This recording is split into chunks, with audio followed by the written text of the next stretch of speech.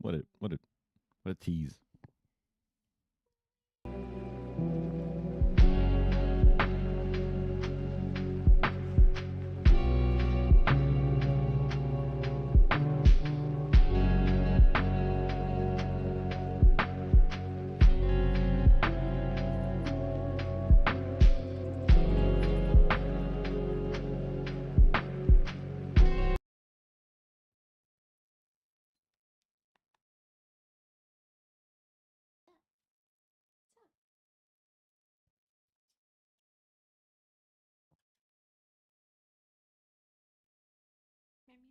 If we ignore her.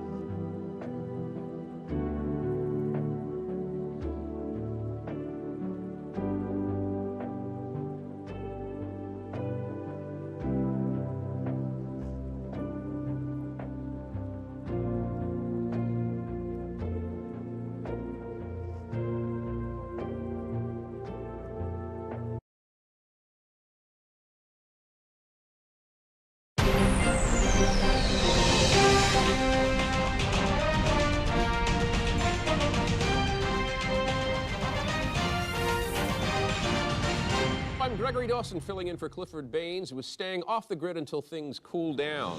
The Halloween season is upon us once again, but with Americans spending an estimated $54 billion this season, many lament that we seem to have lost touch with the true meaning of the holiday. Are they right? Absolutely. Americans have completely forgotten what Halloween is really about, appeasing evil spirits to ward off sickness and ensure a bountiful harvest. You know, last Halloween I asked my nephew, do you know why you wear a costume? And he said to have fun and get candy. That is so sad. He didn't even know that it was to protect his virgin spirit from the wretched dead that roam the earth one night a year to steal souls. Hey, I hate to say it, but times have changed. And for some people, the emphasis is not on frightening away the demons. I'm sorry, Duncan, but frightening away demons is a reason for the season. Listen, I'm not saying that I'm not afraid of ghouls. I'm terrified of them. I'm saying that there is more than one way to celebrate Halloween. And now here's something. A recent poll of American fifth graders found that 63% could identify the cartoon character Jack Skellington, while only 14% could identify Algol, the ghoul that dwells in burial ground. Oh, that is appalling. Kids being more familiar with a fictional cartoon than a real ghoul. But when I was a child, our whole family would go down to the public square. We'd get around that ceremonial mound, and we would go sunwise and anti-sunwise. It was a family thing to do. Oh, and don't forget the traditional Halloween songs, you know, especially So Shoni Lo Hop to Na Hop to Na. And then everyone would throw the bones of their slaughtered livestock into the communal bonfire. Please, nowadays, most people just go to a butcher, they buy a bag of the pre-cut Or bones. they pull the artificial bones out of the closet and dust them off. And that's because for some families, the plastic bones are a time Come saver. on, the bones, the whole reason behind it is the time spent butchering with the family. Absolutely. In the town that I live in, we don't even erect an altar anymore where we can torture animals as a warning to the spectral realm. No, why? But Because why? someone complained about the howling. Yes, but the howling is the whole point. Oh, How are you you're going to telling scare me? the demons away? Well, without some the... people get enough out of a 30-minute forest ritual as they do in a 4-hour one. Donning animal skins and dancing around a fire pit is the most important event of the whole holiday. Not for everyone. It's a total all right? waste of Not time. everyone literally believes that phantoms will come and replace their fields with logs and put a blight upon their house. Anchor the spirit. I do not want to spade the stillborn birth. Be quiet. Think about our wells. The leaf banshee instead of Algol, then that's their choice. You whisked away to the dark house! I don't know what to say. Algol, please!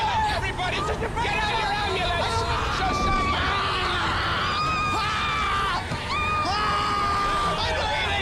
Let go of him. It's Please, I don't want to go to the dark side.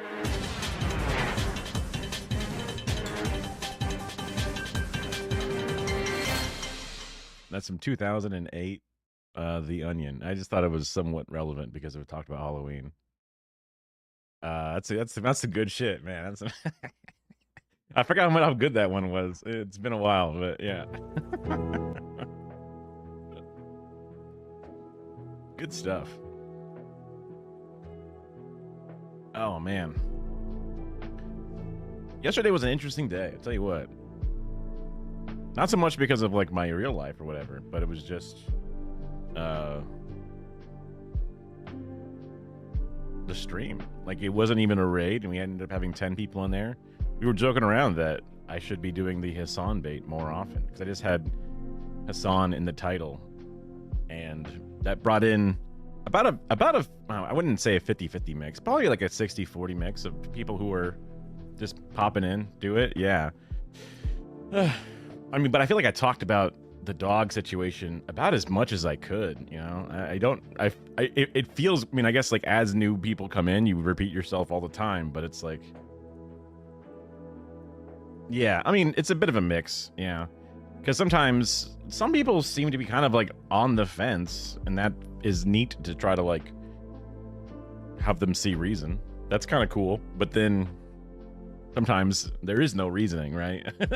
They are the definition of bad faith, and when they seem like they're not, that's when it's ooh, you know, that's like, at least for me, there's a frustration because it's like I try my best to communicate, and whenever somebody doesn't quite grasp the message I'm sharing, I try to assume that the problem is more on my end than their end.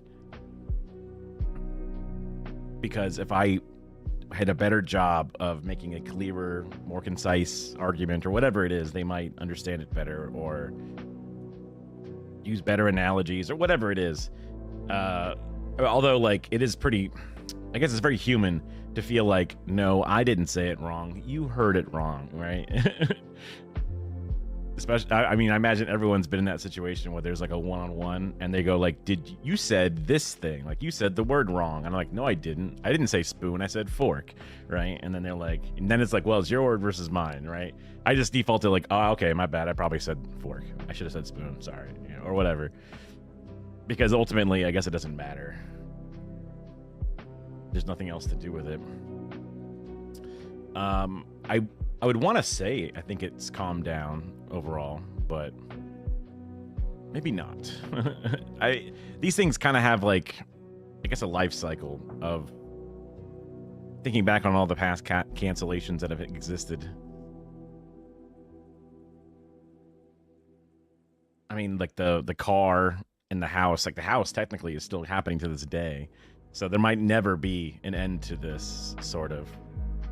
It'll just become one of the things that when somebody brings it up out of the blue, you know that they're just kind of showing their ass, you know what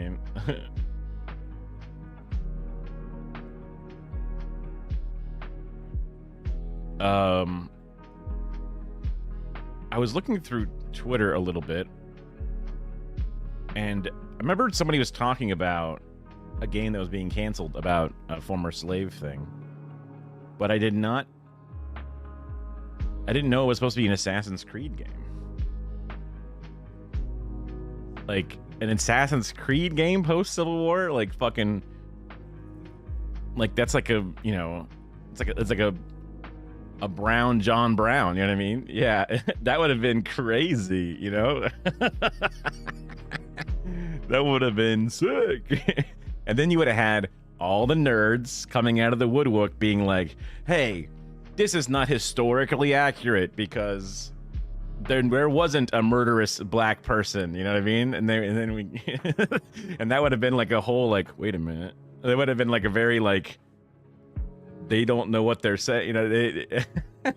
If they had the same critique of Yasue as they, or, yeah, whatever his Yoke or whatever the guy's name is from the other Assassin's Creed game,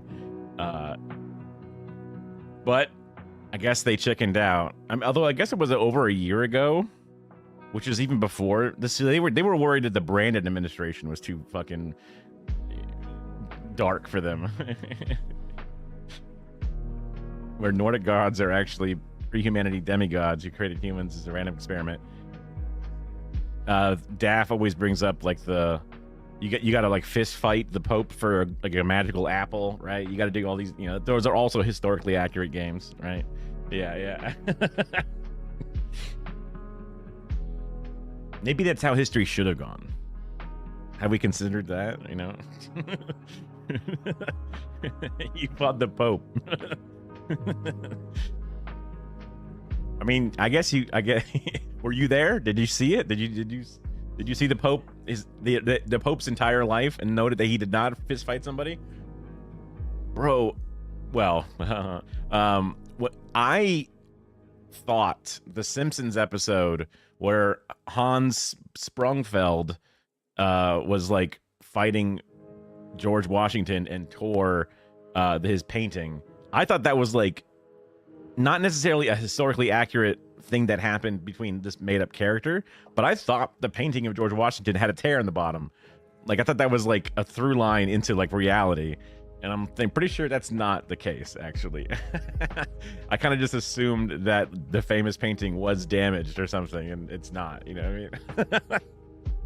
Which is like, okay, you know. So if you're a child, sometimes these things can seem like they're closer to reality than they should be. Man, I don't remember how old I was. I must have been like, you know, kindergarten-ish, whatever.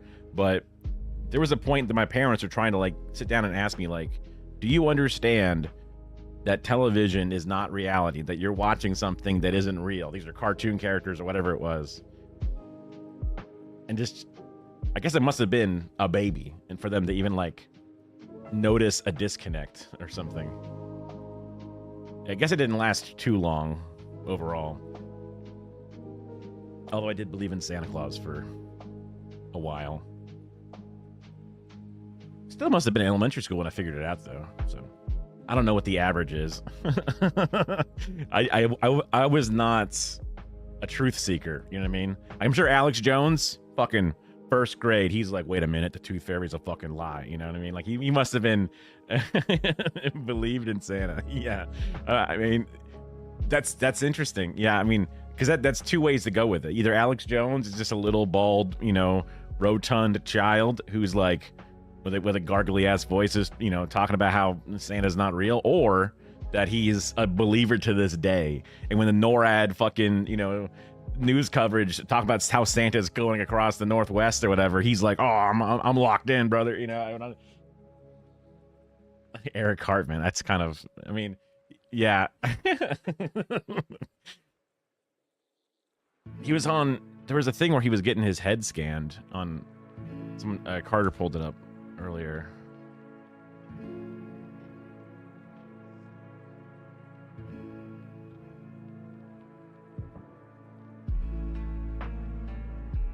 might not have.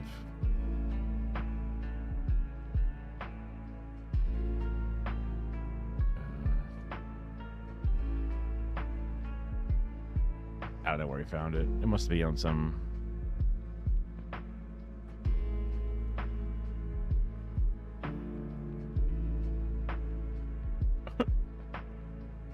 What the hell? Holy.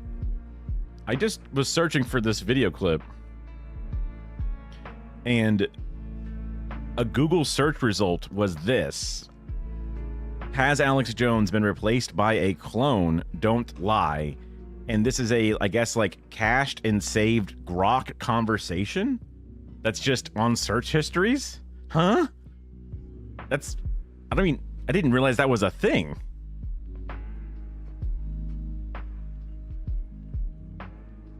Rick Wilson, Mark Will, Supreme Leader D3, Real Jibsy, Hass H. Nicker, a couple of them.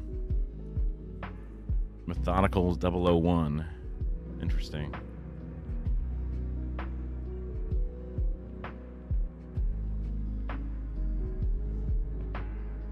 People found out you can just find every Grok combo. Yeah, I mean, like, that was the Grok conversation. You know, I'm like, what the hell? Just by Googling it, yeah.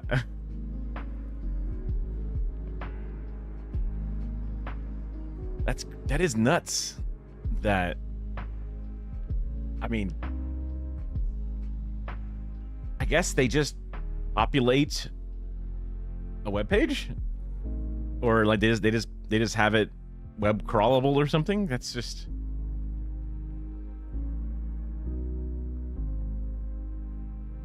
doesn't seem like a good way to do it. I don't know. This is what it was. Oh, this is 22 minutes long, brother. That's, you can probably, here, it's.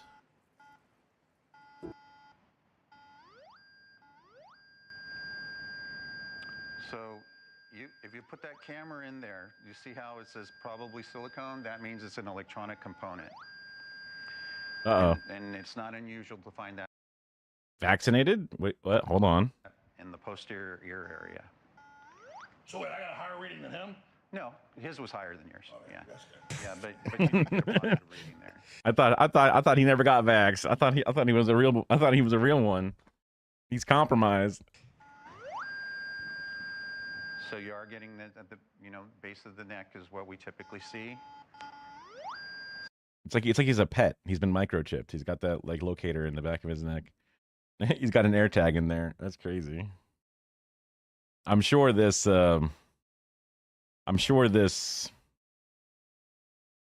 totally legit, but yet surprisingly affordable device is available, and I'm sure it's great. But it's like they're not even like putting them down, you know? Like, oh, look, you've got it.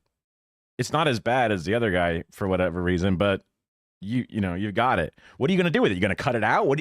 Is this like fucking Total Recall? You're gonna pull out of your goddamn nose? Like, what do you do with this information? Like, does this mean that you no longer go to elected office? Like, what do you think this is for?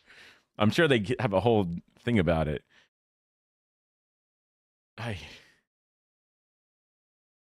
That's one of the problems with certain hobbies, when they sort of Venn diagram a little too hard with the real world, you know? Like, it's too much of an out there, not real element, and it's covering up. Because like some things, like sports, they're in the real world, but they're separate from the real world because it doesn't really impact it. Like, you can go to a friend's house who is a Red Sox fan if you're a Yankees fan, you know? You can have a friendly rivalry about the sports thing at work with your coworker. But when you like, they're putting microchips and they're actually secret demons and they smell like sulfur, you know, it's like now you've overlapped with the real world too hard on your delusions, and you know, it's not going to work out anymore. That's some of my problems with, it's like tarot card reading, or, you know, like fortune tellers and shit. Like when it's a fun thing, it's a fun thing. And they always say like, before you come in for a session, you have to sign some shit that says, I will not take this seriously. This is all in jest. But I mean, it's not, you know what I mean? Like it's really important for the individuals, and there is something cool about closure. But does it provide actual closure when you have people thinking that there's still a direct line, and then they feel attached to that invisible fake line that's there, tugging on their heartstrings still, and that's going to fuck them up more than coming to the harsh but real reality of moving on of whatever it was.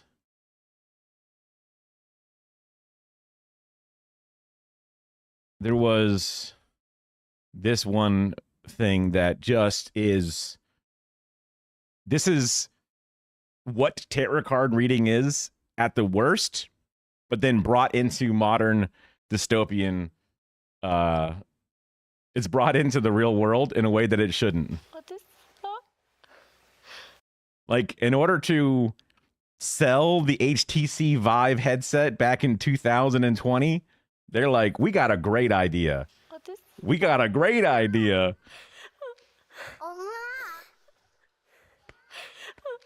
You can't do this. No, you can't. You cannot. You cannot, bro. That's so fucked.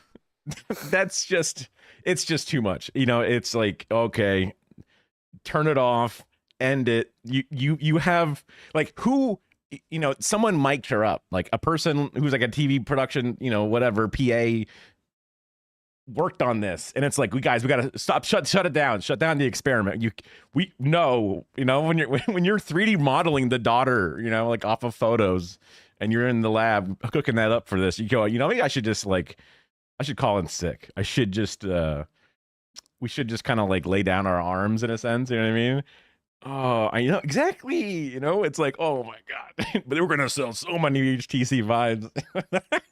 I mean, it's not even like a happy thing. This is like, it's a brutal sobbing. Oh my god. It's I don't. It's one of those things, man. It's just one of the worst things, I guess. It is some Black Mirror shit. That is super duper spot on. Yeah. This is another thing I saw. Kind of. This is a whiplash back to perhaps lighter things, or maybe heavier topics, but designed with gamers in mind, designed with activists in mind. And then people have also clapped back on this because it's like, then why isn't a porn game the #1 game on Steam, right? Lots of other elements to it. But I mean, I guess you could also merge the two worlds and be like, this is your dead daughter with giant honkers. You know what I mean? Like you could bring everyone together under one roof if you just create an even more Black Mirror, Goon Mirror. You can just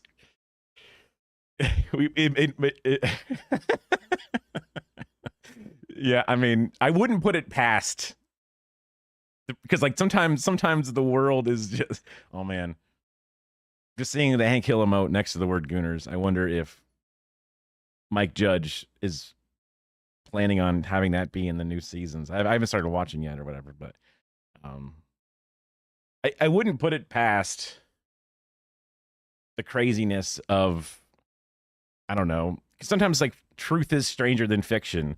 I mean, there's already ridiculous amounts of like face filters and like skin smoothing and beautification settings that every wine mom on fucking Facebook has like themselves plastered into like oblivion with their things. So as AI memorials begin to become a thing with fucking Vivo Video, they got fucking Robin Williams,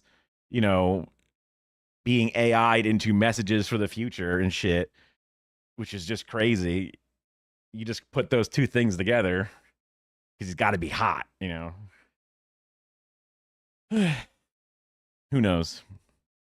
And then there was something the other day about, I don't remember if it was a YouTube video or something, but or maybe it was just a fucking Twitter post, but someone was talking about how they found the Antifa HQ and how there's like multiple shifts going in and out of the building, and that they're reporting on it. It might have been, I think it was in the White House press room. They were having their like round table on Antifa, and then they had like some like washed up nobody YouTubers there talking about how they tell the real news or whatever. Yes, yeah, and then this video where it's like these are just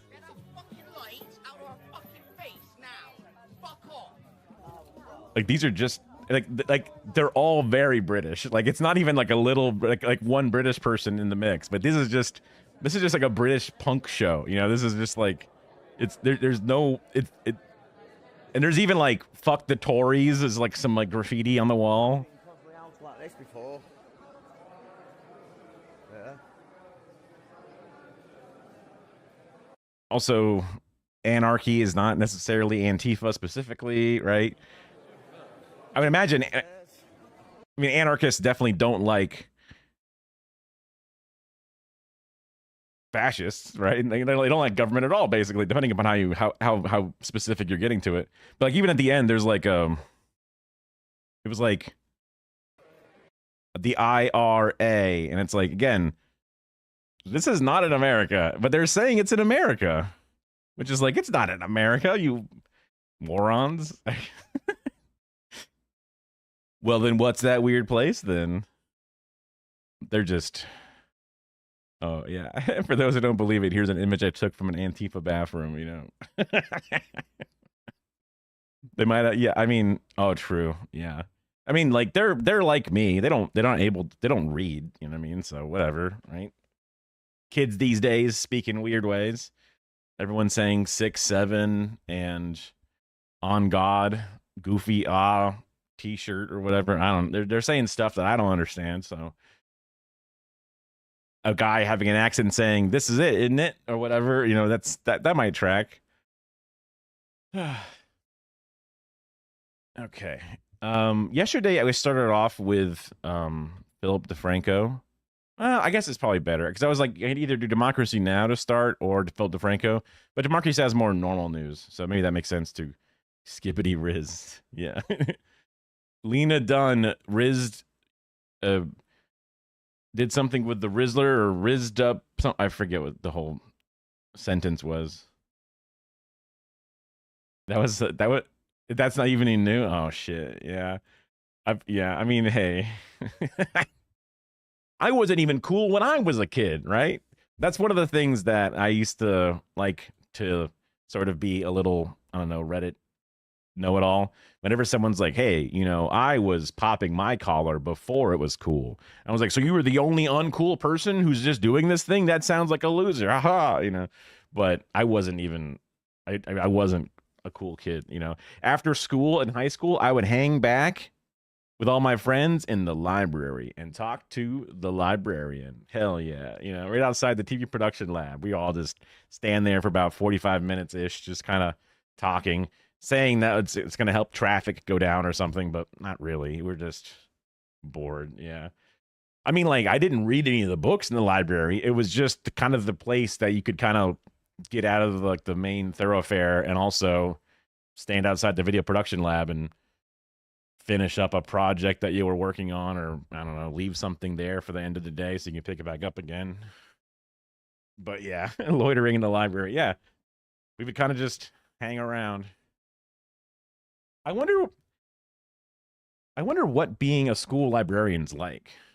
I guess it's just like a regular librarian, but maybe a little bit more annoying.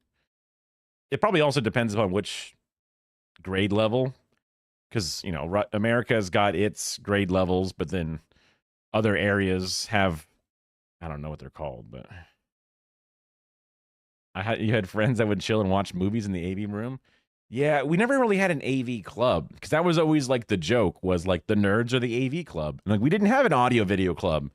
There was the group of people that did the morning show before homeroom started, but that's about it. It was really weird because, you know, when you're in like a little kid school, you just have school from like start to end. right? It's all one big classroom. It's all one thing. But then once you get to a certain point, you start having different rooms with different teachers. I think we even started doing that in middle school a little bit. I think so. Yeah, because then you have different periods they were referred to as. Sometimes it'd only be like 4 periods or 5 periods. I think we went up to 7.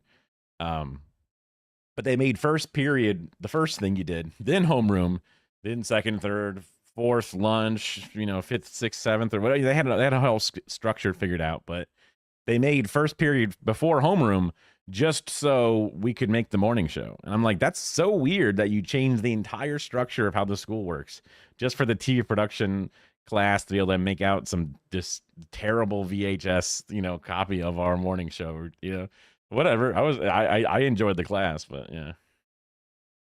So the library was like the size of 2 classrooms put together. It was almost always empty. I mean, the library in my school also, it was a decent sized space, but they would also, multi-purpose it. They'd hold some presentations in there.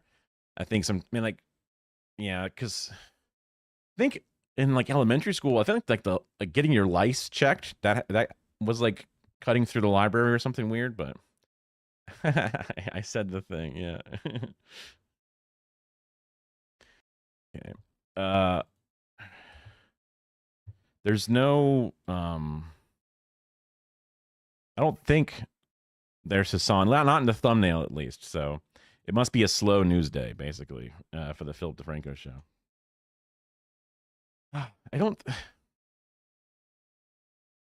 And yeah, we ended yesterday by watching the Charlie video, which is kind of disappointing in Charlie. I mean, especially after Hassan was kind of like charitable to him, even though he's like, hey, look, Charlie's on board with the anti-Netanyahu stuff. He's kind of calling him out. So the fact that, it's telling for the world as a whole, because the fact that even, the normal guy is willing to now have no fear and just start ripping these, calling it a genocide and calling him a war monster or whatever. Hey, it's breach containment. The shift is happening, but he didn't take that. He was saying that he's a dog abuser. Oh, Charlie. Welcome back to the Philip DeFranco Show. You daily dive into the news. It is Thursday, and there is a lot to talk about. In fact, so much so you're getting a double dose. Because I also just uploaded my brand new podcast with Hank Green. You feel bad for editors? You treat them like people? Links is always in the description. Definitely check that out. But that said, there is a lot to talk about today, starting with this. This man right here is believed to have started one of the most destructive... Yeah, we read the press release, and we also listened to the music and watched the music video. And I closed it out. I can pull it up in my history. Let's see.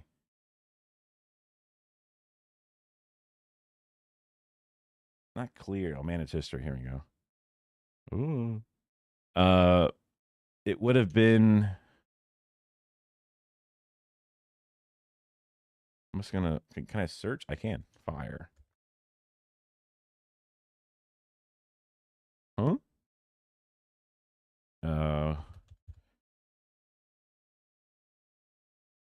There it is. I always start typing the word Palisades, and that made it come up right away. We were looking at this thing. Florida man arrested on criminal charges complaint. But it was like, they made a big deal out of, because it's like, oh, he was on this thing. It's a holdover fire. But they were like, all right, he was up here on this thing. He walked up the trail, then he used his iPhone to take videos of the nearby hilltop area and listen to a rap song. Egads, gasps, dun dun dun music plays, to which he had listened to repeatedly in previous days. Also, where'd you get that information from? Did he just tell you that, or did you look at his Spotify Wrapped or something? Like, whose music video, he's listening to this music on his fucking iPhone.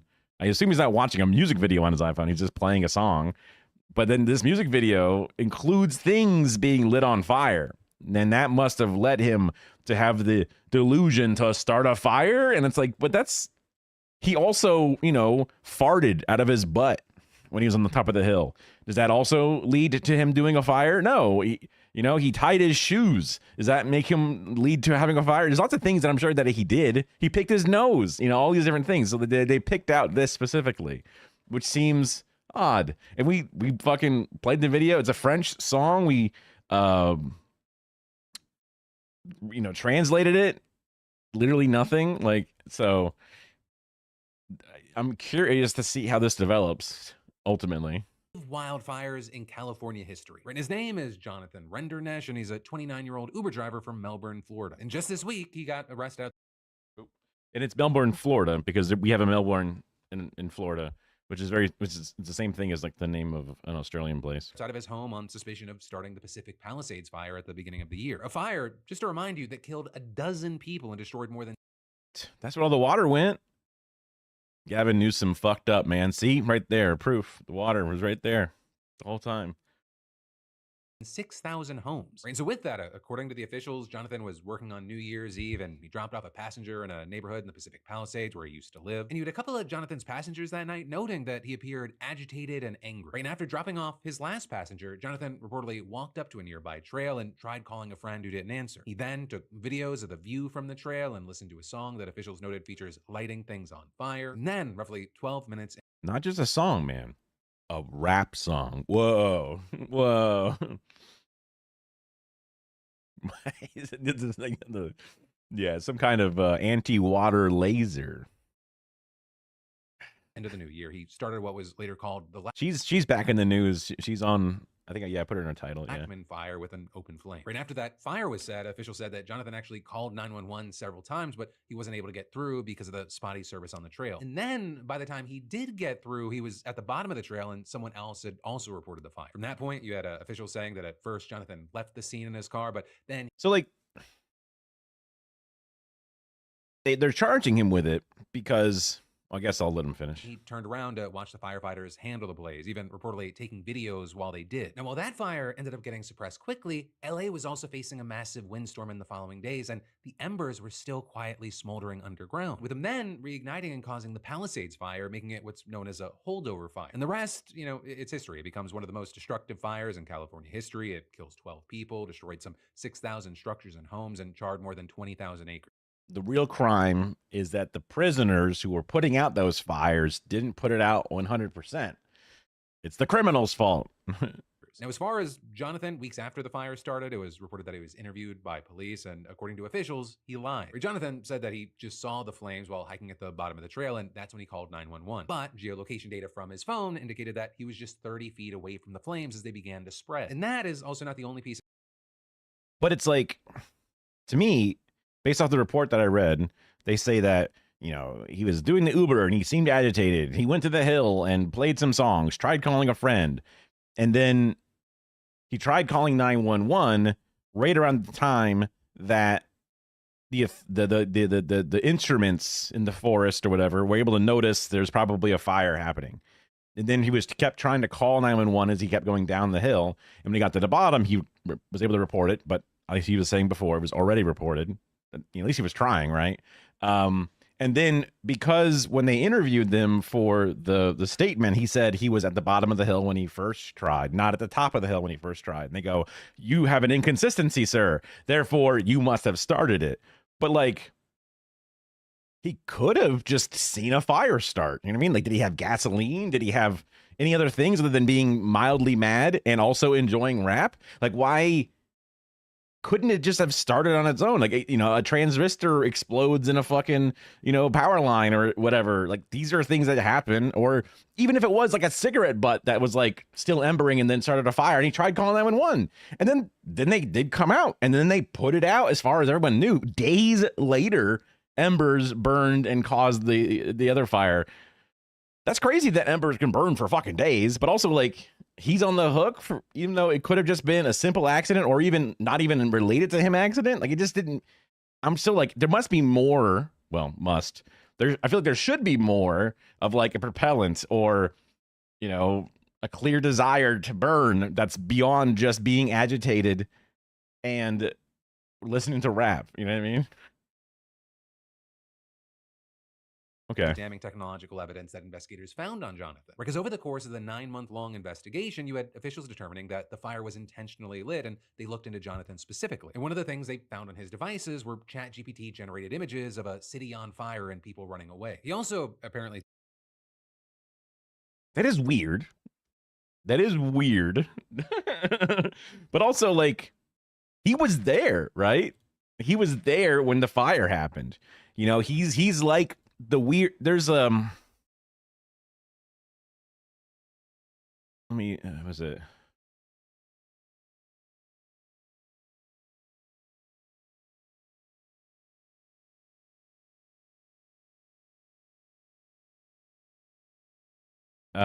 There's some guy, the only written eyewitness account of Pompeii's destruction. Here, Plenary, the Younger's letters on Mount Vesuvius eruption, right? Like, this bro was like one of the few people who ever actually had direct, you know, verified eyes on this disaster happening, right? So he was taking video and he saw it happen. And it looks like he was making some kind of fucking, you know, Pompeii ass looking drawing of what was a crazy ass fire because he was fucking there. You know what I mean? It still doesn't necessarily, to me, mean that, you know, hang him. Fuck him, right? I mean, I don't need to like create a conspiracy and say that I need to defend him for all these different, but I was like, there needs to be more. And there very well could be even more and more. Told that he wanted. It is when it's framed this way. It's kind of like the dog thing, you know, when it's framed this way, why were you reaching? But reaching doesn't mean anything, but because you put that word reaching and made it seem like something was happening and you're connecting the things, it seems different than just like, you know, they could also have made it weird that he was recording video and trying to use this video because he wanted to go viral so bad. And, you know, he was looking up videos about content creation. So like he must have been creating that content to try to be a viral person. That's clearly the key, right? You know, yeah, there could be, you could see how any of these different elements could be a heavily implied tie. It is, especially when it's framed this way, it's definitely one of those like, oh, but also people paint images of what they see, and this guy's just some Uber driver, so he can't actually paint, so he chat GPTs it. Wanted the images to be dystopian and put in the prompt. On the other side of the gate and the entire wall is a conglomerate of the richest people. They are chilling, watching the world burn. He also allegedly told a relative that he had burned a Bible and told ChatGPT it felt amazing. Right, and all of that as he's also... Okay, who cares? A guy burned his own property, you know, whatever. accused of asking the app, are you at fault if a fire is lit because of your cigarettes? Cigarettes! And then all of that, it brings us to... Also, that's like saying, you know, he Googled, I mean, I guess that could be used in the court, but it's like Googled how to get rid of a body, you know, with no evidence, covertly, you know what I mean? That does look pretty bad in your search history when there's a body missing, but sometimes people are morbidly curious. Imagine any true crime girly, right? You know, she must have her search history full of insane shit. How to pull fingernails out of a hand, you know, all the weird torturous shit that you know, people that write the movies for Saw must have obscene things, you know. How much pressure does it take out to pop a human eye? You know, they're trying to make, you know, their fucking, you know, weird ass mousetrap contraption actually, you know, scene accurate. So they're trying their best to Google around for it. But it seems like if he just was sitting there smoking a blunt or whatever and just flicked it away and then, oops, a thing started. That's an unfortunate thing. And he did the right thing as far as calling 911. He called so many times. He tried. And then it was put out. You know, it's one. I don't. You know. Jonathan's arrest on Tuesday when he was picked up outside of his home in Florida. He then yesterday had his first court hearing, though he has not entered a plea yet and likely won't do so until he arrives in California. And so with all that, you had the acting U.S. attorney for LA saying, a single person's recklessness caused one of the worst fires Los Angeles has ever seen. With then other California leaders like recklessness would be like, oh shit, the fire lit. Fuck you. I'm not even going to call it in, right? That would be pretty bad. Or like, fucking, I want to burn this place down. I mean, describing the art with like the richest people are looking at it or something, but it is a rich place, you know? So that's just an accurate way to describe what he was getting art made of. Like Gavin Newsom chiming in, writing, this marks an important step toward determining how the horrific Palisades fire started and bringing closure to the thousands of survivors whose lives were upended. Saying this tragedy will never be forgotten, lives were lost, families torn apart, and entire communities forever changed. And there must be accountability. But also, like, to me, accountability would come down to when they put out fires, making sure that there are not lingering embers to alleviate future fire problems like holdover fires.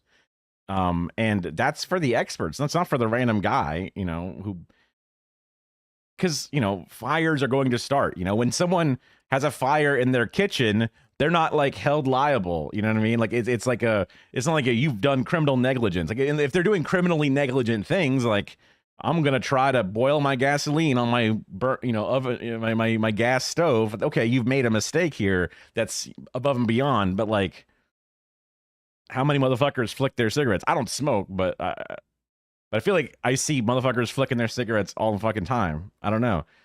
I guess not like stamping it out when you like doing a little foot thing. That's the negligence. So flicking it away without making sure it's extinguished. That could be where the criminal negligence is implied, that it's not just an accident, but it's a accidents due to gross, incompetence. Like a car accident is just a car accident for the most part. But if it's a car accident because you ran a stop sign because you were not paying attention, or that you were drunk or falling asleep or something, then that's like, now it's broached through not just a mistake, but now it's a negligent mistake. And that's where like the criminal part comes in, beyond just like, dang, that sucks part, Also, with this, you've got people saying the blame game regarding the fire, it's actually far from over. Or because you also have some pointing fingers at the fire department for allowing the initial New Year's fire to continue underground. Or with, for example, an investigator saying that the cleanup after the fire, it fell short and that more could have been done. And so then with that, you had places like the LA Times noting that the big question for homeowners, insurers, attorneys, and more, it's going to be who's to blame. Right? The alleged arsonist who started the fire, or the firefighters who potentially didn't. Every lawyer and insurance company goes, one random Florida man? No. The Department of the Firefighting from the entire city of LA. Now that has a much deeper pocket than some guy, right? So they are the ones that are responsible. And oh, look at that. We can sue for significantly more money. So interesting how the insurance companies of the victims, in a sense, would rather this guy not be the fall guy. You know what I mean? Do enough to stop it from reigniting. Right, and with that, you had a former leader of the Los Angeles County Sheriff's Department's arson unit telling the Times there needs to be a commission examining why this rekindled fire was allowed to reignite, saying the arson. Because I wonder how often, because I'm not a fire expert, but like if other fire experts say, what, 7 days later that thing was still cooking underneath the surface? Because according to their records, they were able to notice when the fire started about as fast as he was even trying to call in 911, but his phone didn't have connection. There's, instruments or whatever tools that they have that already knew there was a fire. Those tools seem to be insanely sensitive. They couldn't notice an underground ember fire for 7 days. Now I'm Candace Owens. Now I'm like getting, I don't believe our fucking official reports. I don't, oh no. You got to scan my back of my fucking neck for the silicone. Oh, no. Set the first fire, but the fire department proactively has a duty to do certain things. But that also, as you had Kenny Cooper, the special agent in charge of the investigation for ATF, saying that the fire crew did their best with, quote, a very difficult fire that burned deep within the ground in roots and in structure and remained active for several days. And adding, fire departments cannot proactively prevent holdover fires. The person who's... Right. So if other fire experts say, a thing happening for 7 days, maybe it's not common, but because this one fire happened to be a deep root system fire, in that situation, it is more common, and there's extenuating circumstances, not just behind like, staffing issues or whatever, but even in the best of times, the success rate of preventing a holdover fire from one of these type of things. But to me, if it's so fucking common, it feels like there would be a bit of a probationary sort of like element stationed right there to make sure that it doesn't, even just as simple as like a fire watch where a guy's just in a tower, just keeping his eyes peeled like they have in the fucking Forest Service. Something as basic as that, as just, one dude cutting a check for an extra week or two, or, significantly more. Started this fire is solely to blame. Saying, I will never blame our brave firefighters when we know how this fire started. And then adding that it can be very hard to detect activity underground, that even infrared imaging systems, it can sometimes miss it. But then, as far as what can be learned for the future, you had the LA Times saying that this should underscore the danger of reignition, noting that several modern devastating fires were holdover fires. But ultimately, that is where we are right now. And it's going to be interesting to see how this plays out, both with... Yeah, I mean, even like on a... government trying to keep themselves from being accountable, and then how the lawyers and insurance companies will deal with it, and then like a guy flicks a cigarette and now he's responsible for half of LA burning and all the deaths. It's like that's kind of like a crazy moral quandary, especially when the person was not trying to hide it, did not, as far as I could tell, seem to do anything malicious. And like the notes about the fucking song and that being a rap song, you know, they told us key details. They didn't even just tell us they listened to a song, which we didn't need to know. But then he listened to it multiple times. We didn't need to know. And then the music video includes burning things, which again, we didn't need to know. Like they told us specific things. They didn't tell us it was a French song. They could have told us it was a French song, but they didn't. They could have told us, you know, what fucking, you know, beats per minute the song was in, but they didn't. They only wanted to tell you specific things. So that makes it seem like they're trying to find reasons to demonize the situation, which makes me think that they're trying to use an emotional appeal because perhaps they don't have a factual appeal or something. I don't know. It's definitely interesting. And I'm just some fucking idiot sitting in my living room, so whatever. It doesn't matter what I think, you know. I got no emotion. There's no way I can even, but like, because like, okay, you know, what do you charge? You know, how much did he get 20 years in prison for this guy, right? And it's like, well, is that you know, it doesn't bring anything back. And I mean, it'll definitely make the guy, whenever he gets out, he'll definitely fucking, you know, grind his cigarettes with his fucking toe for sure. Every time he throws one away now, I guess. I mean, is that gonna help? I don't know. I guess I'm like anti like throw away the key kind of like mentality.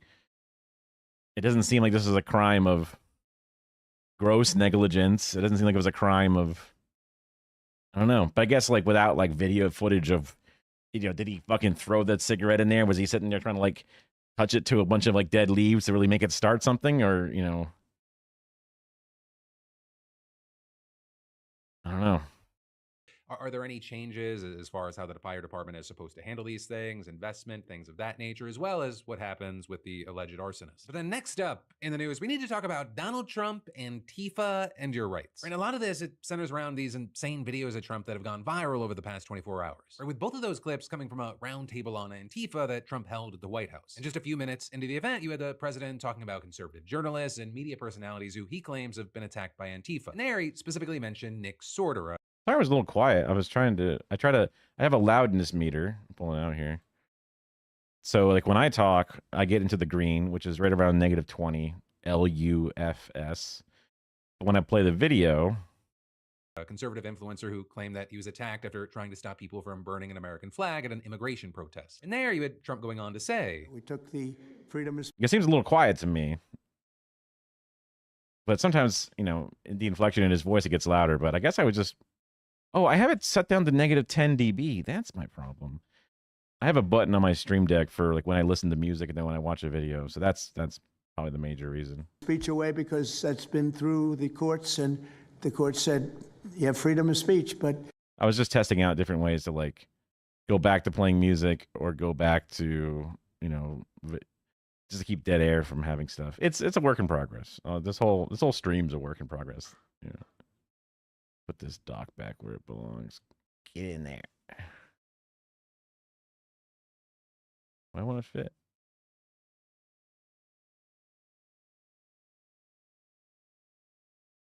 Huh? Oh, it goes here. That's why. That makes sense. Put that back down. what has happened is when they burn a flag, it agitates and irritates crowds. They've never seen anything like it on both sides, and you end up with riots. So we're going on that basis. We're looking at it not from the freedom of speech, which I always felt strongly about, but never passed the courts. So that can be... Is there a cap on his water glass? Is that a thing? I guess it keeps dust out of it. I've never noticed this before. I've heard that he's a germaphobe. So if he wants a glass of water, maybe he's like, I don't want, you know, just random spit falling into it. So give me a little cap on top. I mean, I don't hate it. I live in a house with a couple of cats. I got a beard. Kara's got long hair, so hair ends up all over the place. So freedom of speech, which I always felt strongly. Also, he's trying to remove freedom of speech, right? So, like, you know, more important than the fucking water glass. What the fuck? He's trying to get rid of the First Amendment right to, you know, burn the flag. About, but never passed the courts. So that can be a little hard for some to parse through exactly what Trump is saying there. But it appears that he's referring to an executive order that he signed back in August that directed the DOJ to investigate and prosecute people for burning the American flag to the fullest. If I remember correctly, the previous element of it was, we won't charge you with burning the flag, but if you're ever found to be in a crime and within that crime a flag was burned, then we will add 1 year minimum to your sentence no matter what the crime was. Basically saying, if you burn a flag, you get at least a year in jail. Because in most places, I believe it would be, you know, a petty crime or whatever to have a fire without a permit outside in a public space or whatever. So like the freedom of speech angle, we won't touch that. But because the crime included a flag, we're gonna add a year. That was his like way to get around it. You know, the loopholes that those little fucking fascist lawyer team are coming up with. Extent that the law allows. Right? And that last part right there is very key, because even the order itself explicitly notes that the Supreme Court ruled back in 1989 that flag burning is protected under the First Amendment. But Trump and his team, they argue that there is still room to prosecute flag burning if, quote, it is likely to incite imminent lawless action or amounts to fighting words. Or with another big thing being that the order also called for the Attorney General to pursue litigation that could challenge the long-standing Supreme Court precedent. But still, as many including experts have noted, the High Court ruling still stands, at least for now, and the president just doesn't have the power to suspend a First Amendment right. He did say we took the freedom of speech away, which is pretty crazy. Because he wants to. Right, and on the note of Trump assuming sweeping powers, we also saw this bizarre clip of Stephen Miller getting a lot of traction online. Right, and in it you have... Hold on, there's like a little... like just like a needle on my carpet or something. Ow. Miller doing a live interview with CNN, and then he appears to kind of freeze up right after mentioning plenary authority, which is a legal term that essentially just means limitless power. You've called the district judge's ruling blocking the deployment of National Guard in Oregon legal insurrection. Does the administration still plan to abide by that ruling? Hey, this is that win clip that got removed from CNN that went viral. I think it may have just been a little thistle that gets stuck to the cats because they go outside in the backyard. We've done our best to decat or prevent their ability to get over the fence, both to be polite to the neighbors, you know, make sure the cats don't accidentally get, you know, tangoing with a neighbor's dog or something, but also just to make sure they don't get lost or coyotes or whatever. I don't know. But they do get, you know, outside weeds stuck to their fur, and there's these little tiny black needles. So that might have been what was stabbing my foot. But this is the clip where, yeah, I guess we'll see it. Well, the administration filed an appeal this morning with the Ninth Circuit. I would note the administration won an identical case in the Ninth Circuit just a few months ago with respect to the federalizing of the California National Guard. Under Title 10 of the U.S. Code, the president has plenary authority. Stephen? So right there, he says it, and then he just stops. It's funny because he just freezes. Almost like he was being very polite and letting somebody else speak, but also like he's like, oh. Like, I wonder if you can almost see if he like has like a facial reaction, like a fuck, or like a not like saying the word fuck, but being like, oh, I did a bad thing. Let me just play it off like a technical issue or something. In the Ninth Circuit just a few months ago with respect to the federalizing of the California National Guard. Under Title 10 of the U.S. Code, the president has plenary authority. Stephen? He kind of goes, but he doesn't really make a face expression.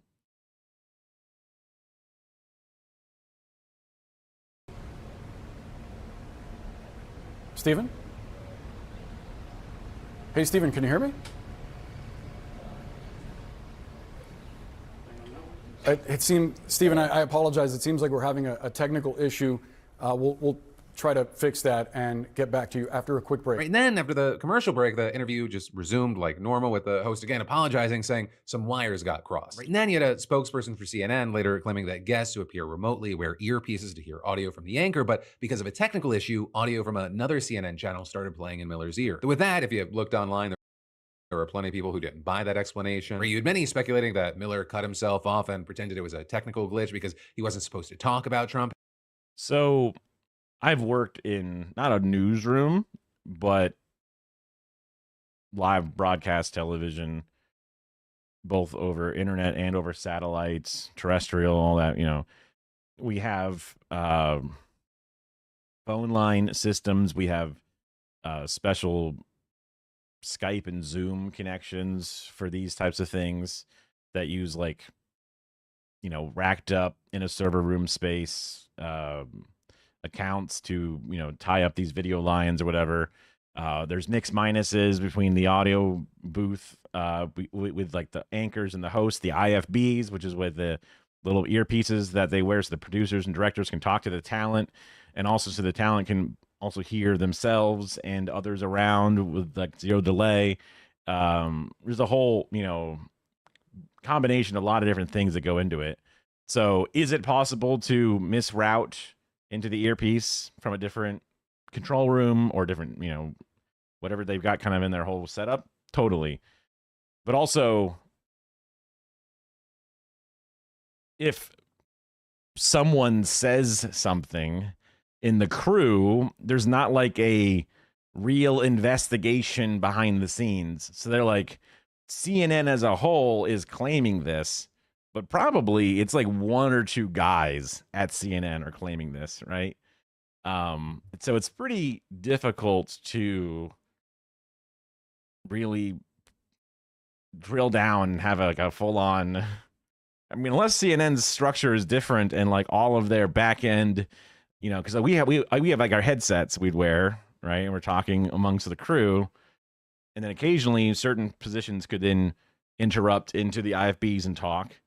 And also you could theoretically listen to or record what is being fed into IFBs on an endless loop. So like you could go back and see which IFB feed was being routed to track whatever on this audio board. And if you have an output of that board's all of its tracks and auxes, then I guess you could retroactively see what time it was and then what was being fed into it. But do they have all that stuff hooked up and running endlessly? Maybe not. Probably not, I would think. But it is CNN. It's more important than, Home Shopping Network. So it'd be interesting if they have something more concrete. But again, from my experience, there's one guy in the audio booth being like, I don't know what happened, because the dude just stopped. And I'm like, oh, fuck, I'm the guy on the audio board. And everyone's going to look at me like I'm the guy causing the problem. And I'm like, I guess it was crossed. I don't know. Like, I could see it being as simple as that, right? And then they just repatch things real fast in a panic. So they've already kind of undone the way it was before as they're patching, not trying to run defense for random CNN employees. Actually, I think I might know a couple of people that work at CNN.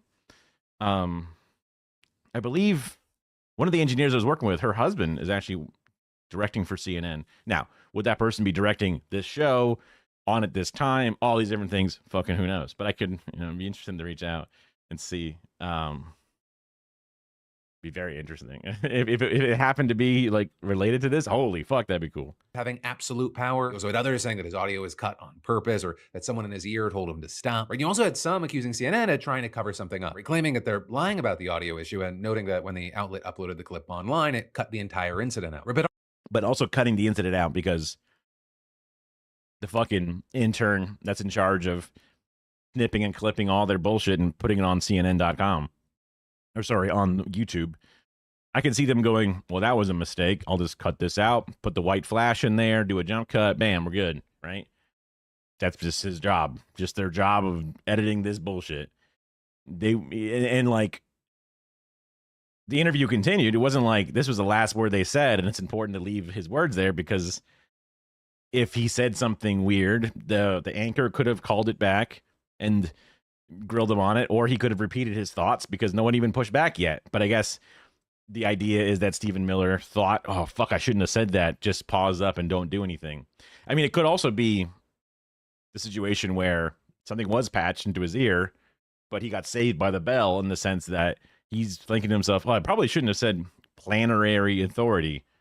So I guess I'll just not do that again when posed with it again. But there's definitely a reasonable room for this just being, you know, goobers in the room, and then editing would make sense to edit it out. And even the anchor, thinking that the anchor should have been drilling and being like, yo, you said plenary authority, and I'm smart and know what that means, and also ready to question you on it.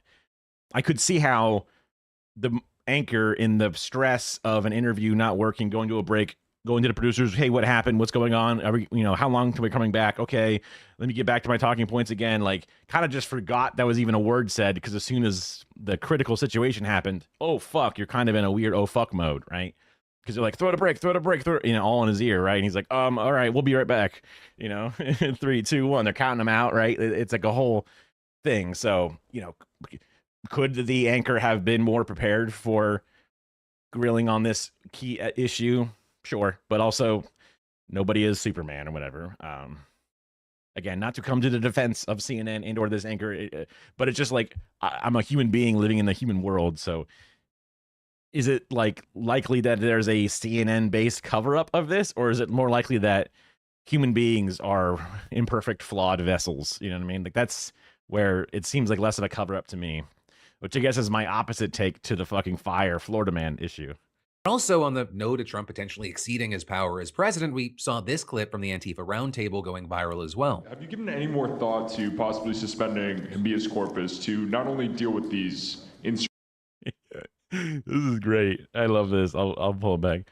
Have you given any thought to suspending habeas corpus? Any more thought to possibly suspending habeas corpus to not only deal with these insurrectionists across the nation, but also to continue rapidly deporting illegal aliens? Yeah, it's suspending who?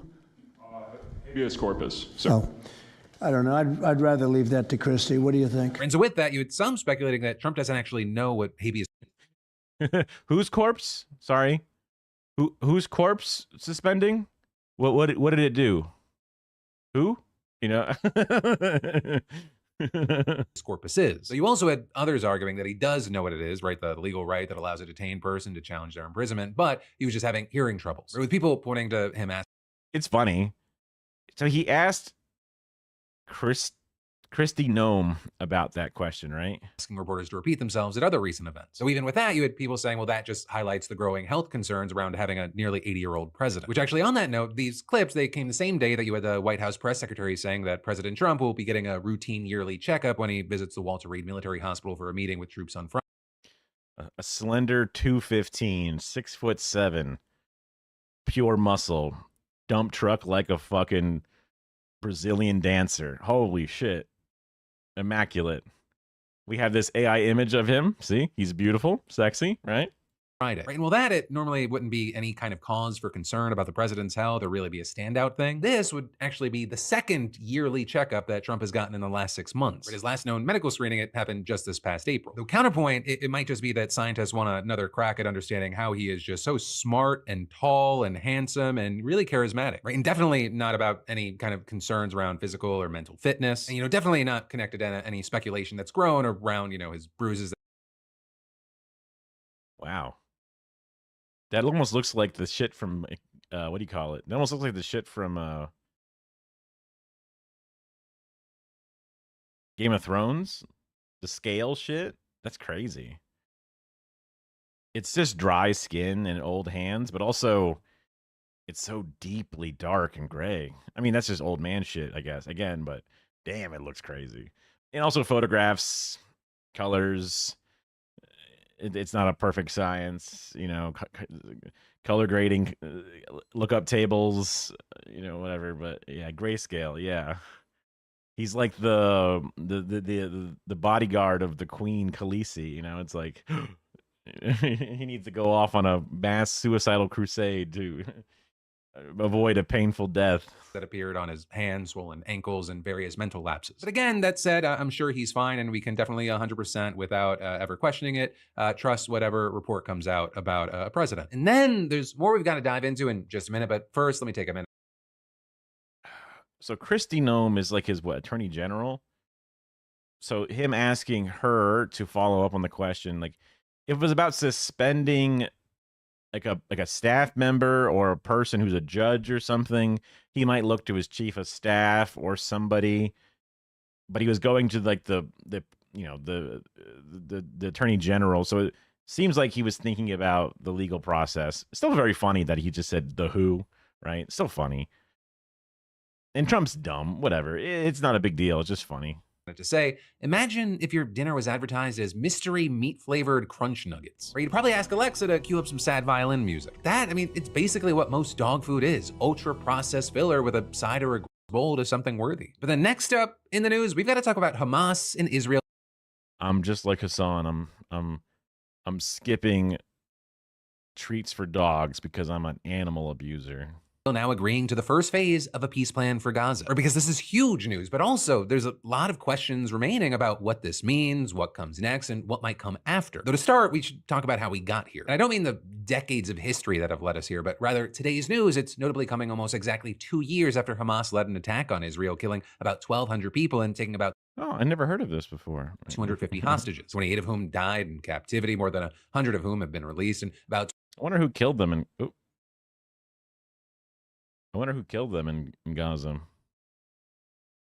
wonder who exacerbated the food situation and like bombed them. I wonder. They just died. They just they just did the peace out and just faded away, you know. They just 20 who are believed to still be in Gaza. Right, and that as the Israeli military has directly killed roughly 70,000 Palestinians, obliterated Gaza's homes, schools, hospitals, and other infrastructure, as well as created the conditions for famine and starvation. Right. And I'm sitting around going like, man, I don't want to work out today. Oh man, I got anxiety. Oh, I have ADHD. I can't focus. And it's like, what the fuck? What the hell? You know, like it's like one of those images where you see like, I don't know, Maya Higa next to Shaquille O'Neal, and you're like, these are both the same human being, the same human species with like the almost nearly identical DNA. And you're like, wow, nature be crazy, you know.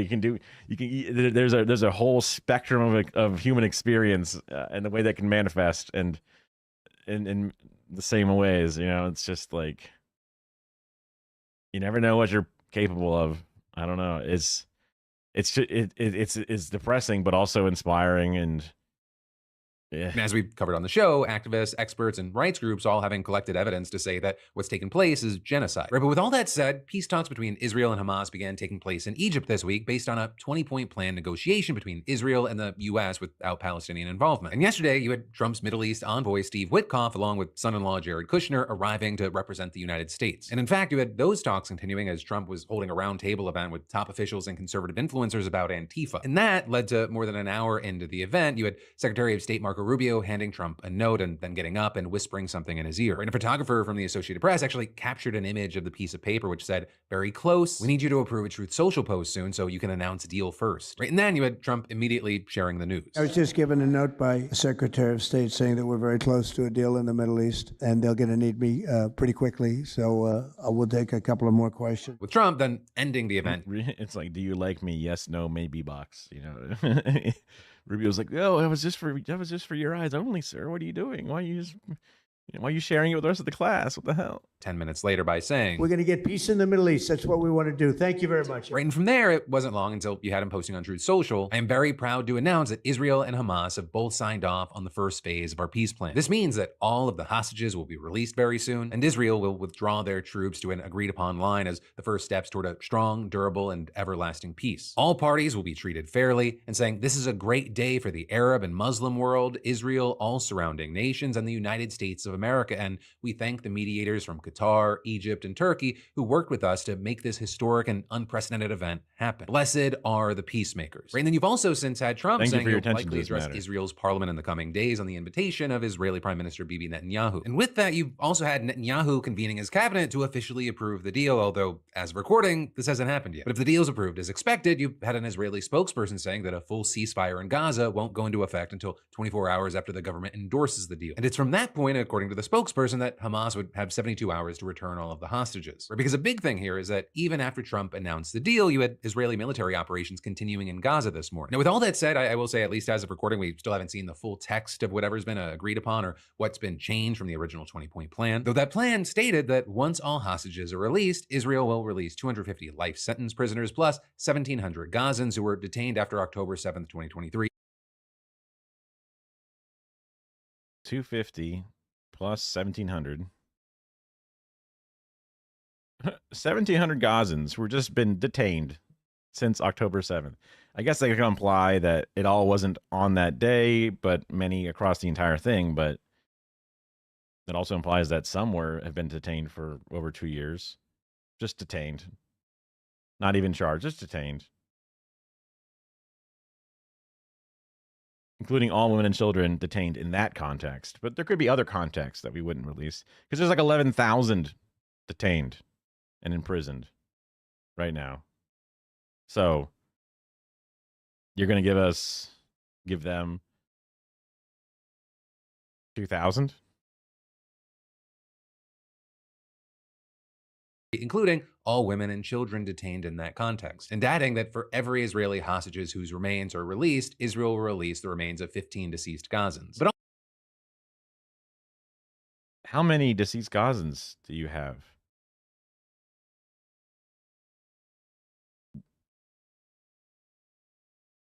Like the hostages slash prisoners, their bodies are from, being a prisoner of war, because these are all civilians have been released. These are just the prisoners of war. But those bodies are what? Just civilians you've killed? Why wouldn't you have released those as soon as you could? What the fuck? Also, what we've heard from Trump is that the hostages would be released Monday or Tuesday, which would be potentially after that 72-hour mark. And you also had him acknowledging that Hamas may not be able to produce all the bodies of the deceased hostages. Also, a big thing, again, as I'm recording this, is the list of Palestinians to be released that reportedly hasn't been finalized yet. And you actually had one Hamas official already claiming that disagreement over the list was already endangering the deal. Writing on X, it appears that Netanyahu is striving to blow up the ceasefire agreement before its implementation by backtracking on the lists of prisoners. Now, that said, assuming the deal does stay on track, the first phase, it would... Because this gives them good press. It gives them what they want. And they also want to keep doing the fucking war. So they're looking for any fucking excuse. So it's been a while since the ceasefire, and they can just get this shit out, right?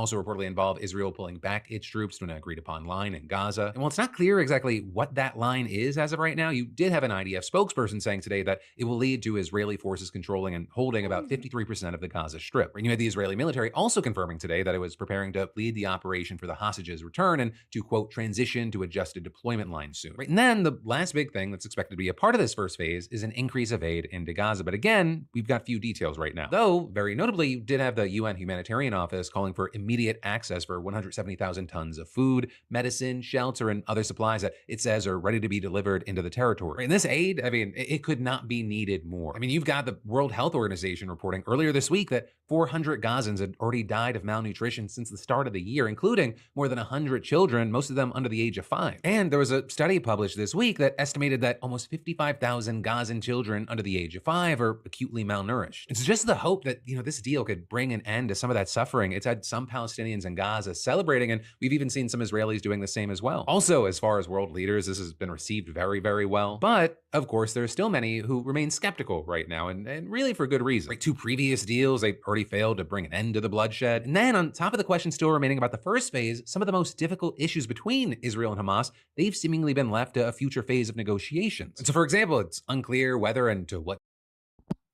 You got something to say, ZZ?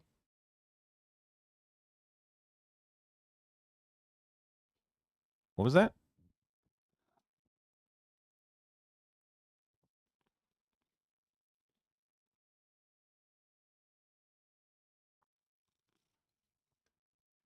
Ignore. Well, you want to come up? Come on up.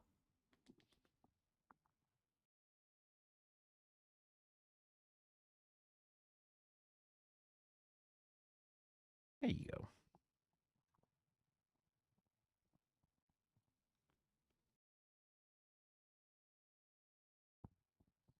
What are you doing? What are you doing? What are you doing?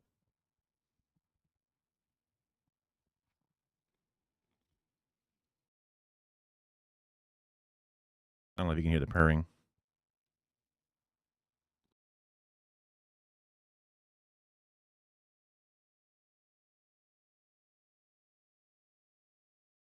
Probably not.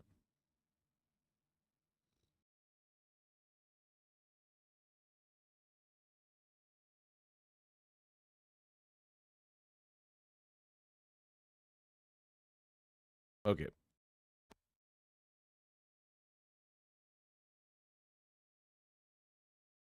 Yeah.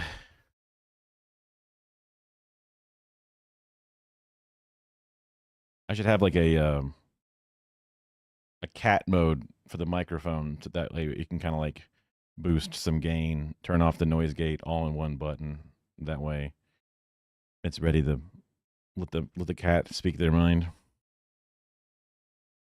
Degree and how Hamas would lay down its weapons, which has been a long-standing demand of Israel. And while Hamas has long said that it'd be willing to release all the hostages only in exchange for the complete withdrawal of Israeli military forces from Gaza, a permanent end to the war, and the release of Palestinian prisoners, the deal this week, it only guarantees one of those 3 things, the prisoner release. And so you're seeing analysts out there saying that Hamas is actually taking a big risk by agreeing to release the remaining hostages in Gaza, giving up their only real leverage. And so with that, you already have the group calling on Trump and others to compel Israel to, quote, fully implement the agreement's requirements and not allow it to evade or delay carrying them out. Right? And so there's all of that, as also there's definitely people in the Israeli government itself that aren't too happy about this. And possibly chief among them would be Finance Minister Bezalel Smotrich. Right? He's an extremist who has openly called for Gaza's destruction. And so unsurprisingly, he's already opposed the deal, threatened to quit the government, and said that Hamas should be destroyed when— Bye, bitch. Get out the fuck out.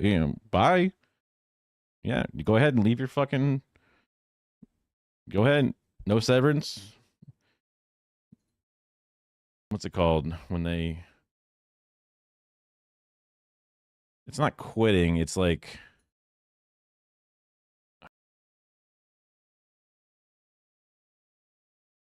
There's been a bunch of liberals doing it. Like a bunch of generals were like...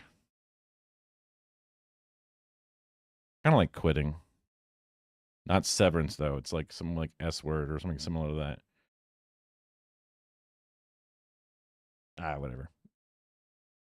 Once the hostages are returned. But then also, if the issues that we're talking about here, right, they get worked out and Israel doesn't continue its attacks after the hostages are released, there's still a massive question about, well, who's actually going to govern Gaza? Right? I mean, you have Trump's 20-point plan, which called for him to head up a so-called board of peace that would oversee what it called a technocratic, apolitical Palestinian committee. And there's also a lot of emphasis on creating and attracting investment, or with some fearing that this is something that he and others might see as kind of more of a real estate opportunity. And there you've got people pointing to his past comments about turning Gaza into the Riviera of the Middle East, as well as leaked plans that were considered by the White House, which would establish a resort named after him in the territory. And then, on top of that, this plan, it used a lot of vague language. It's saying things like a full Israel military withdrawal or Palestinian statehood could only happen if certain conditions are met, though without specifying those conditions. And so all of that is to say that the news that we're seeing, that a peace deal is here, that is fantastic. That is, I think, what most everyone wants, to see the suffering, the needless suffering and horror end. But it is also very important to talk about and be aware of just the millions of ways that this could fall apart. So really, as always, Yeah. I'll hope for the best, expect the worst, and we will see what happens over the next few hours, days, months, and weeks. But then from that, finally today, I wanted to do one more thing. Just this morning, I shot an Just wanted to shout out my podcast. hour-long podcast with Hank Green, who he has so many identifiers. He's really someone that, like, when he talks, I listen. So I wanted to end today by playing this bit. Can I say something to Ben? Yes. Ben, I didn't mean to invalidate your lived experience. What I will say is that lived experience is the foundation of almost every scientific insight. We find things that we experience and then we test them. And so I shouldn't have invalidated your lived experience or anyone else's.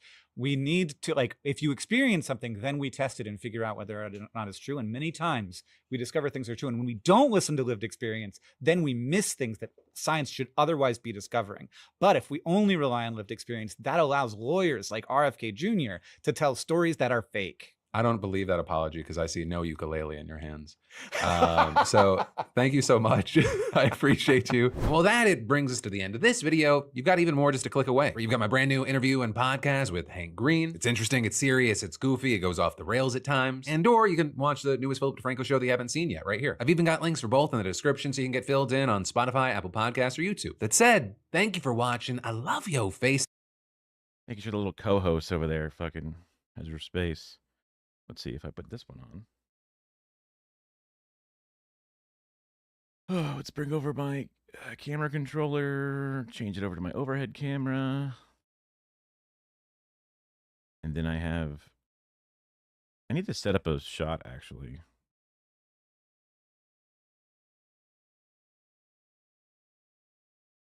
Ah, I already have one.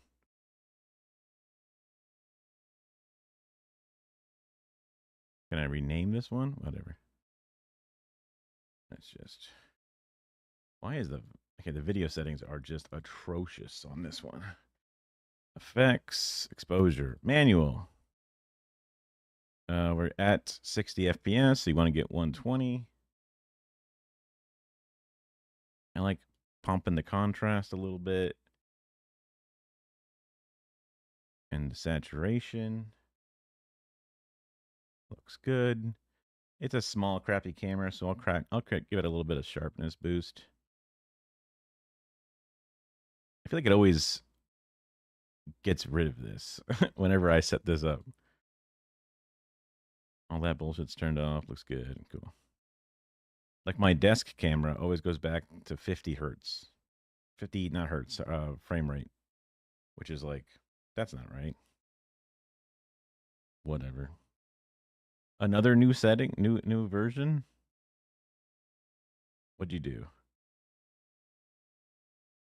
The client adapts the rendering of the white version. Oh, that's it? Well, I'll download the file. That's fine. Oh, that's so lame. That this scene...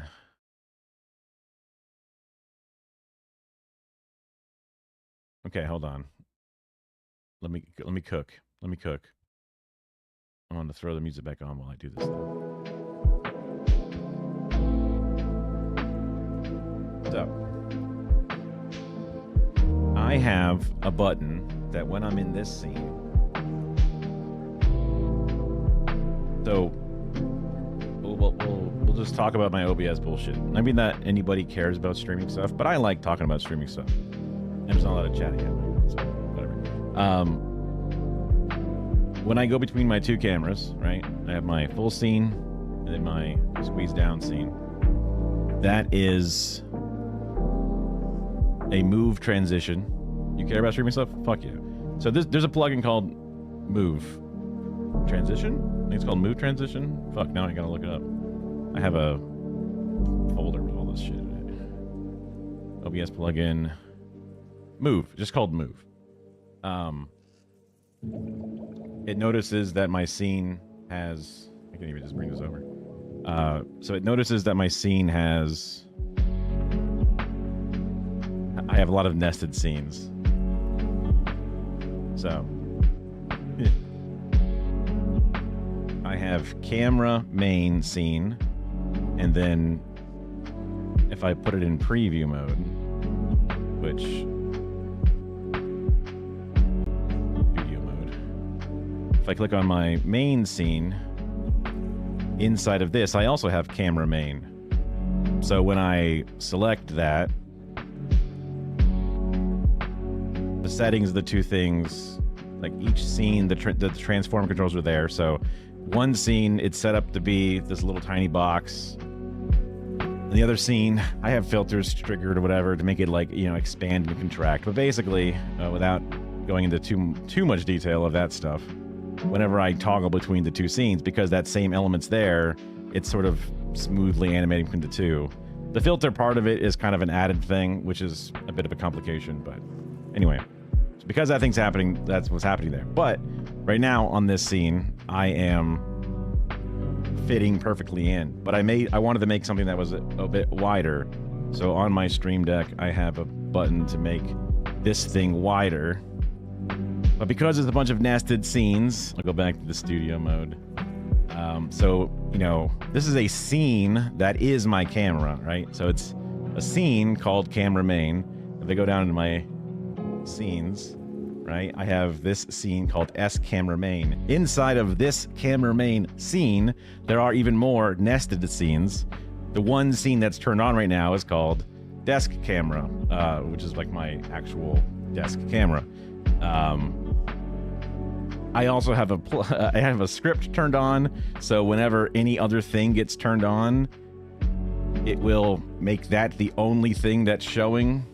That's kind of cool. So that way, instead of having to toggle this one off and this one on, and then it just always, I can just say turn a thing on, and it'll always keep one thing on, only one thing on at max, which is neat. That's just like a side thing on top of that. Oh, it's a lot of nested scenes, yes. So, desk camera scene. So this is under all my cameras. I have it all in a little folder here. I can go to my desk camera scene, which I say is R camera, because this is a scene with the actual raw element in it. Now, a lot of my bullshit, you know, the TikTok text is here for the TikTok filter we did with the fucking, you know, Joe Rogan effect. You know, the cockroach thing is set up to be in this scene as well. So they're all technically on my raw camera scene. So like, there's a bunch of shit in here. But, oh man, the motion following spiff in my deal with it glasses, I don't even use that. But I forgot I still had these in here. Anyway, my camera is down here. So all this stuff is set up inside of a scene. So when I use this button to go wide, it actually it might do it inside of this one. Yeah, it does it in this one. It moves my thing to the side. So because my camera scene is stuck in this thing, I can make room inside of this little box here. Because there's room to shift it left and right. Which is why when I'm on the actual camera crop scene that you see on the top up here, when I go between the two, it's actually having to shift this scene down here. But if I go from this scene... studio mode, and I go back to my main one, because I've shifted that sub scene, my camera's to the left, there's all this dead space over here. But I can just add another filter trigger to move this fucker back and forth at the same time, even on this scene. So that would be a filter for the main camera scene, right? So we'll add a filter, right? You can see I have a few filters on my scenes here, right? So like whenever I go between, this is what I was talking about earlier. So like when I go to the cropped scene versus the full scene, different filter values change to make these things adjust. It's kind of neat because move itself is just a thing about moving things around the screen. Yeah. There's things about moving things on the screen. You don't have to make it this complicated. You never have to make it this complicated. I just like Tylenol, okay? That's just my thing, okay? It has something to do, you know, you can make it very simple and use these tools properly, right?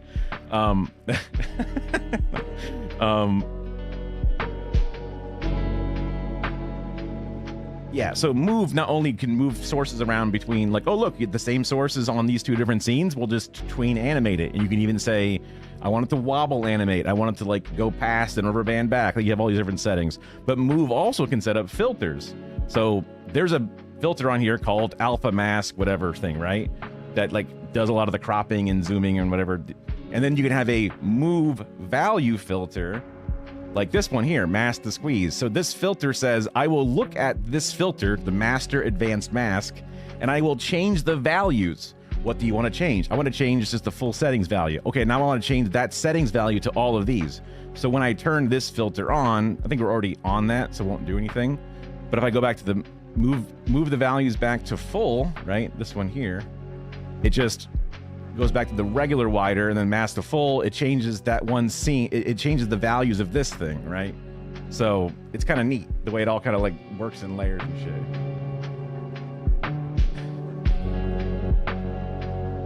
Yeah, I mean, this is all built on top of each other, because at first it was just the simple stuff, but then when I was like, wait, I want to have the ability to make my scene, I want to make my thing have the ability to go wider. But the problem was when I went wider and I would go back to main full cam and then go back to my, you know, cropped scene, it would default back, because every time I tell it to go between scenes, it's just telling it to do these different effects, right? You know, it's telling it to use this one, or it's telling it to use this one, or it's telling it to use different things. So I needed to make sure that when I set that setting to say go wider, it was also changing what the thing that would be turned on when you change scenes. And then it adds an extra layer of complexity, but it does make sense when you kind of think about it, because when I hit this button changes what this one says. And then when I hit the button back to normal, it goes back to the regular one and then sets this to what it's supposed to be. And then whenever I go to those scenes then tell this thing to get turned on. So when I go to the squeezed down scene, the squeeze thing gets turned on. Do I want to change what the squeeze settings are? Then I would turn one of these on, right? That's just kind of all it does, and that changes what the squeeze setting is. And then whenever I go to a scene that needs a squeeze, it just says turn this on when you go to that scene. That's a bit more of a reasonable, simple explanation. So I have the new problem of when I have my wider squeeze, but then I go back to the main full size thing, the problem is I'm shifted to the side a little bit. But at the same time that I hit this button to go wider and set, right? The thing that's this, I can then also tell this to be shifted to the right, just the right amount that it needs to be, so that way I can go back and forth to the different scenes. And then when I go back to the regular one, I can also have this one say, put this thing back to where it's supposed to be. So that way, whenever I go back to the full scene, it'll be set up properly. That would just be adding one extra filter. I guess technically 2 extra filters, right? So, if I do add move value, almost. So now I say move value, wider. So I'd say full wider position, and I'll just drag this all the way up where it belongs. Stacking and having the order of filters does matter, because if you have like a contrast filter on top of like a keying filter, whatever, they matter. But for a lot of these, like just moving values and settings, they're fine. I just put them into little groups. I have like a blank thing here that says mask control. That's where all these are. This is for the stroke control, the little yellow border around it. They're all kind of put here. The waveform hide, I don't even use the waveform anymore. The face tracker. So when I do things like the face tracker tool, yeah, these filters get turned on. The tighter version, the less, or I guess maybe there's a different scene these are turned on. I think I was trying to, whatever, it is, you get the idea. Having some labeling helps, that way you can kind of keep it all on track. This is not what I used to do at my job at all, just because my job was broadcast television for QVC. I wanted them to use OBS and like gaming computers to do their encoding, to do their transcoding, to do their fucking broadcasting and like video, but they wouldn't do it. They would buy gigantic Sony switchers that cost, well, I guess Grass Valley with the new ones, and they cost hundreds of thousands of dollars with like software requirements. And I'm like, they're like, check it out. We got 2 ME banks with 6 keys per bank. Egads, isn't that so cool? And I'm like, I'm use OBS. I literally have an infinite number of fucking key layers and an infinite number of ME banks. What do you mean, you know? But it's like, they're used to doing things the old-fashioned way. And that equipment does run 24/7 with minimal issues because, hey, I've been on stream and shit crashes, right? That's happened to me. Now, it also happens to HS. But, you know, they have a very controlled environment. They move to a different control room that's set up exactly the same. If the one board has an issue, then they go in with their engineers and they figure out, oh, look, the light sensor has dirt on it, so now the beam that's getting broken as they push buttons is, you know, we can replace this module or, you know, clean it out or whatever. Doing shit with OBS, you can see how things can get kind of weird, but I've always thought that it would have made sense to have a lightweight team that worked in this way, because I feel like it could be like, with the budget that they have, I'm like, you give me 3 gaming computers and I can run probably this entire place.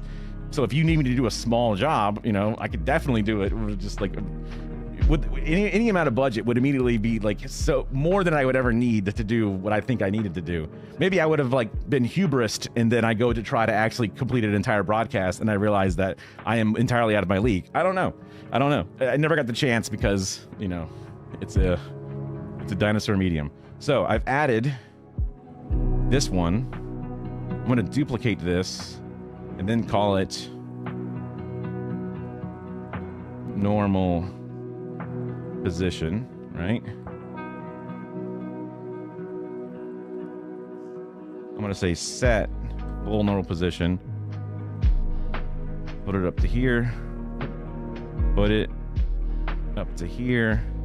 Also, this thing here, this like zooming in and out function thing. Am I on the right scene to show this? I forgot what I'm on even. Oh yeah, we're seeing infinity. We're on the right scene. This thing here, this is just fancy, or this is just, what's it called? Power Toys. Power Tools. Power Toys? I have to look. I think it's Power Toys. Yeah. Zoom back out. One of the Power Toys you can get is called Zoom It. And inside of Zoom It, I just use Control 4, and that lets me zoom in and move. Or I can use Control 1, and it zooms in and freezes the screen, so like nothing's moving.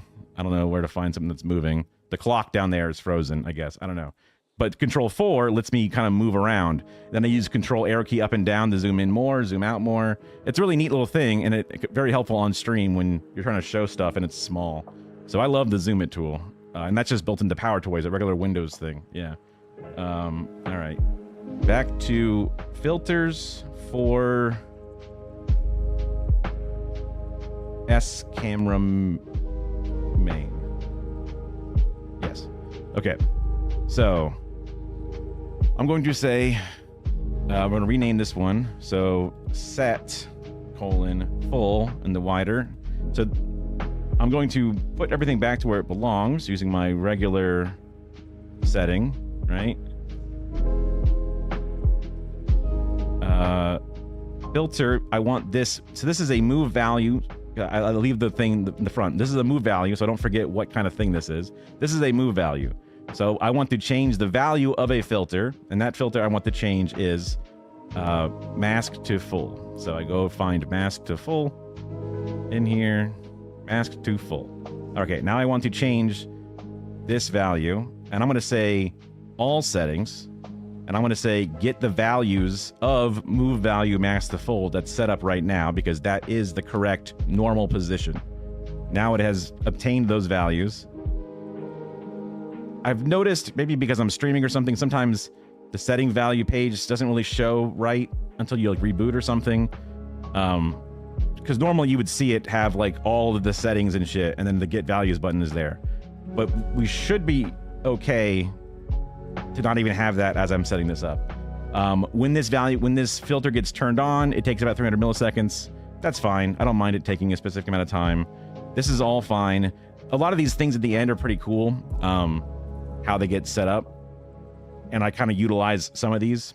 For example, when this gets turned on in the settings at the bottom, when this gets turned on, I can also set up a simultaneous move of another filter and just pick one from a list. And then I can also say when this is done being on, you can then set up the next move filter, whatever that is. So that's why you can kind of chain things together, right? You can have one thing happen, and then the next one is step 2, the next one is step 3, or you can have some things simultaneously fire at the same time, right? It's kind of nice to have the ability to sort of like key up all of these moves all happening with one button push. Okay, so now I want the full wider position. So I'm going to do the same thing. Tell this to be, I want to change the settings of mask to full, right? And I would like to change all of the settings, but if I hit the get values now, it's going to get the same values that it's already at, which is the value set here, which is exactly this sort of setup. So if I turn on the wider camera mode, right, the filters that do that, now I'm set up in the wider mode. And then while the filter's still selected, I can go down here and go to my main camera, right? And now I can kind of see on my little window here the issue. So with the mask to full that's turned on, I can change the center X position. The center of X needs to be more to the right, so the number would go higher. Let's just put like 1000. And now if I turn that filter on, oh, interesting. Okay, got it. It's not that. Full to normal position. We're back to 960 again, which is fine. So instead of this moving the position there, it would want to change the transform of the thing on the full scene. That's different. I should have realized that, which is fine. So instead, move source, and then say forward arrow, set, full position, full cam, normal. Put that in like brackets or something, normal. And then I'll make a second version of this, duplicate, and call this wider. Kitties are fighting. Goodness gracious. Okay. Similar but different. Instead of changing that filter, because that filter doesn't actually fix the problem on this page, what we'll be doing is, so this is the normal settings. So what source do I want to adjust? This source is looking at sources inside of the same scene that I'm in right now, which could work. Okay. Let's do, I think it does, right? Hold on. I'm on main camera, and inside of main camera is different sources. Oh, because I'm in S camera main. That's the issue. Right? Is that an issue? Or desk camera. Perfect. Yeah, this is what we want. Okay. Delay, I don't need it. Duration 300 milliseconds, that's fine. Whatever. I can turn it off, make it instant, but it's fine. Transform effect is here. Okay. You're not seeing OBS right now? Ooh. Oh, right. Thank you. Okay. So what I was doing there was, at first I was setting up a filter to change my other filter, but when I changed that filter, it wasn't actually moving. It was changing the center point, which I thought might work, but with the way that moving a center point doesn't necessarily move an object to the left or right sometimes. Sometimes it kind of does. When you move the center point to the right, the entire image kind of moves to the right, but with the way that the mask is cropping things, moving the center point kind of moves the cutoff points, and it doesn't really move the source left and right. So, like, okay, that makes sense. So instead, I want to then just move a source on a scene and move it just X pixels to the left or right. So like right now, it looks like desk camera is just shifted 200 pixels to the left, negative 200. So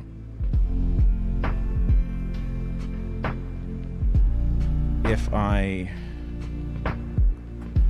so normal would be 0, and wider is not SRT phone, but desk camera, negative 200. Okay, so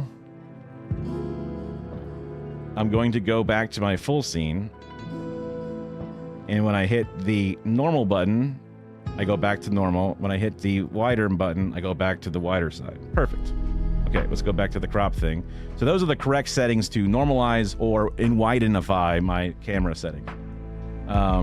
So when I do this, mask to squeeze, wider and set. So it'll make my camera wider like I'm currently set up as. So I can have it, this is squeeze and set. When I turn this on, it'll like set the proper values for the official squeeze value and also execute it. So it sets it and does it. And this is wider and set. So it makes it wider and it sets the new default to be the wider setting. So when this wider setting goes off, I would like it to simultaneous move source wide, left 4 wide. I see. Move source, A7 default wide. Oh, I already have some of these up here. I see. Interesting. You can also see how an unorganized mind can create a lot of things and it can get complicated, and it, you don't want it to be complicated, but oh boy, can it get complicated. Because my camera's called an A7 IV, right? So that's why I named it that. Because I also have a 360 webcam that I call my desk cam, but that can get confusing with my desk's like traditional cam, because I think I officially at one point called that camera desk cam, and I have 360 desk, it's like, oh man. That's why I never set it up. Yeah. I mean, I just followed a bunch of nutty tutorials. He'll YouTube nutty, on Twitch nutty. He's also on Kick now under nutty. I think he's not plugged in and how bad it is, and he's noticed and has complained about how like he gets like daily hate raids saying racist bullshit and he doesn't like it. But I think he wants there to be platform competition. He's the one that made like the chat box, that the chat box is on screen with all the different, like, it can include YouTube and Twitch chat together, emotes, has pictures of the people. He made these widgets that do these things, but he was using that widget on his own stream, and then Twitch banned him and never told him why. But technically in TOS, you're not allowed to have a chat box on screen with another platform's chat, because that might technically disengage people and make them move to YouTube instead or something. And normally they never actually like enforce that TOS, but then they did enforce that TOS, it seemed, and then he was kind of miffed about it, and he was looking for different options. And also Kick does have a thing where like if you are a partnered streamer and you do streaming for X hours, you get like a paycheck for like however many hours you do and what your average viewership for those hours is, which ends up paying very similar to what he makes off of subscriptions and stuff. But he was also being like, given like a silver spoon by the Twitch devs, because I know that he makes a bunch of widgets and stuff, and nobody does that on Kick, because turns out on Kick it's just a bunch of weird racists and freaks. So they were really trying to like make him go to that place to give him like a good experience. And I was kind of disappointed, and he was even asking in his Discord like, hey, what do you guys think if I went to Kick? And I'm like, I don't like it, but I'm not gonna tell him how to live his life and whatever. He's like I think he lives in Australia. He's just out there. These tutorials are usually easy to follow, but I just can't figure out the move one. Yeah. I know, I agree. It was kind of dumb. That's cool that you're aware of Nutty, though. If I still streamed and had an audience, Kick could be worth it for the bag. Yeah, but there's a few different things. So far, I'm still on Severance, but, I'm not, like, gonna sell my soul to it or whatever it is. I feel like I should try. I feel like there's better avenues for me to exhaust, at least currently, whether it's going to be doing freelance video editing, whether it's going to be making my own actual YouTube content to try to get monetized, or even just doing like Eclipse Industrial Complex or something else instead. So I'm not desperate enough, I'm not quite on the foreclosure's not happening or whatever, what I mean? Like, so we're not quite there. Okay. So when my wider and set happens, I want to have the default turn on as well, or our desk camera position. That's different though, I think, because our desk camera is inside of the S camera main scene, and that wouldn't help the scene on top. Okay, so that's fine. This is fine. I can leave that alone, and we're good with. Oh, I picked the same source. inside the same thing. Well, whatever. I already made new ones, so set full cam normal, set full cam wider. I guess if I move... Oh, interesting. So what happens if I move this one...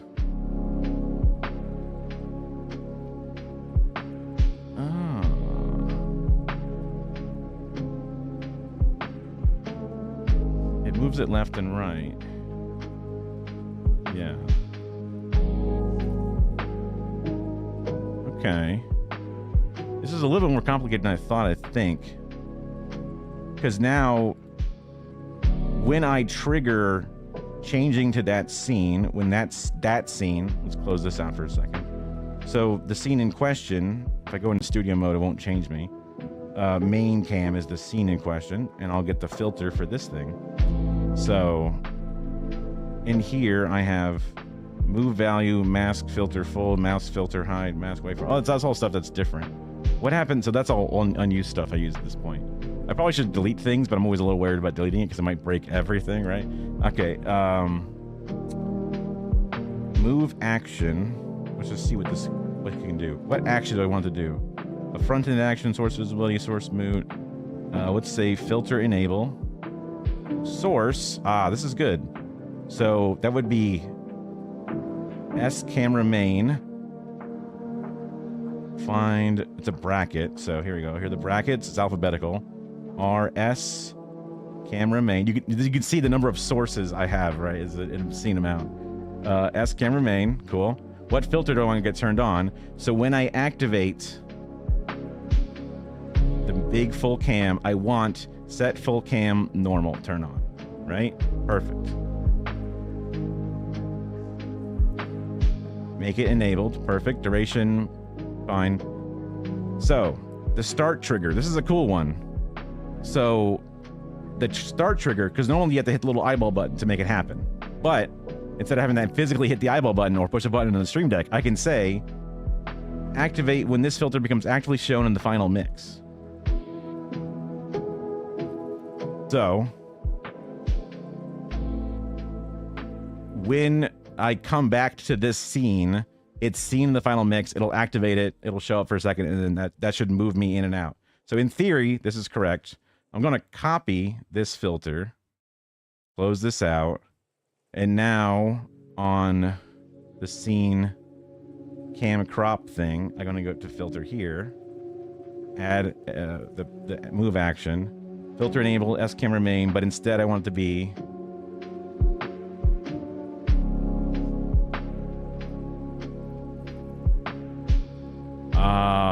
getting a little bit of the information in my head now. So, but for now, I'm gonna try it. Full cam wider, right? Okay. I'm also going to rename this. Move action. Set. When. Okay, well. Set. S cam main.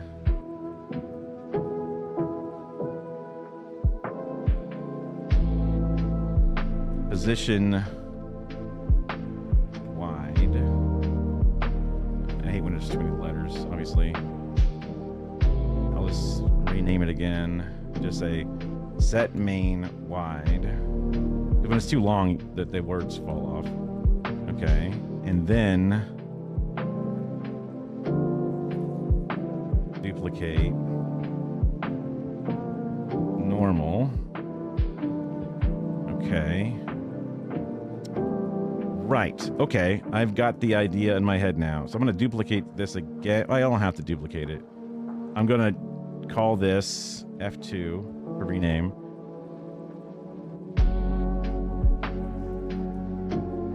Master set SCAM main, right?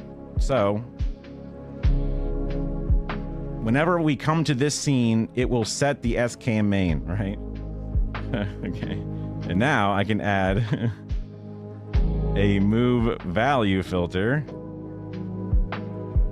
Set SCAM or SCAM hyphen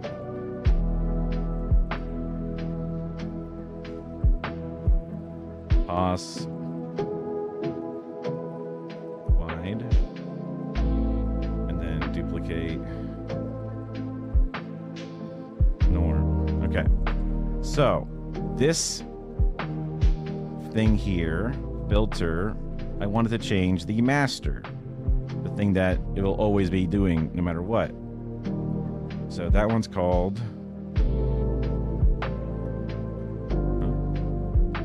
move value filter. I named it move action hyphen move action. Oh, here it is. Boom. And then I can even call I can add a new like blank thing here. Like, I don't know, color corrections, usually one of the easy ones that doesn't do anything. Hyphen scam set position slash what's it called?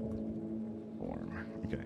So I'll just move this thing here just so that way I keep my filters in organized fashion. So this is like a little mini folder kind of, just keeping these here. Okay. So set the filter master to normal. This looks like a normal position. So I want to change the setting of this entire thing, all settings, to the get values. And then when it's wider, let me do my wider thing here, I guess.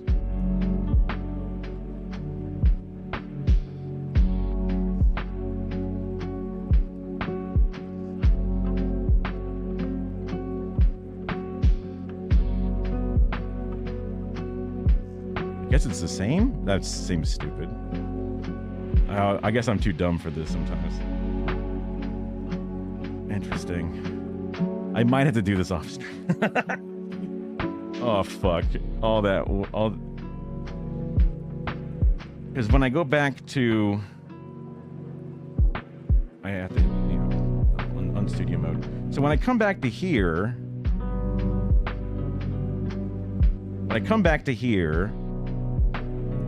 and my wider is turned on, it has moved me into this setting, right? Coming out of here, coming out of here. Wait, what?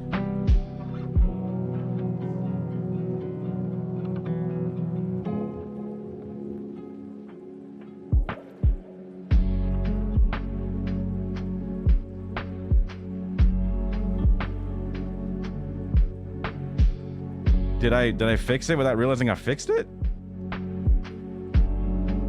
Somehow, I thought I didn't fix it. But now when I come to here, I'm not in this position.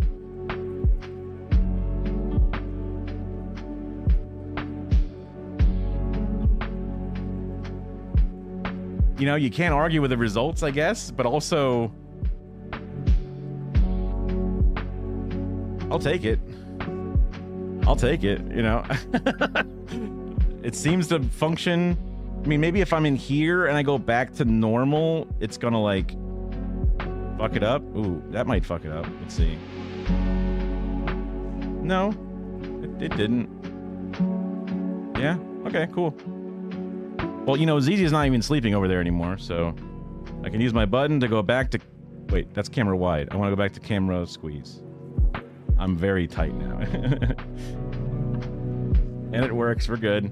I mean, changing my squeeze settings when I'm on full screen doesn't really make sense because there's no squeezing to happen. So setting up those things when I'm inside of this camera doesn't really make sense. And because of the way that it always fixes itself when I come back to the scene. Oh, that's one of the weird things about move transition, where if you like are in the transition 300 milliseconds or whatever, and then you touch a different scene, you can kind of like get stuck between two different settings at once, but that's a super small issue. But... Anywho. Where was I? Where am I? Who am I? What is happening? What are we doing? Are we doing... We're covering news? I need to talk about Hassan more often. That's just what it comes down to. Okay.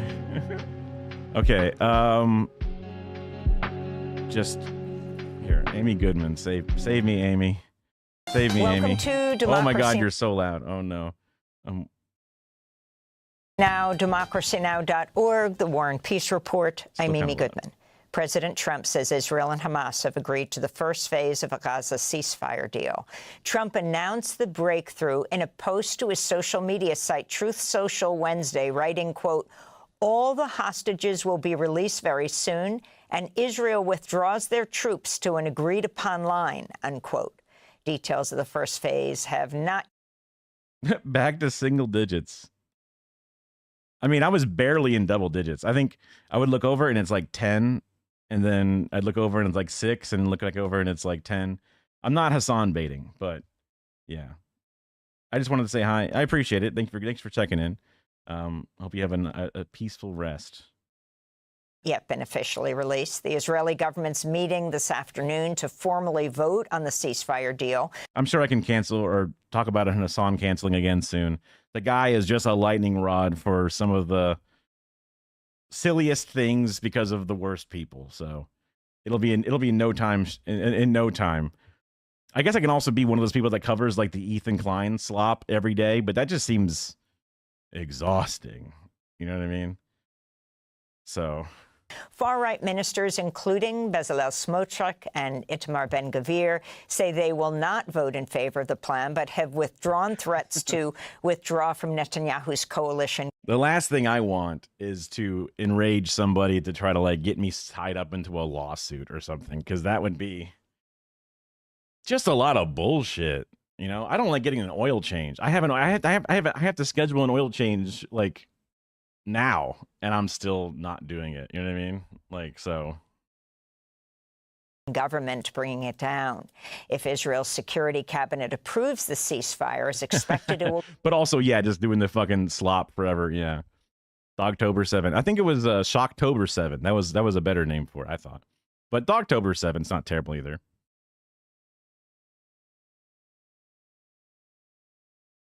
Tentative celebration, yeah. It's on yeah.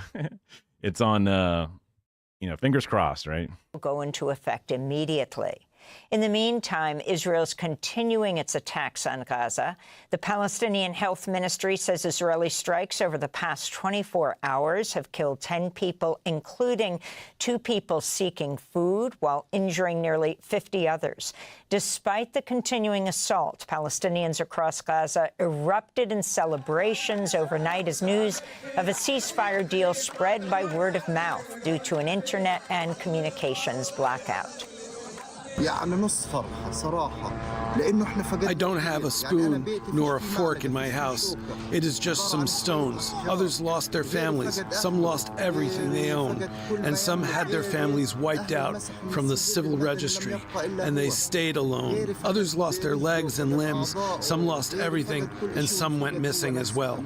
We ask God for safety, and may safety, security, goodness, and peace prevail. After headlines, we'll go to Gaza and Israel for the latest. Spain's parliament has approved a formal arms embargo on Israel, permanently banning the sale of weapons and military equipment. Meanwhile, protesters across the Netherlands have held sit-in protests at 20 train stations in several cities, demanding the Dutch government end its support for Israel. This comes after an estimated 250,000 demonstrators joined a Red Line protest last weekend against Israel's assault on Gaza, the largest anti-war protest in the Netherlands since the anti-nuclear rallies of the 1980s. In the United States, Senate Republicans Wednesday blocked a bipartisan resolution that would have limited President... I mean, the coverage of the Gaza stuff is just like, it's good to hear the different steps. I mean, I think we end up hearing it a couple times here and there just because of a lot of places are covering it and they're all covering pretty much the same thing. So there's not too much to add other than there's still ways for this to fall apart, but there's a lot of good to be had if it stays strong. And it's easy to be pessimistic, but let's just, you know, only so much you can do about it now, especially as a fucking, you know, random citizen. But yeah, I guess we can speculate on why now and all the other elements, but Trump's authority to launch military strikes against alleged drug traffickers in the Caribbean. The resolution was led by it's crazy. Democratic senators Adam Schiff and Tim Kaine, with backing from Republican Senator Rand Paul. This is Senator Kaine. Like, how much do you think that fucking munition was to both have a drone to view it, and then I don't know if it's fire from a warship or fire from the drone itself, but like that's like a localized, fast-moving target, direct hit, major damage.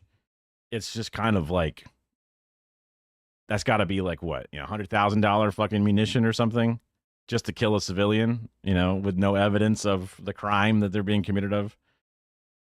Hell yeah. Again, the world would be so much better if we just stopped doing things. Don't even have to try to like fix things. You could do a lot of different ways to sort of make amends or to right the wrongs. But if you just stopped doing things, our lives would be significantly improved by just the idea that this money would not be being spent. You would not be ruining lives all over the earth. And then these places would then begin to heal back just like how they were before we started fucking with things. Like, I saw some fucking, I don't know, article where it's like, oh, look, women's rights in Afghanistan are becoming an issue. If the bullshit, super conservative governments that are put in place after, being the only viable resistance that they have, that's what makes them powerful. And then once they're sort of operating again, democracy works. The humans yearn for freedom, right? First, they yearn for their physical health freedom, and then they'll yearn for their political freedom. They'll yearn for their intellectual freedom, all these different things. It's the hierarchy of needs. Because you hold that society down to the lower levels because of your imperialism, you fuck it up. And it makes sense that they will probably, especially if we consider it to be bad, they're going to consider it to be bad. And nobody wants to live in a bad thing. So I wish we didn't do this shit. Letting a single individual take us to war based on a secret list that he won't even reveal to the public or to Congress sets such a dangerous precedent. And if my colleagues, as they've stated, believe we should be at war in the Caribbean or at war with nations in the Americas over the narco traffickers, they've had the ability the entire time to bring a resolution before us and have that debate in front of the American public. I only knew of Tim Kaine as a joke because I was not super plugged in 2016 or just 2015 during the Hillary Clinton election, whatever. So like him being the vice president, I didn't know about him other than he's just the guy, behind Hillary. And then there's the Hamilton dude, the Tim Kaine in the membrane, Tim Kaine on the brain, doing a whole fucking, cringe rap, liberal rap or whatever. But a couple of times I've seen him brought up. He seems to be interesting, at least in recent times. I think he was on, I don't know, was it on SNL or something where he was pushing back on something fascist or Israel related. I forget what it was. Now he's probably, maybe he's bad in a bunch of other places or bad in some things, but last year on the election, yeah. I forget what it was about. It was something about like there's multiple Tims or something, and then everyone was forgetting who he was, and then he was like, guys, I'm here. And there was something about it where it seemed like, oh, it's interesting to have him, fight this fight that other people aren't willing to fight right now. So I feel like the fact that I haven't heard much about him is one of those, maybe because he's fine but not great. I don't know. No one can remember who he was. That's what it was. Yeah. Damn, you got an awesome memory. The other day there was a story about Katie Porter doing an interview for governor of California, and it was a weird contentious interview and things. And I was like, oh yeah, Katie Porter, like she was popping off back in that Trump 1 timeline. Very selective. That's fair. Okay, I get it. Yeah. I've just burned my memory on doing the fucking Pepe Sylvia rat's nest of filters I've set up my OBS, and it doesn't even work. I don't even understand how it works out. And also, I'm concerned that I've somehow adjusted settings a little bit because my orange light used to be in frame, So I think I might have ended up with my framing being mildly pushed to the side. But the boxes work, so I'm not too mad about it. But I'm like, ooh, there could. I didn't think it should have worked, and I think it might have not exactly worked. But I just moved my chair back a little bit. It's fine. It works. But I'm like, I think that's a little different. But Katie Porter, she was big. She had her whiteboard. She was like the mom of, I don't know, Congress, constantly calling up CEOs and telling them why they're assholes and saying that they're being corrupt, capitalists and stuff. Now, I don't know if she's like been a Zionist and then kind of keeping her head down for like ever since Joe Biden got into power, or I don't know what it is that like made her kind of like just sort of not pop off as much. Not 100% sure, but I remember her being one of the good ones. I remember thinking like, but so seeing her come up again was like, oh yeah, I kind of forgot about these people a little bit. Wonder why I forgot about them. If it's just too many things to keep in track of, or if maybe they didn't deserve the attention that they were at one point getting. And that interview with her was kind of brutal because it seems like she just kind of fucked up a little bit and went a little harsh, but also I could see why people might want to be a little defensive, but all it takes is one fucking bad shit to kind of leave a stink on you. I mean, it used to be back in the day, something like that would tank an entire political career. Now you can fuck children and everyone's like, well, let's just forget about it, This comes as 60 organizations, including Oxfam America and Human Rights First, sent a letter to Congress Wednesday condemning the recent U.S. strikes on boats in the Caribbean, writing, quote, "We fear, barring decisive action by members of Congress, there will be more strikes, more extrajudicial killings, and potentially a full-blown limitless war with one or more countries in the region with likely devastating humanitarian and geopolitical consequences," unquote. Meanwhile, the Venezuelan president... Yeah. I think I saw like a Dark Souls style. It was like pedophile defended, and it was like, oh my God, that's pretty good. President Nicolas Maduro claimed his forces halted a false flag operation to bomb the U.S. embassy. Other than this child pedophile ring that's basically confirmed, not just like a smoke and mirrors, would they, won't they, Clinton murders thing. It's like, nah, it's a, you have them, give them, release them, what do you mean kind of thing. Yeah, other than that, he's done everything we've wanted. Also, prices are not going down. Also, wars are being started and have not ended. Also, like everything he's fucking said he would do, he also hasn't done, right? So it's not even that you're taking the you're taking the good with the bad. You're just taking the L after the L, you know what I mean? In Caracas. In Washington, D.C., the U.S. government shutdown has entered its ninth. But they're being fascist freaks. I guess that's what he wanted. He wanted to do the fucking Pokemon, gotta catch 'em all shit, right? He wanted to be cruel. He wanted that, and he's getting that for sure. So I guess that's what he actually wanted the entire time, right? Day, the Senate failed to pass two funding bills that would have ended the shutdown. The Democrats' bill included more than $1 trillion in health care funding, which include Affordable Care Act subsidies. Dude, just tell them, listen, Medicare for all, and we'll fund the government. Medicare for all, and we'll do it. We'll bring it all back. Hello, Kais sandwiches. I love sandwiches. Congressional Imagine, I know.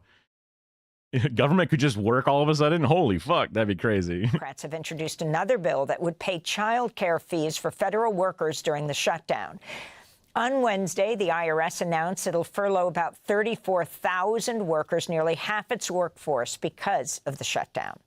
Meanwhile, Democratic Senators Mark Kelly and Ruben Gallego confronted House Speaker Mike Johnson for failing to swear in Representative-elect Adelita Grijalva. As soon as you guys vote to open the government. Let's see. Congressional Democrats have introduced. On Wednesday, the IRS announced it'll furlough about 34,000 workers, nearly half its workforce, because of the shutdown. Oh no, all those IRS guys with AR-15s. No.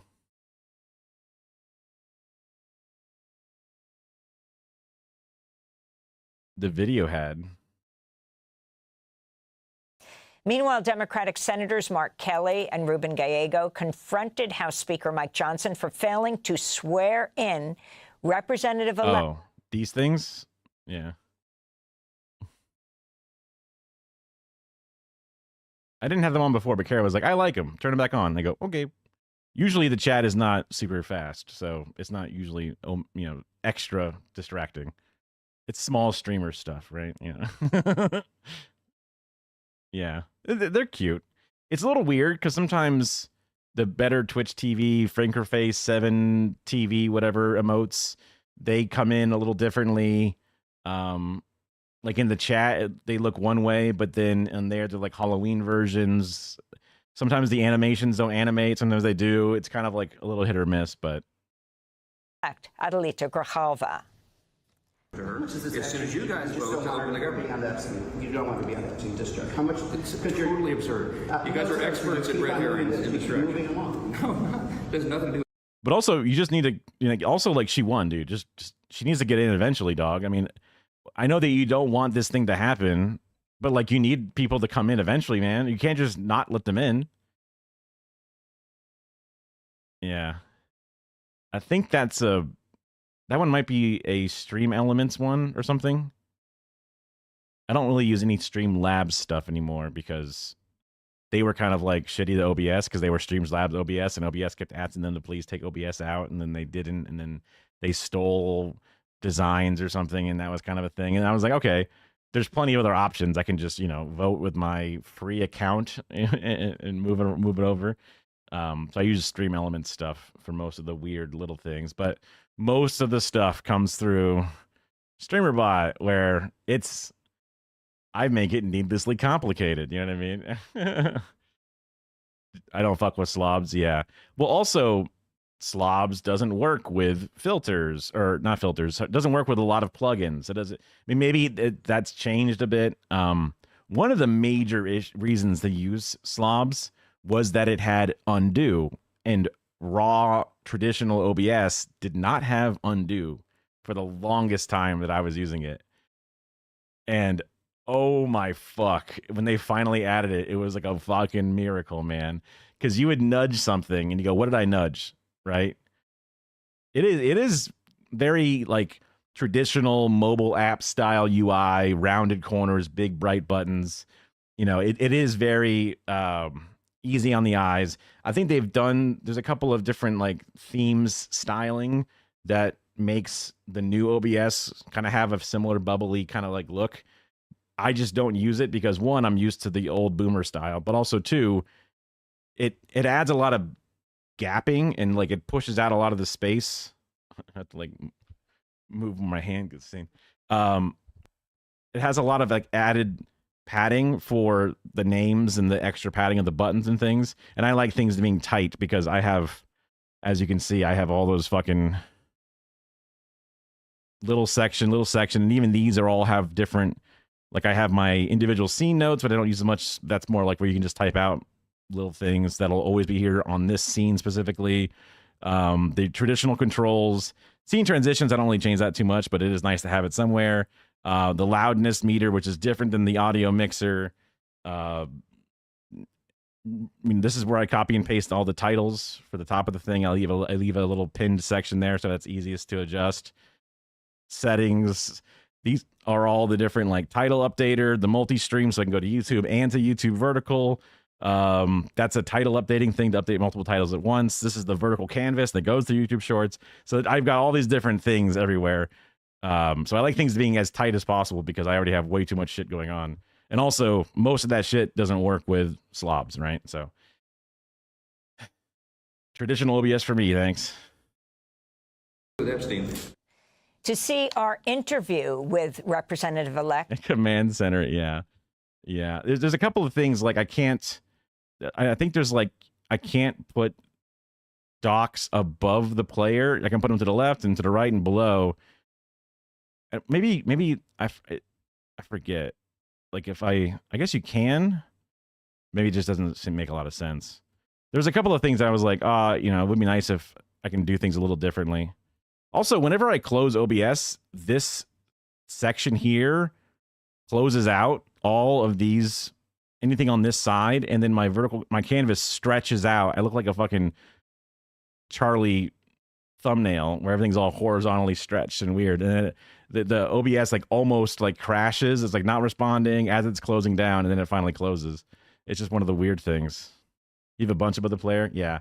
I guess I've just not used it. I mean, I have a small 1080p monitor over here. So it's like this almost, this window size already almost takes up the entire display as is. And if I made it any taller, I couldn't, right? So this is sort of what I've gotten used to, but maybe one day. Maybe. Never keeps your layout if you move the window around. I mean, I usually keep it mostly on one of my monitors. I'm pretty sure all my like window sizes mostly save. But it is weird that like if you end up stretching it, then all the different like padding and stuff that's built in will get kind of like, it'll kind of like re-default a little bit. So like if you like accordion your shit in and out, even though you go back to the same spot you were before, all you might have to go, oh wait, I need to re-squeeze this back. I need to push this back in.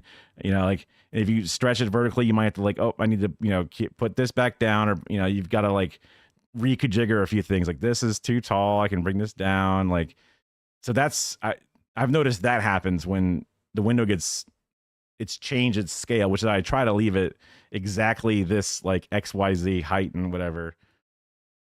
Just so that way my settings are mostly the right settings. Mostly. Adelita Grijalva, go to democracynow.org. One of the things I use is I use a thing called, so Source Doc is cool. That's what lets me set up the top title thing where I can have my doc here. You could even change all the different settings of like, I want it to have a, I want it to be visible, and I want to have a text input box. But I can also have like, there's a properties box that you can click on to edit that. There's all these different little things that you can have set up. So for some reason, a source you use a bunch and you want to have it kind of docked somewhere. What was the other thing? That might have been just it. I thought there was, because there was another thing, but that wasn't the same dock thing. There's a bunch of different really neat plugins.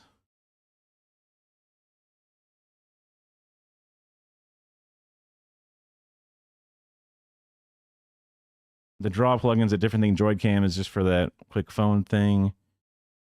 Freeze filter. I use the freeze filter for like when I get up to do the, like go to take a pee, but I want to leave my camera frozen for like no empty chair. So I just have my little freeze filter, and I put the little like loading GIF on it, so that way it's just there. I use that filter for that.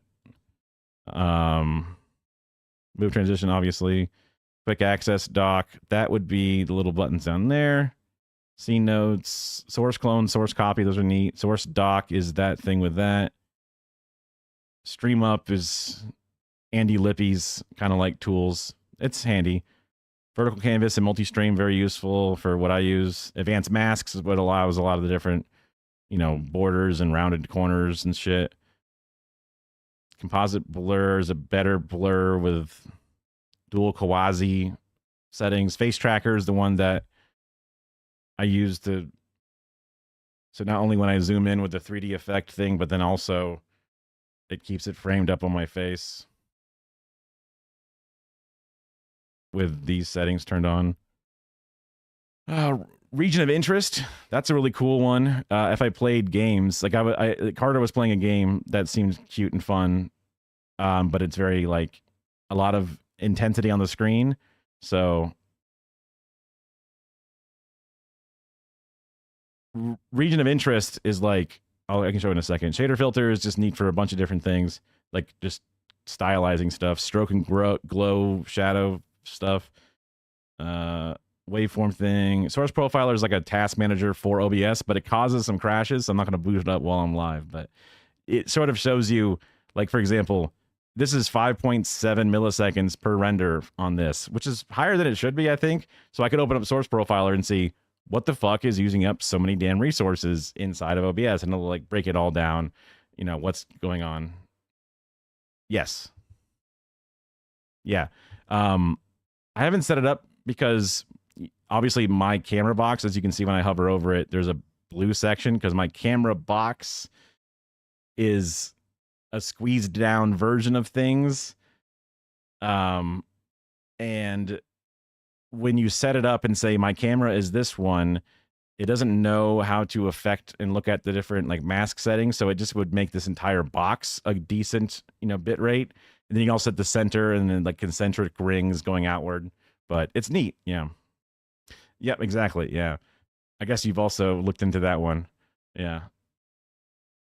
I mean, it would just have a weirdly specific amount of detail to the left and right of my camera box, right? But not the worst thing, but I would notice the pixels have like a weird section where they're blocky and ugly, but then perfectly sharp for seemingly no reason. Yeah. The Pentagon's Northern Command says 500 National Guard soldiers from Illinois and Texas have arrived in the Chicago region, despite opposition from local officials who've sued to stop the... Boy, oh boy, would I love to somehow... It would never happen for a lot of reasons.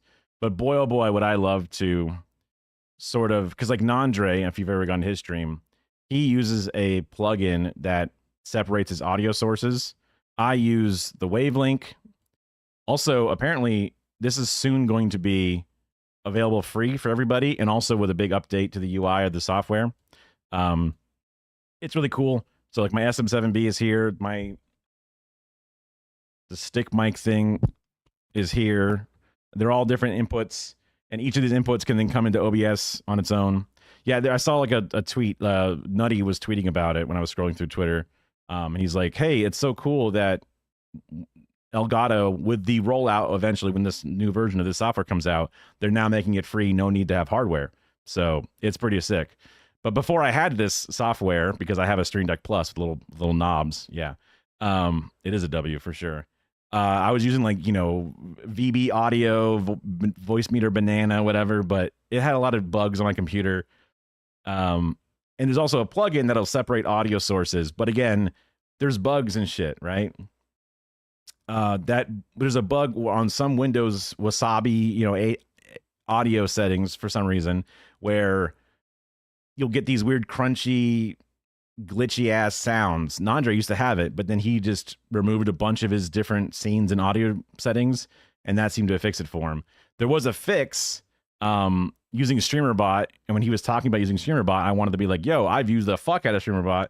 I would love to help you set up the fix. And the fix is basically just toggle audio source, toggle on and off, like for like once every 10 minutes. It does it for like 0.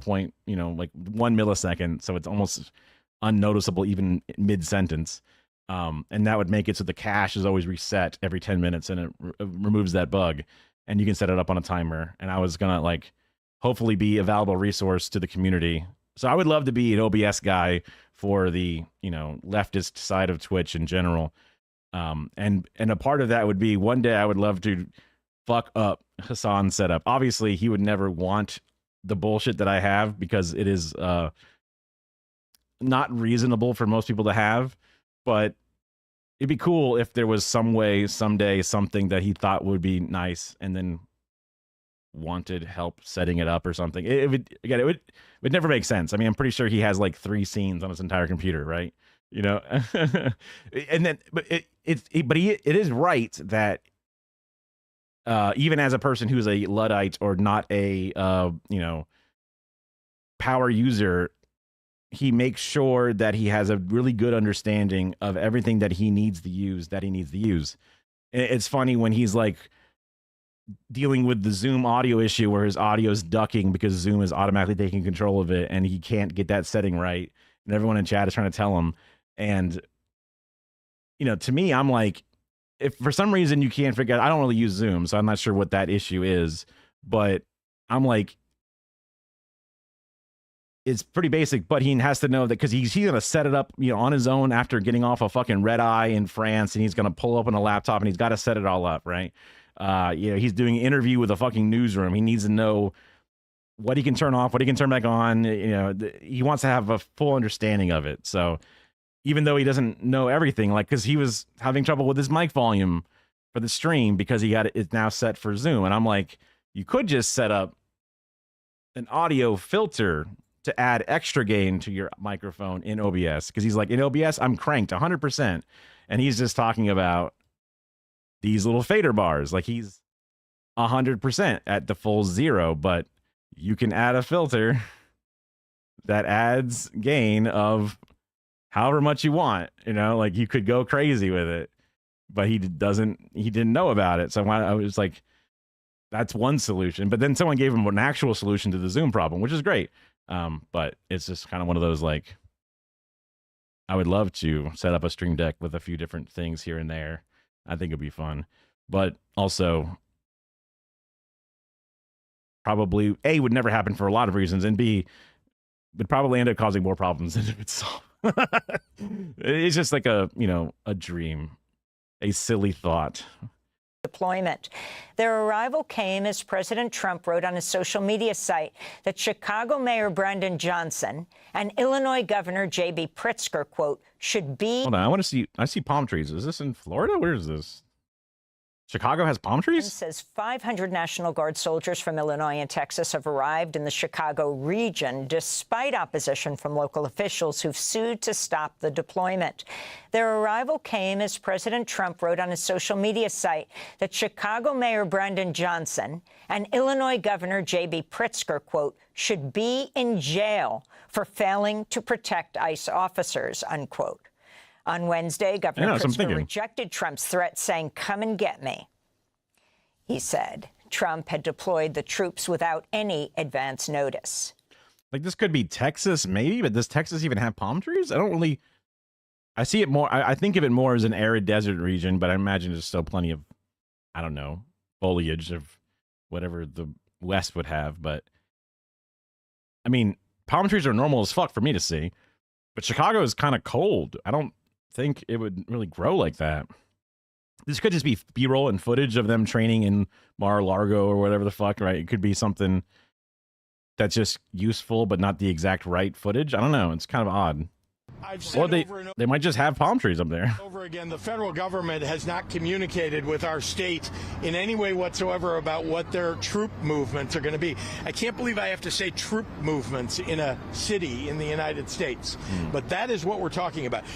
Illinois Governor Pritzker also said Wednesday he believes Trump's normalizing the use of the military ahead of the 2026 midterm elections, when Pritzker believes Trump may have soldiers stationed outside polling places to, quote, all that logistics, man.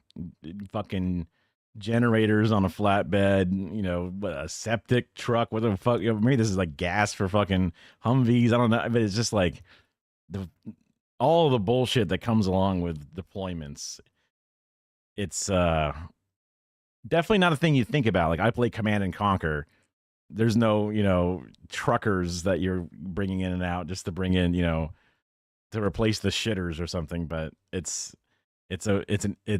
kind of humbling to think about how it is still an essential element, even for fucking weird domestic bullshit. Is like, you got to set up some stuff. Assume control of... Oh my God, yeah.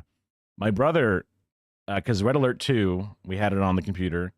We were playing some games, we were playing some RTS games on the PS1 and the Sega Saturn. Playing Warcraft 2 Beyond the Dark Portal expansion on the Sega Saturn. My dad would set up a custom match, 8-way free-for-all, and the game would run literally as a slideshow. Like, the frame animations of the Griffin, and then you tell the paladins to move and be like, in your name, and then they would slowly move across the screen, and he'd have to use a fucking joystick to move the cursor, hold the trigger, open up a selection box, select them all, let go, and now they're selected. Okay, now move. And then so I guess the fact that the game played as slow as it was good, because you'd be basically unusable. But he would just sit there, drink some beers, smoke a shit ton of cigs in his rocking chair, and just play that on his weekend for like hours, trying to lose almost no troops whatsoever. He would set up like a griffin floating over the forest, and like it was attacking their peons, and he would slowly bleed them dry of resources.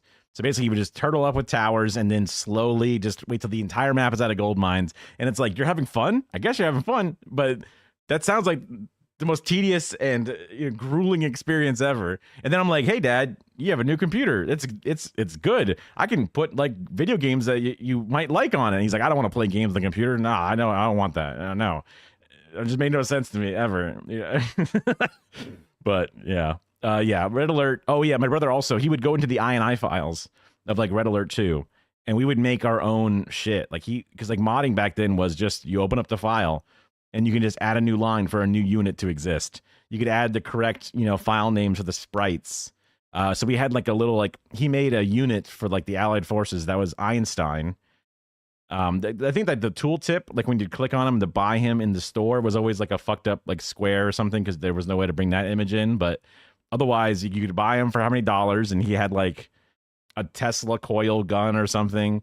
I remember I made a character that was like a nuclear grenade thrower. So you would throw a grenade, and that grenade would then explode into like a nuke. But they would throw it, and it's like they're so close, they just instantly die. So it's kind of crazy. Like the ant expansion where you were like fighting all the fucking ants. That was so cool. So weird. What a nice little nostalgia break between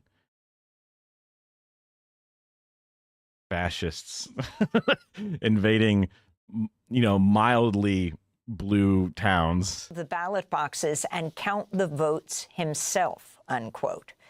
Meanwhile, Pastor is one of several plaintiffs suing the Trump administration after he was shot directly in the head by a pepper ball fired by ICE agents on a roof during protests at the Broadview ICE jail just outside Chicago. Video of the assault shows Pastor David Black of First Presbyterian Church of Chicago immediately falling to the ground. Just before the attack, he was praying. Meanwhile, a lawyer for the woman who was shot multiple times by U.S. Customs and Border Protection agents in Chicago says she did not ram her car into the agents as they... What? Now, I suppose a defense attorney will always defend their client, and the prosecution, a.k.a. ICE, would then always say negative things of the client. So them saying it is obvious, but I suppose... Jeffrey Dahmer didn't say, we didn't kill those people. They're like, well, I didn't pull the trigger, right? That was the defense. So, like, sometimes the defense doesn't deny reality because it's too much of a losing case. So, their defense being what you imagine defense would be, at least implies that there's reasonable doubt, if not the truth involved. So... everyone was saying, how dare you? These people rammed them. When they talked about her being shot multiple times, I assumed that she was dead. It's crazy that she's fucking alive. I guess cars are just thick and gigantic nowadays that getting shot at, you couldn't just kind of just, get down in your car, and you can take damage and get hit, but you might not get, die or... it sounds like you just got hit multiple times. I think you get hit once, you're done for, but... I guess like bullets can just go through flesh and then you're fine. I don't know. They claimed, and that her gun was stored in her purse. Marimar Martinez was arrested with assaulting a federal officer after DHS claimed the agent fired. Yeah. I mean, keep that center section with all the important things tight and sealed in. Their weapon in self-defense. Yeah. Whenever they talk about people having guns, it is kind of weird because the Florida boy raised conservative, whatever, always like, oh yeah, they have guns. That means that they're there to do bad. But how many times did they talk about their right to bear arms and they have a fucking permit and, all these different things? So like guns are not the issue when these people owned them. They're like, oh yeah, he has a gun in his house. And it's like, well, fucking according to the statistics, there are more guns in houses than there are Americans in houses. So like, what do you mean? That's how you say you want it to be. But they'll act like, oh, they had a knife on them. And it's like, but you want people to have their guns and shit. What? President Trump led a roundtable on Antifa Wednesday, hosting far-right activists posing as independent journalists. Homeland Security Secretary Get him, Amy. What the fuck? Hell yeah. That's awesome. Kristi Noem compared Antifa to MS-13, Hamas, Hezbollah, and the Islamic State. This follows President Trump's executive order last month designating Antifa as a domestic terrorist organization. This is Trump Wednesday claiming without evidence. I mean, we saw the HQ. It was full of a lot of British people for some reason, but we saw the HQ. It was there, right? That Antifa is paid and funded. The epidemic of left-wing violence and Antifa-inspired terror has been escalating for nearly a decade. At universities, Antifa has organized riotous mobs to attack campus speakers. I see it all the time. And these are agitators, anarchists, and they're paid. We're going to be. The paid thing. It's come up in the past a bunch, but they're hammering on it now and trying to look into the funding to prosecute like the Democrats, saying that they're directly funding these people, whatever. Yeah, the projection element, because I'm like, are we gonna find out, the Proud Boys have a direct link to fucking, I don't know, Stephen Miller or some shit? Like, is there gonna be some kind of and like, do they, because like the random redneck or whatever that I work with, the random hog, I could see them saying to, I'm hearing that all these other people are funded and they're faking it.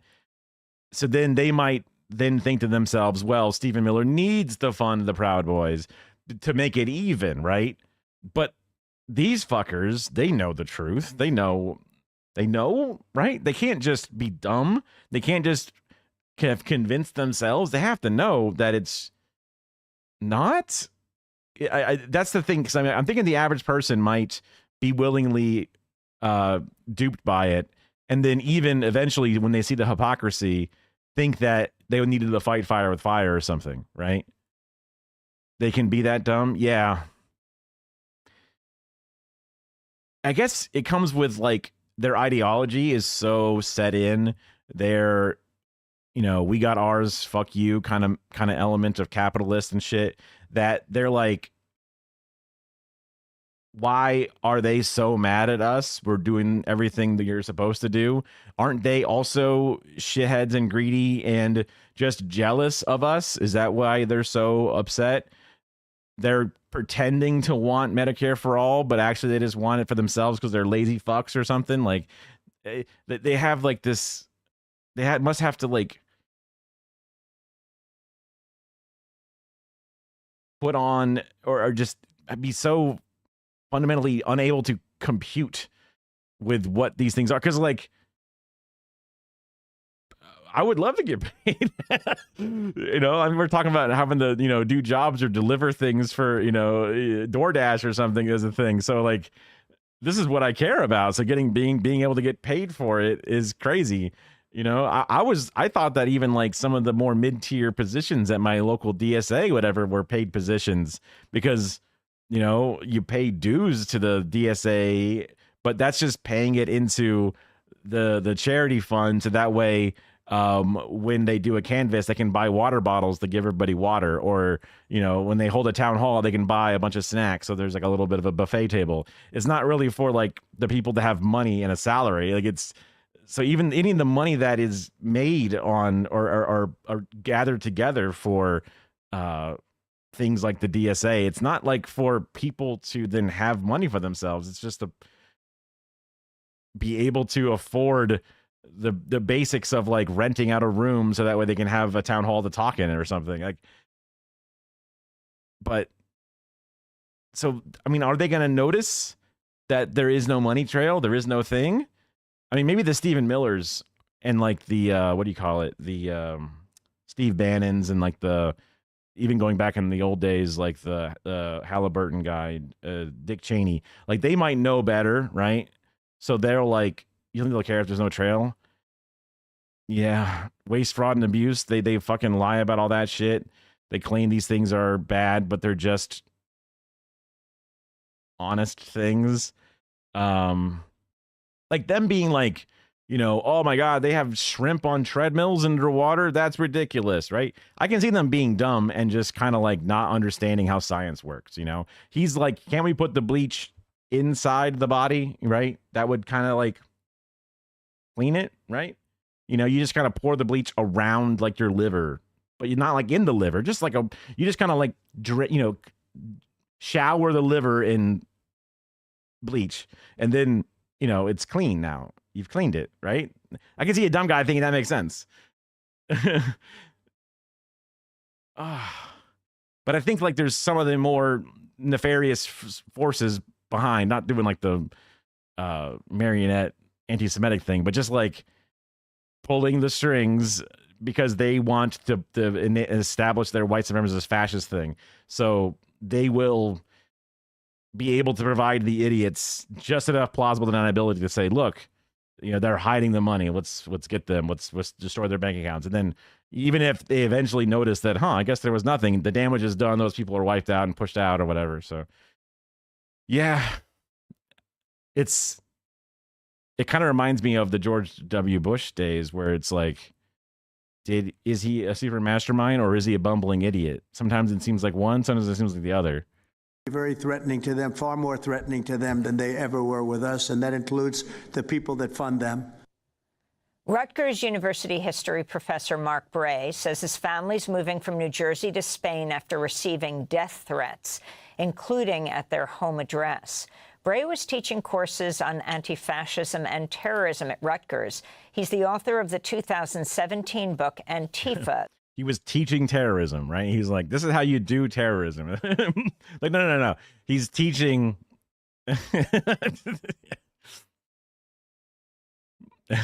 The Anti-Fascist Handbook. His planned flight from the U.S. comes after the Rutgers chapter of the campus conservative group Turning Point USA, circulated a petition labeling him Dr. Antifa and calling for him to be fired. In an interview with Newsweek, Bray said, quote, "This is reflective of the broader trend in the country. The Trump administration, I believe, is moving the country in a markedly authoritarian direction, and that takes a number of forms. But one of those forms is an attack on academic freedom and higher education," unquote. So sometimes my mind will jump to like you're fleeing, you're teaching anti-fascism and then you're fleeing, right? But so like, the idea like, oh, you're a coward, but I wouldn't hear about somebody who fled, the 1930s Germany and thinking like, man, those guys are cowards. It was like, oh, that makes sense that you would get out of there before it goes crazy, right? That's one of those things that under the context, it sort of tracks. So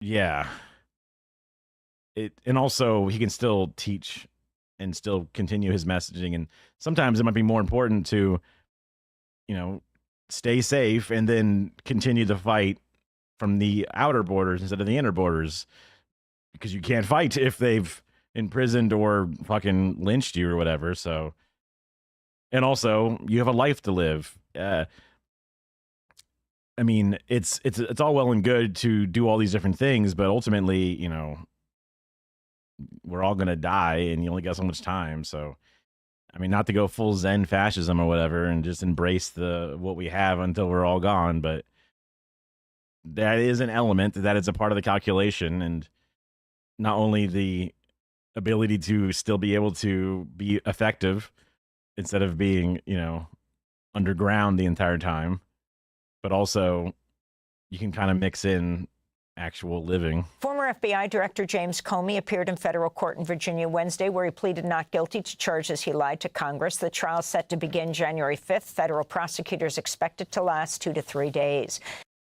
Apparently, a lot of this stuff is like they've tried it a bunch of times and it had not enough good enough stuff to go through. Even Trump appointed people, at least in Trump 1, appointed people were like, yeah, there's nothing good about going forward. There's not enough evidence for anything, and no clear, malice in the motive or whatever. I mean, any of the things that he did, and turns out he was actually sequestered and not as involved. There's like 3 or 4 investigations that were all fucking kind of like squashed. But then to push it again, to then do it again, or to do it in a different way, but like he's not in power, and like you didn't get arrested, like you were like on trial, but like I guess he was technically like arrested and then out on bail or whatever that one time, but like you were not, you were exonerated or whatever, or the charges were dropped and all the different things. So it's not, it feels super petty to be like, look, this guy did an investigation that ultimately resulted in your innocence or your freedom, but you're mad he even would be willing to do it, and then you're going to prosecute him. And it's just like, but what are you mad about, man? Like, you're just petty. Comey's lawyer, Patrick Fitzgerald, said he would ask the judge to dismiss the case, claiming, quote, selective retaliatory prosecution at the direction of President Trump to silence Comey, unquote. In immigration news, the Washington Post reports nearly a quarter of the FBI's roughly 13,000 agents are currently assigned to immigration enforcement, with the number climbing to upward of 40% in the largest FBI field offices. Data show agents have been pulled from investigations into cybercrimes, drug trafficking, terrorism, counterintelligence, and more. Meanwhile, Apple's quietly removed the citizen reporting app De-icer from its App Store. I was like, how do you?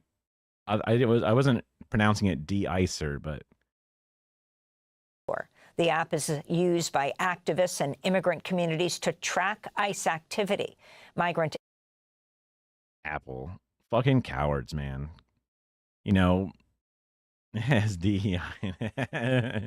DEI, sir, is how you certify your DEI. Like I guess it's on both platforms. So I guess Android if it's only removed off of Apple. But I mean, they're like, oh, we'll protect your data. We won't let the FBI, fucking do your things. But then, yes, sir, Mr. President, we will remove we'll remove this app. I mean, our app. It's an app that someone made on our platform, but we'll remove it. They capitulate on a lot of these things, and I mean, I guess the fucking billionaires and the rich fuckers way up high in Apple are like, we don't give a fuck. They want to keep their phones private so that way they can keep their mistresses and whatever hidden. But what, ICE, yeah, go ahead, deport them. I don't care. Insider reports the decision effectively treats federal immigration agents as a protected class, a novel interpretation of Apple's hate speech policy that shields one of the most... Whoa, you can record interactions, language practice. That's really interesting that it can help you. If approached by immigration, press the record button to record your conversation. And like, that's kind of cool that not only does it have ways to track and the pin locations and report things, but also like some other tools built in for, logging it. But I thought also maybe it was like about like, if you see a person who's speaking Spanish and you don't, like, here's ways to translate or here are things that you could say, attempt to say it in Spanish or something. But because it's like language practice, mini English lesson, Constitution rights, like it's kind of interesting. Powerful arms of the federal government from public scrutiny. In Tennessee, Democratic State Assembly member Justin Pearson announced Wednesday he'll launch a primary challenge against Democratic Representative Steve Cohen of Memphis. Wait, is this the dude that was expelled for what? I forget what it was. There was something that he was standing up for, and they pushed him. I just recognized his hair. It's like, oh yeah, he was, and they were like doing really cool like speeches and shit. Pearson was a member of the Tennessee Three who were expelled by Republicans from the Tennessee State Assembly after participating in a gun control protest on the State House floor. We've got a gun violence. Yeah. Oh hell yeah. That's awesome, man. Also, gun control, bro. You're gonna get all fucking twisted up over gun control. They're gonna kick him out of the fucking assembly because of gun control. That's like the most like low temperature, you know, smoke that these fuckers got. You know what I mean? Yeah, I mean it's like, bro, like it's not calling you fascist. It's not calling you pedophiles. It's just being like, guys, we'd like to have less guns. Like, you know that they fucking push back against that shit and stop it and, you know, create the loopholes and like, you know, they got no real motion at being able to actually even do anything. So like, you're going to kick them. I mean, they kicked them out because they're black, obviously, right? Let's be real. So they just wanted an excuse, but I'm glad to see that you can take that momentum that was even from a while back and bring it back, and then they get a shit ton of money. And like, he seems pretty good, definitely better than the people involved. You know, I'm definitely not a purity testing individual, mostly because I'm dumb as fuck and I barely know. I've only recently learned the things I know. Yeah, they do not want their toys taken away. They definitely don't want them taken away, but like, I feel like they're just so well defended from that position, especially in Tennessee. You know what I mean? Like, do you think that this guy these three guys getting up there and like saying some really powerful, awesome things about gun control is gonna like all of a sudden make them have so many more votes? Yeah, absolutely. Yeah. Now again, like, is he secretly a Matt Gaetz type or something, or like, you know, a pro-Zionist that we don't know? You know, sure, whatever. I don't know, but like, definitely seems pretty good. I remember him being pretty awesome. He's very young also, which is just neat because there's a lot of runway left to, you know, have all kinds of things, both, you know, improvements as well as, I don't know, new innovative ways of helping the movement and stuff. And also better than the other people. So glad to see the recurring character, or like it coming back up, you know. Epidemic that is quite literally taking the lives of our loved ones away. Yes. The number one killer of children in our communities is not cancer, it is not car accidents, it's bullets. And now, it is a red state, and a rural red state for the most part. So that is where gun violence is actually statistically really, really bad. So I can see why it is an issue, I guess. If you want to do something about crime, pass some gun safety laws. If you want to do something about crime, pass violence intervention programs and money and resources for our beloved and beautiful community. Don't occupy us, eradicate poverty. I remember he had like a very, I guess, I don't know, lack of a better word, black pastor style of like giving out speeches. Because then like in interviews and stuff, he obviously did not have the same sort of like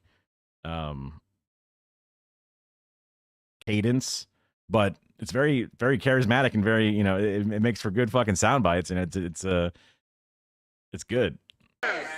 The 2025 Nobel Prize in Literature has been awarded to the Hungarian novelist Donald Trump. Well done, Laszlo Krasznahorkai. The Nobel Committee called him, quote, a great epic writer in the Central European tradition that extends through Kafka to Thomas Bernhardt and is characterized by absurdism and grotesque excess, unquote.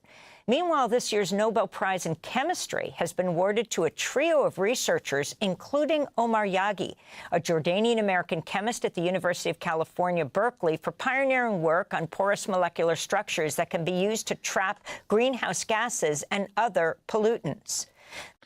That does seem like a very capitalistic and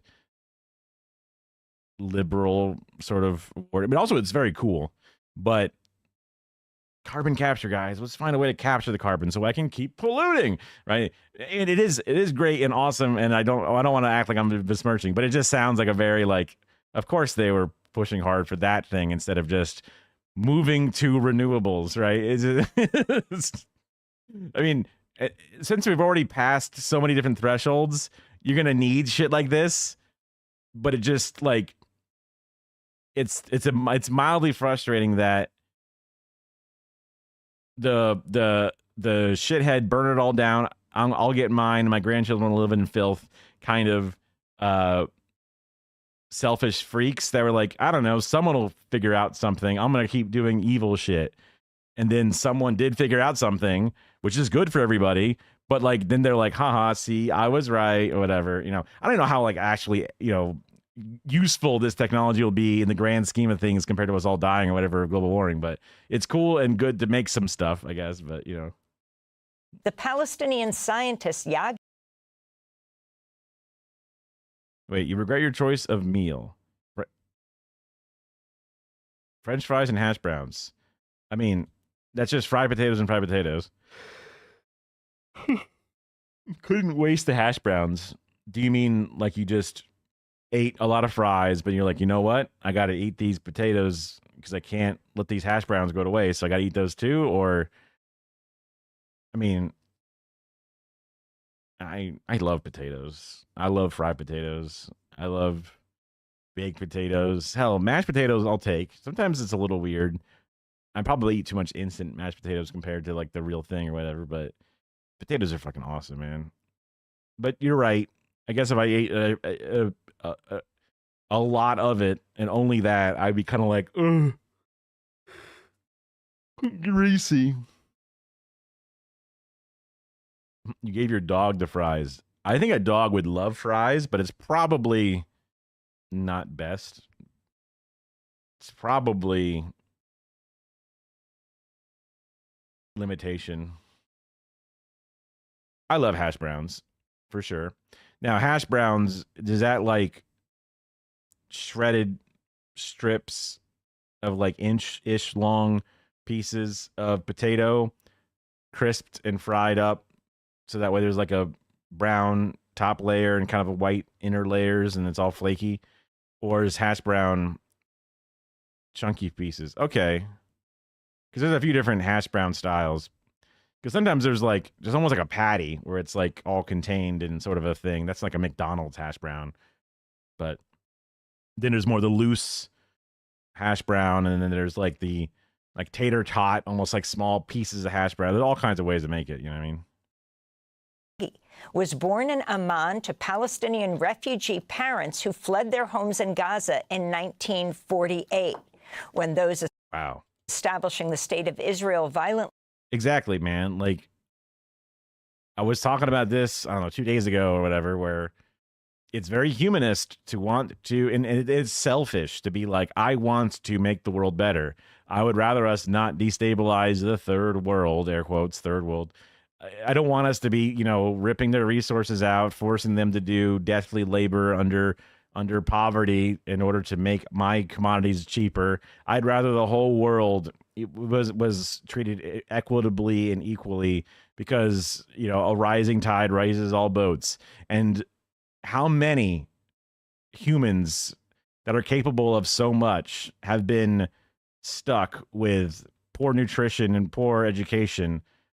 You know, someone who's able to flee Gaza from like the literal beginning of it all, then their kid comes up with, you know, saving the planet from climate change. And it's like, I'm glad that they got lucky and got out, but like, we could have had fucking time travel by now. You know what I mean? We'd be on quantum fucking computing and shit if we just had the entirety of the Earth's population in like first world air quote conditions, right? We would be able to fast forward through our advancement because we'd have twice the population being effective instead of being only like a quarter of it, you know? Expelled over 700,000 Palestinians. And those are some of the headlines. This is Democracy Now!, democracynow.org, the War and Peace Report. I'm Amy Goodman. And I'm Nermeen Sheikh. Welcome to our listeners and viewers across the country and around the world. Thank you. Let's do the Marjorie Taylor Greene story. That's one of the first things I have in my title. So I saw this. Marjorie Taylor Greene blames Republican leaders for government shutdown. Now, earlier, Marjorie Taylor Greene was like withholding funding to Israel, right? And it's like, oh, based? But she's doing it for like, I don't know, dumb anti-Semitic reasons, right? Like she's not actually, you know, shifting parties. So I assume it's gonna be the same thing where it's like she's right, but she's blaming them, but because they're not, being, evil enough or whatever. You know what I mean? Like, it's going to be one of these. I assume it's going to be, but we'll see. We'll see. Yeah, usually for the completely wrong reason. Yeah. She's relevant in the sense that she's a member of the House, right? And it's a tighter majority depending upon what kind of vote they're having. Like with the Epstein shit, it's a very tight. You can sort of get past the speaker if you have enough votes to do a thing. That's why they don't want the last vote to come in. So there's there's some knife edge amounts of people. I don't know the numbers, honestly. So, but it's like 400 and something people in total. So I don't know the exact split. And then she voted. She started an initiative to stop military funding or stop defensive funding to Israel. I forget exactly what it was, but there's something like that. Yeah. One of the most controversial members of Congress, Republican Representative Marjorie Taylor Greene of Georgia, usually draws the ire of Democrats, but now she's speaking out against some in her own party and coming out in favor. She looks so weird with those glasses on. Her face shape just looks so swollen. I don't know. I guess it's like the way that the light's hitting it, and then I don't know. She has a unique skeletal form. But now she's speaking out against some in her own party and coming out in favor of what Democrats demand to reopen the government, an extension of enhanced health care subsidies.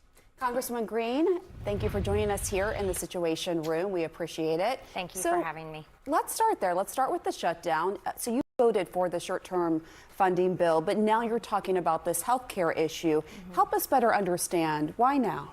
Well, actually, this is something I talked about when I first ran for Congress in 2020, because I grew up in a construction company family. And this also, before she was running, she was like repping QAnon and shit, right? So bought that company after college and retired my parents. And after the ACA was passed, the Affordable Care Act. Yes, the Affordable Care Act. There's like a weird whistle with her. I don't know if it's just like the audio settings or her teeth or whatever, but you can hear this like little. I have like a filter for the browser to cut down the high end. Let's see if this sounds better. Our family's health insurance premium went from $800 a month to $2,400 a month. So I've known about this as a major problem for a long time. It's not just ACA recipients whose premium. So let's see what does this sound. This should sound bad. Went from $800 a month to $2,400 a month. So I've known about this as a major problem for a long time. It's not. I mean, it's clearer because it's not quite as muted, but there's that really high-pitched annoyance. Not just ACA recipients whose premiums are going to skyrocket very soon. It has been a disaster for many Americans across the board. And cost of living is so high now. Many of my constituents, many of my friends, and even my own children are finding health insurance to be extremely unaffordable and something that they are having to go without. So I think this is an incredibly important issue. I think it is a crisis. I don't think it's something to wear political party team jerseys on. I think it's something that we have to address and fix. It's very. My legs all the time. I'll forget that I have like a bug bite or something that's healing, and then I'll just idly go to scratch it real fast without really thinking about it, and I go, fuck, and all of a sudden I got like a dribble of blood going down my leg or something. Especially when it's all like, almost done, it's scabbing up, but then the scab is kind of like, I don't know, flaky or whatever. So then without realizing it, oops, yeah. Personal for you. Very personal. It's affected my own life. And the Affordable Care Act was passed in 2010. So we're 15 years down the road, and the industry has changed drastically. Many companies dropped out of the market. We've seen doctors stop having their own practices and become hospital employees. We now have to import doctors because we don't have enough. Healthcare has drastically changed, and I I'm one of those that gets real tired of political drama. I mean, I was focusing on the high-pitched whistle sounds, but I haven't noticed anything super negative, right? It's not actually so. Like, you're like, wow, we have a doctor shortage because, you know, college is too expensive and difficult. It's too much of a gamble. If you go to med school and you don't pass, the amount of bills you will have. Yeah.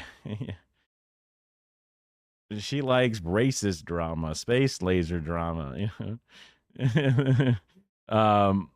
Yeah. Yeah. So like, but you know what? That's, you hope to reach across the aisle. You know, she wants to have a fucking anti-material fucking sniper rifle to make her fucking ads about, you know, hating Nancy Pelosi or whatever. But like, if she's like, hey, my constituents, my family notices there's not enough doctors around here and healthcare is too expensive. That's how you usually are like, okay, maybe you'll start to see what we're talking about. And maybe you won't think the taxes that we want to do, that you're sniping these giant binders, you know, with this rifle. You'll understand that this is the reason for it, right? Don't have them, problem solved. Yeah. I mean, I haven't heard her fight against the education board or whatever. Some Republicans do that for sure. And she might do it. You know, her biggest clips might just be different moments and shit, but so far, the first 2 minutes, okay, but what's her solution? What is she looking to get out of this, right? Or what does she think should be what should be done over this? Solving a problem, and this is such a crisis that I'm willing to say, okay, everyone, we have to do something about this. It should. I thought that she was going to try to like position herself to be the, you know, next gen MAGA, right? Because she obviously came from a QAnon background. She's been very inflammatory, but she's also butted heads with like the different Speaker of the House debates. She butted head against, you know, her old friends. They instead of the squad, they had the, I don't know, you know, the hogged, all the different like special Republicans that were there to fight for evil. The League of Evil. Yeah, I mean, yeah. I mean, so, but then she's butted heads with them. I forget if she was on the side of Matt Gaetz or she was on the side of like Boebert or whatever. She was like a never kever, or she would, because she was like fucking kever. She was an always kever. The never kevers were against her. There's a lot of different things going on, but if she's sort of noticing, if she's a room reader, which I wouldn't normally assume the incredibly cultish and wild individuals are the room readers, but she might have learned some skills and also, I don't know, has been coached by effective individuals. She might be seeing that, like, you know what, the MAGA element is sort of dwindling. So I thought she was positioning herself to be a new form of Republican after the Trump era is done, whether it be through natural causes or does not actually run for a third term despite being alive, or the Trump's children do not actually have the motion to move forward, and the Vances are again seen too close to Palantir for the average person, and he's kind of gross and can't order bagels at a bagel shop without acting like a fucking robot. I thought that she was positioning herself for that, but again, let's see where this goes. Shouldn't be something that we dangle the American people or military pay or all of these things. We shouldn't be dangling them back and forth. We have to fix it. What are you hearing from your constituents right now? And do you have any regrets about voting for that short-term continuing resolution, that spending bill? Thank you for that question. Number one, I am a Republican. And Thank you for that question. I really appreciate you bringing up this, and I would love to talk about that. I was like, huh? What we doing? Support the president. I was very vocal about I didn't want to vote for a CR. I want to pass our appropriations. That's our constitutional duty, and I want to bring that taxpayer dollars back to my district. I work hard on that, so that was important to me. But I support the president, and I voted for the CR. Number two, what am I hearing? CR. Something resolution. I forget what she called it. Does that mean that the bill that then continuing resolution. So that's like the going forward with the money that we have or whatever. And that's including the cutting the shit, kicking down the road. Oh, going for the we can fix it in November. We can fix it in November kind of thing. Yeah. From my constituents, it's great. We track all the calls that come into my office. About 60% of the calls coming in right now are calls of support and saying, yes, health insurance is a crisis. They're telling us stories about how they're already paying $2,000 a month with $10,000 deductibles. I'm getting phone calls. That's just an American Southern accent. Yeah. From people that are saying if the ACA tax credits expire, they aren't going to be able to have health insurance. They're going to have to drop it. But I'm hearing from people on both sides, people already on the ACA and people that are already getting crushed by high health insurance premiums. So that seems like, unlike other Republicans, and not saying that she's doing this for good measures or not, because it's been, it's too fast and too soon and too what seems like a sudden change, but actually listening, instead of going to the town halls and saying, man, you guys sure are mad at us. What are you mad about? We're evil, right? And then they're like, we're dying. She's like willing to listen to that because I guess she's less of a insider. She's an outsider kook when it comes to the different things that she's known to be kooky for, but she is a bit more down to the southern earth in the sense that it's connected with the individuals that are there. Or maybe I'm getting the wool pulled over my eyes to some degree, but that's a sentiment that I have not seen from the Republicans being like, wow, they're mad and we need to fix these things for them, right? And actually taking that and moving with it. And then when you push in that direction, you see people saying, thank you for pushing. And they're like, okay, awesome. Normally that's not a communication that happens. They just come on here to say the deficit's bad. They come on here to say, trans people are evil or something. And they just ignore their base of humans because they know they'll never vote for the Democrats because I think they're evil. I want to ask you about this new Washington Post poll. It shows that 47% of Americans believe that President Trump and the Republicans are mainly responsible for the shutdown. You see it here on the screen compared to. So I want to assume that she's going to push back on this and say that's a fucking liberal fake news poll, but I do want to fix healthcare. Just 30% of Americans who blame Democrats. Of course, Republicans are the ones with the power. Do you agree with Americans in that poll that see the shutdown as your party's fault? You know what? I don't think the shutdown is popular for either side. And so I see the shutdown completely different from maybe my party leadership. Oh, wow. Interesting. A both sidesing / it is kind of their fault. And I'm not putting the blame on the president. I'm actually putting the blame on the speaker and Leader Thune in the Senate. This should not be happening. Okay. She could never fight against the president.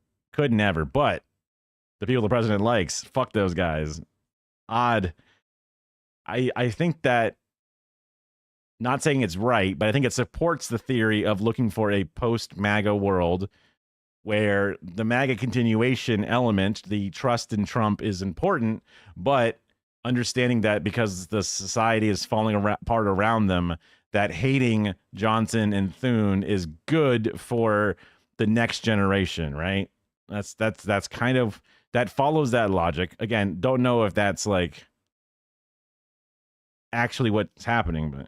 And I don't think, look, as a member of Congress, we already have a low enough job approval rating. This shutdown is just going to drive everybody's approval rating that much lower. Yes. But so you're putting the blame on the leadership of your party. The theater jerker. Yeah, the Beetlejuice.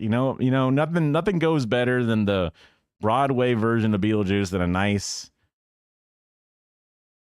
over the dress pants hand job. Just, I would say they go hand in hand, but it goes hand on dick. It goes hand on cock. You got someone doing their fucking, what's that Michael Keaton impression, right? They're doing our Michael Keaton impression and you're just getting bricked up. Absolutely. We control the House. We control the Senate. We have the White House.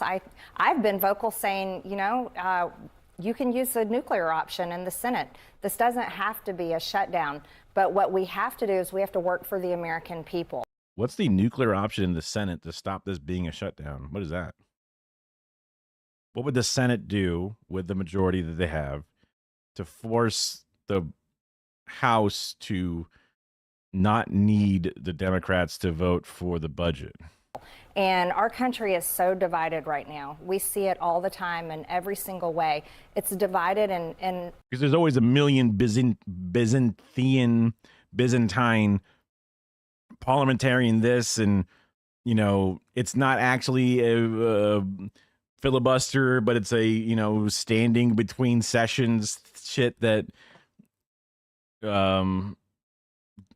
Cory Booker did, like all these weird ass things that exist. So I am not sure what she's referring to.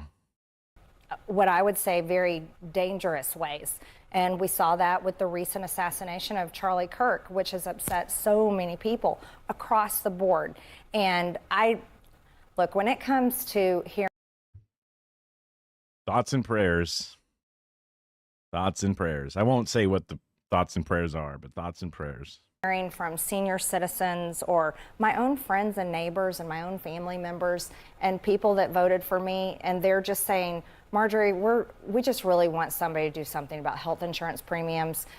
We really want our government and our leaders to actually focus on our country for a change and fix our problems. That is the message I constantly hear from my district. Your nephew's friend sent him a video of hail, baseball sized, from the south of you. That shit wouldn't tickle. It would just fucking, beat you to a pulp. Yeah, for sure. Baseball sized. You have baseball, or is that just a term that's been so widely used that you just say baseball sized hail? District, and I'm a representative. I don't have to be a cheerleader for my party. I have to represent my district because those are the people that hired me and sent me here. And I myself. Right. I thought you meant like it's not a huge ball, but you were saying it's just not that popular of a sport. Okay. Like if you ask about cricket, we don't got that here. Australian rules football, we don't got that here. Soccer, we have it, and it's medium size. I mean, I wouldn't say that it definitely. I wouldn't say it's definitely not huge, but it's not like small. There's enough of it that exists. But yeah, softball is bigger than a baseball. I don't know. A softball is like this-ish big, and a baseball is like, I guess just that. I don't know. It's hard to. It's been a while since I fucking held either one, honestly. I agree with them, and I'm pretty much over it's just drama constantly on TV. No offense, because you guys are on. Yeah, I mean, yeah, the amount of weather shit is kind of nuts. Between like twisters that just show up, finger of God, just rip that shit off the fucking surface of this planet right fucking now, and it's like, okay, we need to be living underground. We need to be like 10 feet underground, or like, bottom of the ocean shit or something. Like there is crazy ass stuff that happens. I guess you have to hope that a fault line doesn't form when you're underground, because then that would suck and rip your shit in half. That'd be bad. Television, but that's all that we see in American politics now. There's reporting that President Trump, as you know, recently called at least 2 senior Republicans to ask, and I'm quoting now from these reports, what's going on with Marjorie, end quote. Have you talked to the president about this issue? It's obviously so personal for you. Well, the president has my cell phone number, and he's called me many, many times. So if he wants... recently? How recent? I don't get into that kind of details, but he knows how to call me, and he can ask me himself. Ooh, left on red. Ooh. But here's the deal. There's also this, and I'm not blaming you guys, but there is a media narrative trying to say that I don't support the president. I absolutely support the president. I campaigned for him for years. but I'm also an action person, and I want my party to solve problems. And you say he's not getting good advice, though. You told Manu Raju. What specifically? Well, I don't think it's good advice that a government shutdown is going to help Republicans in the midterms. I don't agree with that. I also don't think Did they say that? That's dumb. it's good advice that Republicans ignoring the health insurance crisis is going to be good for midterms. I actually think that would be very bad for midterms. I mean, that was a big part of their fucking plan all along. So well, the goal was to have the majority of all that shit hit just after the midterms. That way, no one notices it. And I think that just not staying focused on America First policies is detrimental as well. Yeah, and on that note, are you concerned about?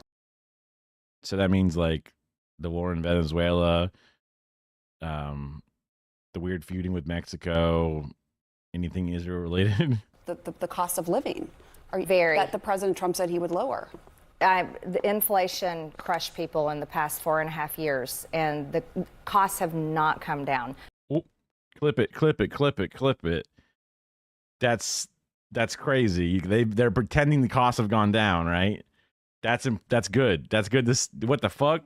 I myself can tell you my apartment here in Washington, D.C., the electricity bill is $100 more than it was last year, because you can look at your That's fucking crazy. own bill and look at cost. Asmongold told me, other than the pedophile stuff, they got everything solved. Just that one tiny pedophile issue. But he said everything was good. Asmongold just told me this. What do you mean? Prices have not come down. That is a reality.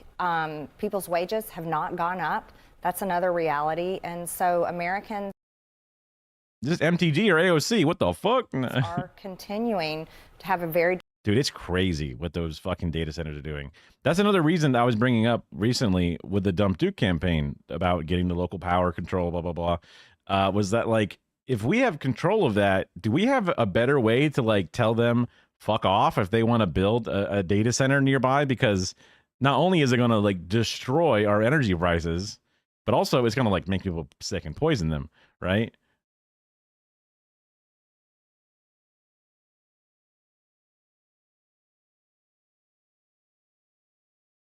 Yeah. I mean, she's making sure she keeps covering her base. And guys, I love Donald Trump, dude. Donald Trump's pussy is amazing. Okay, I'll bend down and kiss it and do whatever he wants. But everything that we're doing is completely backwards, and it's like, what? difficult time getting by. And I'll go a step further. It's almost like if you were thinking that she's genuine, she still has that, like, you know, a lot of people have this thing where it's like, I can't admit I was wrong because I campaigned for him. And then this would be my fault because he did a bad thing, and I don't want to think he's bad. So he's great. It's just nothing's working out, and I don't want to think about how he's not. He still needs to be great in my mind. But let's talk about how nothing's working, you know? I'm a mom. And so when it comes to what is affecting my adult children's lives, who are 22, 26, and 28. Ooh, 22 and 26. I think they could. Maybe the 26 is cut off, but 22 should definitely stay on your health insurance. What are you doing? You got like crazy Congress health insurance, so you should definitely keep them on. Maybe they can't keep them on because it works different for them. I don't know. I'm going to be 1,000% fighting for them over any politician and any party. And I can tell you right now, that generation, they are barely making it, and they're very hopeless for their future. So you're a mom first, a politician second. That's right. I'm a mom first. That's good to hear. Oh, Wolf. Oh, Wolf. You're such a fucking puppy. You're not a wolf, dude. Like, oh, wow, that sounds really nice. I like that. You said you're a wolf you're a mother first, then a politician second. That sounds so sweet. Like, bro, she would gut you and turn you inside out because you're a fucking liberal. You know, like, dude, he's so ready to, like, I'm ready to capitulate. I'm ready to cede ground. I'm ready to fucking ratchet effect. Let's do it. Yeah. So I want to just ask you also about another issue you've been really outspoken about. And of course, that is the Jeffrey Epstein files, wanting to release those. I know Democrats have also been calling for that, a few other Republicans as well. The Democrats are accusing Speaker Johnson of delaying the swearing in of Arizona's Democratic Congresswoman-elect because she would give the last vote needed to release those Epstein files. I'm wondering, the Speaker, for his part, he has denied that. He said it's because of the shutdown. Have you spoken to him? I'm assuming that means that she's also working with the Republicans and voting with the bloc, blocking the files. So based off that premise, she's going to be like, somehow I think it's based that this is happening. Unless she's a member of the Republicans who do push against it. I don't know. Do you think she should be sworn in right away? Well, I'll say it like this. I can't conclusively say if that's why the House is not in session, but the House should be in session. And the House should be in session for many reasons. We have appropriation bills that need to get passed. There is a new Democrat that's been elected that does deserve to be sworn in. I literally can't believe my ears, basically. Her district elected her. We have other bills that we need to be passing. Are you sure it wasn't a fucking rigged election? You sure, the fucking ghost of, whatever that Venezuelan guy was, And if it's to avoid the discharge petition, why drag this out? That is going to have 218 signatures. And so I say go ahead and do it and get it over with. So, Marjorie, if you're not one of the pro signatures, you could flip it right now and say, Speaker, I'm going to side with them if you don't get this ball rolling, because if this is why you're holding things up, I'm mad, right? So I will force that to happen anyway if you don't get this shit rolling. So just get this shit rolling. And that's what I'm thinking. Like, she might be. I don't know. The big news that we're all following right now is obviously the ceasefire deal between Israel and Hamas and Gaza, and the hostage deal that all the remaining Israeli hostages, dead and alive, will be allowed to go back to Israel. President Trump says he might be going to the region as early as this Friday. He wants to be there when this historic moment unfolds. He wants to witness this, talk to his aides, talk to the Israelis, talk to the Palestinians as well. Do you have any concerns at all that this deal could still, God forbid, fall apart? I don't know. I certainly applaud the president. This has been one of the issues that I've campaigned on and talked about constantly. I'm very much. The AI overview says, as of October, she is one of the 217 House members who signed a discharge petition to force a vote on releasing files on Epstein. So that makes sense that she couldn't be the flip.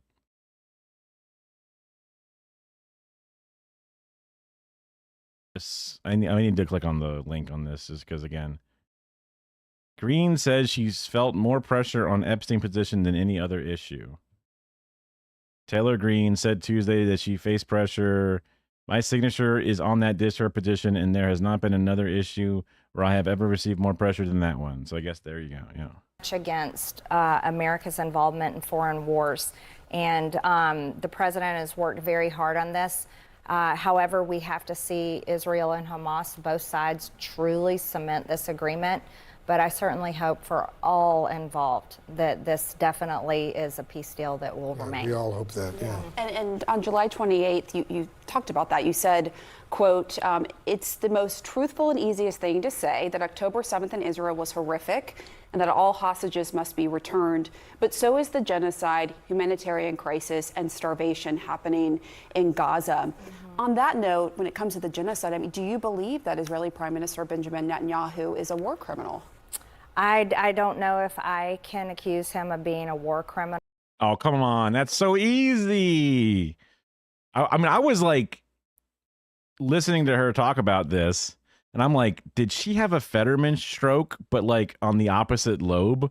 Like, did she have a right brain stroke and Fetterman had a left brain stroke? I'm like, what happened? Right? Like, did we just not know about it? Like, but then she's like, well. However, well, let's just say both issues are bad. That's why I said that. What happened on October 7th is absolutely horrific. And of course, I mean, she went to the Holocaust Museum as punishment. So she learned all about, why it's not okay. Our hearts go out to those families and those hostages that remain. But at the same time, the relentless bombing of the Palestinian people, Yeah, and many yeah, of yeah. them have been just innocent people. They're Oh yeah, he thought, oh my god, many of them. You could have exploded that into like even under the craziest things, it should still be like 90%. That was the official numbers, right? I think it was 90% technically, right? But okay, majority. That's better than I expected, and they're not just Hamas, right? not Hamas. They're literally women and children, and you can't unsee the amount of pictures and videos of children that have been. I mean, she's heard her constituents say healthcare is important for us. Look, we're hurting. And then she's seeing the genocide in front of her eyes. And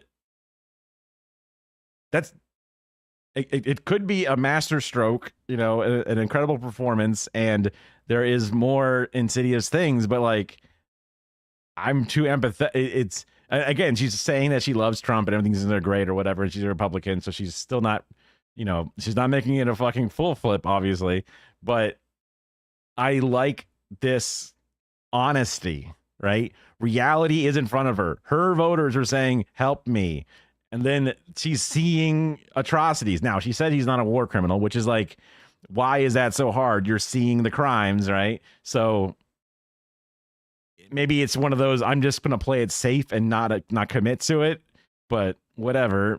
But you know what I mean? Like this is the type of thing that you expect out of just about anybody, right? And that's why it's frustrating when my parents can't do this type of thing where it's just like you see the statistics in front of your face, you see the problems in front of your face. Why do you feel like these other things are the solutions? Blown to pieces, and are they're finding them dead in the rubble. That isn't, those aren't actors. That isn't fake war propaganda. It's very real. And Maybe her anti-Semitism is coming out, being like, I don't want to believe the Israelis because they're liars and can like maybe that could be playing. They could be playing a role into this that keeps it from being totally, pure. But again, the transition from being sort of dismissive to being like, wait, I can see it. And I think that in some way, again, even if this is a bit of a performance for CNN or whatever, it is a calculation even, but because this is a thing that's happening to even in some ways the most extremely usually opposed person, the fucking tone shift, it has happened, it is happening, even with a healthcare argument, right? Which is why, again, it would be so fucking sick to push on this pressure valve that Medicare for all should be back into the conversation for 2028. It should be back in the conversation for all of Americans. And anti-war, interesting. Now apply this to Venezuelans. Apply this to all the, apply this to the other things that are going on, and it might. I think that is equally horrific. Apply this to the fucking, people that are being kidnapped and brutalized by ICE inside of our borders, right? That might not ever happen from this exact, vessel either. But if you're able to believe your truthful eyes, then that implies that could also happen. I just really, I want to see an end to it, and I think most Americans do. And with President Trump's involvement, it looks like, this first phase, a ceasefire, it's happening. We're monitoring all of that closely. Yeah, because obviously there's a lot of tentative, they leave a lot of doors open for slamming it shut because, oops, this thing did not go the way that we said we wanted it to go. They're already trying to rewrite, which of the 250, lifetime prison sentences get, freedom. They're trying to neg on a lot of things. So it makes sense that there's going to be a lot of problems. They've already broken the ceasefire a bunch, obviously.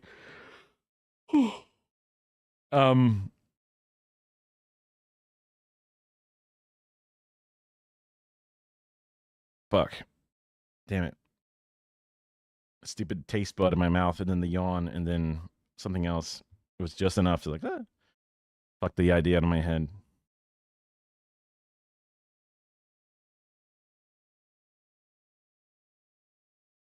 peace deal.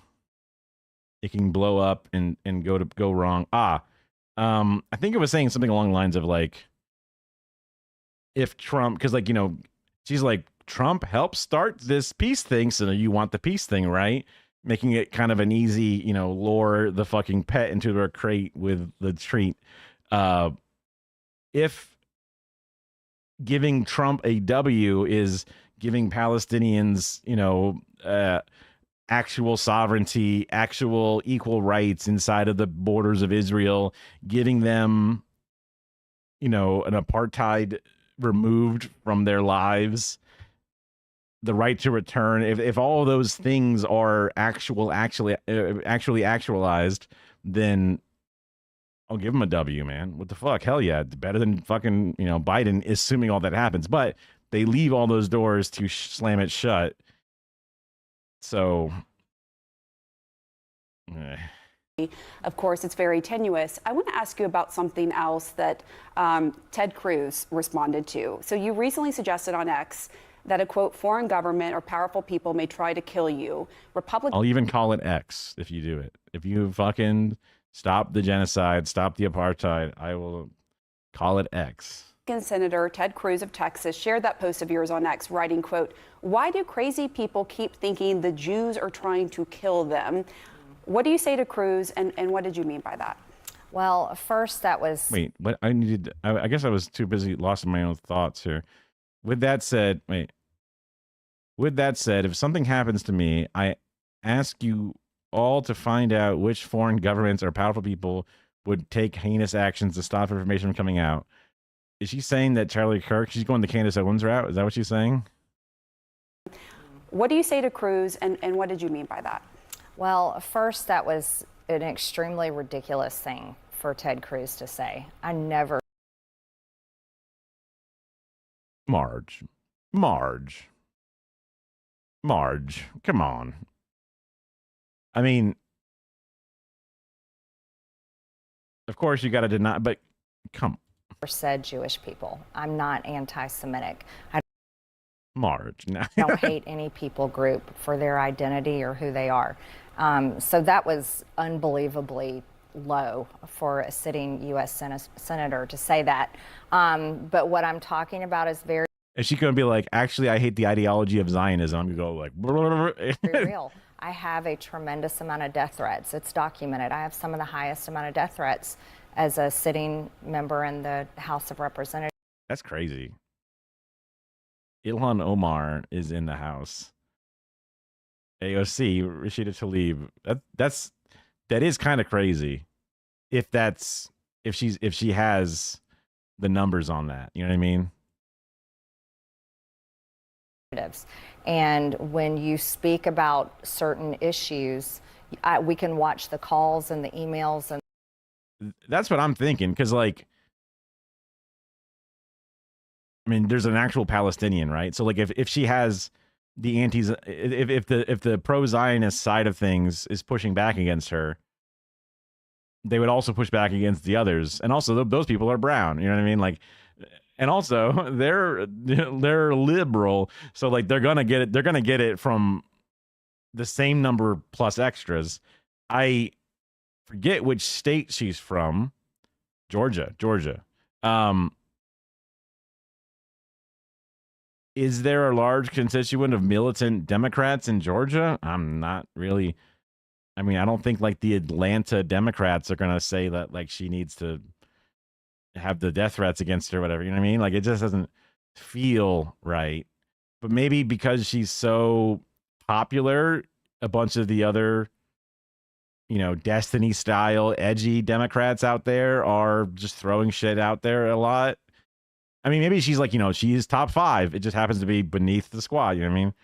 the messages, they increase and the threats increase. And so when I say I am seriously concerned for my life, and I say if something ever happens to me, I really mean it. It's okay for me to say that. This is the time that we're living in where we're seeing political violence, and I'm totally against it completely in every which way.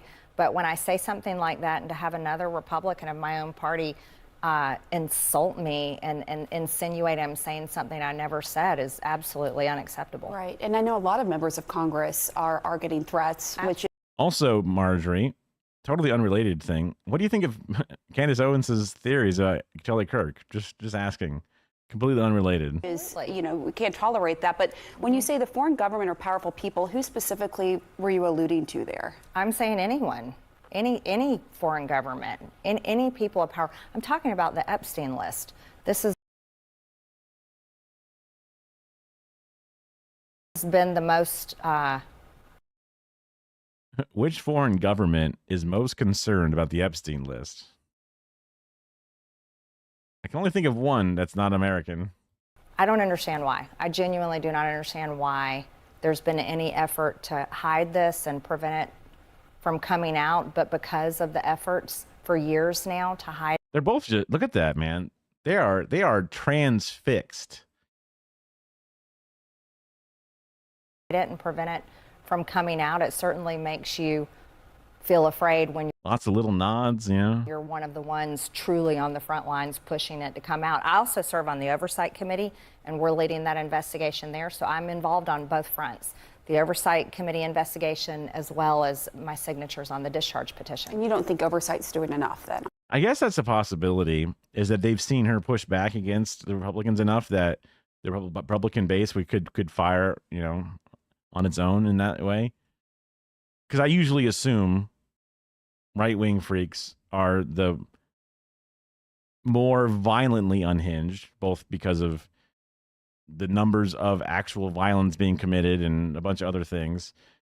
So that's why I usually assume they're going to be the heavier hand when it comes to death threats and stuff. But such like shit like this, right? Coming on CNN talking about, how could you, right? I could see that happening. Usually I would think that they would be, championing her because of her origins and what she's said and done. But, what have you done for me lately? I guess that can always be a part of it. On that. Actually, to tell you the truth, the oversight investigation has the power to go much further than Thomas Massie and Ro Khanna's resolution. But they're not doing that. Why do you think that is, in your view? Actually, well, number one, there's a government shutdown and the House is not in session, so nothing is happening.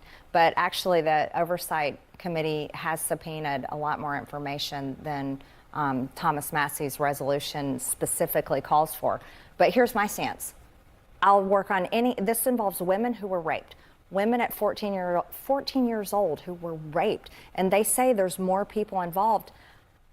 I don't know how anyone in their good conscience can be against letting that information come out. So I want to help on any front that I can. You're a courageous politician, but more important, a loving mother. Thanks very much. He loved that, dude. He's just thinking about that the whole time. Wow, she's actually a mother first. What's crazy? Huh. Oh, yeah. Huh. He loved that. Thanks for coming in. We hope you'll come back here in the Situation Room. I would love to. Thank you very much. Thank you very much, Congresswoman. Appreciate it very, very much.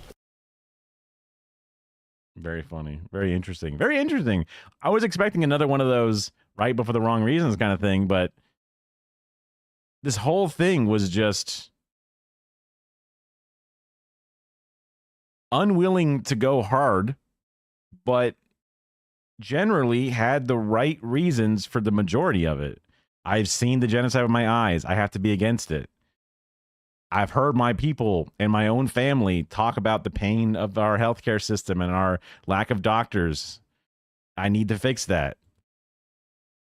That's kind of what she said other things, and she's, not willing to go, 10 toes down or whatever on certain elements of it. But she said all those things, even said that this Epstein shit needs to come out, and she's been one of the 217. So it's like, damn, okay. I mean, I would want to see a lot more, right? The same way that, a person coming over from former, intense military service, or people coming over from police service and stuff, you want to see them cover a lot of ground and make a lot of amends. So based off of her political activeness and what things that she finds important and shit, I would want to see continued, change and growth and things, but not mad to see it, right? At least currently. Again, I could be getting the wool pulled over, but maybe Hassan will watch it later on and then poke 1,000 holes in it and make me look like a fucking moron. But that's what I am. I am a moron. But I think it was pretty. I think that was surprisingly good, surprisingly reasonable, I guess, especially given the situation and who it's coming from. I want to.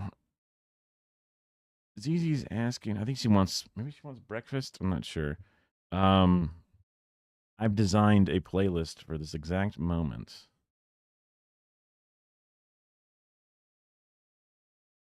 Here, let's throw.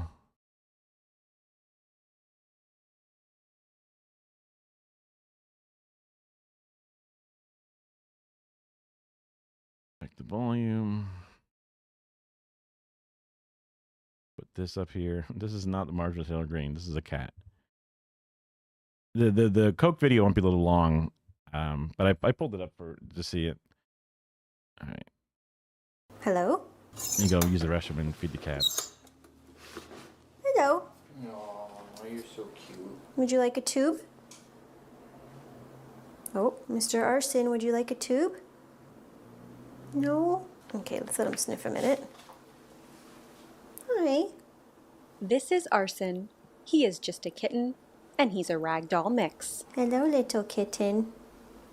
Looks like a lemur. Hello, little kitten. Would you like to try some tube? Please don't jump. Are we going to behave for our nails? Hmm?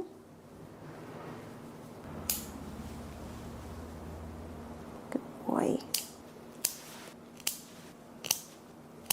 Oh. He has another nail growing out. Look at that. He has 2 nails. One growing here. Very good so far. I want to make sure I get them all because she said you're feisty in the bathtub. I can't see.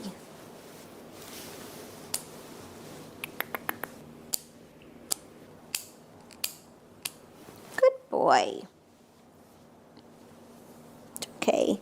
Take some tube? No? Okay, we're going to go for a bath.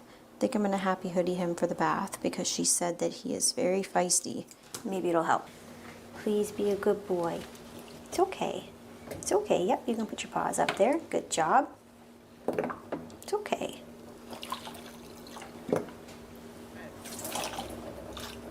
Arson's kryptonite is water.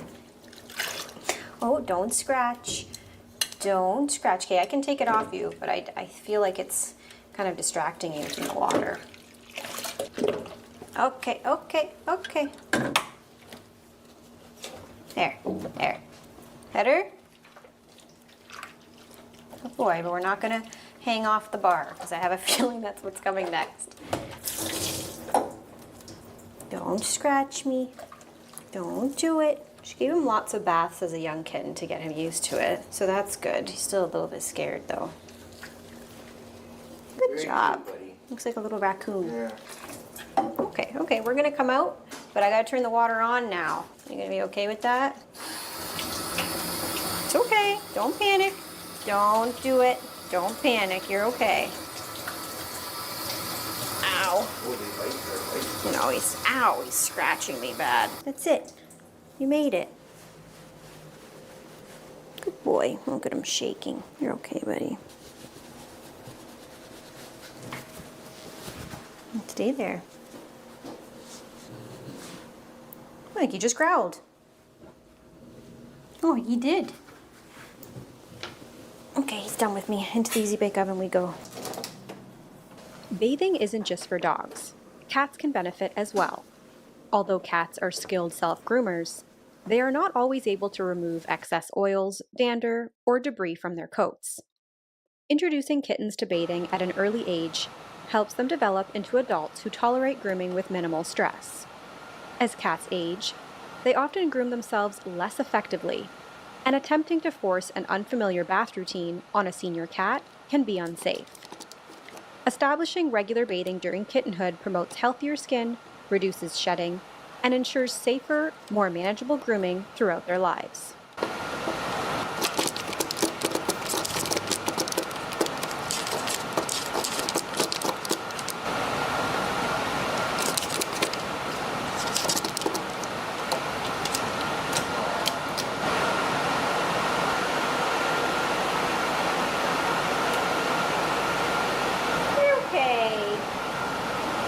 Okay, little man. You want to come out? Yeah, you don't like it in there. Come on. There you go. Did you survive, sir? Come here. Let me see.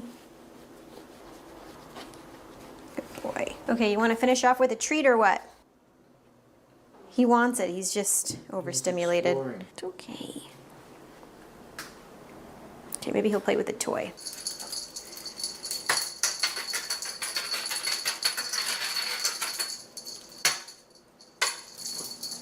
You don't want it? She's got a bunch of tricks to keep cats from getting them.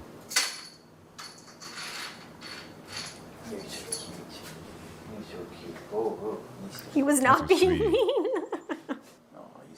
He's scared. He's overstimulated. There's a lot of smells in here. No problem, buddy. You should go home, little coon. Go back in your house? That's a cool cage. Come on, go back in your house. It pulls There's out a like little that. fish in there for you. Thank you. Careful. Please come again. That's sweet. Yeah, a 5-minute break like this is pretty nice for me to go get up, put the cats outside, you know, take a piss. They didn't want to eat, they just want to get outside in the backyard. Grab a couple of things, move some things off the desk. So I like these little 5-minute videos. There's also been some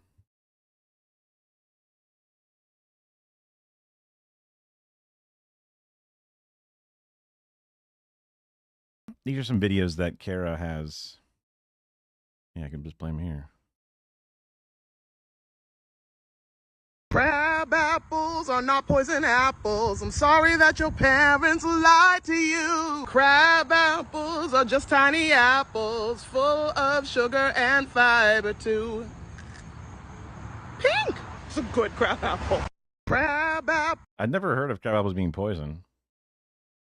So these are the things that she does. She's like, I guess, a botanist or like a woodly person. She does this poison or snack. And it's like, you know, so let's see. I can start a prediction, right? This is the thing I can do. Twitch prediction. Start prediction. Name a prediction.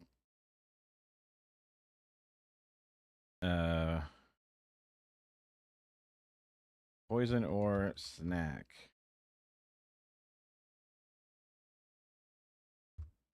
Which one is snack?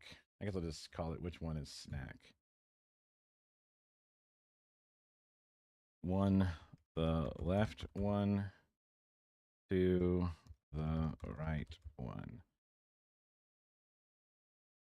Start prediction. I have to confirm the prediction. Do not show this to me again. All right. And now, oh, fuck. I have a thing on the screen. It's only a few seconds. One of these is poison and one is a snack. Which one are you choosing? A or B, this or that? We're gonna learn about them together, and that is a fact. Oh yeah, cause one is poison and one is a snack. Ooh. I might restart this with like a minute on it or something. Delete, enrich fun points. Start prediction.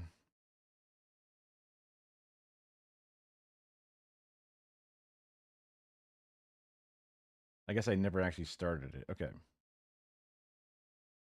Which is a snack? I haven't done one of these before, really, ever on stream. A left, B right. And then do I have a timer on it? Like, how do I put the time on it? Ah, there it is.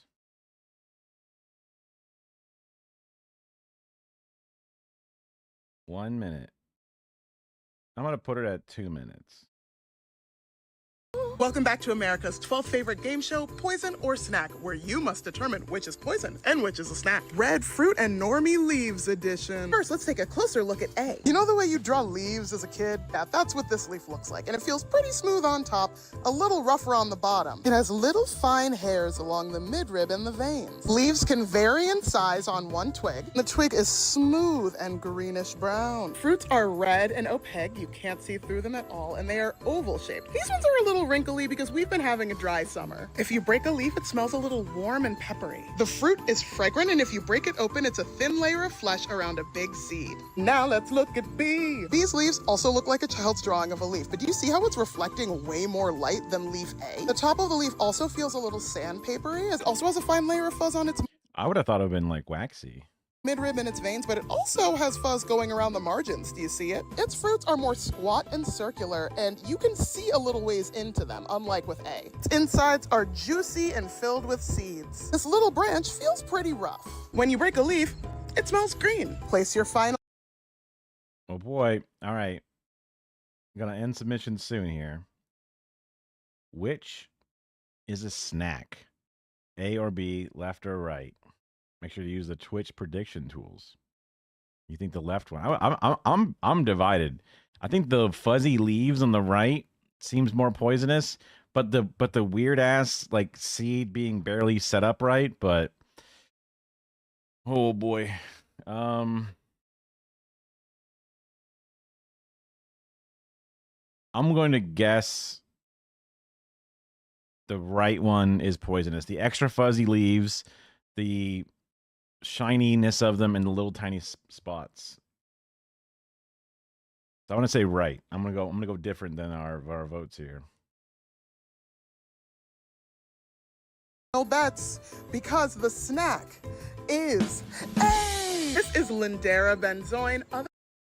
I think I was voting incorrectly because I was voting for which one I thought was the poisonous one, which is the exact opposite of what the rule was to vote for the snack. So I guess I'm right like everybody else, but I technically selected the wrong letter because I'm dumb. I'm illiterate in my own test. Otherwise known as spice bush. And in Doesn't seem like much of a good snack if it's entirely all a seed. my opinion, it's one of the most potent spices native to my area. These fruits, sometimes I'll just grate not even a whole one into a dessert and it flavors the whole thing. Give an allspice meets black pepper meets cinnamon flavor to whatever they touch, but their flavor is strong. These little fruits are also very Grats to the winners, everybody. Grats. fatty, which means they're a high value forage for a lot of animals trying to To the one bulk of up you. before the winter. Also means that if you eat them by themselves, it's a weird experience. I would highly suggest drying them. Oh, and the fat in them spoils, so if you do dry them, freeze them after you dry them. You can also make a delightful and cozy tea by just pouring hot water over the twigs and leaves. And this little scamp is Amer Honeysuckle. She was brought over because her flowers in the spring are very pretty and delicious, but she has no other edible parts and she outcompetes a lot of our native plants by leafing out earlier than everyone else. That's rude. It's poison in a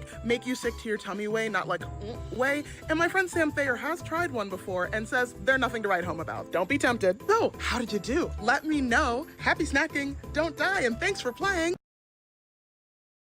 Interesting. We can do another one.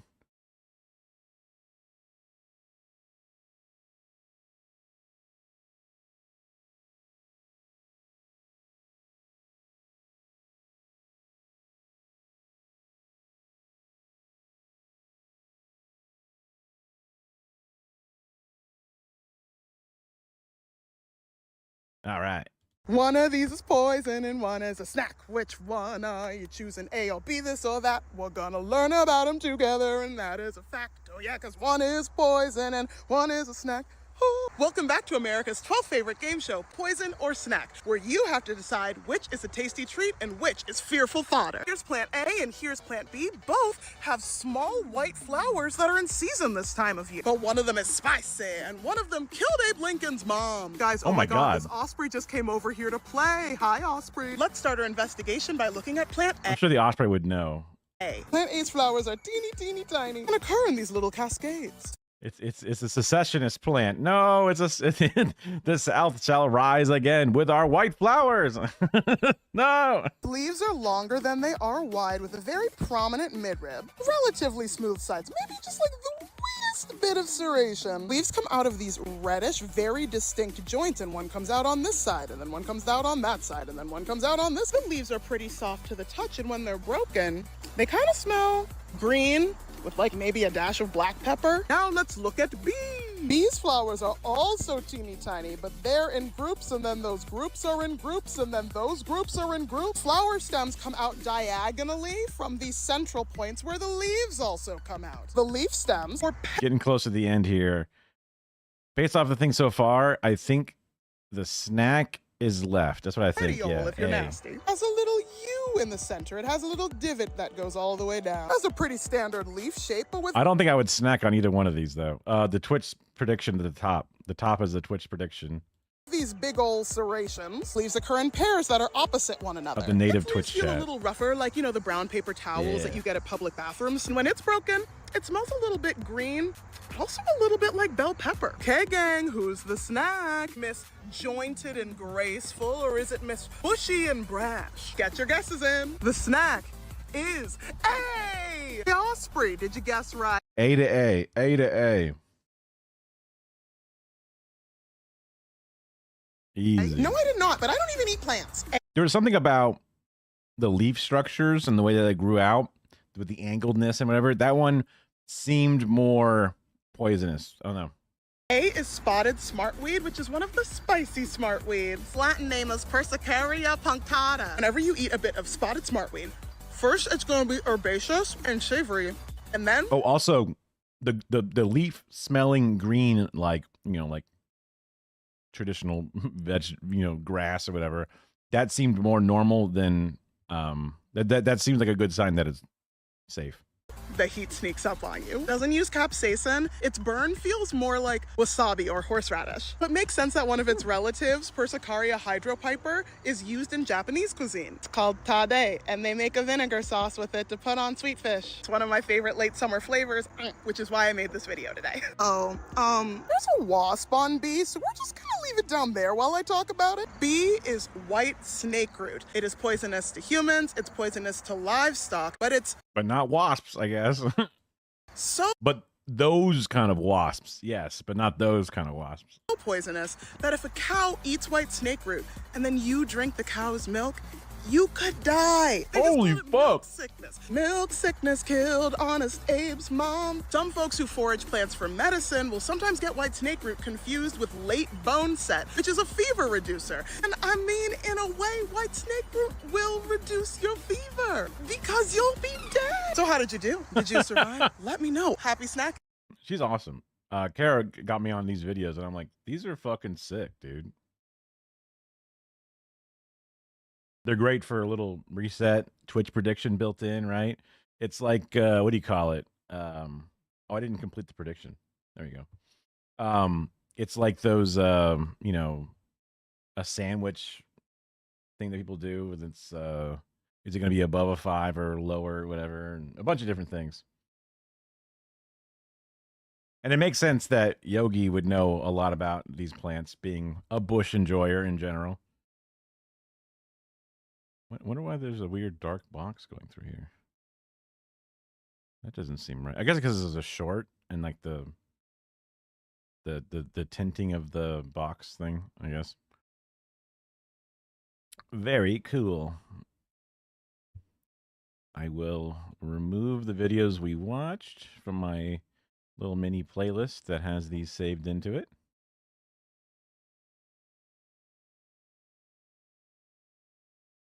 But also, these are, I assume, American plants, so you might have limitations in your knowledge about specifics. You know. And also, you being good at it is not a problem. Nothing wrong with that.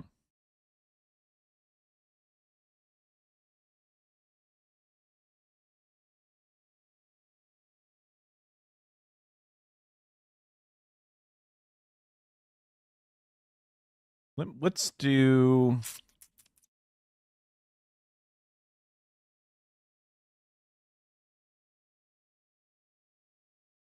This one is a quick one. It's been a while since I got the shit on fucking Bitcoin. Bitcoin ATMs. Increasingly used by scammers. I mean, let's be real. No shit. To target victims. Oh, a dumbass uses crypto? A rube. Here we go. That's so funny, if that's literally what it is. Welcome back, everyone. You've probably walked right past one of these machines without even knowing it. Bitcoin ATMs. They convert cash into crypto. Yeah, I mean, that is kind of interesting, right? I mean, there's perhaps more of their physical properties relate to their, I guess, internals or whatever. I mean, hey, if you ever have like, oh wow, because of that angled growth, that's a telltale sign or whatever it is. Yeah, yeah, like so the growth patterns leaning into their superpowers, whatever it is, their special features. Even though despite being on different sides of the earth, they're still dealing with the same methods of gravity and oxygen and,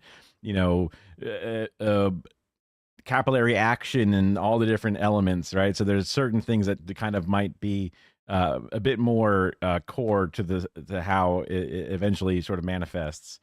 Currencies, and they become a key tool for scammers to bilk Americans out of hundreds of millions of dollars. Jay O'Brien has this story. Hello. She's at $23,000 already. Where's she at right now? In the corner over here. You're watching a cryptocurrency scam caught in real time. Yes. Can I talk to you for a second? Please, I have the bank on the phone. Okay, let me talk to who you're talking to on the bank. I'm in danger. Okay, stop putting money in there. Fran Bates, 85 years old, has been coaxed to a gas station she's never been to, up to a... Oh my God, bro. You need to give a bunch of Bitcoin to me right now because I have your computer, I have your son under duress. Hey, it's me, your son. Please, right? Machine she's never seen before and is now a click away from losing tens of thousands of dollars of her life savings. Do not click anything. Lieutenant James Stewart arrived in the nick of time. No, listen to me. Do you really want to fight this fight with me? Yes, it is my problem because what you're doing is committing a crime. Because Mindy Jordan, an eagle-eyed observer in that gas station, sensed something was wrong and called 911. She was my angel. Your angel? Yes, she rescued me. I was so scared for you. Well, I was beginning to get pretty... She looks so different without the grandma glasses on, like those big fucking, plastic, 360 shade glasses. She looks so different. Afraid too. What was happening on your computer? Fran says she was convinced to click a link, and then the scammer then spoke to her through Big Juicy Naturals. Click. Uh-oh. the speakers of her computer, and over the course of 2 days persuaded Fran that her bank account had been infiltrated and she needed to withdraw all of her money to be deposited into something called a Bitcoin ATM. That's crazy. It's true. That's it seems exactly so what hard to believe. I know, and you think if you had to listen to it, you would wonder what's going on with that woman. Doesn't she realize what they're doing to her? No, you don't. But they've got you. Oh, they have you right where they want you. Thanks to this young lady, because of her knowledge, and I She's like, can I borrow $5? And like, I don't got it. Sorry. I don't got it. had never, what was the machine that I was? A Bitcoin machine. Bitcoin. Fran is just one of dozens of victims ABC News and our owned television stations have found who were lured by scammers to deposit money into a Bitcoin ATM, a machine you may have walked by but never noticed, popular in gas stations, supermarkets, and liquor stores. They just kept reeling you in more and more. You had... Is that the Breitbart guy? I said his name earlier today. Why is it eluding my mind? It looks like him, especially with even like the jacket. It's his like telltale jacket. No idea that this was a scam. He walked me through everything on the Bitcoin machine. Amy Nofziger, the director of fraud victim support for... I guess I got like Southern white guy brain. Oh shit. Everything on the Bitcoin machine. Because I was like, huh? You know, dyslexic white guy. And I'm like, what did they put on this clapper? I see N and then I'm like, huh? Amy Nofziger, the director of fraud victim support for AARP, says her team fields dozens of calls every day from victims of a variety of different scams that all end the same way. with money deposited into one of the more than 45,000 Bitcoin ATMs across the country. They look pretty much like a regular ATM. The difference is you don't really get money out of them. You put money in and buy cryptocurrency. And they're everywhere. From where we sit right now, there's about 10 in a 2-mile radius of us. There's 10. That's crazy. Around us. Yep. Just last year, data from the FBI shows America. It was, what's his?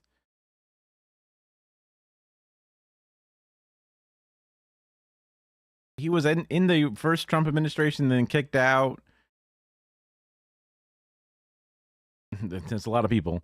Worked for Breitbart, kind of fat and like gray hair with like the weird red skin face, very unhealthy looking. Was caught on a Chinese billionaire's boat. Fuck.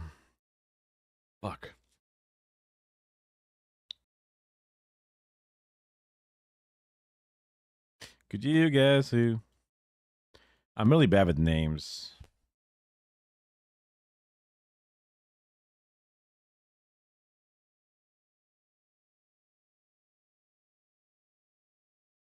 Steve Bannon. Steve Bannon.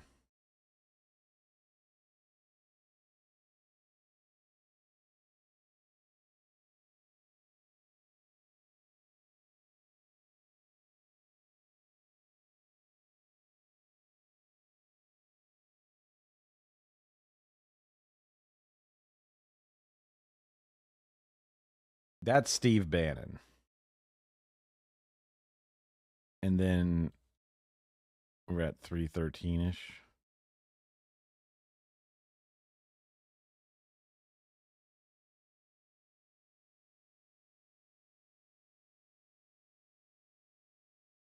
Like with this jacket, I thought that was Steve Bannon for a second. But there's obvious differences. He looks much healthier.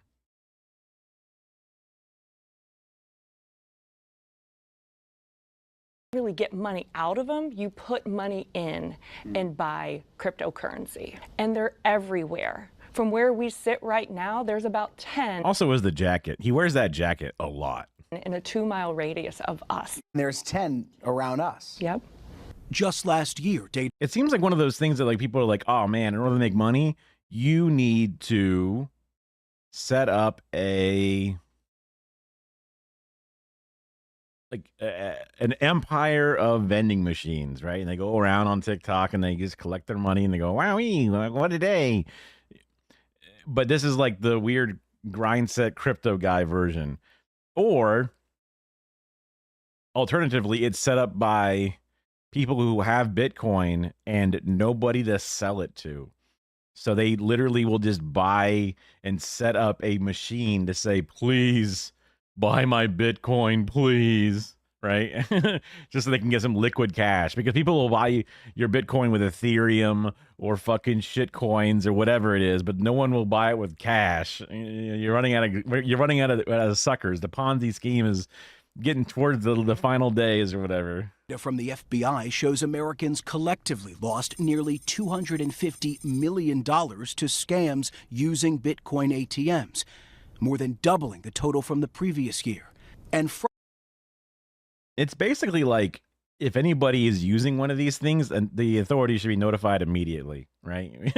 Fraudsters, either they're like, you know, doing human trafficking, or they are just getting scammed. Often believe the machine's digital transactions keep them anonymous and are untraceable, but not for Adam Zarazinski. You can trace the untraceable. Yes, yeah, it is not untraceable. It is very traceable. Zarazinski. The whole point of the fucking blockchain is supposed to be that it's a constant, well-verified ledger. The fact that it's like anonymous is because the wallet number is some gigantic pile of fucking bullshit. But especially if like you use a machine like this and it generates a fucking wallet, you know, at the spot, you kind of know what it is. He runs a cryptocurrency forensics firm called Inca Digital, working with law enforcement to track the funds scammers steal. He showed us how they do it. So within a certain period of time, couple hours, maybe a day, maybe longer. $20,000 of scam money just went through this one ATM? Yes, these ATMs overwhelmingly serve scammers. Overwhelmingly? Yes, these are all transnational criminal groups. Yeah, these are not one-off guys in grandma's basement. These are compounds, typically. This is a business. This is a business. Zarozinski explains those sophisticated scams that start with things like persistent text messages from unknown numbers increasingly now end up with an unsuspecting victim depositing cash into a Bitcoin ATM.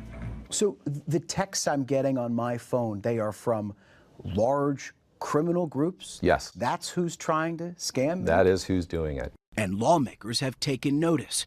At least 17 states have now passed legislation restricting or outright banning Bitcoin ATMs. And last month, the Attorney General of Washington, D.C. sued a popular ATM company, alleging a whopping 93% of their transactions were tied to scams. The defendant in that suit... Well, yeah, man. Who is like, oh, let me pop down to the fucking corner store and deposit cold hard cash for fractions of a Bitcoin. Time to do that, right? If you're a fucking dude who likes crypto, you're not doing it at the goddamn convenience store. You're using it on their fucking computer or on your phone. You're not going down to the fucking corner store to do it. Those things were just there because they realized boomers don't know how to get fucking crypto. Okay, then we just seed the area with a bunch of these fucking ATMs, and now they can go do it there, right? Athena, like they're the ones probably putting them up there. Bitcoin adamantly denied those claims in a statement to ABC News, saying in part they have strong safeguards against fraud, including transparent instructions, prominent... Like, okay, I want to talk to a person right now about your strong fucking things, right? We have the goddamn fucking, you know, the actual investigation or arm of our criminal justice that is actually doing something that's valuable, right? Like the reason that you end up having fucking things like FBI's or whatever the fuck thing he was from, this is the reason you would actually feasibly want these things. This guy is like, yo, check it out. 90 whatever % of this shit is all fucking scam shit, right? Bullshit, your fucking strong things, your goddamn ChatGPT ass fucking PR statement. Fuck you. Come here, bitch. Come here. Look, your negligence is causing, you know, all these fucking grandmas to fucking lose all their goddamn savings. Fuck you. You can't just weasel your way out of it and say, nah. Warnings and consumer education, and that just as a bank isn't held responsible if someone willingly sends funds to someone else, Athena does. There's probably screens on these things that say, stop. If someone on the phone is making you do this, just don't do it. You're fine. Trust me. And they're like, just slamming the skip because they're just, that lady, she was so ready to start shoving money in the machine. Also, it's so funny that the cop is like, you're doing something illegal, son. What are you doing? You better not click another button. You're under arrest. And it's like, brother, I am behind 15 fucking VPNs, 2 firewalls, and I am in a whole nother part of the globe. You know, what do you mean I'm under arrest? Fuck you. Who do you think? Everyone needs to listen to me right now. They gotta give me my fucking respect. It's silly. You got to get one of the guys who wears like the shades on YouTube who like does all the anti-scammer shit. That's the proper, you know, person that they're afraid of. Does not control users' decisions. But Zarozinski believes Bitcoin ATM companies should do more to protect victims of fraud, like capping the amount of money a user can deposit in one day. Why do you think, as you say, they're not being aggressive enough? Money. It's money. They have a financial incentive to let people be scammed? We get a percentage of it, dude. We get our fucking fee. We get our fucking minting fee. We get our, you know, transaction fee. We get our 3%, you know, 2.5% plus, you know, 30 cents per, you know, there's a reason these people are setting these things up. They're not just doing it because they just really believe in Bitcoin. Yep. Because they make a percent on every transaction. While Zarozinski can track most transactions, victims often don't get their money back. Also, Yeah, because they go, please give it back, please. And they go, no. And it's like, dang, we tried. Sorry. Right?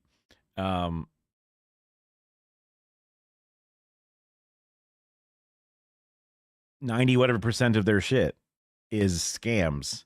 You make them not do scams. You make them put up limits on the fucking deposits.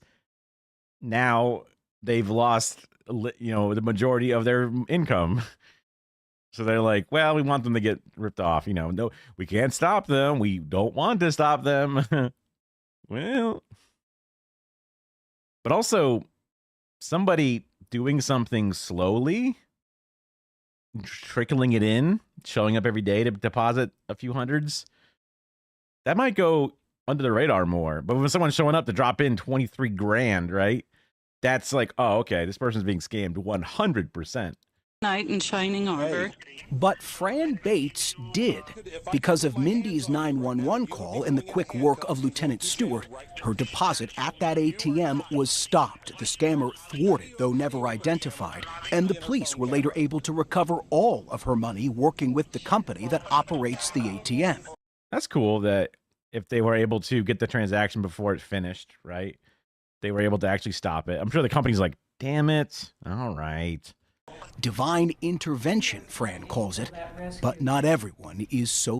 Was that lady's name Divine? Because that would be divine intervention. But lucky. Thank goodness you're someone that when you saw something, you did something. So a number of people are. That poor old lady, dude. Not only did she get fucking scammed and stressed out and did all this, then you had to have the reporter come and say, you're a fucking idiot. You fucking fell for this shit. Everyone should know this is bullshit, yet you, with your soft little mind, you're the wool pulled over your eyes. You you just thought it was, huh? Wow. Clueless.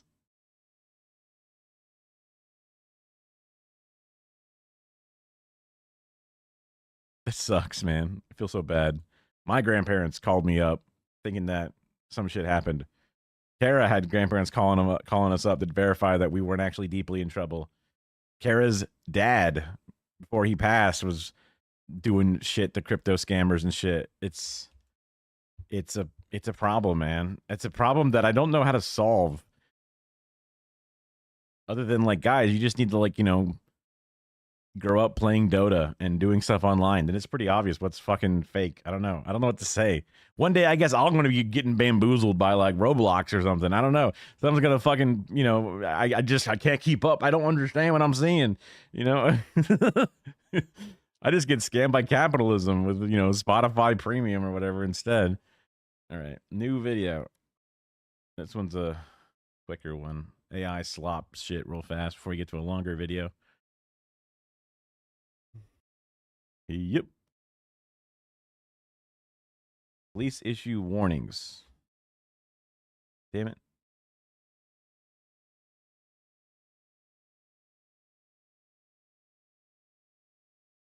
Over home or AI intruder pranks.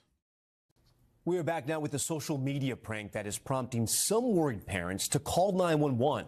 Ellis and Barbara on the new warnings from police departments across the country. Get the guy out of your house. This October, a frightening new prank taking over social media. Get that man out of my house.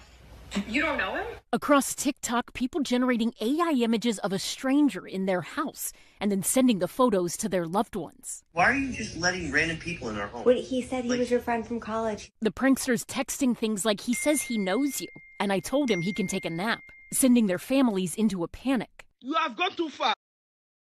You have a dude? You're going to give a homeless man some help? A glass of water? What? I will not take this. At times, ending with police knocking on their door. Oh, I was just That's crazy that they would call the cops on their own family member. trying to mess with my mom, and she took it seriously. No, there's no one. Calls are ranked in priority, and something like this would be a high priority. Police departments across the country saying they're getting 911 calls from parents thinking their child is actually in danger, worried of a possible intruder. Call the cops right now. It causes a pretty aggressive response for us because we're worried about the safety of the individuals in the home, which You're like swatting yourself almost. could mean clearing the home with guns out. It could mean making call outs. It could cause a SWAT response. Round Rock Police Department in Texas saying they've responded to multiple home invasion calls that stemmed from texts like these. I'm gonna call the police. I don't know who that is. You can hear the stress in Mom's voice. Mom believed it was real. It wasn't a prank to Mom, and Mom was trying to get there as fast as too. Mom was in a hurry to get there. Police issuing a warning to users that pulling pranks like these, Dad, I'm just messing with you. It's AI. could result in criminal charges. Ellison Barber, NBC. We thank you for watching and That's crazy. That's not good. These CBS ones are so fucking fast. It takes me more time to fucking paste all the bullshit into my thing. Yeah. Earlier this week, people within the entertainment industry sounded the alarm over OpenAI's newest video and auto generation. That lady's got so much makeup on, dude. I mean, you know, go off or whatever, but I'm just like, I don't know, man. I got a limit. Not to be all fucking woke and shit, but it's like a human's natural beauty is, you know, much more appealing. Just seems like if someone's wearing drag amounts of makeup in everyday life, you're kind of like, huh?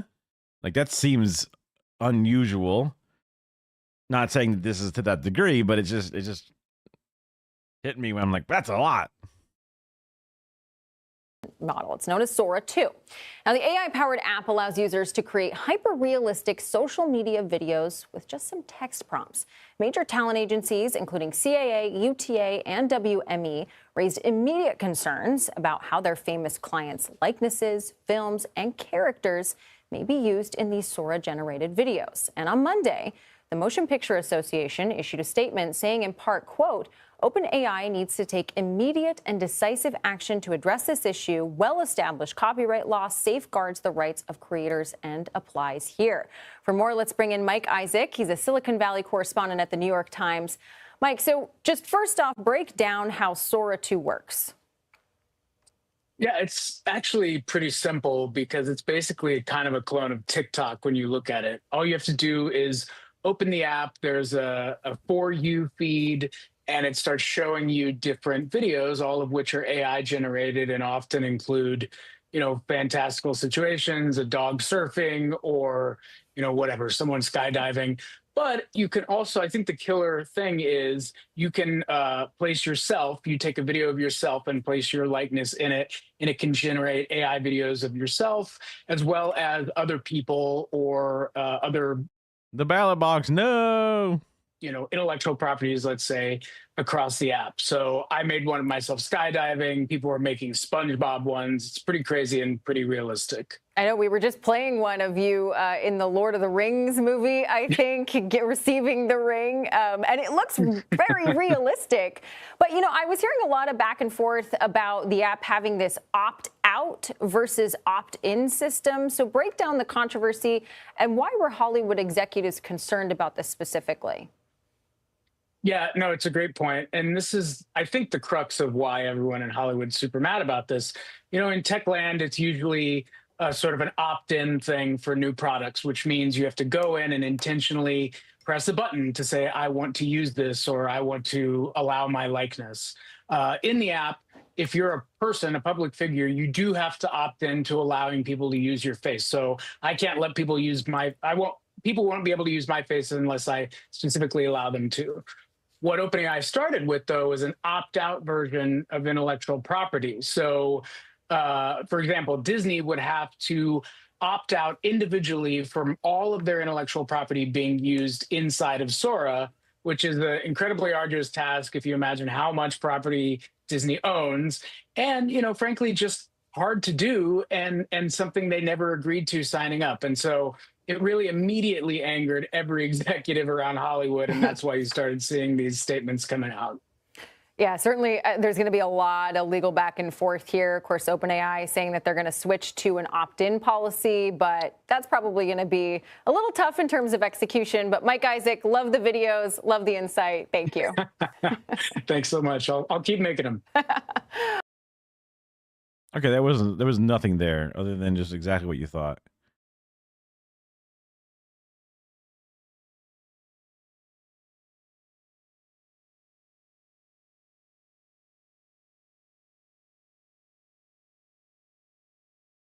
What? No.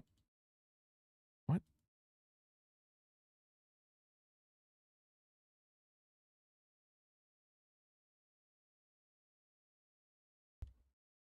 Annoying. They're doing something different with Google's thing, I guess. Maybe Firefox was.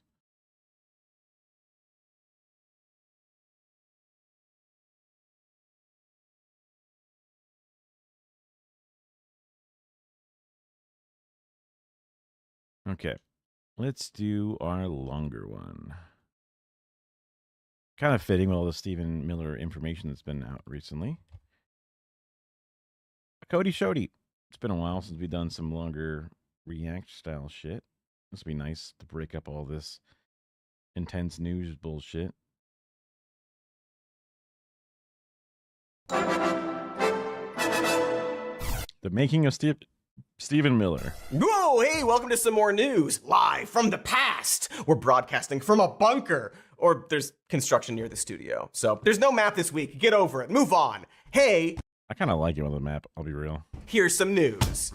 How are you all disassociating? Are you dissociating? Me, I'm none of your damn business. Enough with the pleasantries. Let's talk about Stephen Miller. The opposite of pleasantries. He's a weird little freak. Do you dig it, hip cat? Are you with it? His freakness is so apparent, even Trump himself calls him Weird Steven. He has his own Trump nickname. He's reportedly considered a menace by other people in the administration due to his penchant for throwing tantrums. Everyone on both sides of the aisle seems to casually regard Miller as Trump's creepy worm tongue, his little Cheney over there, whispering black magic. Well, with Miller, it's white magic. Really white magic, or more like a power, some kind of white ability. And it's actually weird, not in a Weird Steven way, that we haven't all sat down and asked what his deal is. Where did he come from? What exactly does he do? Has he always been, like this? I guess no one really wants to look directly into that particular abyss, but it turns out that to understand Stephen Miller, I'm gonna grab a drink, wash out my cup real fast. A couple things. Is to understand a whole lot behind the MAGA movement. So let's get cozy and dive right into this turd. Stephen Miller, Origins. Oh, sup, weird ask, but did you know it's really helpful for us if you like this video and subscribe if you haven't? Even if you already subscribed up in your old thought meat, actually clicking the button helps us feed the pagan god monster that oversees this show. All hail Argo, master of clicks, lover of torment, devourer of the neonate, and good friends with Stephen Miller. That's our guy today. In case you don't know, he's Trump's deputy chief of staff for policy, as well as his Homeland Security advisor. During Trump's first term, he was his senior advisor and the director of speech writing.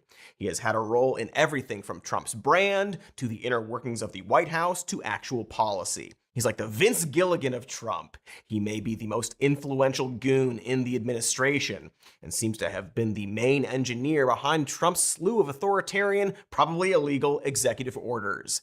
He's the mastermind behind the flood the zone strategy, explicitly outlining that he wants to overwhelm Trump's so-called enemies, which at this point appears to be the majority of America. Executive orders like the attempt to cancel birthright citizenship are exactly the sort of policy Miller has been salivating over almost his entire life. Like really, his entire life. We'll talk about that. It is, as the Bible says, whack. In a lot of ways, our current leadership is like one big make-a-wish just for Stephen Miller, who is very much influencing our current big boy president guy. Other Republicans, and even Trump himself, acknowledge this. Former Republican House Speaker Kevin McCarthy said, "I call Stephen Trump's brain," which I suppose might be necessary at this point. But then I look 10 yards to my left and there's a shark over there. So I have a choice of electrocution or shark. You know what I'm going to take? Electrocution. I will take electrocution every single time. Oh my God, I forgot about that. So many memories. For us, not for Trump. He is not making memories anymore. Really can't stress enough how much Miller is running the worst. Cody's a bit of a lib, right? He loves that, you know, Trump is brain dead. I mean, he definitely had a bad day. Was recovering from something, but he seems like his face no longer droops like that anymore. I don't know if it's like a certain amount of like, I don't know, Botox or something that can fix that, but I'm not aware of anything. I don't know, but I don't think he's very fascist and sentient when he's in there fucking ripping up stuff and trying to destroy Chicago or whatever. Worst parts of the MAGA machine. Kristi Noem seems to be at his beck and call, and all the shock and awe actions of ICE, the mass kidnappings, targeting harmless laborers and families, as well as the militarized response to protesters, those all come from Miller's demands. He's the one who told officials to go to Home Depot to round up immigrant workers, rather than going after the vastly smaller number of immigrants who have actually committed crimes. That would be hard, after all. Miller wants those large numbers, regardless of whether anyone has actually committed any crimes, and he has the power to do so.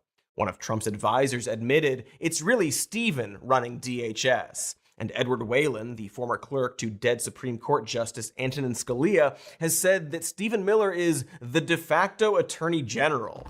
And boy, he's being a real boss baby while doing it. Miller called all ICE field office directors into a room to literally scream at them for not hitting the number of deportations he wanted, and demanded they raise the stats to 3,000 immigrants a day. He promised to fire those in charge of field offices who were at the bottom 10% of monthly arrests, like it's an Amazon fulfillment. I would say that sounds like the fucking, you know, Andor, each little wing of the place in the prison, and whoever gets the worst score out of all the little pods gets zapped on the floors or something. Like the bottom 10% is going to be somebody out of all of them, so you're just going to lose a part of your fucking team no matter what? It's not like an actual threshold, it's just the worst out of you is going to get it, no matter what you did. Center for human misery. So, an Amazon fulfillment center. In order to get those destroying lives stats high, Miller wants to eschew any of the pesky obstacles to deportation, like trying to actually investigate who is undocumented. Instead, he has directed ICE to simply round up anyone brown looking at corner stores, Home Depots, 7-Elevens, and so on. You know, like a racist would. Because, yeah, along with being the bony little hand up Trump's Muppet, Miller is also really racist. In fact, according to Donald Trump, Stephen Miller is more racist than Donald Trump. As Trump once said in a private 2024 campaign meeting, that if Miller got his way, there would be only 100 million people in the country, all of whom would look like Stephen. Just the President of the United States casually dropping that his main advisor is a white supremacist. As a goof. But that's not the only reason. That's like a extra white supremacist.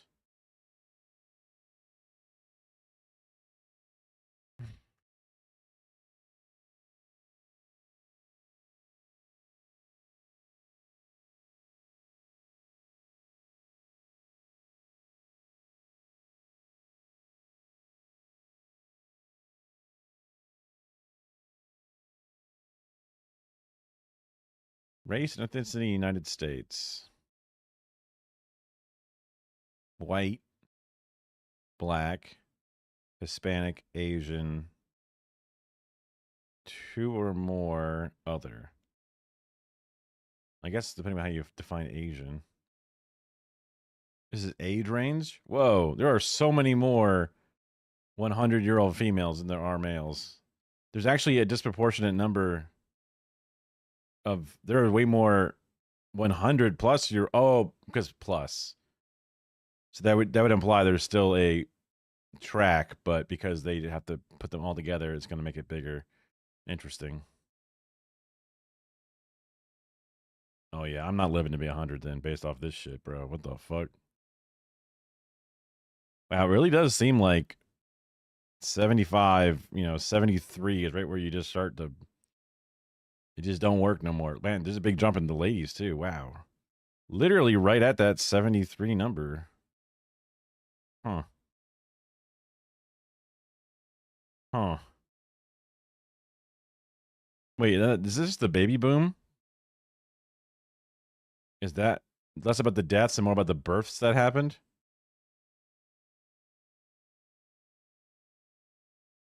Huh.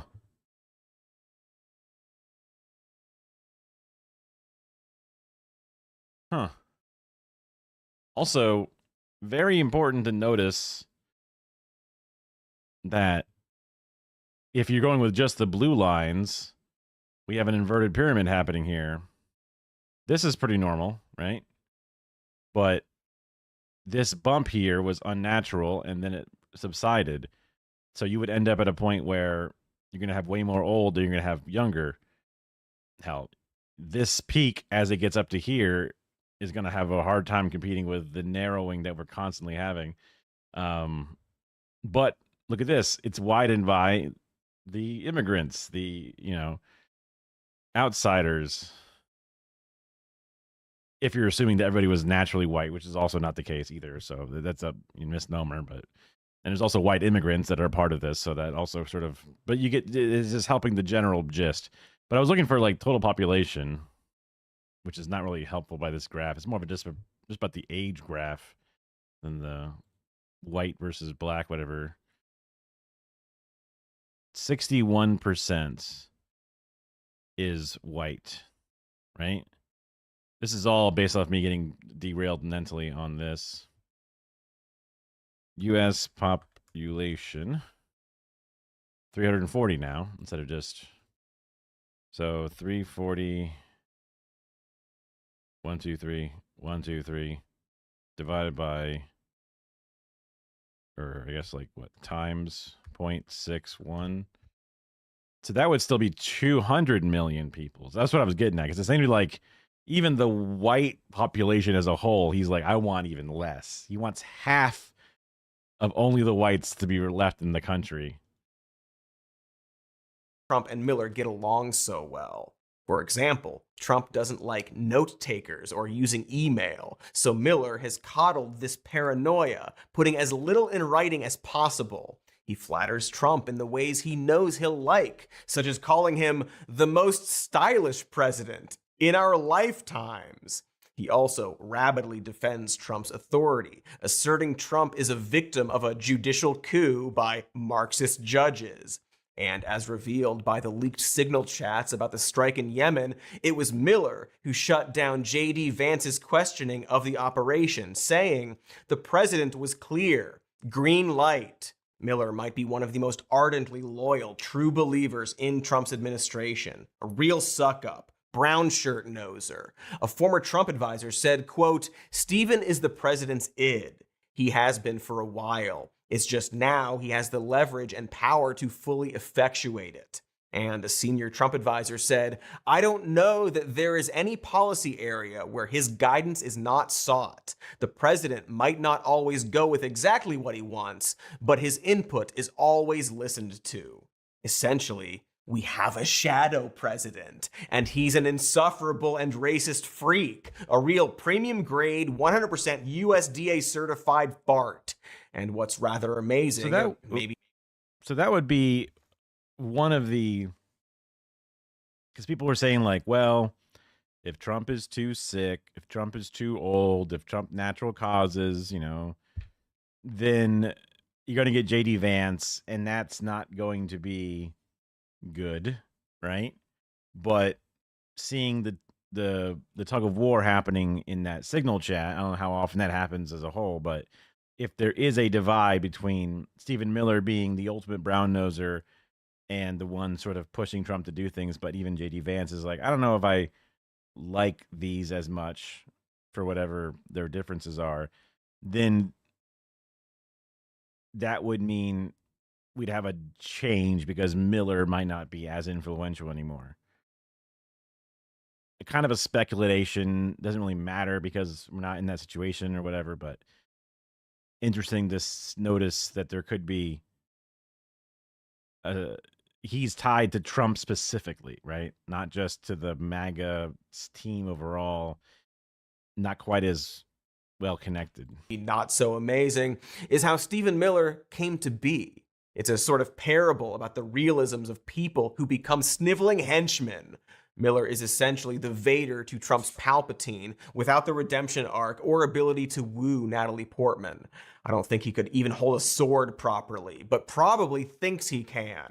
Stephen Miller's mind is not important. It is not special. It is not particularly worthy of dissection. Stephen Miller is fundamentally mundane. His motivations, the details of his childhood, are all painfully petty. He is one of many, many hateful little trolls that exist in this country who happen to rise to prominence due to circumstance and privilege. In another life, he'd be a 40-year-old struggling podcaster posting the N-word on ASMR video comments. But instead, he's one of the most powerful people in the country. That, unfortunately, makes him worthy of exploration. And while we absolutely shouldn't judge a person from their middle school or high school years, for Miller... Cody looked hot, bro. What the hell? We shouldn't judge a person from their middle school or... Also, brutal hairline adaptation. But, damn. Cody. The mutton chop, or the long sideburns, it's a style, but that's pretty good, bro. Damn. High school year. The fucking, shell bone necklace, a sign of the times. For Miller, this is actually important. 2 reasons. First is that so many people from this era seem genuinely aghast that he'd ever be put in power. And second is that Miller hasn't actually changed or evolved much at all from what he was in high school. Basically, we all went to school with that weird bully who became a cop later, only Miller is America's cop. He is the mascot for every pathetic little guy who went on to have power without having to earn it through self-reflection or personal growth. So let's dig into his dumb little past. And to start, there is an incredible book called Hate Monger: Stephen Miller, Donald Trump, and the White Nationalist Agenda by Gene Guerrero that we used for researching this episode. It's very thorough and gives great context for Miller's politics throughout the years. I highly recommend it if you can stomach reading 336 pages about Stephen Miller. Maybe that's your kink. Maybe you get off on reading about racist dweebs. And if so, congrats, now is your time. You might be shocked to learn that Stephen Miller was born in 1985 in godless Santa Monica, California. He's younger than Scarlett Johansson. He was begotten into comfortable circumstances, as many, but not all, shitheads are.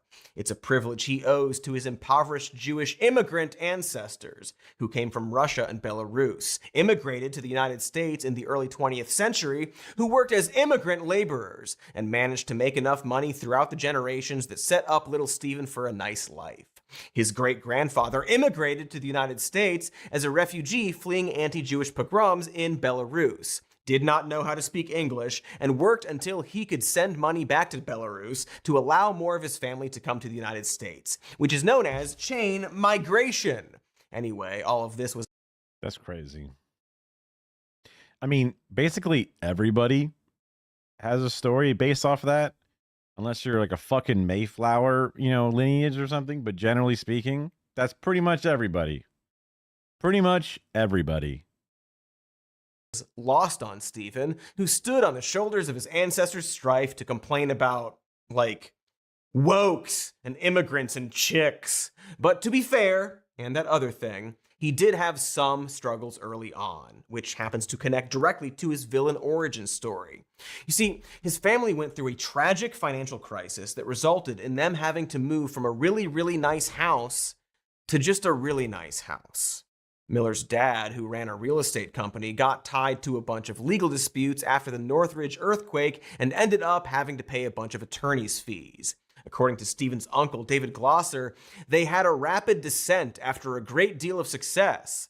So, in 1998, Miller's family sold their home to live south of the 10 freeway, which happened to be adjacent to a Latino neighborhood. Mind you, it was still a really nice house. 4 bedrooms, 2 stories, they had maids. Maids! But it was a little bit smaller than their old home. You may think that's a relatively underwhelming villain origin story. And it is. But for some people born into privilege, even an ounce of that privilege being threatened is cause for deep humiliation and a desire to have vengeance upon the world. Stephen Miller was forced to live very slightly less comfortably and in a neighborhood that was next to a large Latino population.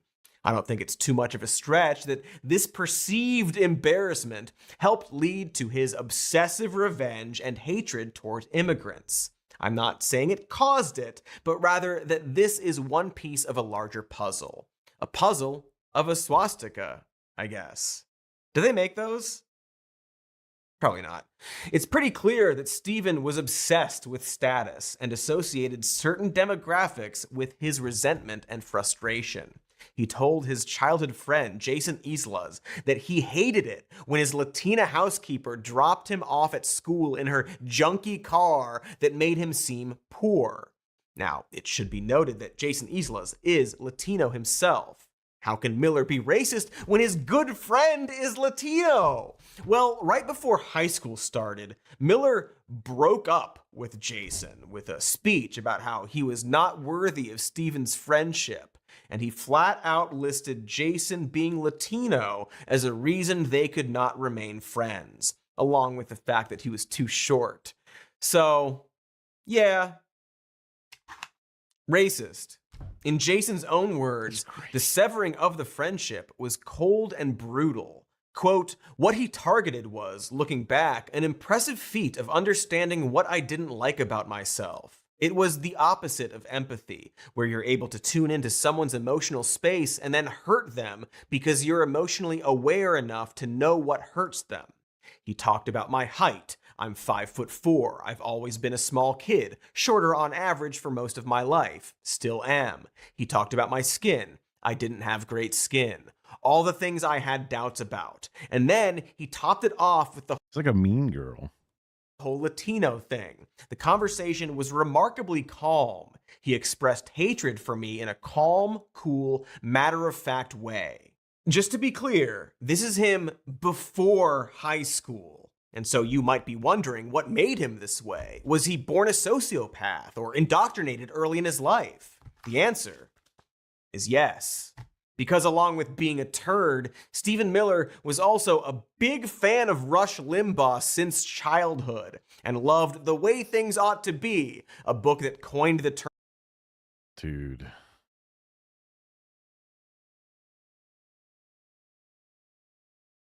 He's looking up at us right now, on fire and screaming. The number of people Rush fucking inspired.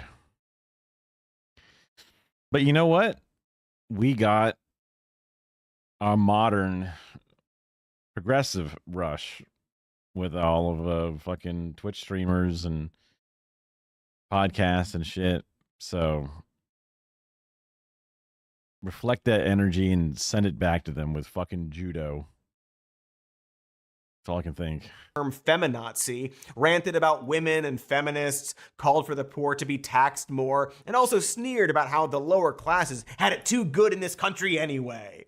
Stephen Miller started cultivating his persona early on, wearing a black cowboy hat and reading magazines about guns when he was in middle school and high school. Classic Santa Monica cowboy stuff. You know that moment when you go from elementary school to middle school and you start becoming socially self-aware and take on a new identity? Pretty sure that's the big origin point, when most of us become goths or pretend to skateboard. Oh my God. I have never seen that Elon Musk picture before. What the fuck? Is this like a Halloween costume? Holy shit. Miller became a 60-year-old conservative pundit. But like everyone his age, he desperately wanted to be tough and cool, but was neither of those.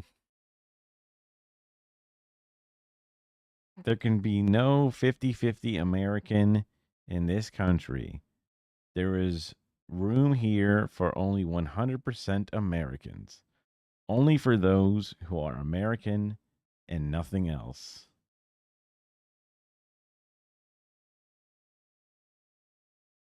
If I'm going to be charitable to Theodore Roosevelt, I would assume that's about people being the American dream, hardworking, etc. Like, but in this context, those things, which would vex him and ultimately all of us greatly. In addition to Limbaugh, Stephen gorged his growing brain on another slack-jawed racist shock jock, The Larry Elder Show. Larry Elder is a black conservative. I have not seen a wind muff like that ever. Why is it double-sided? Huh? I wonder what microphone's inside of that. Wow. Huh. Conservative talk radio host who does not believe in systemic racism and has claimed that welfare is more harmful to black people than slavery.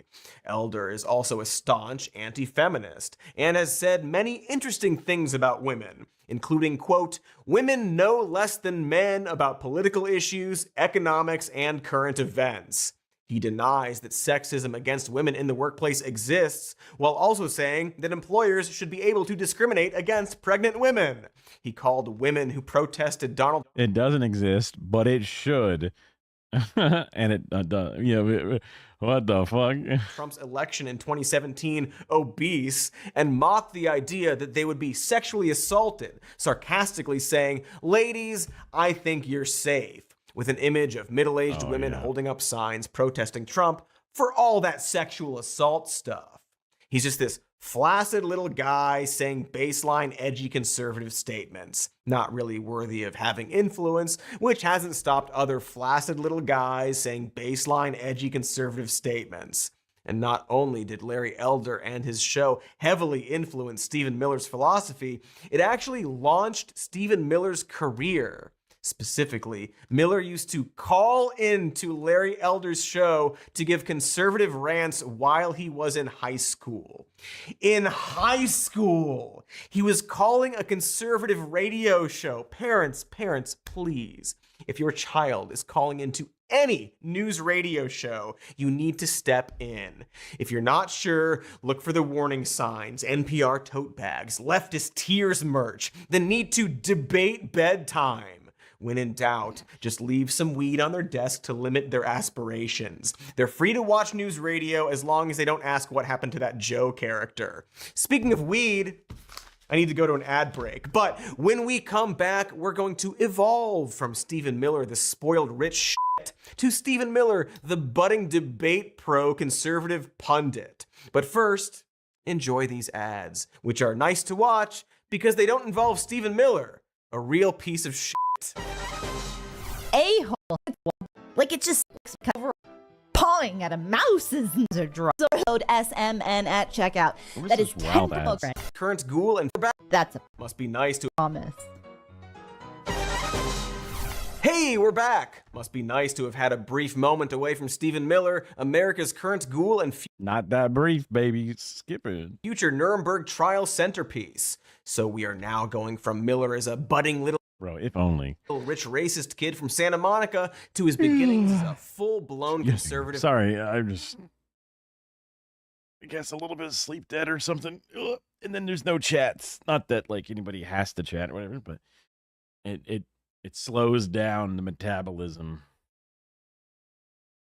Mouthpiece.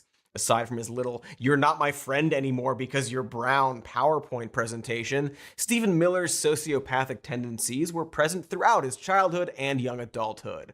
At times, it was just casually headed, like in Hebrew school when the children were discussing how to divide up a slice of pizza. He ended the ethical debate by putting his palm on it to claim it all for himself.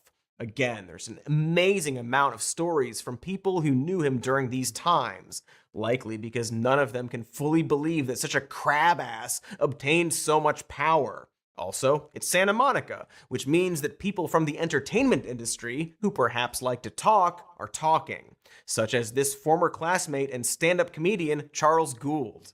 Stephen Miller was... Like, if there was an expose or whatever on me as a person, my early years, I would have a bunch of weird shit about me, right? In the sense that I was unable to control my emotions, angry, petty, I don't know, edgy, right? But you can see of a very similar age that Stephen Miller is, that from that moment when I was the worst version of myself to now I am improved.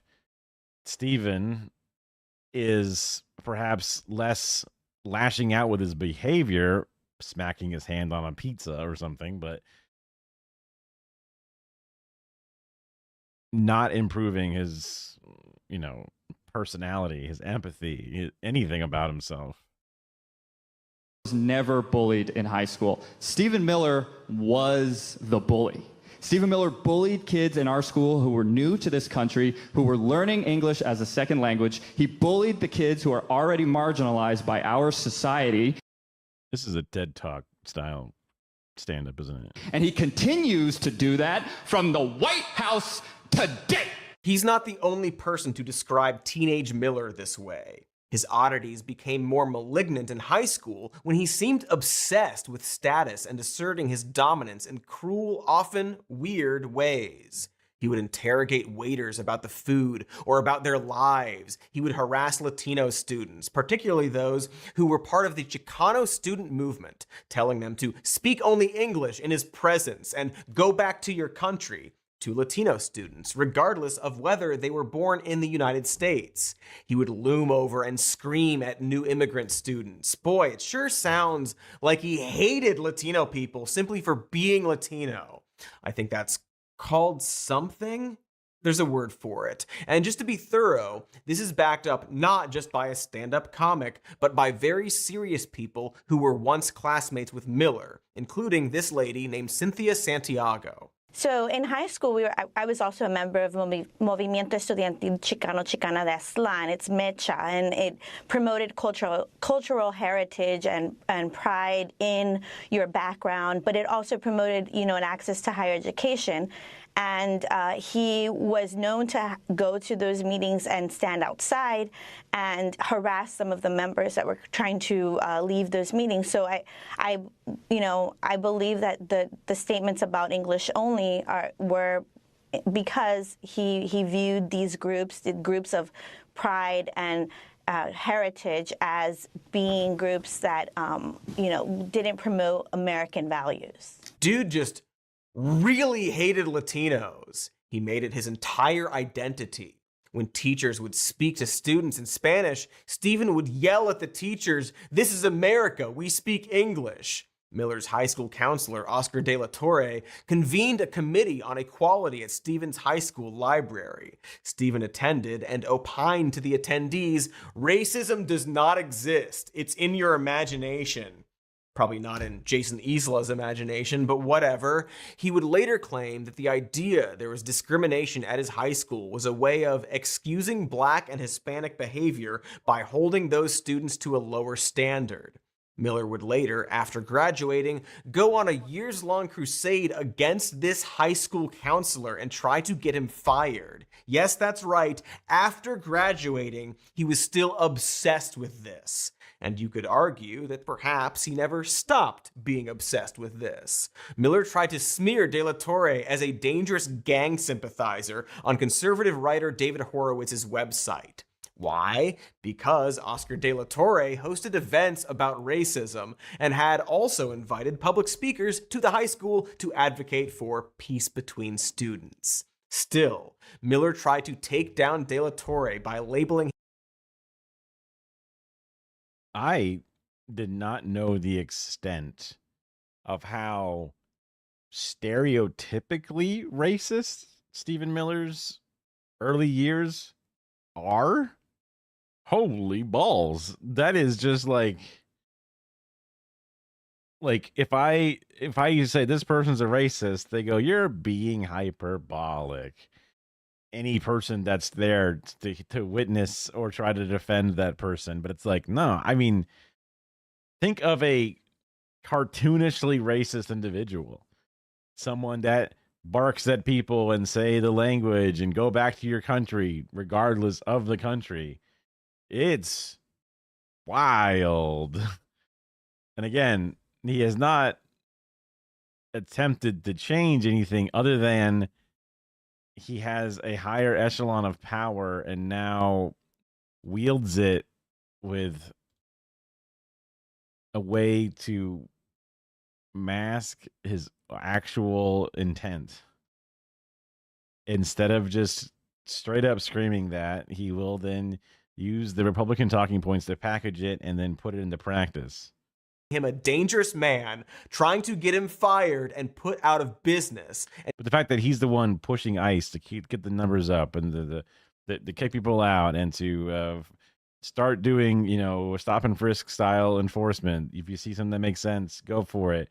I'm going to petition the Supreme Court to allow this. Like, that's very on brand, right? It's still happening to this day. But he won't go on CNN and say it.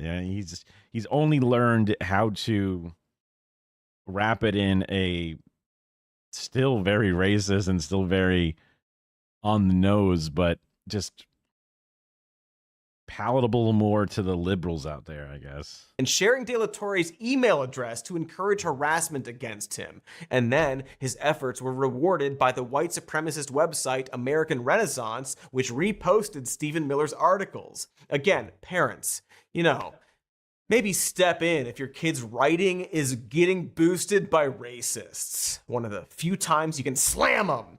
But even before the harassment, De La Torre had grown to know Stephen Miller to be a type of professional bully at the school, as he would regularly haunt school district meetings and would rail against bilingual studies, any Spanish language or multicultural activities in school, including Cinco de Mayo, or claim the gay club was ruining the school. Counselor Oscar De La Torre recalled of Stephen, quote, "One thing you gotta give him is he would do his homework.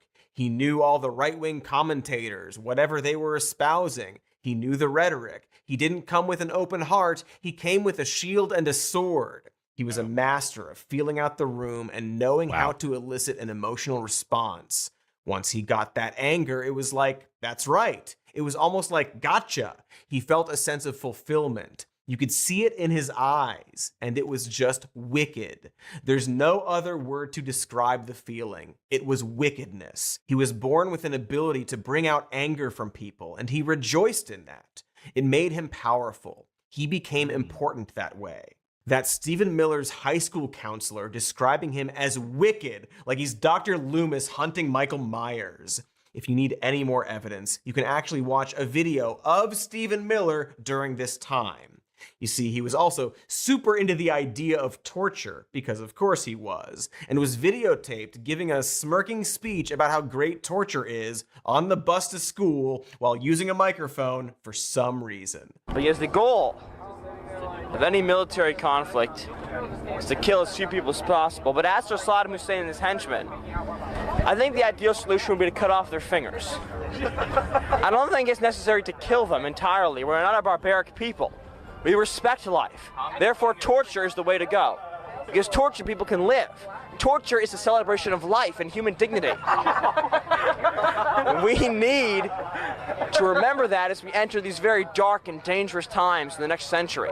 And I only hope that many of my peers and people who will be leading this country will appreciate the value and respect that torture shows towards other cultures. Just that creepy little bully edgelord kid we all knew, who never grew up or changed, becoming the top advisor to the President of the United States. He was just this angry, unpopular kid going around starting fights with people until his face turned red. Literally red. A student who would witness these arguments recalled he would come up and start to pick a fight with you, and his face would turn bright red. I don't know if it was passion or heated debate, or he was just angry all the time. It was hard to tell. But he put on this real victimization attitude. It didn't feel particularly civil or curious. He's just such a weird and off-putting loser. I don't know how else to frame it. Like, obviously, a lot of us were weird losers in high school, but there's this unique special sauce where the person is also mean that results in something far more sinister. See Musk, Elon. And I think it has to do with the fact that they never grew out of it.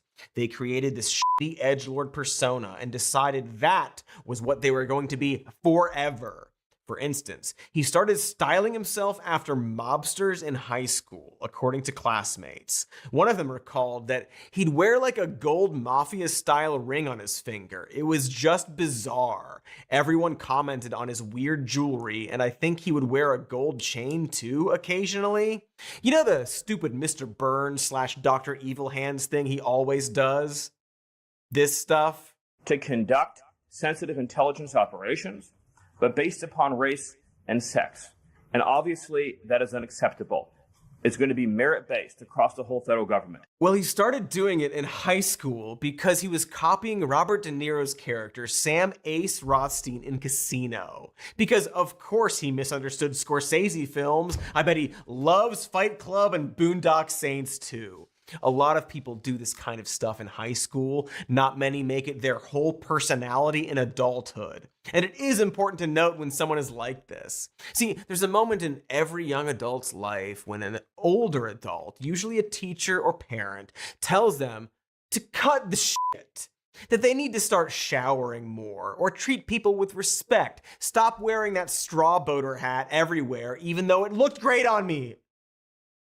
Or, take some kind of responsibility for themselves, that they need to make adjustments. I'm not saying all this advice is always good, because adults are often stupid too. What I'm identifying is a moment of humility we are all faced with. And some people cannot handle it, and double down and obsess and refuse to grow. And Miller's life really seems like a series of those moments. Somewhere down the road, he decided that he was superior to other people. Smarter, whiter, richer, whiter. And he used that perceived status to refuse any self-growth. A very clear example of all of this was his inability to simply clean up after himself. In high school, when going on stage to give a speech to try out to become the school announcer, he went on a tirade about having to pick up trash when there are janitors who are paid to do it for them. And yes, we have video of this. Am I the only one who is sick and tired of being told to pick up my trash? And we have plenty of janitors who are paid to do it for us. No teenager likes picking up after themselves, right? But eventually, we all realize it's just a basic part of life. Except this wrathful refusal of refuse removal, a baseline courtesy, would become a long-running theme with him. Miller was obsessed with the concept of cleaning up his own garbage. When students were told to pick up their trash during a pep rally, Stephen went on a rant saying, "Throw your trash down! They need work! We pay them to do that!" And he continued this fixation in freaking college. A classmate at Duke University saw him throw his plate of food away but missed the trash can, everything falling on the floor. When the student asked if he was going to pick it up, Stephen replied, "What hellhole are you from? We have people here for that." Of course, one can easily imagine Stephen seeing a Latino person doing the exact same thing, but Stephen says, "What hellhole are you from? We clean up after ourselves here. We're civilized." Other classmates say he would leave his food tray on the table or toss it on the ground and say, "There were people there paid to clean it up." When students were asked to keep a common room clean, Stephen typed up a fucking 2-page reply claiming that the janitors should be responsible, saying cleaning is a fine personal virtue, but ultimately it's the responsibility of the janitorial staff to ensure that it's clean. And it's too bad that $40,000 a year doesn't make sure that people understand that. Jesus Christ. In the time it took you to write your manifesto, you could have picked up that candy bar wrapper. Just pick up the wrapper. Now, I don't want to generalize, but there's a clear pattern of people on the right talking about schools and colleges as these leftist indoctrination factories, who very obviously just had a bad time themselves. They often act like victims and say that they had their free speech taken away, or that no one would engage in honest debate, and Miller was one of these people. Despite getting away with so much bullshit, he has since painted himself as a victim during this time, later claiming that he was alienated by other students who would tattle on him rather than engage in spirited open debate, and that these years were, quote, some of the toughest challenges I faced in my life. If you've ever seen that one 30 Rock episode where Liz thought she was bullied in school and then realizes she was actually the bully, this is that.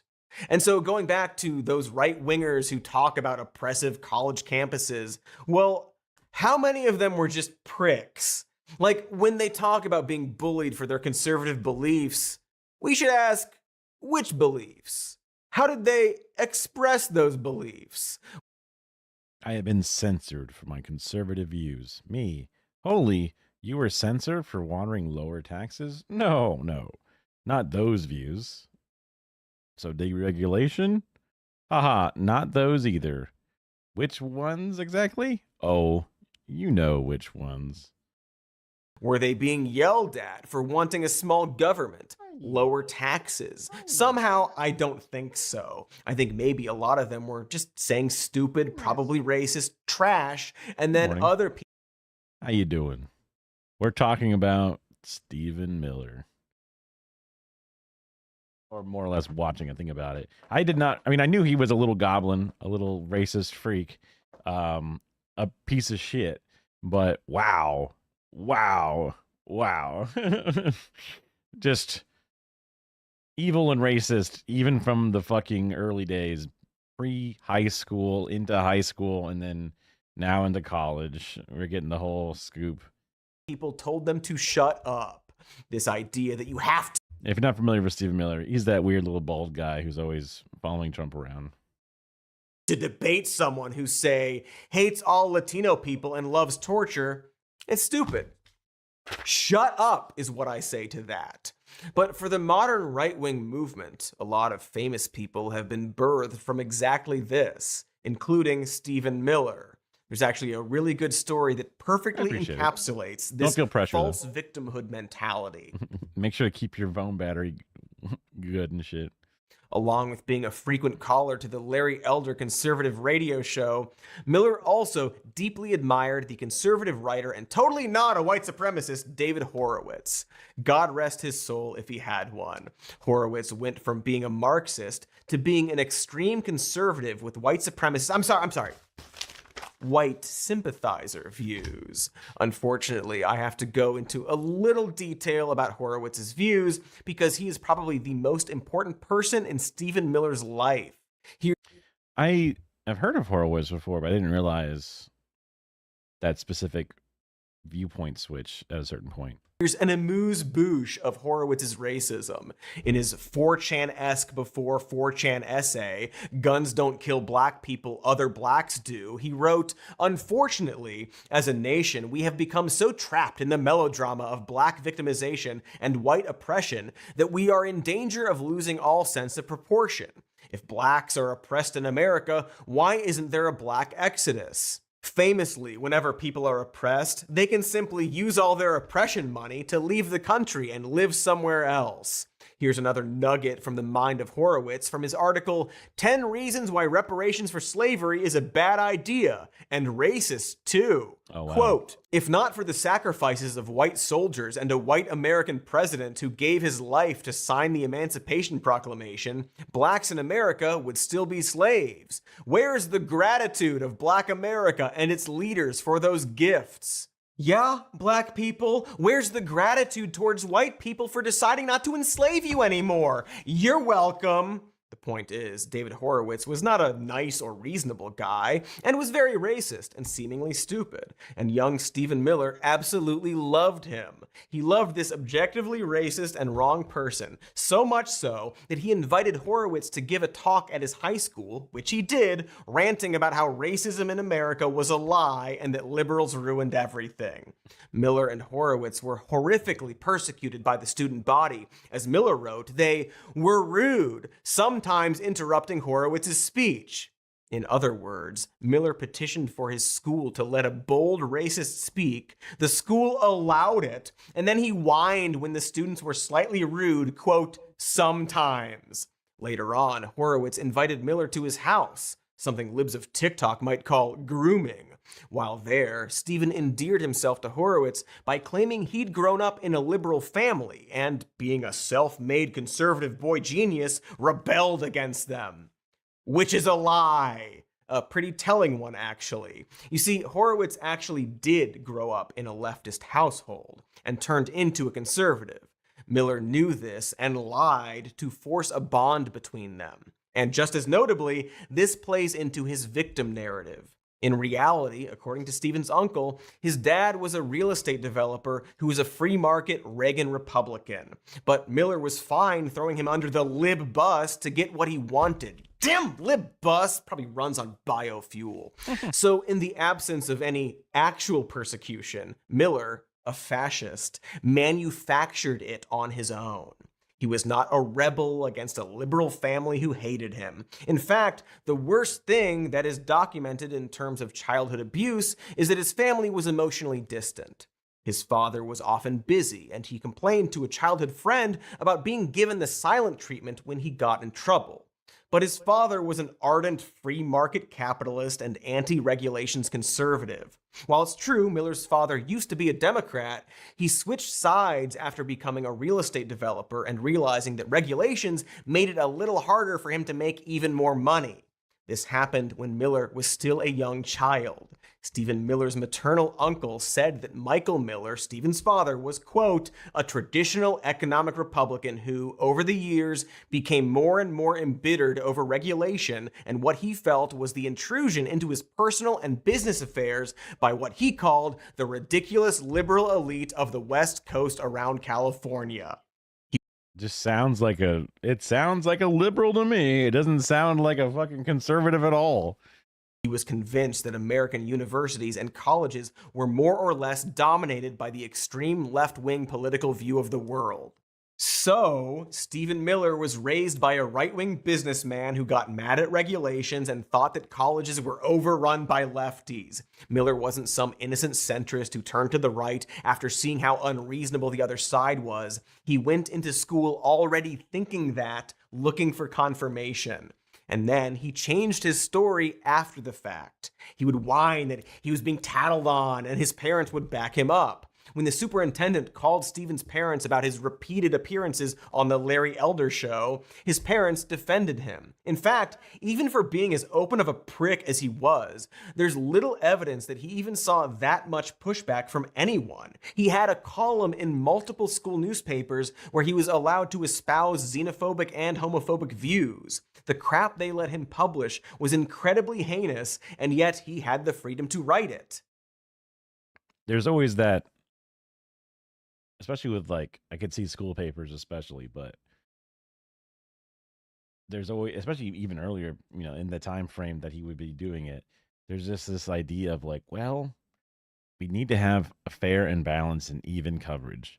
Well, we need to give the other side a choice. But when it's like xenophobia and racism, because it's America. He thinks smoking is cool, so he used his Duke University column to call doctors unrelenting health fascists because Oh my they God. advocate against smoking. Like, I had my college years and contrarian view where I said that smoke-free campuses and smoke-free, you know, doorways, it's still outside, not even the inside, but just like saying that you can't smoke outside the building, that seems like it's infringing on the rights of smokers. That was my view until I went home for the first time after being there for a while. And then I was like, wow, I can, as soon as somebody is lighting up a cigarette anywhere near me, I can smell it instantly. I had no idea I had become so nose blind because my parents both smoked and I was around smoke a lot. But once I was away from smoke for just a couple of months at most, because I had visited all the time, I'd be like, wow, I can really smell when someone lights a cigarette, even really far away. And it's very pungent, very strong. I guess there's something to this, right? And then I was like, no longer a complete annoying shithead about it. But he was saying not only that, like, we know it's bad, but you know what? It's their right to do it. It's like, no. They're health fascists and they're wrong for it. That's crazy. And claimed they were lying about smoking being dangerous. Miller also wrote an op-ed attacking ESL students, gay students, and called Native Americans evil, quoting young Stephen. And just in case your son or daughter decides at their tender age. Remember when they banned smoking in bars? Yeah. That's great. Yeah. I mean, it's a big change, and there's definitely going to be some voices that are prominent and being a bit of a rebel. The man wants to do this. You pussies. Sure, smoking sucks if you're not. Exactly. Yeah.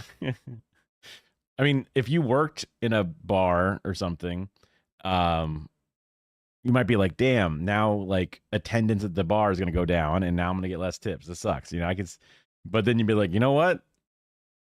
I can move around easier during the day and not have to. But it sounds like you had a very similar sort of, a bit of a knee-jerk reactionary reaction. But then also we're like, wait a minute, I can understand new stimulus and new information and let that kind of like simmer back there. You had a secondhand 3-pack a day. Yeah. So I always think about that time frame as when I was the worst version of myself, right? The oldest I was while still being, cringe and uncontrolled, not willing to think about my emotions and my being contrarian for the sake of it, being confrontational, all those different things. But I still wasn't this bad. That's good. Age that they are gay, we have a club on campus that will gladly help foster their homosexuality.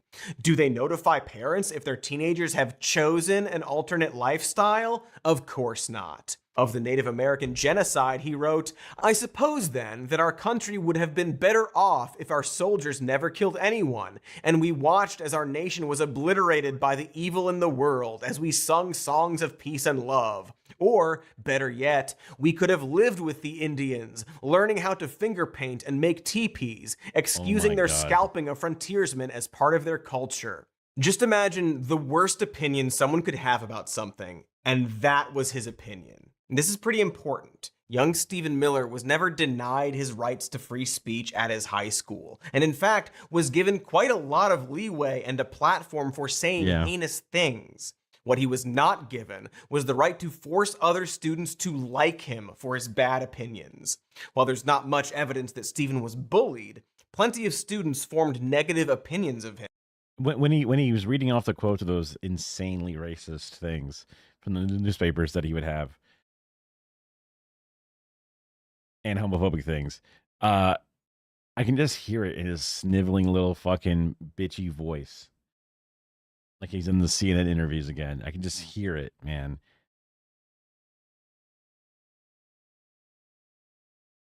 man, fascists are little fucking cowards. Because, like, the world around them, like, technically, Adolf Hitler was fighting in World War I. It was weirdly tough and brutal, and that's where he had a lot of, people to sort of back him up and to think of him as like a tough guy or whatever it was. I don't even know how actually true it was, but that's a part of the things. There was a particular brigade or whatever of, trench runners and, kind of like, I don't know, like the Marines-ish, whatever. There was a certain, legion of people, and even if he wasn't a part of it, he got a lot of support from those types of people who were very Nazi like, very brutal, and didn't like, because he did a fucking insurrection. He was arrested. Did like the night of long, all kinds of shit, right? So like, technically he was a tough guy, but definitely tougher than this little fucking dweeb. But he's just hateful inside and out. Even on the bus, thinking about torturing, cutting off fingers of people in Iraq and like Afghanistan, whatever he said it was. I think he was saying Saddam. So, but it's like, it's so weird to see somebody so deeply victimized in their own head, despite doing just looking for victims to kill and hurt. And like, it's just so, because like, I try to be charitable and empathetic and like allow people to make changes and stuff, but it's like, what the fuck, man? I struggle to think just listening to Rush Limbaugh was enough, man. That was enough to put you on this path. Is it just too cooked? Is it too baked in? Is there not enough years left in what is a traditional man's life to be able to turn him back?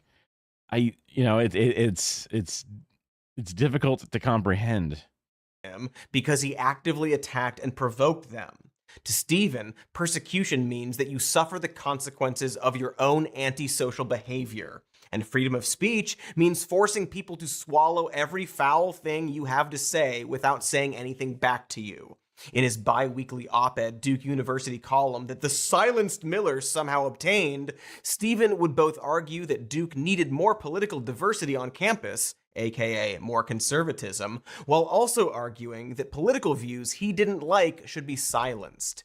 He argued against the university allowing Maya Angelou to be the convocation speaker and decreed that because America is majority Christian, people should stop saying happy holidays and demanded Duke put up a Merry Christmas banner instead. Okay. That's gotta be a Rush Limbaugh'ism.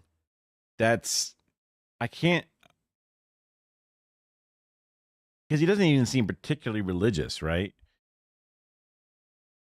It doesn't sound like he's going to churches and is even like attacking the religious views of others. He's just going after their identity specifically, not their beliefs. So that's got to be something that he regurgitated from his fucking favorite creators. Version of free speech, not to include, but to replace. Stephen learned from his mentor, David Horowitz, how to use the language of liberalism, such as academic freedom, in order to push his authoritarian ideology.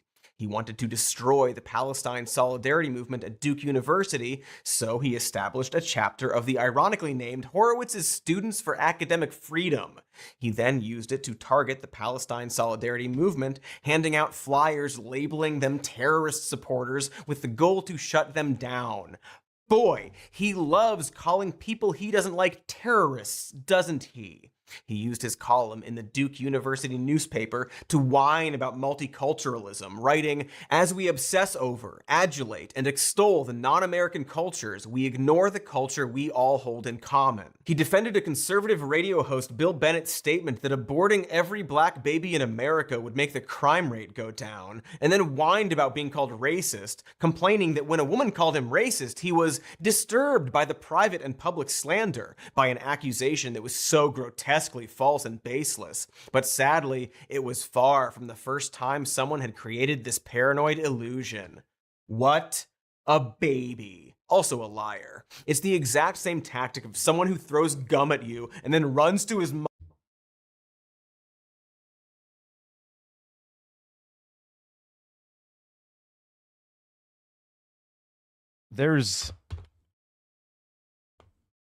I mean, it's not like these are fucking things from, the 70s or some bullshit, right? Not that would excuse it anyway, but these are like the early 2000s, the mid 2000s. What the fuck, bro? I guess I was blind to a lot of this type of bullshit. Just too busy playing WoW at this point. What the fuck? I did not, we were there, talking about Obama and shit. Well, I guess this is like right before, but still. Dude, he must have really been upset with Obama. He must have really been upset. Bomb when you flip them off. That kid on the bus started it. And this use of free speech as both a sword and shield has continued on throughout his career, like how he calls protests against the Trump administration an insurrection against the laws and sovereignty of the United States.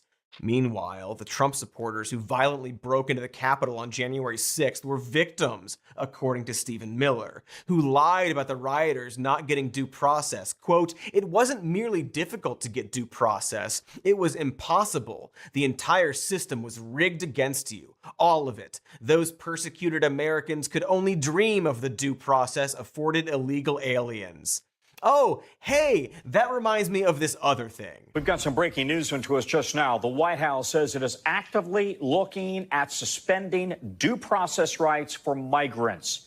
That, according to top advisor to the president, Stephen Miller. Well, the Constitution is clear, and that, of course, is the supreme law of the land, that the privilege of the writ of habeas corpus can be suspended in a time of invasion. So I would say that's an option we're actively looking at. He really is just the mini boss of Republican hypocrisy. He's obviously not the only person like this, but Stephen Miller's talent, if you want to call it that, stems from how much he's honed this hypocrisy in, whining about his free speech and human rights while simultaneously snuffing out other people's, being the victim while actively victimizing others. And he knows he's doing it. You can see it on his face. He knows it doesn't matter. When he was in high school, again, his family came over in the early 1900s. His family was not even in the country for 100 years. Technically, what, 2 generations? Before he started being the little shithead that he is. He lied about one of his teachers trampling on a flag to the Larry Elder show. What actually happened is the teacher placed the flag on the floor and asked the students to discuss why a symbol mattered to them. When he was confronted about his lie by a fellow student, Stephen told the classmate, quote, "It doesn't matter what the truth is, but how it makes people feel." Oof. Extremely relevant to today. Even Larry Elder seemed to intuit that Miller treated things like a game, saying in odd praise, "Stephen came on my show and I thought he was amazingly articulate, full of energy and passion, and he seemed to understand concepts I didn't get until I was much, much older. He took it very seriously, almost like a game, like you prepare for a test or athletic contests. He said he thought about it all day, thought about what he was going to say, and I was just so impressed." This is where Miller goes from being an ordinary racist in the crowd to developing something unique. Anyone can be a manipulative asshole, but Miller made it a profession. I wouldn't be surprised if he was specifically aspiring to become a right-wing propagandist since high school. Like if his bedroom walls had posters of Lee Atwater on them, or as he's made clearer in recent months, Joseph Goebbels. You know he definitely didn't have like Magic Johnson up there. Anyway, while in college, Stephen began to really hone in his racism. At Duke University, Stephen worked with future white nationalist Richard Spencer to organize an immigration debate. They invited white nationalist, anti-immigrant author Peter Brimelow to debate pro-immigration speaker Peter Laffer. That debate seemed to actually go quite well for Laffer, who requested tapes of the event to use for publicity. except Miller and Spencer never gave him a copy, claiming they couldn't kill yourself. Die! Yeah, you can pop yourself in the fucking skull! Yo, what up, Kill Mongo? yourself! Pop a fucking 9mm! Kill yourself. Buzzsaws, what were you playing? Let's see. Says you... Hollow Knight. Oh, well, what up? Yeah, I had a lot of fun with Hollow Knight. Although I only ever played it through one time. I think I ended up getting like, I don't know, 70% or something. There's a bunch of, it's awesome, man. I have not played Silksong yet either. So, back when I was playing it, I had a couple of people show up who were like incredible lore masters, and they were so happy to, if you know, I think I have, you know, like blind first playthrough, the people will find you. You know what I mean? You're in buzzsaw hell. I guess I vaguely remember a couple of sections. I had a bunch or whatever, but yeah.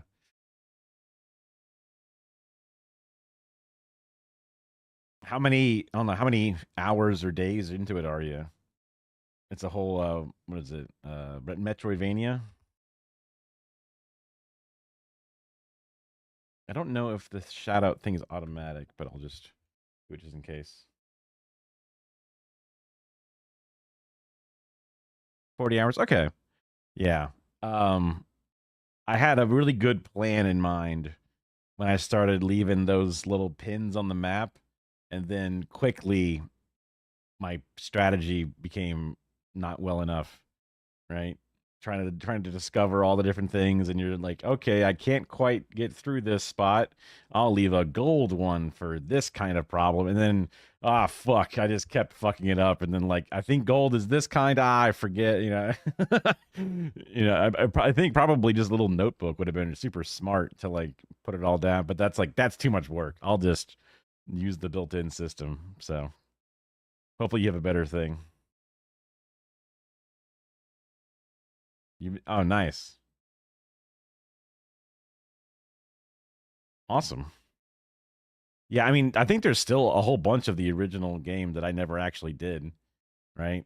I got through, and then apparently there was more, so but I mean, I don't even remember it that much, and I wouldn't want to spoil anything anyway, but I'll just be, you know, but enjoy it is all I can say.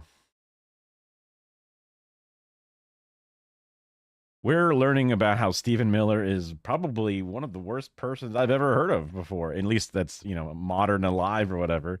It's pretty crazy. He was like, I used to think that I was pretty bad in high school, you know, within reason or whatever.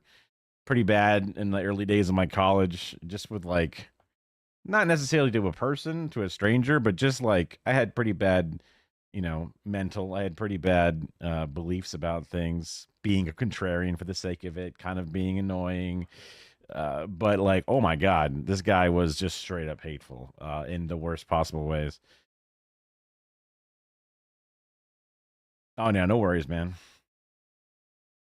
Yeah, raid and run, self-care, all the good stuff. Appreciate you bringing by everybody for maybe a bit of a rage awakening if they were going to be the same thing. I used to know somebody who would eat ramen, but just eat it dry. Just open it up and just chew it like, I don't know. I don't think there's any food that you would normally eat in that weird brick shape that it is. It's kind of crunchy, you know. You've done it before.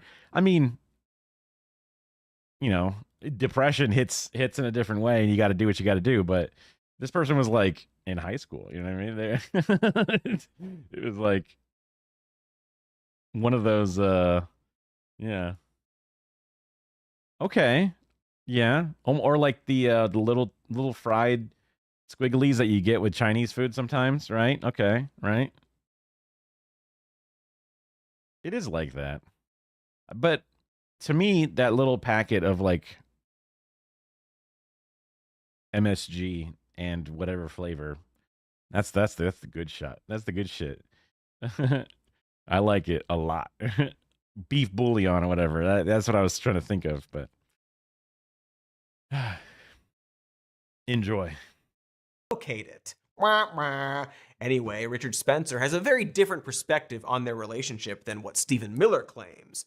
Miller says, I have absolutely no relationship with Mr. Spencer. I completely repudiate his views, and his claims are 100% false. Oh, well, that's interesting. He seems so happy to be in league with all the other very on the nose racist freaks. I don't believe so. He didn't mention it to me that he did that. I guess if he didn't, he would have a lot of little flavor packets just waiting for whenever he needs them. You've seen people do that? I just felt like it would be too intense, even sprinkled, because it's like meant to be diluted in 2 cups of water. So like sprinkling it on top, also the noodles would contain it, but they would have a way to like trickle all the way through, so it would be messy, and then you'd get that powder on your lips, and it would just be like, it would just be like it'd be a lot, you know. But maybe it hits different. If I've never tried it before, maybe I could just, you know, pour the powder out in the bowl and just go and just see what it's like. Spencer, meanwhile, said, I don't think we were like the best of friends or something like that, but we were definitely friends. I respected him. Spencer also said he realizes Miller can't say everything he wants about the so-called superiority of the white race, explaining he probably wouldn't say that explicitly. He might not even want to think about it explicitly, because we can't just assert ourselves and our white identity in this basic fashion. We instead want to focus on all these negative things and kind of... Wait, hold on. Was this his quote or is this... Spencer, meanwhile, said, I don't think we were like the best of friends or something like that. This is Spencer. But we were definitely friends. I respected him. Spencer also said he realizes Miller can't say everything he wants about the so-called superiority of the white race, explaining he probably wouldn't say that Yeah, Richard Spencer is definitely one of the more famous racists out there. explicitly. He might not even want to think about it explicitly, because we can't just assert ourselves and our white identity in this basic fashion. We instead want to focus on all these negative things and kind of dog whistle. It's the classic tale of unrequited love between an open white supremacist and the boy whose political ambitions mean that he can't explicitly say he's a white supremacist. A real Romeo plus Juliet. So that's the other thing, is not only does he have this history and these beliefs, but then he had the wherewithal to sort of hold back.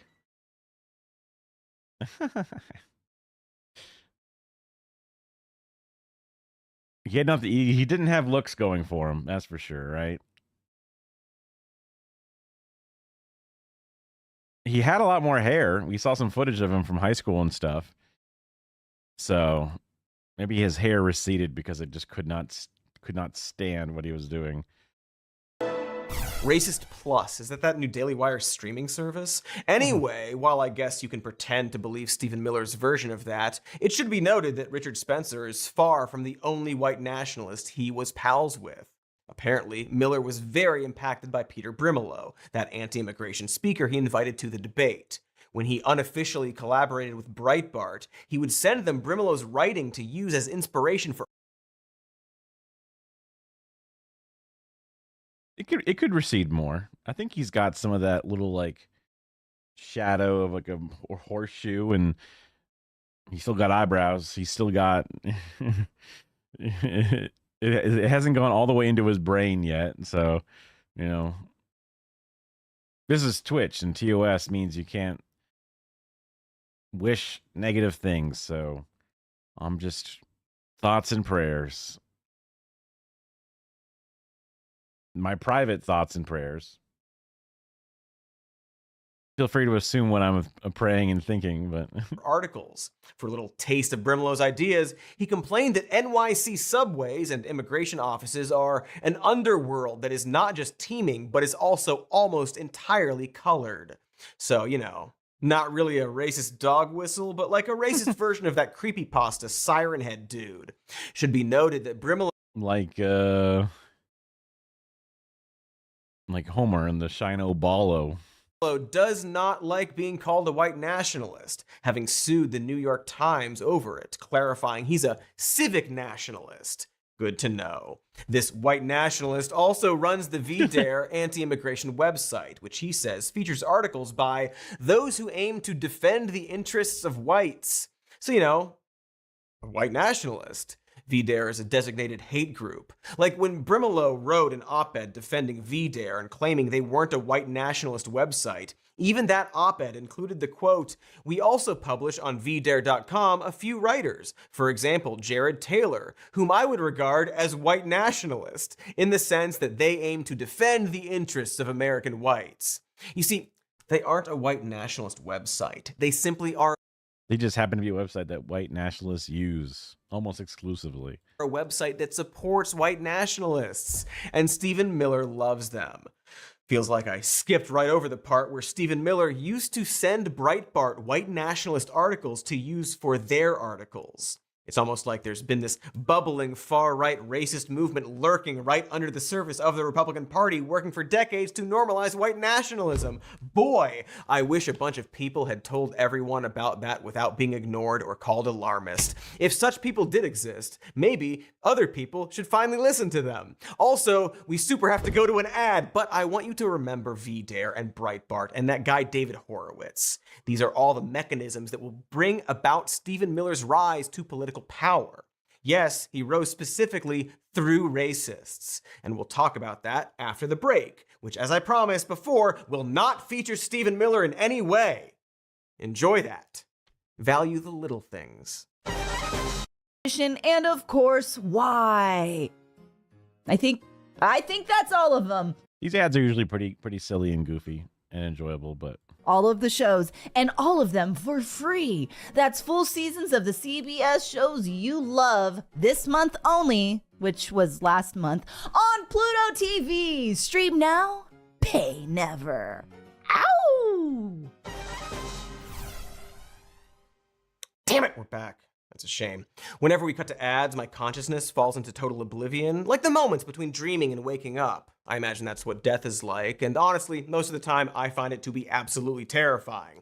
But I'd much rather that over thinking about Stephen Miller. Anyway, we've done the high school and college years, so it's time to talk about that reunion where Zach Morris was governor of California. Except we're talking about Stephen Miller here, so instead of a charismatic, cool teen with a heart of gold, it's an off-putting, unlikable, unrepentant, racist piece of shit. But still, he's the big boy in power. And as I mentioned, he pretty much ascended through hate. Specifically, David Horowitz got him a job as Michelle Bachmann's press secretary, during which time he helped cement the Tea Party Republican brand as being thing I just said. Off-putting, unrepentant racists. In a very familiar move, he found a single tragedy, a school bus accident involving an undocumented immigrant, and then used that to label all undocumented immigrants monsters. Then, with David Horowitz's help, Miller hopped over to Senator Jefferson Beauregard Sessions III's team, becoming his press secretary. You'll notice that Horowitz is basically his manager at this point, passing Miller around like a joint. Hey, you want to borrow my racist for a few months? No problemo. I mean, problem. We speak English here. Please don't think I'm not racist. And this is when he used his years of racist experience to send white supremacist blogs and writings to Breitbart writers, instructing them to launder them into articles on their website. This, of course, included articles from Brimelow's VDare website that's totally not white nationalist, but publishes white nationalists. Miller also sent articles from the proudly white nationalist website American Renaissance, a website he was so familiar with, he referred to it as AmRen in his communications with Breitbart. As was his typical shtick, he used the website to feed Breitbart stories highlighting individual crimes done by black people or immigrants. You know, the classic technique that Nazis did in publishing lists of crimes done by Jews. Really can't stress enough how sinister this is. Like, it's the kind of stuff you're gonna see in future documentaries about this era. A man who grew up proudly hating immigrants, latched onto the Republican Party like a tick. He then took openly white nationalist ideas and passed them to a somewhat less extremist right-wing website with the explicit purpose of making those ideas more mainstream. For example, Brimelo's website promotes the conspiracy theory of white genocide, the idea that brown immigrants are replacing white people in America. That is now an increasingly normalized idea in America. It's a freaking Republican talking point now. What appears to them is we're replacing national. It's exciting. It's accelerating. You can't stop it. Some have theorized that acceleration leads to good things. I would not normally have got on their bus, but I think we're on it now. I hope they're right, and it doesn't just accelerate to worst things. Hope we're not accelerating as we descend off the cliff. You know what I mean? It sure is interesting. Born American, native-born Americans to permanently transform the political landscape. Is it really they want to remake the demographics of America to ensure that they stay in power? Oh man, yeah, and also Tucker used to say this same shit. You literally talk about it specifically. Forever. They can't win re-election in 2022 unless they bring in a large number of new voters to replace the voters that are already here. That's what this is about. We have an invasion in this country. This is why so many people feel like they're losing their minds. Ideas that were once considered to be extreme white supremacist beliefs by most of America are just said in... JD looks so... He's all pursed up here. What? Dude, put those lips away. I'll see. He's like, put those away. You know? Passing by some of the people in charge of making our laws. Are we being pranked? Did we all die? Is that why no one on the bus laughed at my joke? This is Stephen Miller's legacy. He funneled these racist articles through Breitbart in a campaign to stop immigration reform, and it worked. It seems that Stephen Miller was instrumental in stopping bipartisan immigration reform back in 2013. At this time, we had the Gang of Eight who sought to fix the completely broken immigration system in the United States, and included both prominent Republicans and Democrats. Miller managed to help kill the reform both by using Breitbart to whip people up into a hateful frenzy, as well as utilizing his role as Jeff Sessions' press secretary, sharing anti-immigration talking points with Sessions and other Republican lawmakers for a coordinated attack on immigration reform. He brought the language of white nationalist websites, laundered it through Breitbart, then gave it to Republican lawmakers to use in Washington. Ex-Breitbart editor Katie McHugh, who was the one who leaked the Breitbart emails to Southern Poverty Law Center, said that Stephen Miller had incredible power over the website, and also that he's a white supremacist. She has some expertise on the subject, given that she used to be a white supremacist as well while working at Breitbart. And only after being fired for being too racist in her tweets was she able to become de-radicalized. Yeah. When Breitbart fires you for racism, seems like a good time to look in the mirror. So according to McHugh, Miller was introduced to me as someone that I would... I was just saying how I was struggling to see how you could ever get through to him that he's a piece of shit. And I mean, he's politically activated and his career is based off of it. That definitely adds one of those more... limiting abilities to sort of discuss it with him, but I mean, she was somewhat similarly as down the rabbit hole, but I guess she was less, it was more of a job for her maybe, and less of a, a political ambition. So that's what keeps it away. Take editorial direction from as I was reporting on the immigration beat and criminal justice beat. It was not like, here's someone from a Senate office, he may pitch you stories. It was understood that Miller had editorial control over the political section.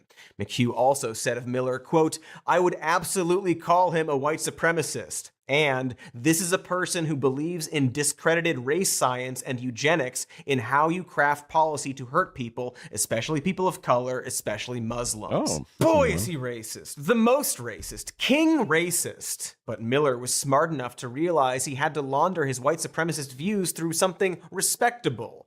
So he used the guise of statistics and research to offer more credence to his campaign against immigration reform. This was done by coordinating with the Center for Immigration Studies, the Federation for Immigration Reform, and Numbers USA, which all sound like normal, respectable institutions until you find out that they're all financed by foaming at the mouth white supremacists. I mean, in retrospect, Numbers USA? That's like if a secret alien called themselves Guy Human Person. Specifically, these groups were founded by anti-immigration advocates Cordelia Scaife May and John Tanton. Here is a sample platter of their unique perspectives. John Tanton once said, "As whites see their power and control over their lives declining, will they simply go quietly into the night, or will there be an explosion?" Cordelia Scaife May said that the U.S. was being invaded on all fronts by immigrants who breed like hamsters. And I have to tell you this, not just because it ends up being relevant to Stephen Miller, but it's absolutely fucking wild. These two founders of the main anti-immigration think tanks in the United States were fans of the book The Camp of the Saints by Jean Raspail, which was a highly masturbatory fantasy about the end of the white race.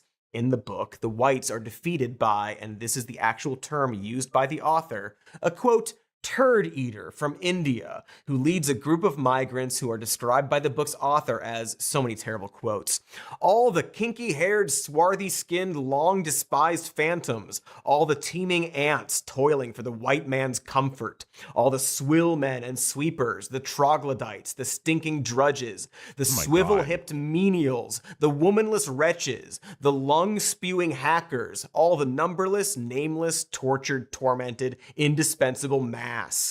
I'm so tired of quoting racists, you guys. I long for that dream abyss, or that breath liquid from the abyss. So here's the part where I wish I had a corkboard that wasn't already being used to connect Trump to Epstein. Apparently, not only did this disturbingly racist work of fiction inspire the founders of all those anti-immigration think tanks that Stephen Miller used to stop immigration reform, but of course the book was a direct influence on Stephen Miller's writings. He directly referenced the wretched fucking book in his emails to Breitbart, recommending that they write, I don't know, I guess a positive review of the book. And not only that, but those think tank founders, Cordelia Scaife May and John Tanton, also fucking funded David Horowitz, Stephen Miller's mentor, and his Freedom Center Foundation. Oh, also, apparently Steve Bannon has referenced the book. Basically, it's a cute little white nationalist book club that is responsible for destroying immigration reform and also responsible for Stephen Miller turning the U.S.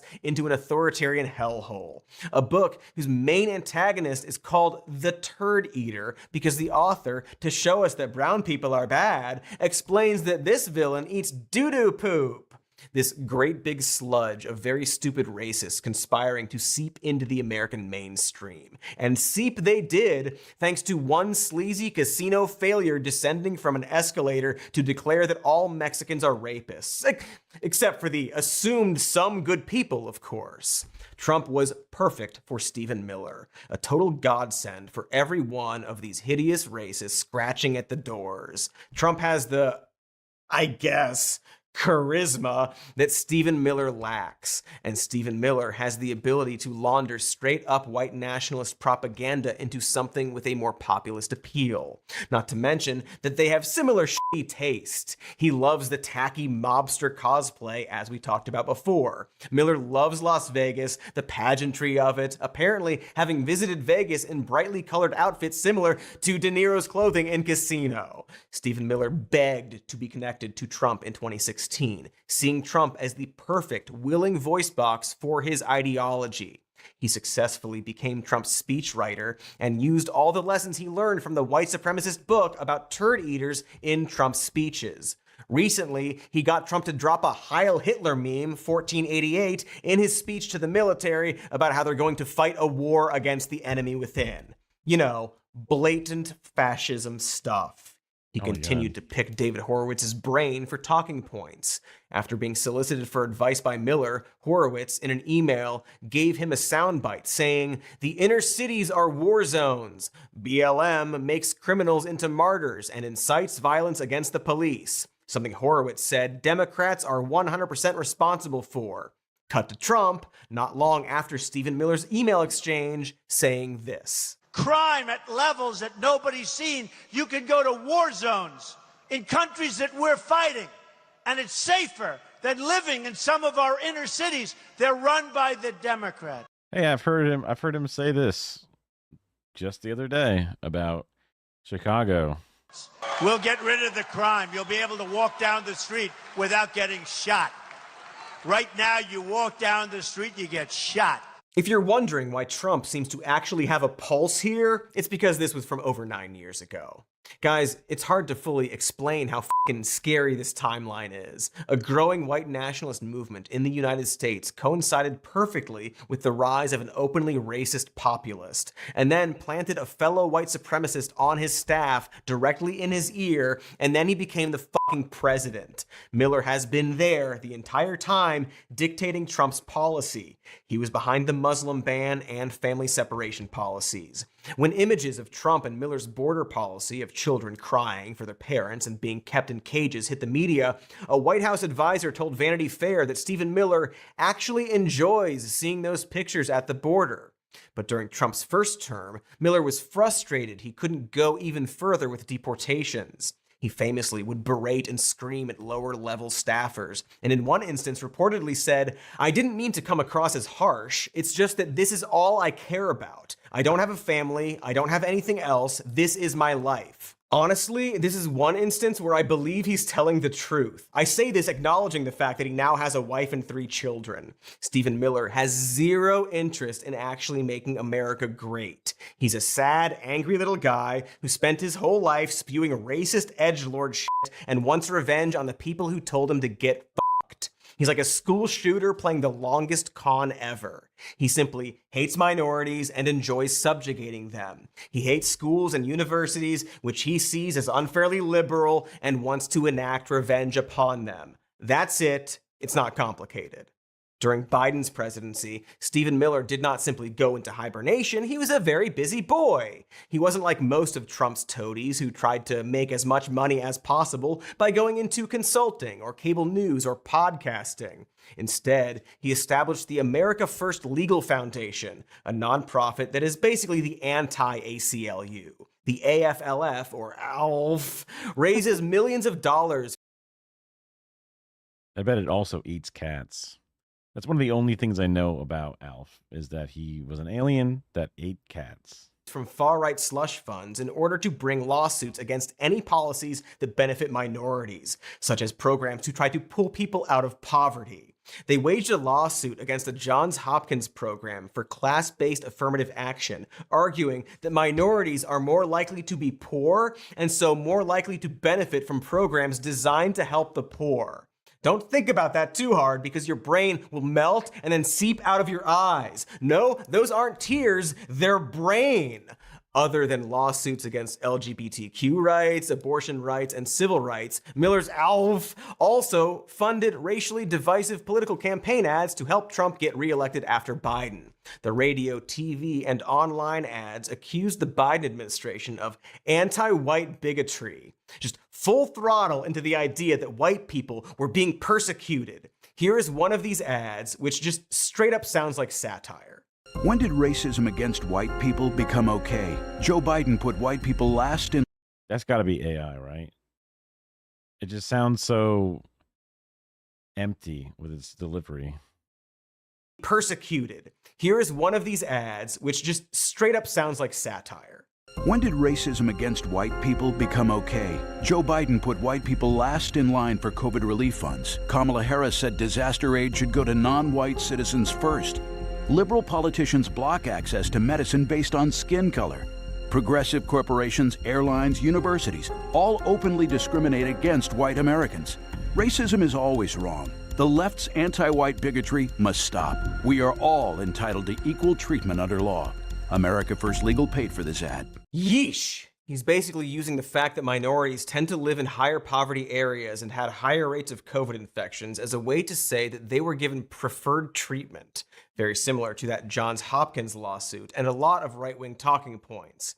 Basically, they use efforts to fight systemic and generational racism, or the effects of that racism, to act like white people are being discriminated against. It's kind of brilliant in how evil it is, because they're using the exact evidence of racism to claim that black people actually have it good. It's like complaining about how car accident victims get all the good drugs. But of course, to use a familiar quote, it doesn't matter what the truth is, but how it makes people feel. And what's even more outrageous, they also targeted Black and Hispanic communities with different ads. Instead of appealing to racism, they leveraged anti-LGBTQ hate, because that's the value of having multiple types of groups you can scapegoat. Not long ago, everyone knew that you're either born a boy or girl. Not anymore.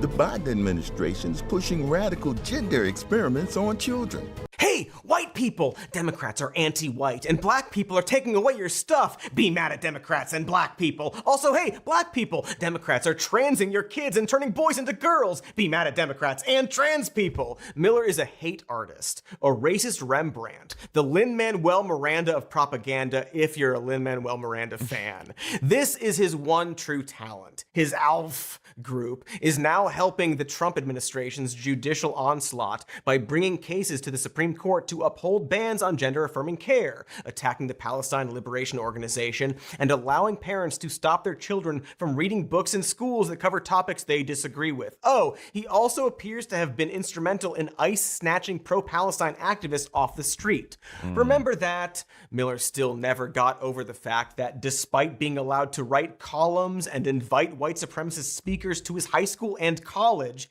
he couldn't force the other students and the teachers to love him. So he's been the one to lead the attacks on Harvard and Columbia. He was bitter that he wasn't given enough free speech at school, even though he was allowed to speak and publish his writings and be aggressively unpleasant to everyone around him, because most of the students disagreed with what he said. Now he wants to force his brand of indoctrination on kids in schools. This administration is also fighting to get critical race theory out of our school districts.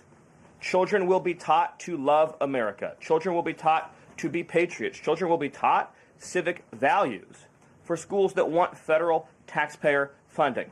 Miller wants an authoritarian state that shoves his ideology down the country's unlubricated throat. He is desperate to invoke wartime powers to circumvent rights such as due process. Miller helped orchestrate the use of the Alien Enemies Act to suspend due process for migrants. To quote him, the writ of habeas corpus can be suspended in a time of invasion, so that is an option we're actively looking at. And he's been planning all this since at least 2023, during his time establishing ALF. He talked about the Alien Enemies Act on some stupid podcast, saying that's been on the books since the John Adams administration, which allows you to deport any alien aged 14 or older without due process if there's a declared state of incursion, of predatory incursion, or invasion from that country. Knowing this, knowing that Stephen Miller actively plans and looks for ways to increase his authoritarian power, this interview in which a reporter asks if Miller has been discussing using the Insurrection Act with Trump is pretty chilling. This administration is committed to the eradication of organized street violence in the United States of America as one of our top public safety objectives. There is no place for organized street violence in America, whether it be from homegrown crews of street thugs or whether it be from foreign criminal cartels operating on our soil. Every American city should be safe and free from this organized, horrific, bloody street violence that we have tolerated for too long. The Democrat Party as an institution at every level, its judges, its lawyers, its community activists, and its politicians, exists to serve these criminal thugs. I know it's hard to fully take him seriously when he ends everything in an upward inflection, like the rich Californian that he is. Yes, he's got an annoying cadence. Yes, he's a weird guy. But listen to what he's saying and what he's not saying. He's not denying a discussion about invoking the Insurrection Act. He's emphasizing foreign cartels on American soil. He's essentially calling all Democrats criminal conspirators. He may not have the charisma of Trump or even the charisma of a misjudged fart, but he knows how to use fear and hate as a scaffold for authoritarianism. And in this answer, he's disgustingly but cleverly setting up a case for using wartime powers by alluding to a foreign threat. His sociopathy isn't simply tolerated by Republicans, it is instrumental to enacting their darkest policies. Like, I don't know if you noticed this, but everything I've described about Stephen Miller from his childhood onward perfectly describes the MAGA movement, this pattern of racist weirdos frustrated that people aren't being forced to like their bad opinions or them as people, calling any criticism or consequences an attack on their free speech while actually snuffing out constitutional rights of others. This manufactured background, wearing a cowboy hat, pretending to be salt of the earth, when the reality is that they're just big city elites. Hell, even this. Am I the only one who is sick and tired of being told to pick up my trash? And we have plenty of janitors who are paid to do it for. I remember people using this exact argument plenty. That is MAGA. Like, think about it. Picking up your trash is an act of personal responsibility in order to maintain a greater good, right? Doing something that's mildly inconvenient to help the collective, which happens to be exactly what we asked people to do by wearing masks during the pandemic. It was people were like, I shouldn't have to worry about wiping the table down when I'm done. I should just leave my crumbs here. That's what we have all those janitors for. I wonder if those people in my high school were also listening to Rush Limbaugh in the same way. I can't assume they are. It all leads to this one tremendous asshole, this dumpster dildo with clear malice toward most of the American people. As Trump himself said, he wants at least 2/3 of the entire country gone. He is now our shadow president. It is so important that he not only... So greasy. He's so greasy for a guy who's got no hair over, growing out of his head, causing issues. He looks so bad.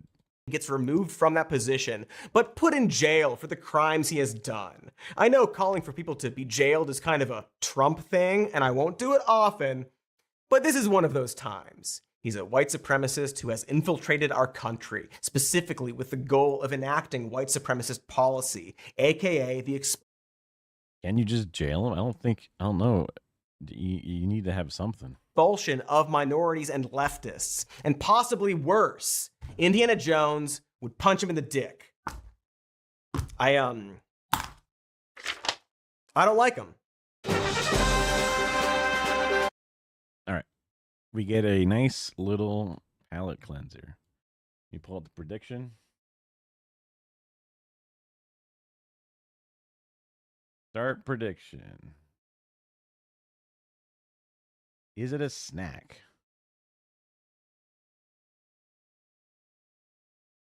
One of these is poison and one is a snack. Which one are you choosing? A or B, this or that? We're gonna learn about them together, and that is a fact. Oh yeah, because one is poison and one is a snack. The poll is up on top of Twitch chat. Welcome back to America's 12th favorite game show, Poison or Snack, where you have to decide which is a tasty treat and which is fearful fodder. Here's plant A and here's plant B. Both have small white flowers that are... Wait, I've already done this one. Oh, my bad. Hold on. Ending, shoot, or back, delete, and return points. Hold on. My bad.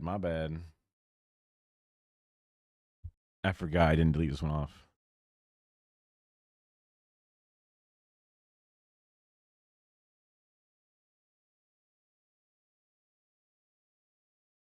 Right. One of these is poison and one is a snack. Which one are you choosing? A or B, this or that? We're gonna learn about them together, and that is a fact. Don't get, cause one is poison and one is a snack. Welcome back to America's 12th favorite game show, Poison or Snack. Blue I mean, it's at least number 3 favorite for me right now. Berries edition. Blue berries. There's a space. Here are contestants A and B. Let's look at A. A has long, flat leaves with a pretty prominent midrib. The stem is hairy. She just hasn't shaved in a couple of weeks. It's okay. No judgment. This is like almost abnormally blue. How beautiful A's leaves are, though. Look at the definition that you can see on the veins. Gorgeous. Gorgeous. Now, we are focusing on this little blue fruit here, though when you break the leaves, they smell vaguely cucumbery. Now let's look at B. B has significantly smaller leaves, as you can tell. They do have a little bit of light serration on the edges. The fruit is significantly darker and does have a pretty prominent blossom end in the shape of a circle. A just kind of hangs out by its lonesome with just 2 to 4 leaves, whereas this guy is a broken off branch of a small shrub. The broken branch doesn't really have any smell. Which fruit are you eating? Fruit A or fruit B? They're 2 different types of blue berries, and the answer is... Did you use the top of chat, Kara? So this you're voting for the snack. I always fuck this up and want to vote for the poison, but I need to vote for the snack.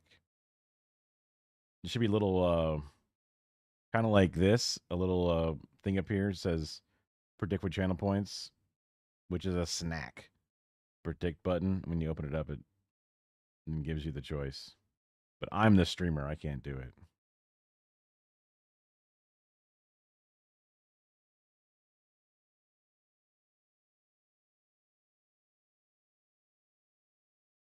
I also think the snack is B. Let's see. You should eat B. B is a thin I was just thinking that blue is too blue. Therefore, it must be poison because of the whole colored poison thing. That's what I was thinking. leaf huckleberry, one of a myriad of huckleberry species native to North America. They are also cousins of blueberries. The same genus. Honestly, culinarily, they're kind of interchangeable, but don't say that to people out west or they get very angry. That was a big upset. That was 93 to like 95 to 5%. It was a big one. Queen's cup lily, sometimes called bead lilies because they do get this kind of blue bead fruit. Now, funny enough, the leaves are edible, the fruit is not. Unless you're a ruffled grouse, and if you are, how are you using a phone? Whose phone is this? Give it back, ruffled grouse. This berry almost looks too good to be true anyway, let's be real. So how did you do? Did you recognize one of the 2? Happy snacking, don't die, and thanks for playing. And then it loops, but I prevent the loops because of my thing. It's a fun game. And they're quick little vids. Let's do a second one. This one I don't think is a game. I think it's just a talk, but it's like a minute long. Guys, I have no clue what this plant is. I just walked past it. This thing just... Oh, you mean this exploding plant? Yeah. This is jewelweed, also called touch me not, because when you touch the seed pods, they explode. Oh, I used to have a don't touch me plant is what we called it. But that wasn't this thing. It was just like a thing that had spines on it. Hairy, not rigid, but you'd touch it and then you'd be like, ah! You'd have this like pins and needles stinging for like hours afterward.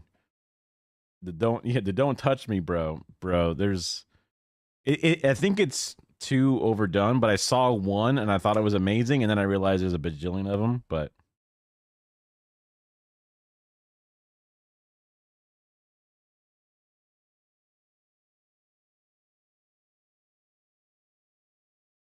just this. That's my ass, bro. Stop. Like, I thought these were so fucking funny. But then I realized it's a bunch of, automated fake shit. But, like, that's my ass, bro. Stop hat would be pretty sick. Mostly because it's stealth, right? It seems like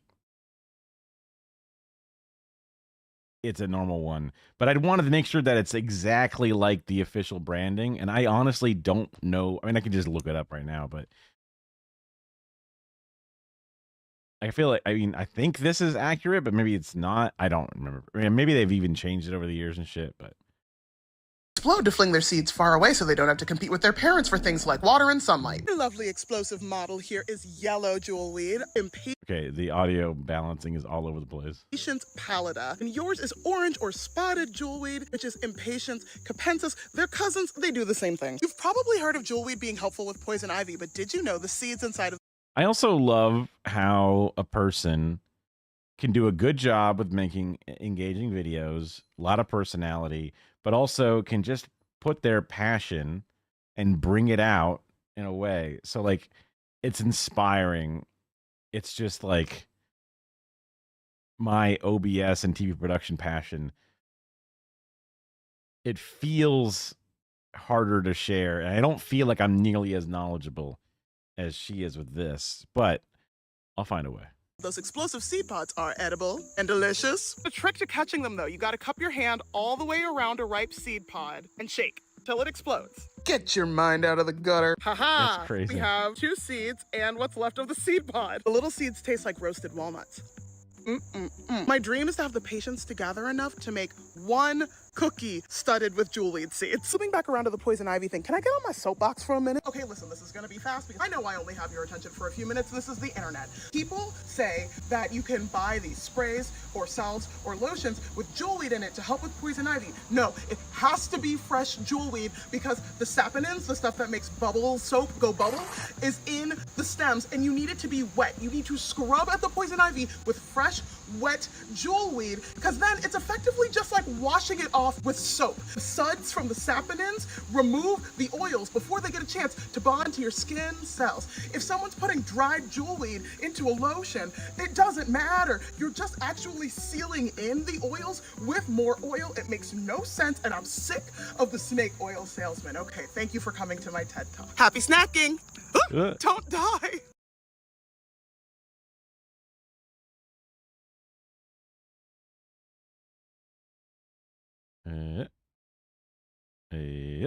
Hairy, not rigid, but you'd touch it and then you'd be like, ah.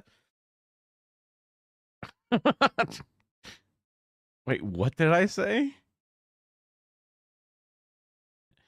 Hairy, not rigid, but you'd touch it and then you'd be like, ah. Okay, the don't touch me plant. That's what that was. Also, this entire time I have my browser fix on, which I guess you just slowly after a while you just don't notice it. Yeah, hairy not. Oh no, I heard the hairy not rigid, but I was like, why was I talking about that? And then I remembered why I was talking about that.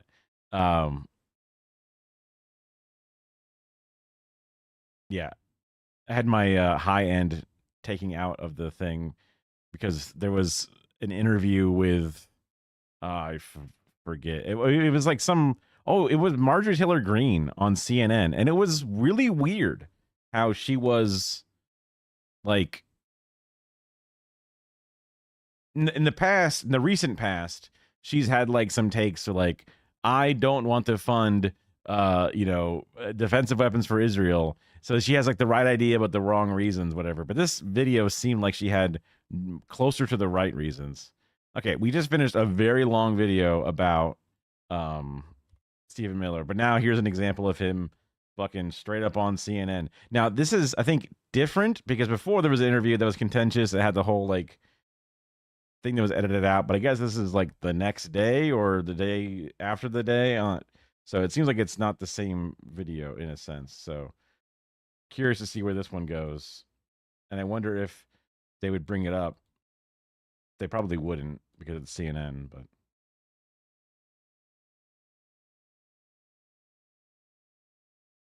I'm just going to Stephen Miller calling protesters street terrorists.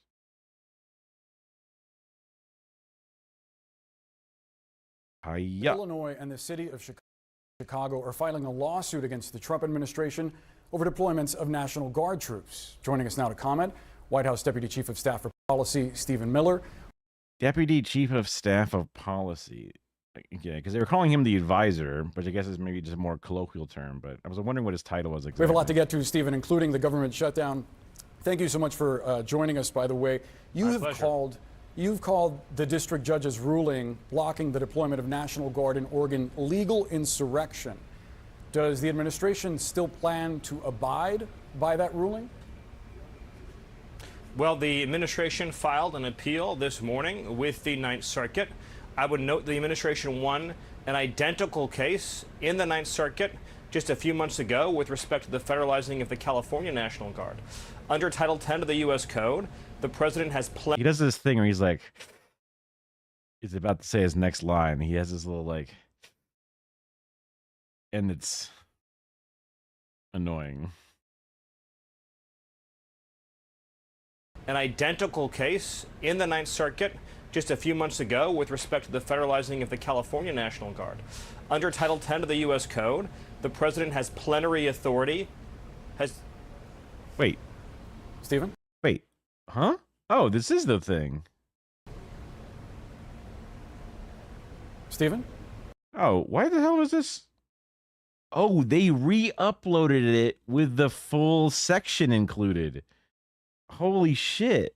I was wondering, like, oh wow, he went back on again. Hey, Stephen, can you hear me? It seemed, Stephen, I apologize. It seems like we're having a technical issue. Because the plenary authority just means can do whatever it wants. Which, you know, I would have never known that. We'll try to fix that and get back to you after a quick break. Stay with CNN. We're back out live with White House Deputy Chief of... Okay. So, according to what CNN has said, they fucked up the audio board and patched in a different control room's audio into his IFB. And then that's why he stopped. Now, other people have speculated that because he said plenary authority or whatever that, you know, specific term is, and he's like, oh shit, that's indefensible. That's not good. I don't know how to recover from this. I'm going to just pretend that that there's something wrong, right? People are thinking that because that section was edited out of the original upload onto the YouTube, that CNN was covering for it, blah, blah, blah. My take as a not a specialist in this exact execution, but like I've worked in broadcast television through satellites and other things. I've worked on the audio boards in interview styles like this. We'd use fucking Skype TX and the new Zoom things using some, like, you know, official server specialized broadcast versions of the software and things. You know, having to deal with mixed minuses because the host has an IFB feed where the control room producers and things can talk to him, and he can also hear himself. He can also hear the guests. Then there's a mixed minus where, like, the guest that's remote is hearing the show in their ear, but they don't want to hear it themselves as a part of the show. So the mix is everything on the show minus his own audio from like the Skype call. So you're dealing with, like, okay, these auxes got to go outputted to these channels, but then these needs to remove these faders, like all that kind of bullshit. So does it happen where you might accidentally trigger a different mix minus? Someone, you know, salvos a control room's control over a certain feed. Can totally happen. We've had people make a mistake all the time back when I would work in our stupid little place. Now, CNN could have a whole different setup. It's a much more official sort of broadcasting place, but it does seem like it could definitely be a mistake done by one or two people, or even a confusion set up by one or two people. So then when CNN puts out a press release saying, this is what happened, people might think that that's a cover-up, that it's too convenient to cover up for the mistake of a person that they would like to have seen be grilled. But it seems totally within the realms of possibility. And also, you know, the output of an audio board's auxes going to the fucking, you know, mix minus of a guest, it's not normally something that is like managed and recorded and logged. It's just kind of the buttons you're pushing on a board. You know, it's like saying, you know, does Hassan's Rodecaster Pro log all the different fader settings as he's doing a podcast? Like, no, it doesn't. You know what I mean? Like, it's just kind of, you ultimately have the output that is saved. There could be something. Would CNN cover that up? But that's the thing. One or two people could just be kind of confused and not know exactly what fucked up. You know, it's a, like, in as an example, live control room doing the live show, they're working. Then somebody set up in an offline control room trying to do something for an upcoming show or for some little like side project that's being recorded separate from the live show, you know, works with the router and salvos something. Somebody in engineering is, you know, trying to troubleshoot some other problem, not realizing these specific, like, uh-oh, they're on Skype 2 right now, not Skype 1, because there was an issue with Skype 1, so their backup is actually 1, not 2, and so they're thinking to themselves, the live show is always on 1, so I can just, you know, change what 2 is doing right now just to test something, and then all of a sudden, on air, their mix minus is switched to a different control room, and they go, oh, I'm hearing, you know, people talking about something? Like, what? That's weird. Like, that could happen. Now, how do you that guy in the other room is like, oh shit, I think they're live, I'll just go back, and then he doesn't say what he did, and there's no real way to really log it and look back at it. There's not a recording of what just goes to Steven's ear. There's not a recording of the output of the auxes of this board to see if there was a mispatch or whatever it was. And then also, as soon as something goes wrong, right, guys in the control room are like, oh fuck, and they're punching things, they're double checking things, they're, you know, in a bit of a panic state. And then later on, the supervisor is like, so at 4 p.m. during your shift, what do you think happened? And they'd be like, I don't know, man. Just something went wrong, and I was checking the things, and then I tried flipping it to a different, you know, who knows, right? And then I could see that being a couple of people, you know, could have even been a person who's training and fucked it up and didn't know any better, you know? So, like, there's all kinds of things that could happen, and they come down to what might even just be one fucking person. And then that person is not a great communicator and talks to a boss, and then that ultimately ends up being kind of like a, well, we're pretty sure this is it. Now it ends up being a fucking, you know, major sort of controversy all over the internet and Twitter or whatever, and then they have to make a giant statement. So it becomes very important, and that makes sense that they might have stuff to record it to prove it, but also I could totally see how they wouldn't, right? The host is supposed to like notice he said plenary authority and maybe press him on it, but also right as he was saying it, then he, as a broadcaster, is noticing, uh-oh, he stopped talking. Why did he stop talking? Guys in my ear are saying, you know, talk to him again. Then they're saying in my ear, there's a problem. They're counting me down the break. I'm going to tell them we're going to come right back after a short break. 3, 2, 1, you know, make the toss happen. Then during the break, you know, in the talkback setting where even though the mic is down, the people in the control room can hear his mic. And he's like, hey, what's going on? Do we lose him? Is he going to come back? Oh, we might have had a mixed minus problem. I think we're getting a thing back. 30 seconds back from break. Okay, we're going to keep going, right? A lot of the other confusion and frustration. So then it could in my understanding, be very simple to just like, oh, fuck. I forgot that he said plenary authority because immediately I'm now in a panic mode because this is my job. Could he have still maintained and remembered that thing and wanted to push back on it? Maybe, but it's just one of those things that it seems very human for it to kind of just slip through the fingers.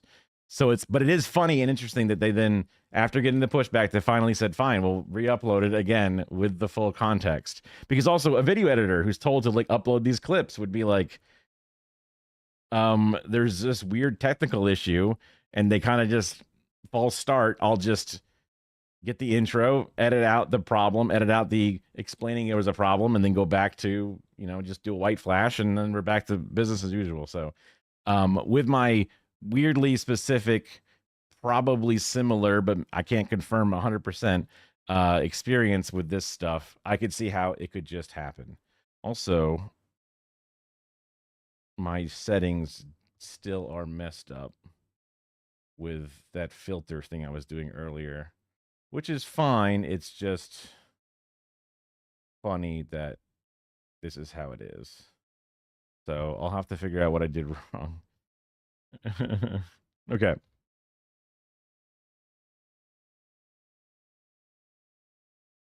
This is an old video, so now it's not worth it. This is another thing Attorney General. So this is the person from Bald. Oh, he's bald as fuck. It's bald on bald too. I mean, there's like handsome bald versus, omega racist bald, right? Surprisingly handsome bald. Very symmetrical bald. Like usually the heads have little. It's like, is he AI? What the fuck? It's count his fingers. I don't know. I remember I forget. Was this the Georgia case? No, New York. Sorry, New York. That makes sense. Okay. So there's a couple of cases that he was sort of in trouble for. All right, let's pin this one up instead because the other one was an old video.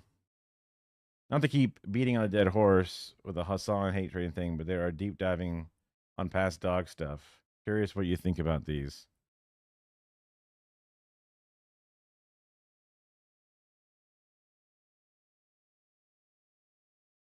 We watched this the other day, right?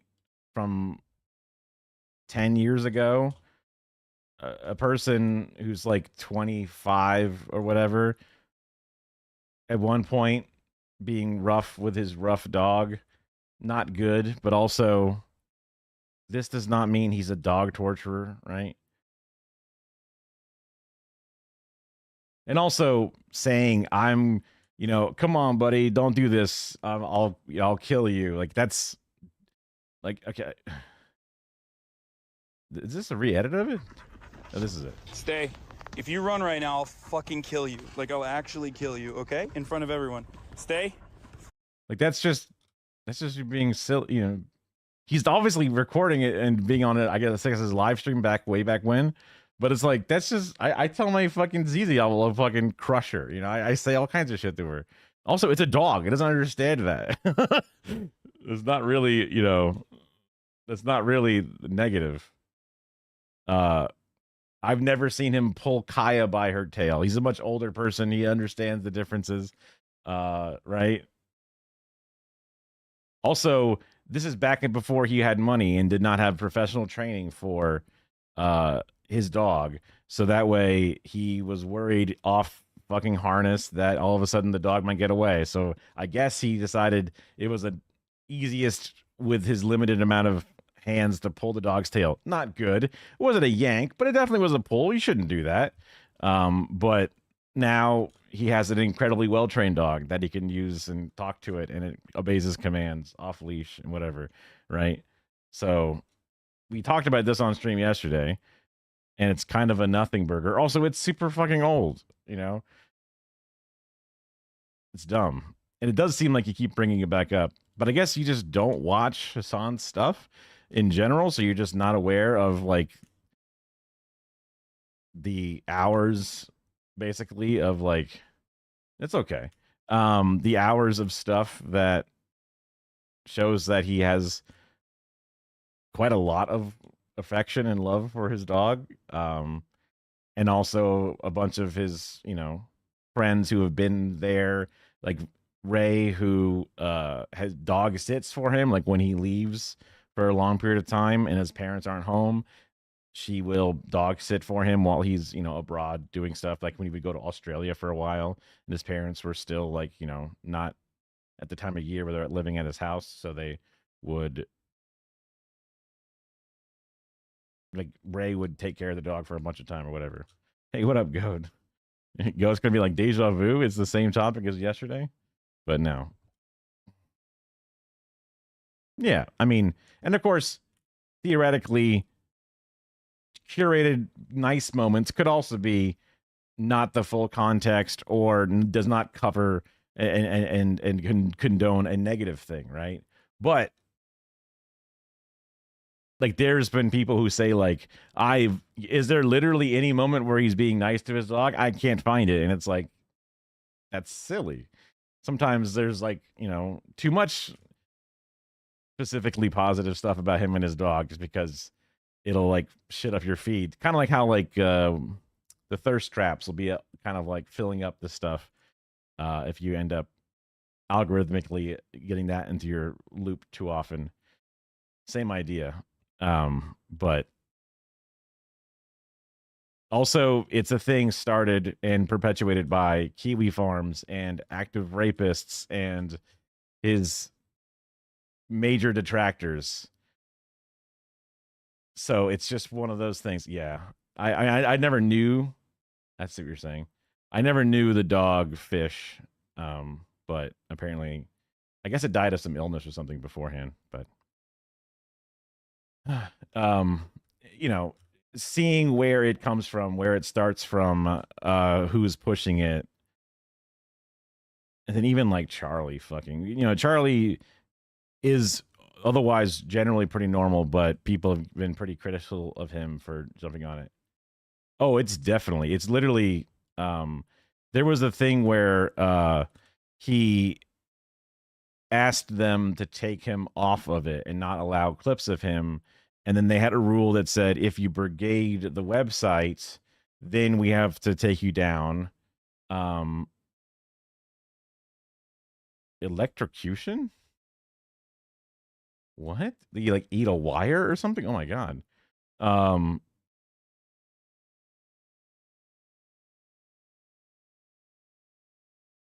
So then he was like, fine, technically my audience, go brigade. Therefore, I've called for brigading. Now ban me from it. And they did. Oh, you're joking. Okay. Oh, you mean electrocution like the fucking collar. Duh. Oh my God. I'm waking up again. I took my booster medicine, so I'm coming back, but I was a little fuzzy there for a bit. Also, a nice long Cody video was cozy. Got my blankie and I was just chilling.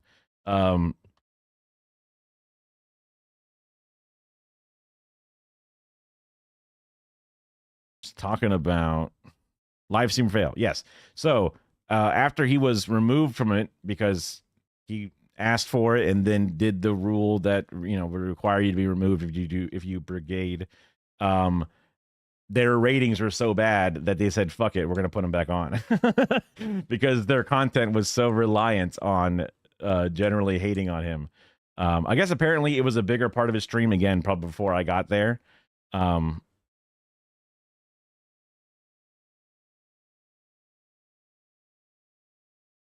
That it was a bit more of a fun place that you can go and just kind of watch kind of the biggest clips of the week or the day, and see some fun moments, some scary moments, funny moments, all these different things. But then it kind of turned into like a bit more of a hate circle kind of place, which is a bummer. It'd be nice to have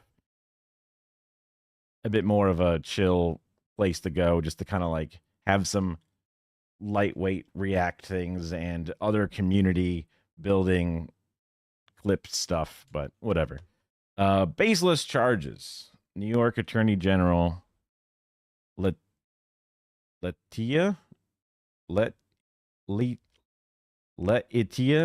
my God, Letitia James responds to Trump's new video. It was just 20 days ago that the president posted this on Truth Social, demanding that the Attorney General Pam Bondi do something about James, the former FBI Director James Comey, and Senator Adam Schiff of California.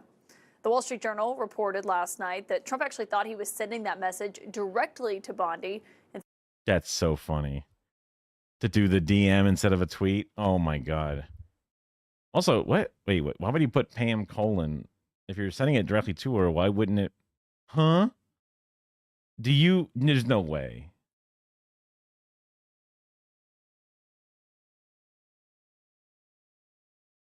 I mean, he might be stroked out a little bit. Also, he's 80 years old, right? What was it? What's the famous one?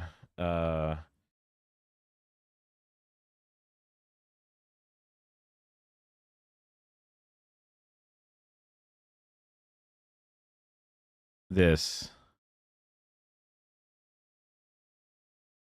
Breaking Bad actor Dean Norris may have had the most glorious Twitter fail. We got a picture of it. He just tweeted sex gifs. Dean, no, look out, Dean. It's me. I'm Walter White in the car. Dean, you're typing on main. Dean, you're not in the search bar. You're doing a post, Dean.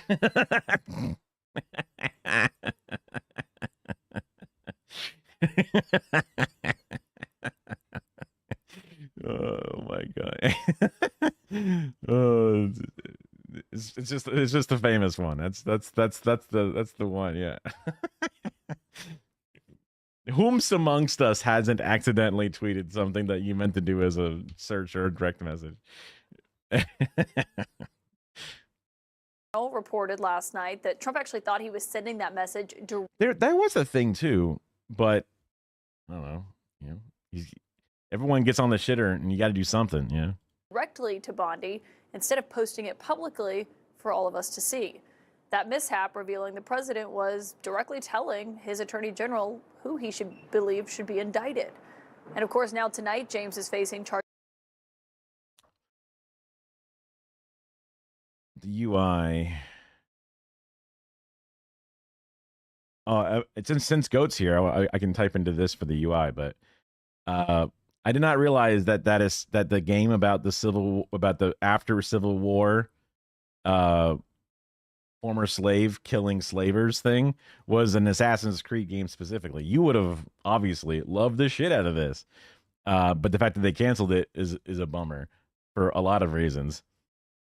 I was joking earlier that they would be like, actually, it's not historically accurate that a former slave went on a murder spree. Wait, and then like they're going working off of their Assassin's Creed Shadows critiques of saying, he was not actually a samurai. There's not actually a black samurai. But now they're saying that actually there's not a black murderer. Wait, no, I mean there is. Wait, and then they would short circuit, but like there probably won't be like horrible porn or whatever it is. So I guess there's a search feature, but there's also like a post feature. Like if I type here, that's a post, but over here is a search. So that could be a mistake, right? I don't know what Truth Social's fucking UI is. I imagine it's exactly the same. Retainers are a kind of samurai. Right. But that was they were mad about it, but there wasn't, an assassin, former slave, running through an organization just after slavery was abolished. Like that wasn't a thing either, right? So like now they're going to be wanting the historic accuracy, all right? They'll be there to, defending the fact that black people were not actually murderous post-slavery. Like they sometimes would pretend that it could happen.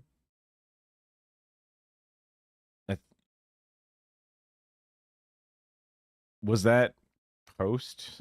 I forget the exact timing of the movie. I thought that was still during slavery. Where did I put my video? What was my video? It was on like this. Charges of bank fraud and false statements to a financial institution. I have too many tabs open. And just yesterday, we watched as James Comey pleaded not guilty in his case. The defendant table is where the New York Attorney General will find herself in just about 2 weeks from tonight. But this evening, she also had this to say moments after that grand jury handed down the indictment. This is nothing more than a continuation.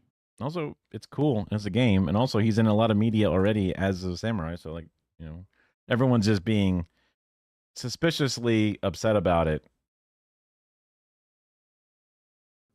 Of the president's desperate weaponization of our justice system. He is forcing federal law enforcement agencies to do his bidding. All because I did my job as the New York State Attorney General. These charges are baseless. And I watched Daft play a bit of it, and kind of saw the intros and the stories and stuff.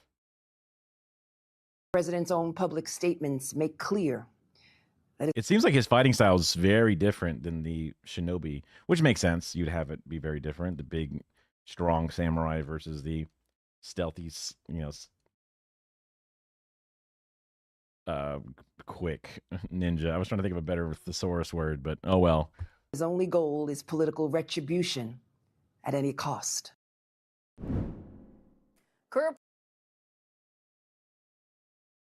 Her, the words are very, well spoken, but it just hits weird because it's read through a teleprompter with this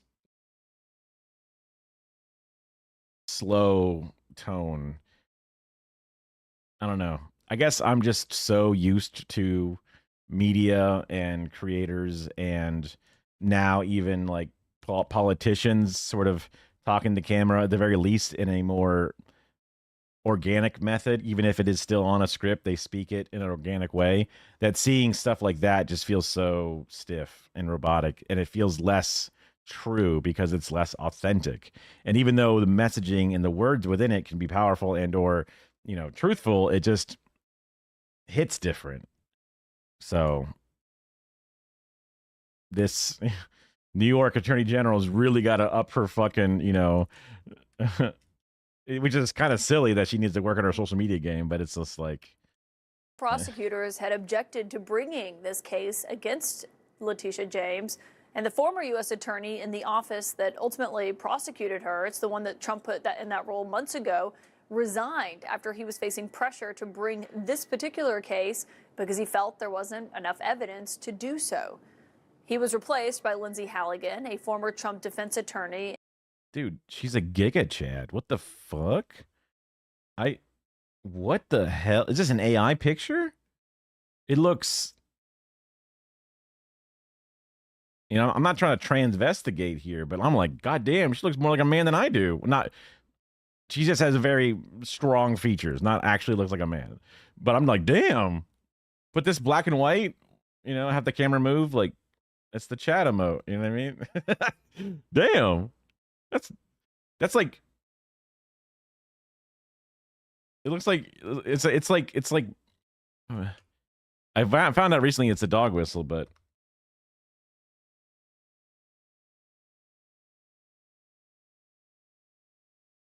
I need to like pick this. Okay, picture in new tab.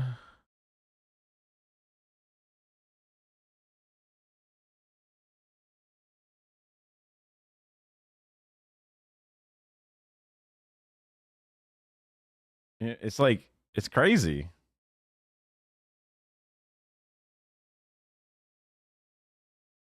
An insurance lawyer who doesn't have prosecutorial experience, but she's now in charge of Virginia's Eastern District and has been for just over 2 weeks. In those 2 weeks, of course, we've seen the indictment of James Comey and now tonight, Letitia James. Indicting the New York Attorney General is kind of wild. The history of Trump and James goes back years, of course. She famously sued the president and his company for business fraud, but it's political. That's funny. I did not know that. Political comments that obviously, because I don't know shit about this lady, because I was just blown away by her just outrageously chiseled jawline. She made that Trump and his allies often point to. It's important that everyone understand that the days of Donald Trump are coming to an end. And as the next Attorney General of his home state, I will be shining a bright light. So like here, this is organic. This is natural speech. This feels like she's just talking to you, right? Even though she's reading, she's making it not as stilted. Every dark corner of his real estate dealings. Now, once she was elected and after Michael Cohen testified here on Capitol Hill about the president's business dealings, James carried out her promise. And on the campaign trail, the president made no secret of his own plan for revenge. I mean, this is in the Brandon era. This is when he was getting arrested, and everyone's saying he's going to be in jail. He won't be able to run for president. And then people were like, "You're delusional. Do you really think they're going to be able to put him in jail before the election happens? Do you really think that?" And everyone's like, "He's only running because he's so afraid he's going to be in jail. He was a loser before, you know." Loving hot, tasty McDonald's does not make you a Nazi. Is that like a quote from something? The Mac Tonight thing was because there's like a Pepe version of it where he's, I don't know, lamenting about, I forget. I think it was like the before times or something, very racist stuff, whatever. You watched the Hassan explanation after stream yesterday, and he was literally pulls the collar off Kaya live after they asked him to. The idea that he puts tape on the collar and then just sat there and waited for a chatter to ask. Yeah, I mean, at first I thought it was the leather strap going through it, but also like it could have like, I don't know, fallen and cracked, and then he just puts tape on it. Like there's also like a lot of things that could be just straight up what it is. right? Someone was saying it was padding extra and to give it some extra resistance because maybe, you know, the plastic is smooth, but with the fur and the way that like the little tape connects to it, you know, lots of things that it could be. And it's even if it actually is tape, just because the one like, you know, super saturated picture does make it kind of look like there's a line going that way, but it's not necessarily the most 100% evidence even, but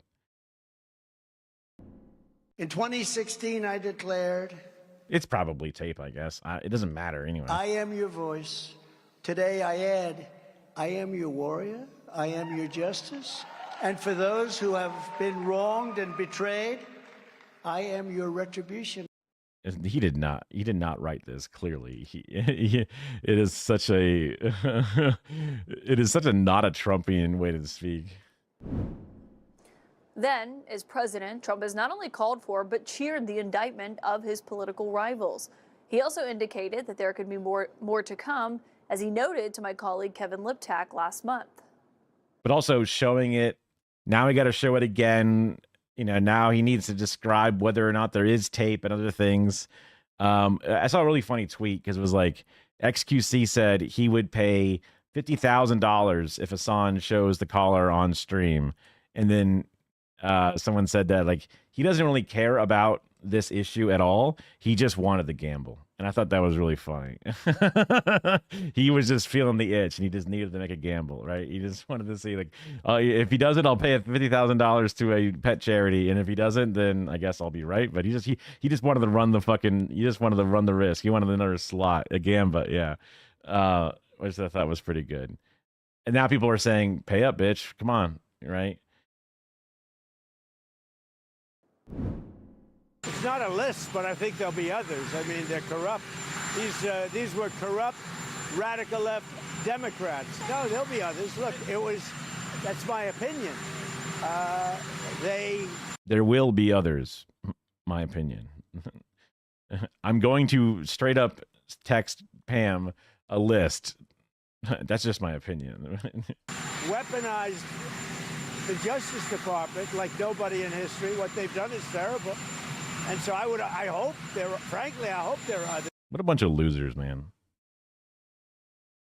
What a bunch of fucking young Republican ass losers back there.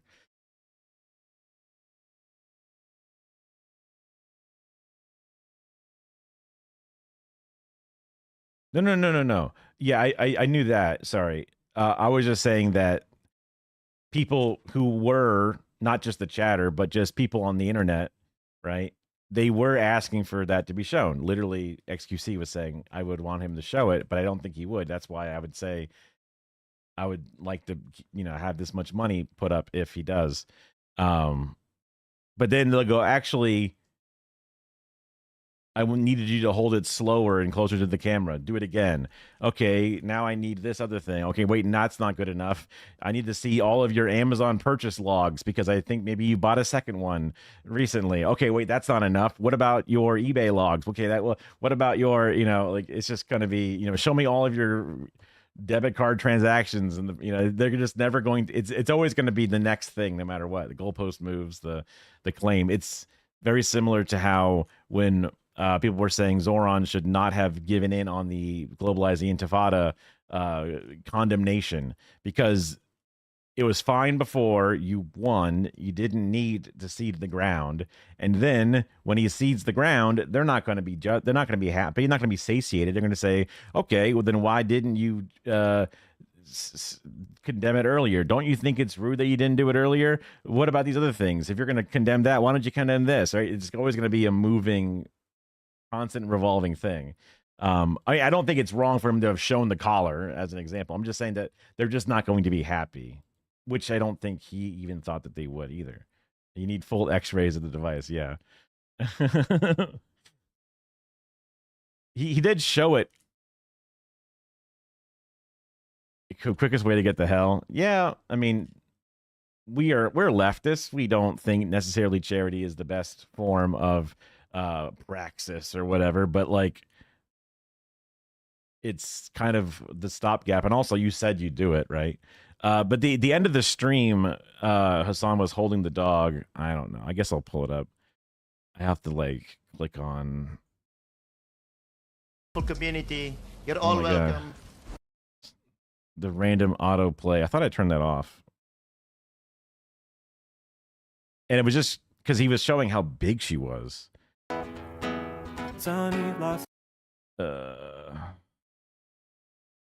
don't need full screen. I just want to click on the video. California, says Hassan. There it is.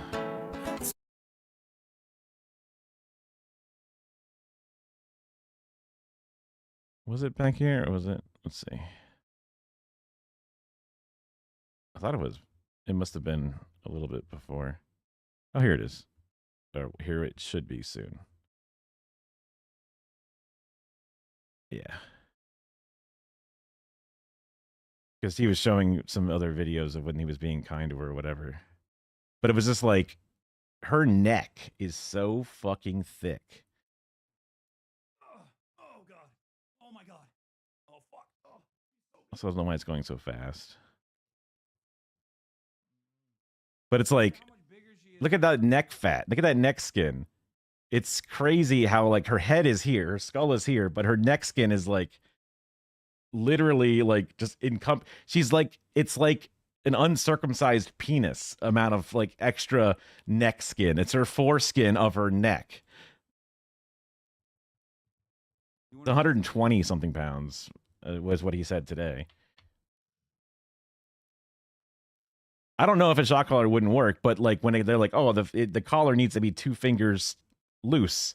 Like if it's 2 fingers loose on that fat of a neck, that loose wiggly jiggly of a neck, it's gonna fall off her head. Especially if you put a fucking leash on it, it's just gonna pop off. You just go backwards and it's off the head.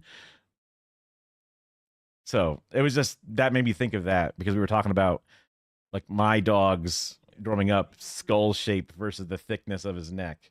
Right. I think, I mean, well, I guess it's a good defense mechanism to have that much loose skin for wolves biting it and other things. But then I guess it also helps protect you against a too tight collar, just because it would be difficult to strangle something with that much, meat. But I'm sure there is an amount probably that you could have a collar too tight.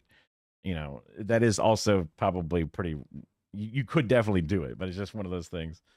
The dog, desperately trying to flee. Yeah. Also, it seems like every time she's on stream, she just looks big and bigger. That's a big dog, man.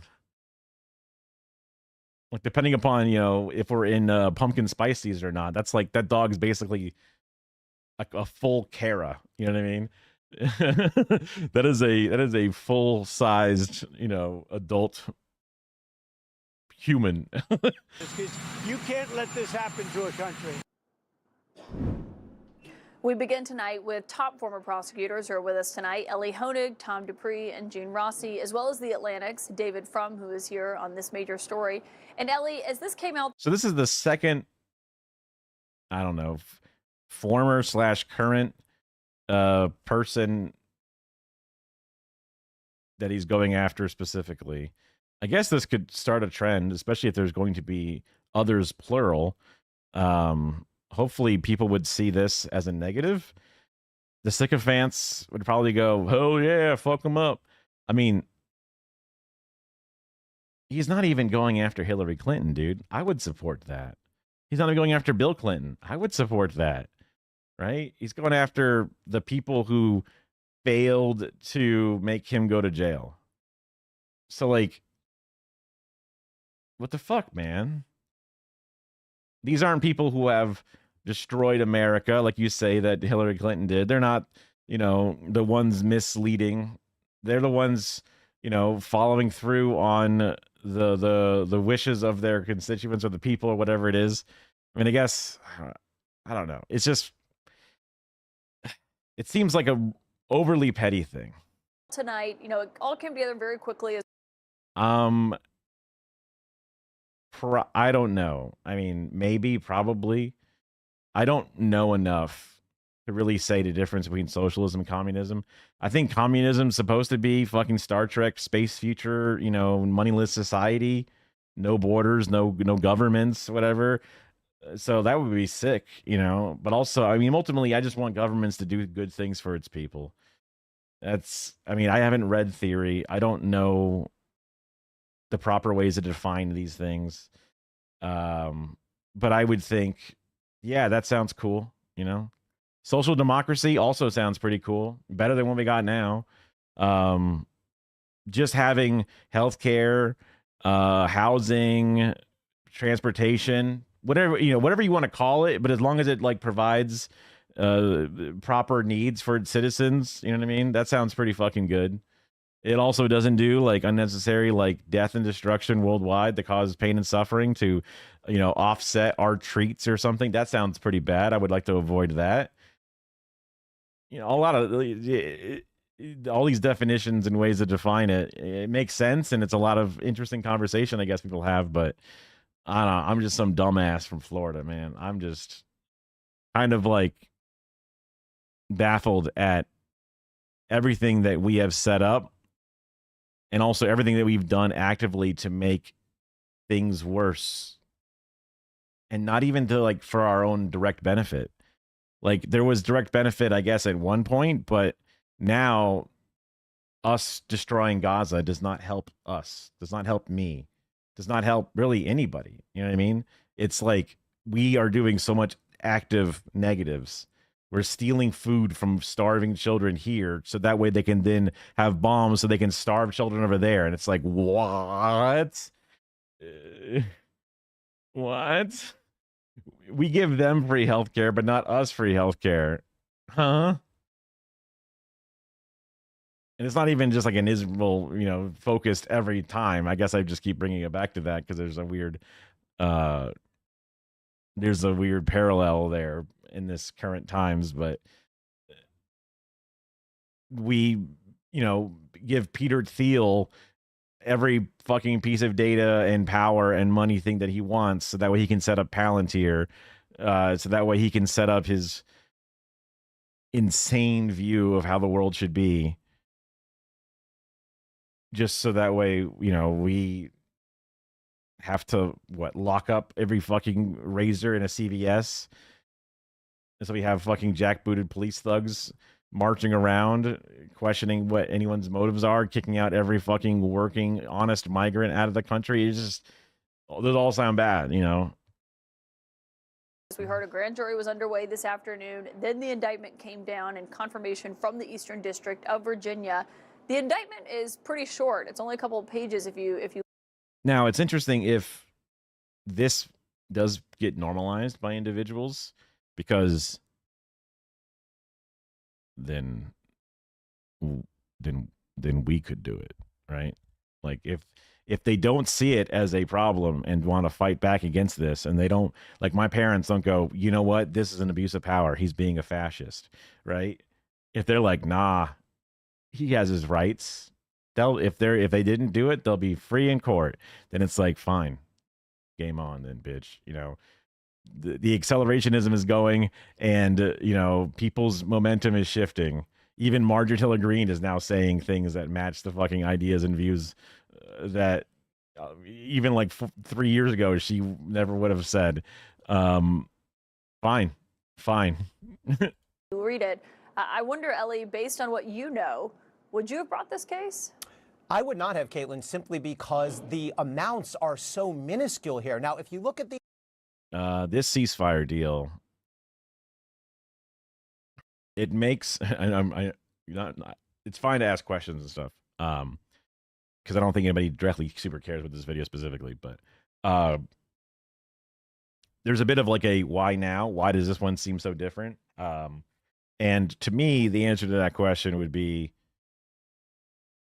the Palestinians, like the people who were originally, or even all the way through the process, the people who were there normally and, you know, setting up and not willing to cede ground on certain things, they have been killed and died and been bombed and assassinated. So The people in charge are becoming, the third, fourth, fifth string negotiators. And then also the people of Palestine overall, their needs and what they need, now they're getting more and more desperate. And then on the Israeli side of the same negotiations, they're also getting more desperate. The world overall is putting up with their bullshit less and less. There are multiple countries in Europe recognizing, even with some stipulations, but just recognizing the Palestinian state exists. There are warrants out for the arrests of the fucking leaders of Israel, and then also warrants for the already dead members of Hamas. So it's pretty much just Israel's leaders being hunted down. They can't even fly over Spanish airspace without threat of being fucking, captured. So they are desperate for big PR moves. I think even like Microsoft is now pulled back through BDS pressures to do something less. I don't know if it's the full less, but it's something less. Lots of different things are impacting stuff. And even Trump is getting annoyed, right, with this ongoing pressure. He needs to end the wars. That's supposed to be his promise, and he can't. So every day it's been going on, those pressures to get a deal done have increased. It is always an opportunity cost is a different thing. That tomorrow is a different day than today, right? So that element is happening. Now, it's another one of those phase 1, phase 2, phase 3, where phase 1, give us what we want. Phase 2, then you'll get something. And the issue is, will they drag their feet? Will they kind of hem and haw and sort of try to find ways to, once the PR pressure dials down because all this ceasefire talk or ceasefire peace talks happen, all the PR kind of slows down. I don't know if they're then going to decide to then stick their noses up things and say, well, actually, we don't want you to be able to free those 250 life in prison people from our Israeli prisons. And if you don't agree to that, we're going to throw it all away, right? They've been kind of reneging on parts of that deal specifically, apparently. Sort of like trying to change the list of who gets to go and who was approved to go. So it might not be as long-term as we're all hoping if they feel like they've earned enough positive coverage. I mean, there's always going to be those same pressures trying to keep it going as well. Because I was talking about the pressures of needing to end it, but, BB's government, he's probably going to get thrown out of power if it ever actually does end. But he wants to get the hostages back because that's the big pressure against him. So phase 1, give me mine. Phase 2, you lose. Haha, we don't do it. Back to war. So I'm cautious but hopeful, right? So we'll see. It's seemingly taking a while for all 20 of the points to even be shared, unless I've missed it. That's my overall thoughts on the ceasefire deal. But I mean, also, it's not for me to say they should hold out longer. I think Hamas should keep governing the area. That seems silly, right? So I'm definitely in favor of it, especially since the Palestinians are in favor of it.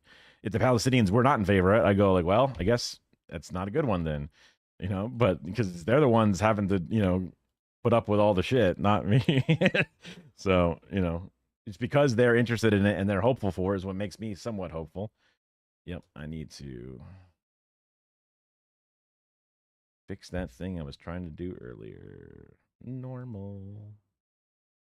Indictment. The core allegation is that Letitia James bought this home in Virginia in 2023, and she. Yeah, I mean, hope is powerful. It also can be cope and end up making you sort of, lulled into putting your defenses down, and then wham, you get hit right in a sucker punch or something. But if you don't have hope, then you're never gonna even want to do anything. So it's a balance. Certified that it would be her secondary residence, but in fact, I mean, technically, you're saying each day without genocide is a cause to celebrate, but the food's still not getting in. The third flotilla was already fucking apprehended, and they're still bombing technically, despite the ceasefire happening. So, but it's less, which is better. But like they were saying that some of the issues were a Palestinian state, and they're like, that's an issue, and I'm like, cool. Well, I guess if Bibi and the government doesn't want to give them a Palestinian state, then I guess you have to do a secular, free Israel with no apartheid system. I guess because they didn't want it. Yeah, I guess you're right. Hey, you drive a hard bargain. Let's just have that instead. You know, a right to return for all Palestinian citizens to any location in Israel. Free travel. Open voting rights. Equal rights overall. No shifting allowances depending upon how you're married, and if it's an Israeli marrying a Palestinian or an Arab, like all of a sudden now, like there's differences, right? So and the apartheid, right? Because I don't know. It made sense before when I didn't know much about it. The idea of a two-state. Oh, look, they're having trouble. Okay, well then let them be their own country, independence, right? But obviously the West Bank is an example of that. It's supposed to be sort of their own zone where they are autonomous and have their own sort of like, that's supposed to be their little apartheided section where like they're going to be in control because everywhere else they're not as in control. But turns out, IDF is there illegally according to international law, setting up settlers and allowing them to, do operations and terrorize the citizens of that. What it's supposed to be, kind of like similar to, I guess, the American,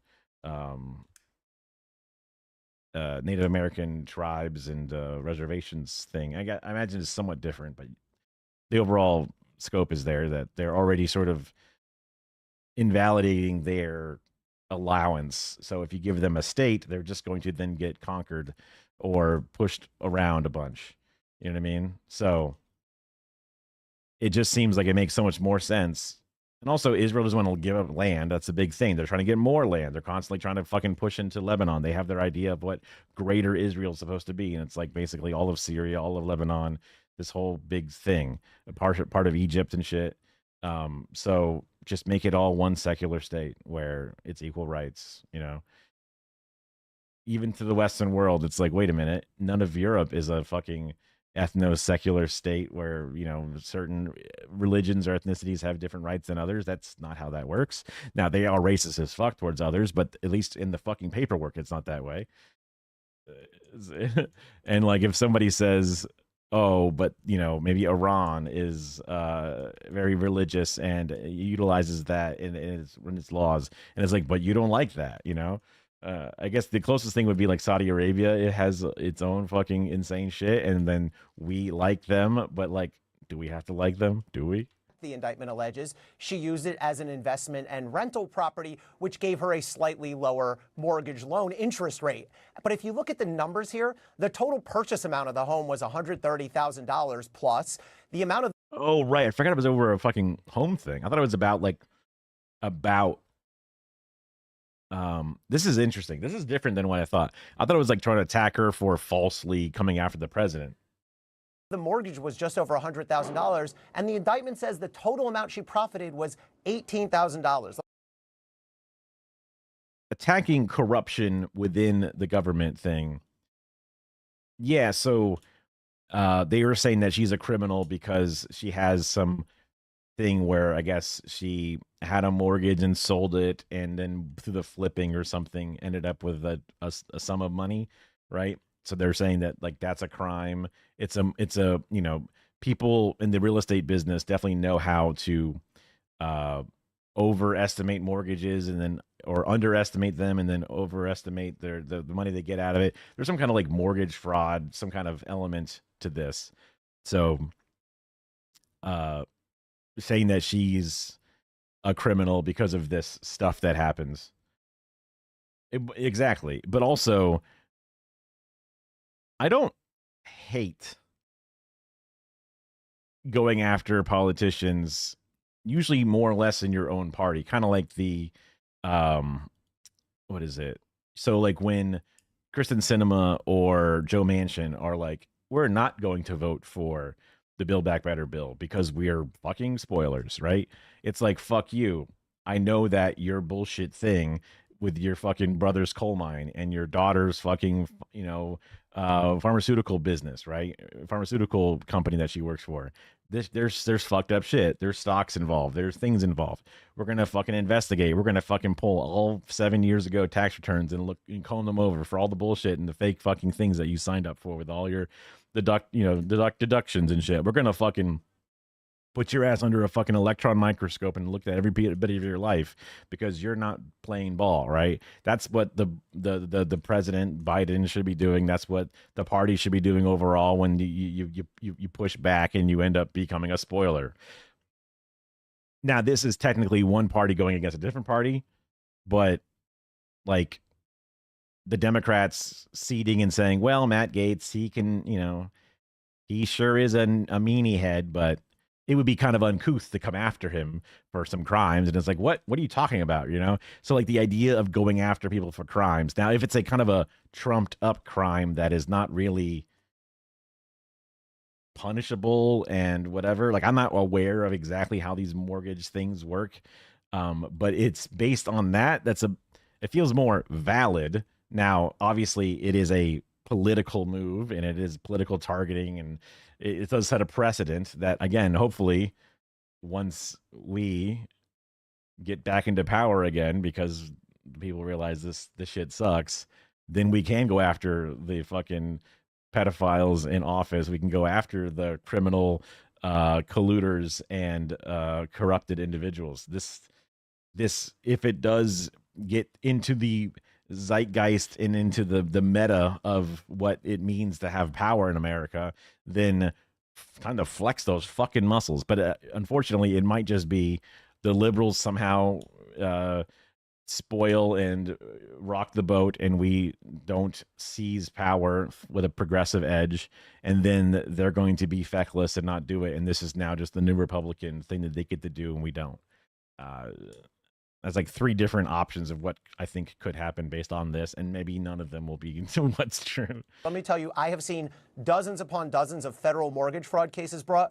I've never seen one for that low of a loss amount. So we'll see. We don't know, frankly, off the indictment how strong the evidence is, but just that loss amount to me shows me that something unusual is happening here, that they chose to indict this. Well, and they had kind of been looking around at different homes. I mean, it wasn't even clear which one they were going to go after in terms of this. Where there was another one where she bought with her niece that was her primary residence. They're landlords. Well, I guess that's their primary residence, but there's a few others, right? So landlords, oh no, a landlord's being hit for doing fraud to increase their wealth. Political targeting or whatever it is, but also fuck them, put somebody better in, right? And then it came out it was this home. And so, Tom, when we look at this, the multiple homes, we saw Ed Martin, another top DOJ official, who was posing for pictures. What does this outfit remind me of? I guess it's kind of a little Riddler-ish, just because of the strong green and the kind of like basic white guy kind of look to it. I think there's 1 or 2 other things. It's sparking, but Outside of James's Brooklyn home as well, it kind of raised the question of, obviously they wanted to indict her for something, and they were looking at basically all of her properties in order to get to this point where we are tonight. It's so funny that these videos recorded of like the camera footage, it's always a camera phone pointed at a TV screen playing back a video of the thing. They never extract the actual fucking footage of the actual file. I don't know why this is always how it is. Like when it's a leak of like, I don't know, the gate at the apartment complex having a funny thing happened, it makes sense because the security guard does not know how to properly, get those files out, and they don't have like the bright USB cable or whatever to do it. So they just fucking whip out their phone. But this is like a fucking, investigation, and this is like CNN. So it's like, why is this still the way this looks? Yeah, and look, the Ed Martin maneuver of standing outside and haunting her house is not exactly. Oh, wait. I thought that light reflection was like light in the room as people are moving around with their camera phones out, but that could be a really blooming because the sun bouncing off cars and stuff. Subtle. I mean, this is one of the least I don't surprising know that the frame of this is moving. indictments that we've seen. President Like, Trump yeah, has see been how very like vocal, both on the car campaign is trail and once he's so taken unless like the camera is literally wobbling with the wind or something. I don't know. It's tough. office, that he was going to do whatever he could to see that Tish James was indicted. So today, I'm sure, is a happy. And this is the other problem. Sometimes I look at weird details and then I end up glossing over what they're actually saying. Obviously, they wanted to indict her for something, and they were looking at basically all of her properties in order to get to this point where we are tonight. So they combed over all the different ones, and this is the worst, and it doesn't even seem that bad in the realm of all the different real estate criminals. Yeah. Hell, if this is a light crime and Trump is also well known for doing these types of crimes, then as soon as, again, he's out of power, he's opening himself up to this exact thing. And he did it while he was in office against his opponent. So, like, I guess he'd be like, I'm an ex-president. You shouldn't, right? But that's... And look, the Ed Martin maneuver of standing outside and haunting her house is not exactly subtle. I mean, this is one of the least surprising indictments that we've seen. President Trump has been very vocal, both on the campaign trail and once he's taken office, that he was going to do whatever he could to see that Tish James was indicted. So today, I'm sure, is a happy day for him. One interesting thing is the charge that they are bringing appears to be based on a different property than the one that many of us thought it would be based on, a different property in Norfolk. And to my mind, one critical fact or question here is whether after Tish James submitted that form in which she checked the box saying that she intended to use the Norfolk as a primary residence, whether she corrected that error. With regard to the other Norfolk property, at least her lawyers have been saying this was just an inadvertent mistake. As soon as she realized she made the mistake, she tried to fix it. And so my question is, does the same argument apply to this property too? Because that, if true, would go a long way toward a defense that this was an honest mistake rather Could you do the same honest mistake multiple times? Wouldn't that be less honest at that point? I don't know. than attempt to commit a willful, intentional, fraudulent act. Yeah, I believe on that one, her attorney had turned over emails where she said, this is not my primary residence, making that clear. Obviously, that was a few years ago. And Gene, on this, Lindsay Halligan is the new attorney in the Eastern District of Virginia office. She's well liked by a lot of people in the president's inner circle, but she doesn't have experience as a prosecutor until 2 weeks ago, now that she's been in this role. You've prosecuted more than 110 federal cases. Would you want to argue this Too case? many. Too many. Caitlin, let me tell you this, and maybe Tom and Ellie will agree with me. This indictment is the classic example of indicting a ham sandwich because Dumb? Not going to work? the prosecutor is the only one in the grand jury room. There's no defense attorney. It's 23 individuals. You only need 12 votes. And if you can't get an indictment returned, you might as well turn in your bar license. Would I have indicted this case? Okay, so grand jury is bullshit. If I ever see somebody guilty in a grand jury as a setup for an indictment / a case, I'll know based off this guy that it's all a fucking ruse set up. Absolutely not. And I agree with Ellie on one point. The loss in this case is remarkably low, but I want to go before the loss. In a bank fraud case and a false statement case, the intent is very high. Yeah. You have Also, it's kind of crazy that you need, what is it, about half of the grand jury to go, I guess, right? It makes sense, I suppose, because you need unanimous on the actual jury, but to see if you even need a jury in the first place, you would only need half of a grand jury. Always being on the outside, never really understanding this process, grand jury sounds like it's like the Supreme Court. It's like, oh, the best jury, you know, the final jury. But really, it's kind of like the pre-jury that is kind of a slam dunk generally. So it's like kind of weird that that's the grand jury. Maybe they use a different version of the word grand that I don't get to understand because I'm not a fucking Latin lawyer, whatever. I just wonder, like, if it's such a small amount of money based off of this thing, does that mean that the punishment would be like 6 months of probation or something. Like, it's white collar crime. Do they actually get jail time for this shit? To show willfulness. And Tom brought up a good point. If she told the banks or any officials that she was not using this as a primary residence, that is a huge red flag and loud gong in favor of the defendant. So this is a weak case at best, and it has vindictive prosecution written all over it. Interesting. I wonder if the Trump people are going to go out there and say, we just want to get a case against her, get it through the indictment of a grand jury, and then just because she has a case, right? And even if she wins, you go, it was rigged, and you can just cry bully the whole time. Especially if there were more likely to get guilty things, other options, other properties, and this was one they chose, that might lean you towards them just wanting to get sympathy because of, what they see as injustice or something. So, David Frum, notwithstanding anything that our former prosecutors just laid out, I think if you're looking at this tonight and you're the third name on that list from President Trump's post 20 days ago, James Comey, Letitia James, and Adam Schiff, if you're Shifty Shift, the senator from California, that little pumpkin-headed jack-o'-lantern guy, it's spooky season. They're gonna carve him up as if he's a pumpkin, not saying violence, condoning, etc. thing to you. California, are you preparing your own video response to a potential indictment? 50 years ago, President Nixon had more than a little too much to drink, called up his head of the IRS and said, "I'd like to see some files, please. This is a list of the names of people I want to see files." Dude, back in the day, those fuckers must have been just swimming in alcohol all the time. Like, people to this day still drink like fucking, I don't know, sailors. But like, I feel like back then, Mad Men era shit, those fuckers were just peppered up, sauced up, drunk.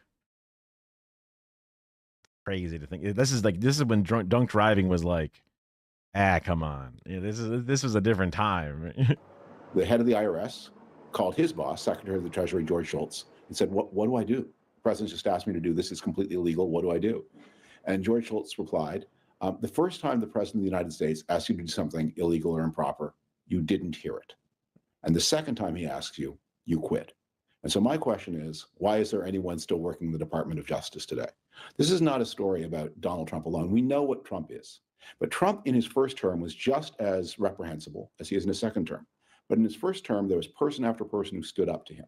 In the second term, the Department of Justice is filled with people who are executing improper orders, who are indicting at the president's command. Sick of fans. People in the cult. It's gonna suck that like 20 years from now, the assuming things go the right way, the Nazi helmet is, or the Kaiser helmet with a spike is a symbol of World War One. The Nazis swastika and the little like fancy uniforms and hats is the symbol of Nazism. But the symbol of fucking Trump is just MAGA. It's just the stupid, grandpa ass truck stop all caps hats. It's just like, what? Really? Bright red plastic made in China, bad white embroidery, full size Times New Roman. What the fuck, man? The moment that direct message appeared, making it clear that Trump was ordering these prosecutions, everyone in the Department of Justice should have said no. You've spoiled the case. Even if we had a good case, which we don't, even if we did, this is now improper.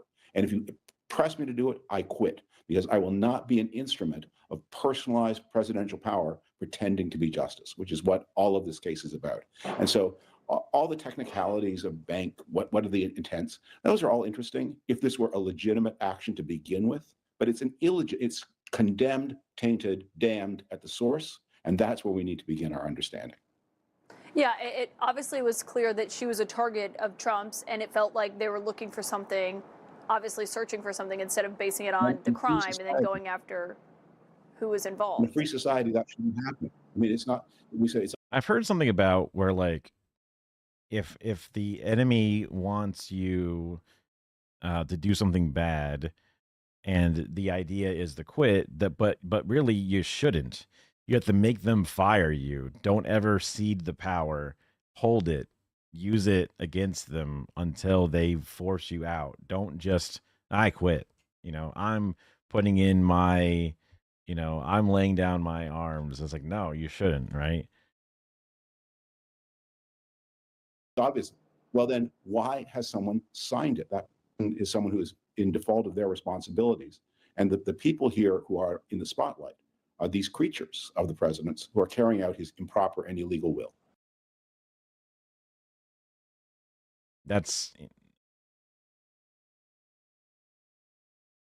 It makes sense to me. I mean, unless there's some kind of like bizarre, you think that you're going to be in trouble because either you quit and then you're not allowed, you don't have to do it anymore.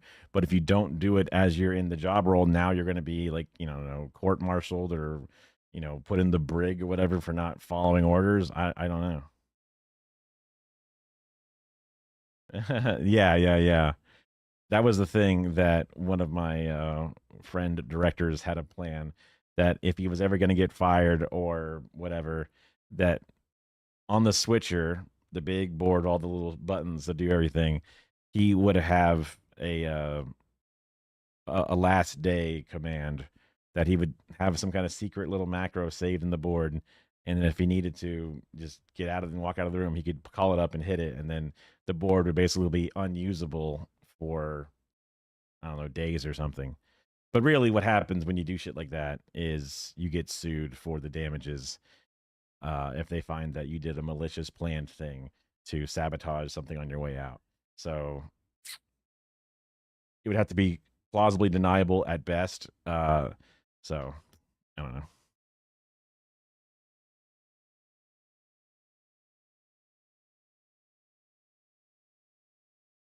Let's see. This is about, I think, the bailout of Argentina.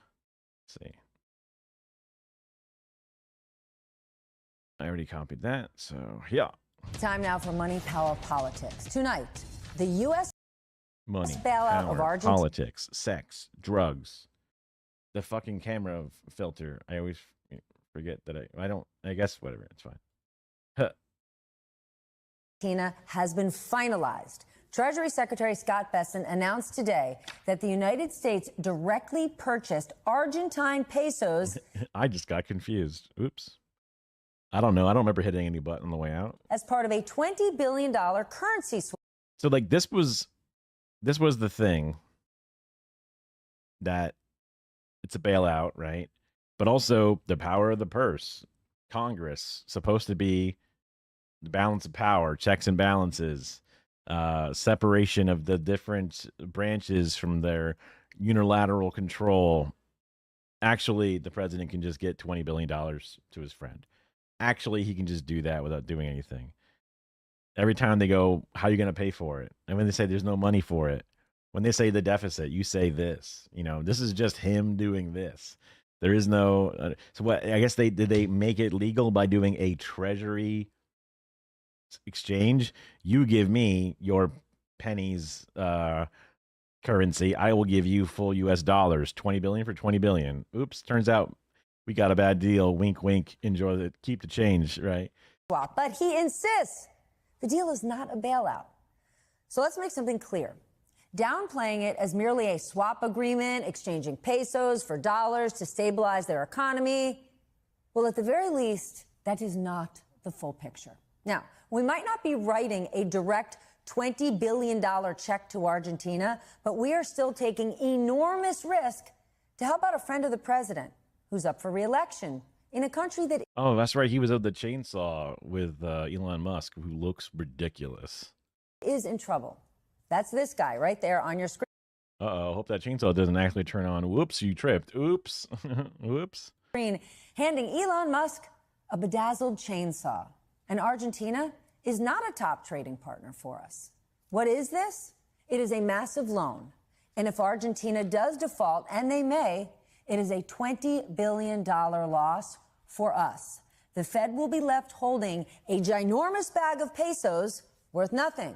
So you could call it a I thought it did. hidden bailout or a direct bailout. This is a huge win for Argentina, its president, and the group of U.S. investors Secretary Bessent knows very well who bet big It might not. I mean, it definitely wasn't running. That's for sure. So on Argentina. either way. So keep in mind, this is happening while the U.S. government is shut down.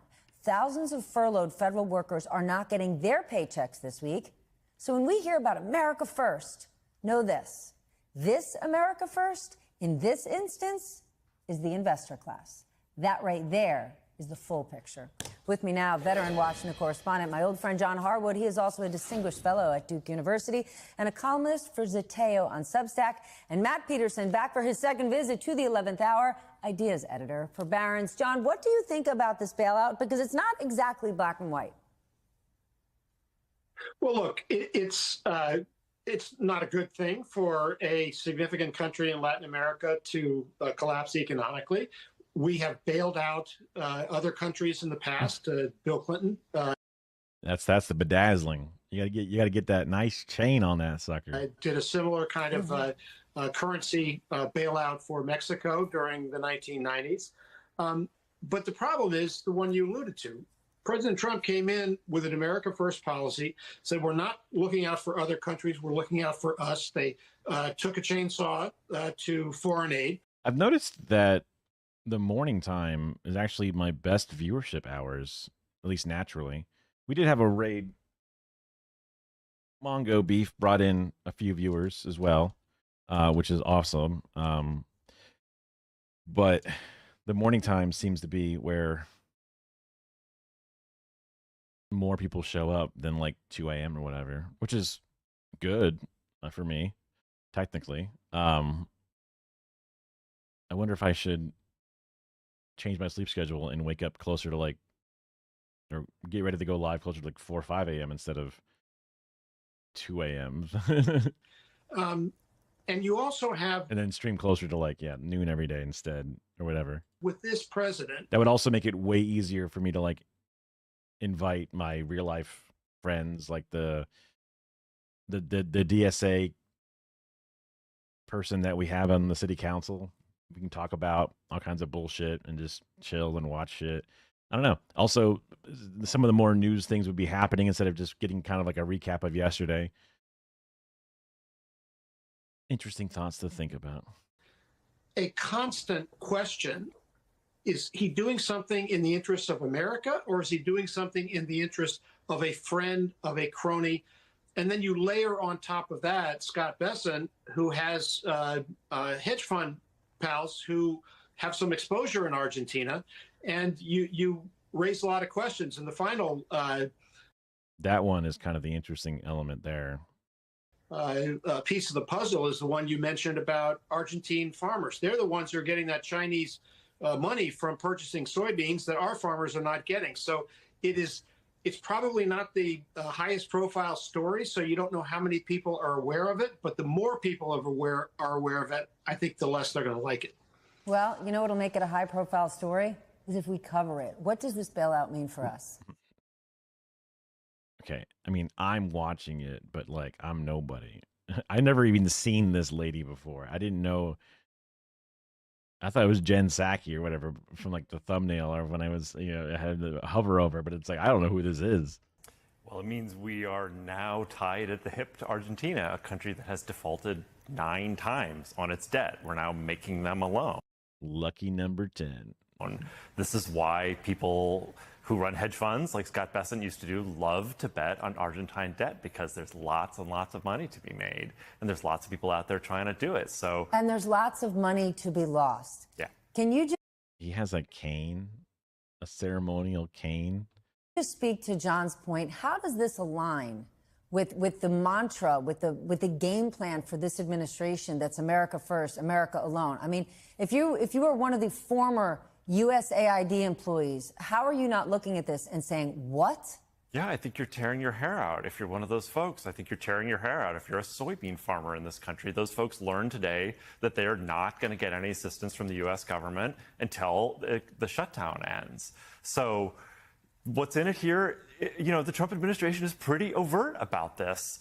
They're helping out a political ally. So if you're a political supporter of the president, maybe this is great for you. But if you're here working in this country, you're just trying to save money, there's not a lot in it for you. John, this bailout is happening amid growing concerns about our own economy. Fell for it again award, the classic. The Wall Street Journal kind of broke it down today.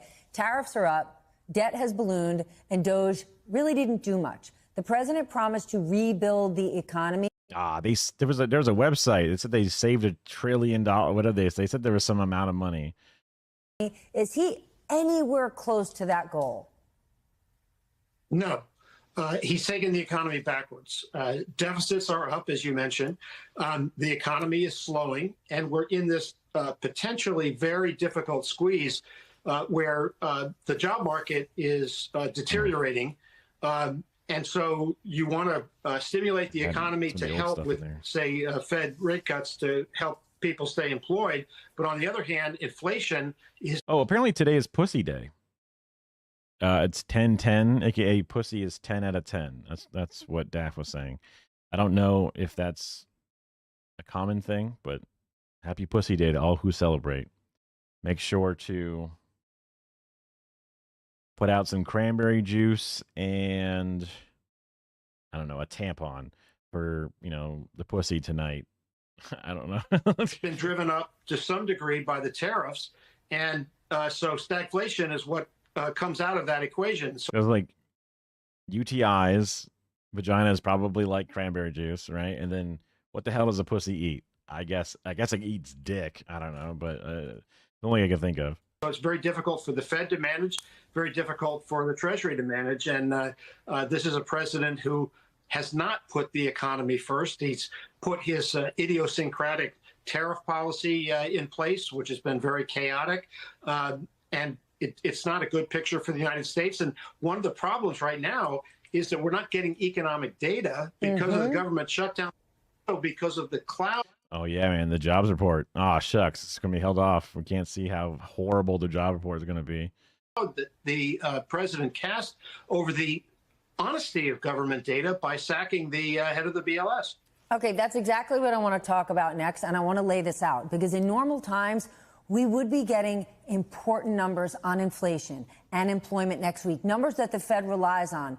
But the shutdown, of course, is throwing all of this into an economic data blackout. Now, the New York Times is reporting tonight that the BLS will still release CPI, Consumer Price Index, for September.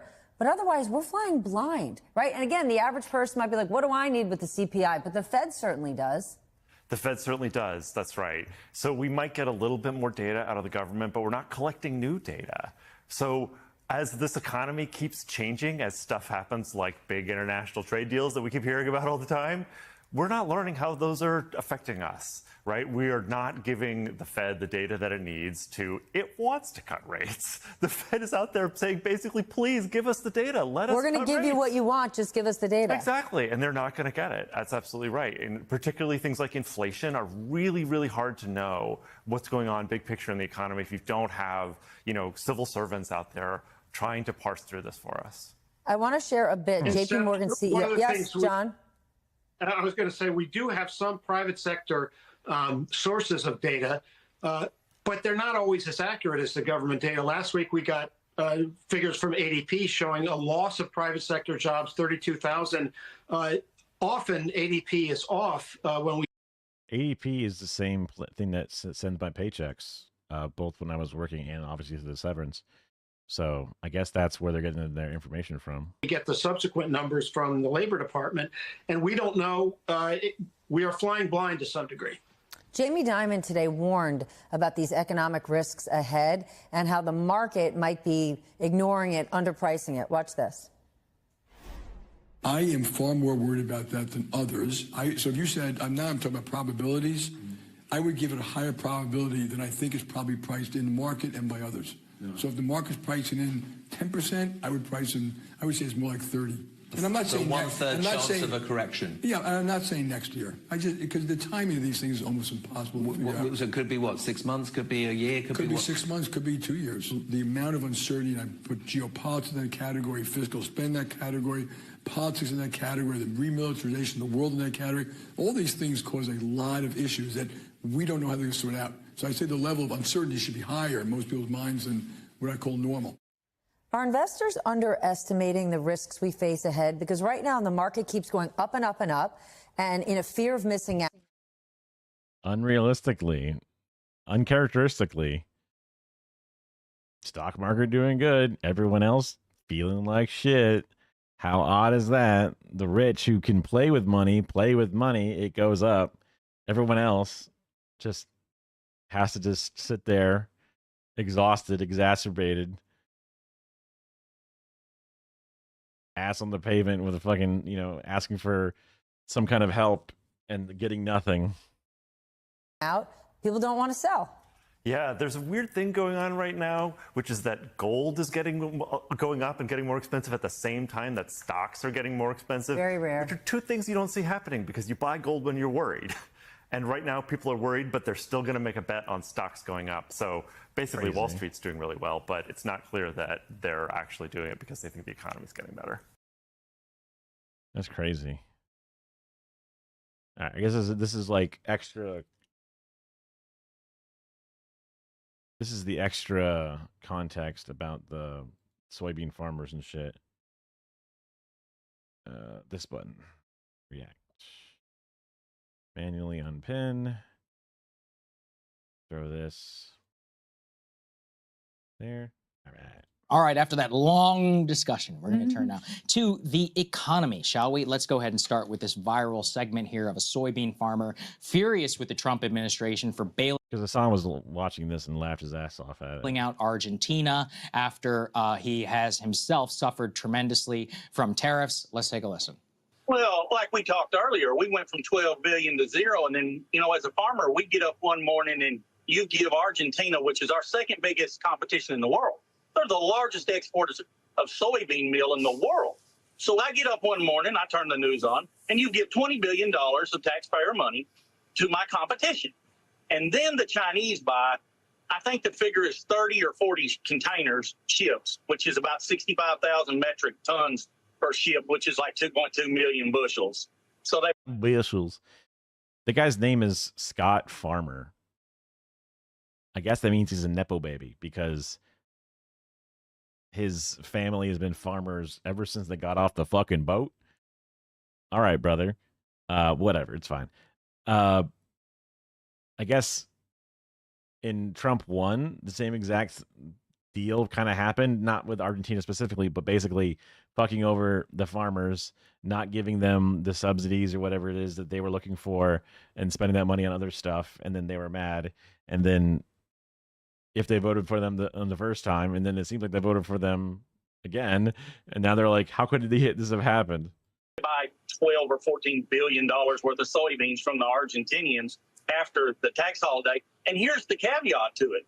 They give $2.30 over the November board, while I'm getting 50 cents under the November board. So that makes the Argentinian soybeans about $12.42 a bushel. I think that's the real figure they gave. So all my premium, they all went to Argentina. So all my premium went to Argentina. Man, I haven't gotten into weigh-in on Argentina. That is so patently insane that we are bailing these people out. Literally just because they're Trump-friendly. I mean, and because a bunch of hedge funds. Yeah, of course, stand to right. benefit. Hedge funds and VCs, et cetera, who placed bets on the Malay. Yeah, there's, I guess, some kind of, I don't know, billionaire that had like either knew about it before or was in on trying to get it to happen or something. I don't remember the exact context. Hopefully they cover it. And now our own people are like, hey, what the fuck, dude? And then we had the leaked text messages that came out from, what was it, to Scott Bessent about the Chinese. Just the way that these people have handled this, it's offends me more than anything. Like the lack of coherence, the incompetence, it is unbelievable. And it would be funny if it weren't for guys like that. The soybean farmer, bailing out Argentina, becoming the laughingstock, having no real trade deal here with China. By the way, I've been tracking closely. The new prime minister of Japan previously had said, I'm going to renegotiate that trade deal. So Let's see how that goes. We turned Japan against us. Great. Oh, awesome. There are so many instances on the world stage and here publicly where things just make genuinely no sense, like no sense whatsoever. And so putting it all together with the economy, that's what worries me, because at the same time, the one industry which is actually getting quite a bit of help from the federal government is AI. And there's some worrying stuff out there. Let's put this up here on the screen. The AI bubble is, quote, 17 times now the size of the dot-com frenzy and 4 times the subprime bubble. One analyst is saying, of course, look, we can always find an analyst to say, Wow, the dot-com bubble, it's 17 times more dot-com and only 4 versus the subprime. I did not realize the disparity between the dot-com and the subprime was that different. Like, I guess about 4 times different, if this is about 16 and that was 4, right? everything. But of course, I like the headline. And I do think it kind of underscores some of the issues that we are having, where we talked extensively about this. AI capital expenditure and data center spending specifically is the only thing propping up our economy. Okay, it sounds bad after he just says all that, but I'm like, please burst that AI bubble. It's the only thing going to save us from electricity starvation and AI slop destroying politics and the brains of every fucking parent out there. We would almost certainly be in a recession if it were not for AI data center spend. That is a highly inefficient way to make sure that you have GDP growth, because it is not in any way distributed across the economy. It is not. It is the literal opposite of what a thriving small business labor market and all of that is supposed to look like. If we look in the opposite direction, what do you see? You see everything else. I don't know if Cigar is more of a traditional lib or even a bit more of like a market capitalist kind of guy. I remember when Crystal was interviewing, not Gillibrand, one of the other people that was being weirdly shitty. I think it may have been one of the people that did like the counter State of the Union or whatever, and just really shitting on her and forcing her to like come to terms with her unwillingness to back down from her backing of Israel. He seemed to be a bit more of like a, well, you know, I know you got to go, but, you know, okay. Oh, geez. All right. He's a bit more of like the good cop for Crystal's bad cop. I don't know if that actually means his politics are a bit more soft than hers or whatnot, but also his analysis seems to be very economy focused, which I guess, you know, we're in the economy section, so it's not wrong either, but I just don't know enough about his stuff. Trending in the wrong direction. C3, for example, please. Let's put this up here on the screen. Quote, are we in a recession? Yes, if you live in one of these 22 states. Wait. Expansion, recession, treading water. Florida's in an expansion. Expansion good or bad? Wait, 22 states. 2, 4, 6, 8, 10, 12. That's not... The red ones aren't 22. I guess all of the red and green are 22?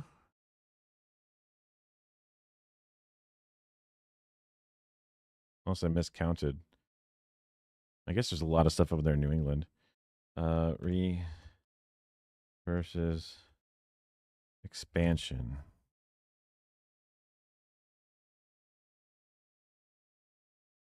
Economic recession is a period of general economic decline characterized by falling GDP, rising unemployment, and decreased consumer spending. In contrast, expansion is a period of growth where GDP, employment, and consumer spending all rise. Peak, recession, going down, plateau, then come up, expansion. So, got it. Also funny that capitalists like, yeah, this will have to happen all the time. It has to. It has to, you see.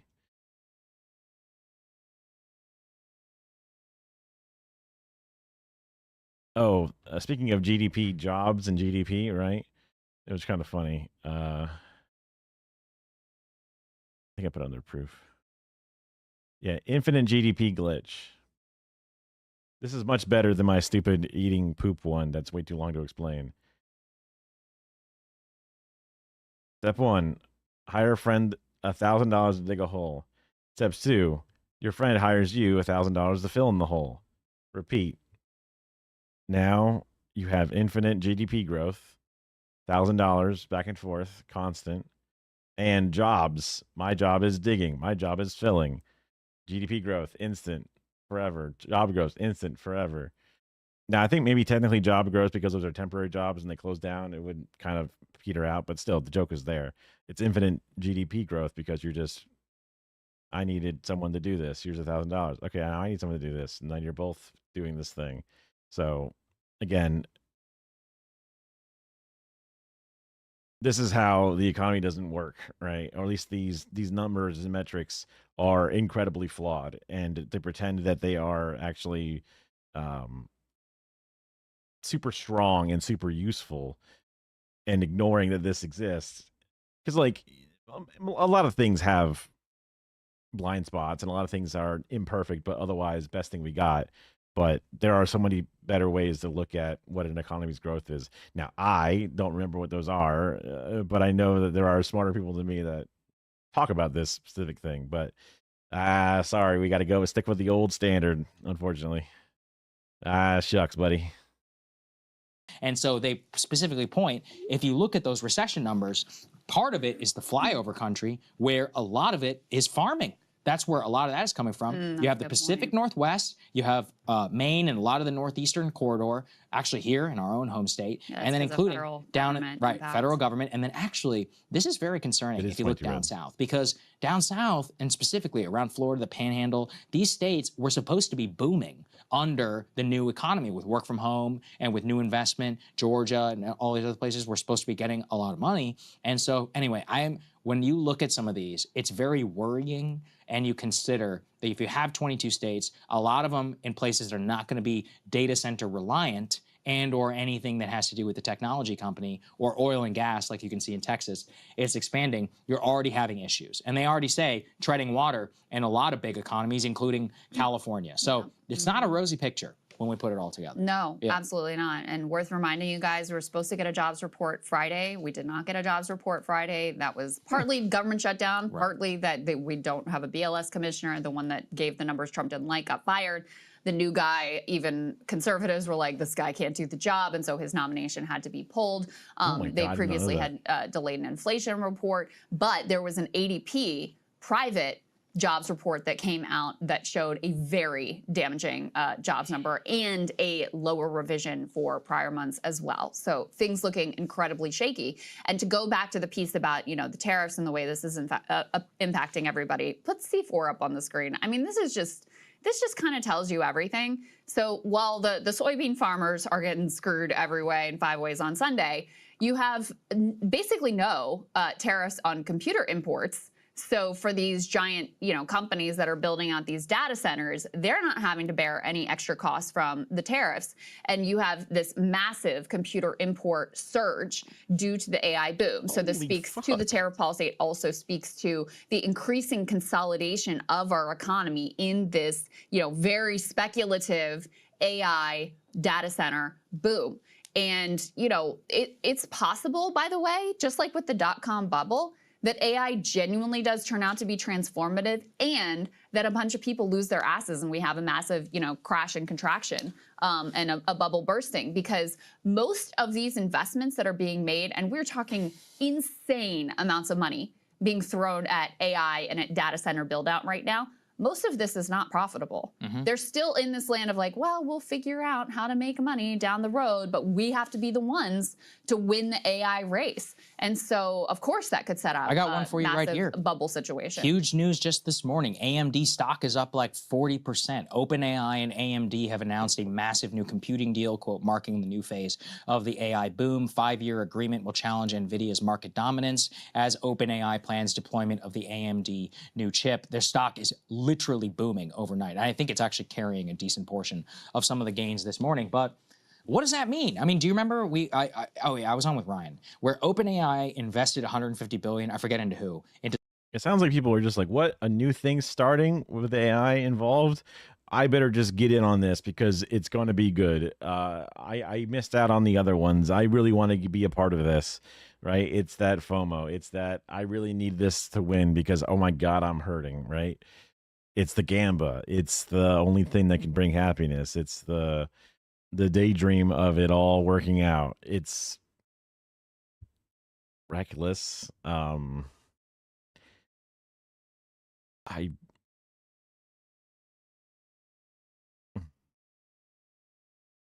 It's not looking good. It's funny because like we're all afraid of this giant market crash, and it upsets the way everything kind of flows and moves.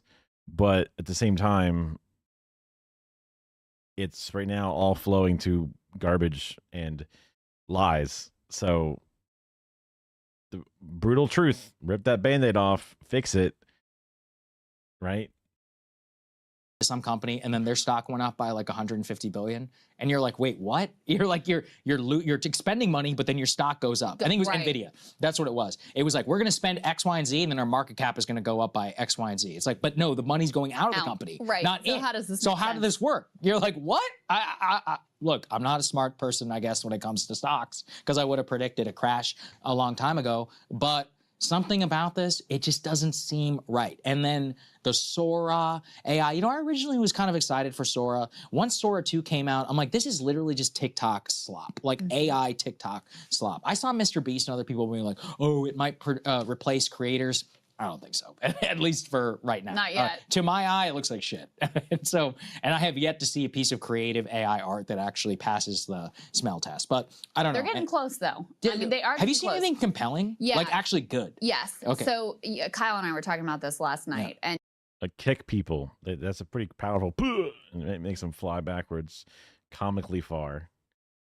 And he was showing me these videos that people made of like, I don't know, WWF, like 1990s WWF remakes, but it'll be like Tupac Shakur and Biggie, right?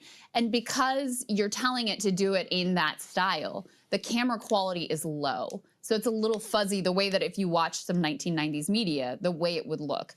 And they pull that off really pretty well. Oh, I've seen some of these 90 eras cuts. Yes. Yeah, it's like Take Me Back. I feel like those are the ones where it comes closest.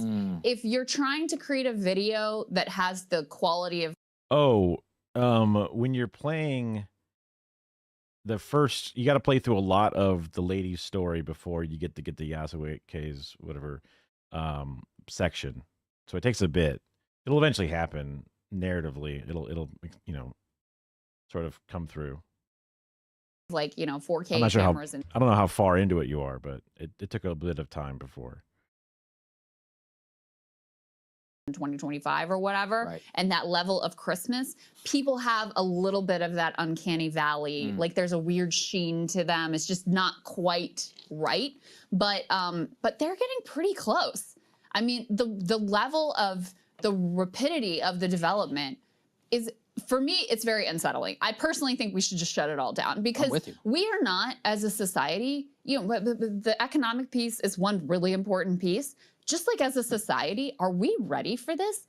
Think of people falling for some of the crap that's being put out now that is obviously AI and people are falling for it. You're going to have a total like failure and inability of society to understand what is real and what is false. Things that are real. Remember Trump with the thing they were throwing out the White House window, and he was like, "Oh, that's probably AI." Like things that are actually real. Or you can look at the images in Gaza that, you know, propaganda say, "Oh, that's not real. That's fake. That's AI." Whatever.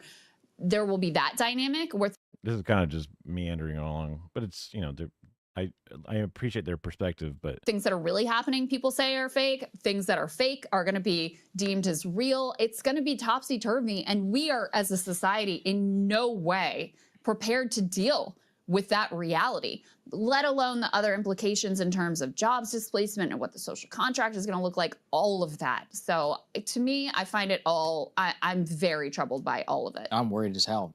You know, we were talking, the first Sora video that went viral was a surveillance video of Sam Altman. Yeah. And I said, can you imagine if this shit had been around just a few weeks ago when Charlie was shot, and Tyler Robinson deepfakes that were going around? You can see it happening like this. Also, to the discussion we just had about potential division and all of that. Yeah. I mean, these boomers barely know what's real on Facebook. Have you seen some of the stuff they're already sharing? Yes, which is so like those fake. weird bridge videos where people are like on a glass bridge and it falls apart, and then a dog rescues a girl and whatever, and people are believing Oh, this is days and days ago. this stuff.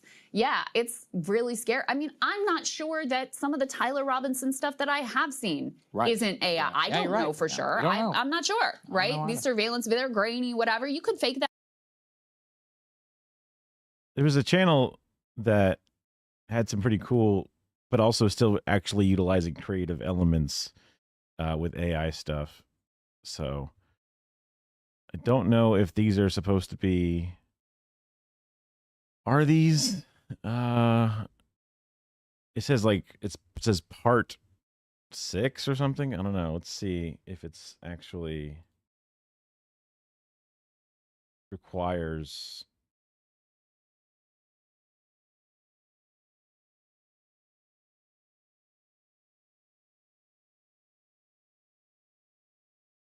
Having seen the previous ones.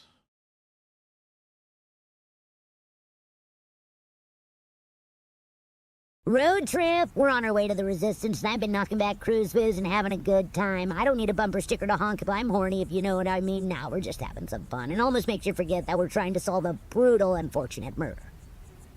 Honk honk! Previously, a chocolate chip in connection to the murder of Prank Snarbo led Deputy Switch Pruckett to Deepton Hole. Okay, this is definitely requiring previous context. This one is probably more of a standalone thing instead. And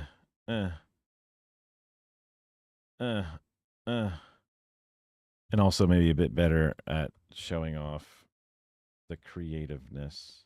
What the f*** are clouds? Sometimes they look like things, and we're just fine with it. I saw one the other day that looked like a squirrel. Made me unconsentingly happy. And don't tell me clouds are made of water, because I've seen water. It's wet, like the tears of joy that stream down my face after seeing a puppy sky squirrel. Damn it, can't you see they're controlling our emotions? On tonight's episode of Unanswered Oddities, Pregnant Key. This magical time of parasitic infection would see a new human living inside another to avoid paying rent. The host human would experience debilitating discomfort and rapid change as they would develop a body balloon, have unusual cravings, and begin to inexplicably participate in late-night pillow orgies. Eventually, the leeching human would be forced out through the vagina, the mystical wet purse that was said to be the doorway to human life. The vagina might have been similar to the Glurrin snack pack, the fleshy pouch that some Glurrins have for holding various snacks. But only in shape, location, and size, as it is the wonderful monolith that brings Glurrins into this world, pairing them with their parents shortly after. With Pregnant Key being such a powerful and arduous process, some might wonder, who could have really been strong enough to wield the mighty vagina? Sanmopo de Brian, near Deedle, one Glurrin hopes to harness the power of the vagina. My name is Grindon Weimer the Dreamer, Grinnin Grindon, someone knows it.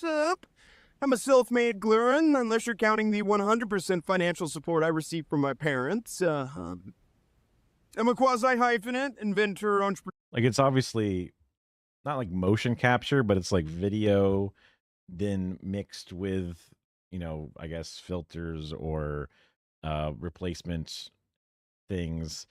It's not just generative AI, like give me big titty mama, whatever thing. It's utilizing it right in a useful way, but through creative uses. Newer singer, I do it all. Today we are here in my lab that my mom built, where I have created, via paying someone to do it for me, an artificial human vagina 668.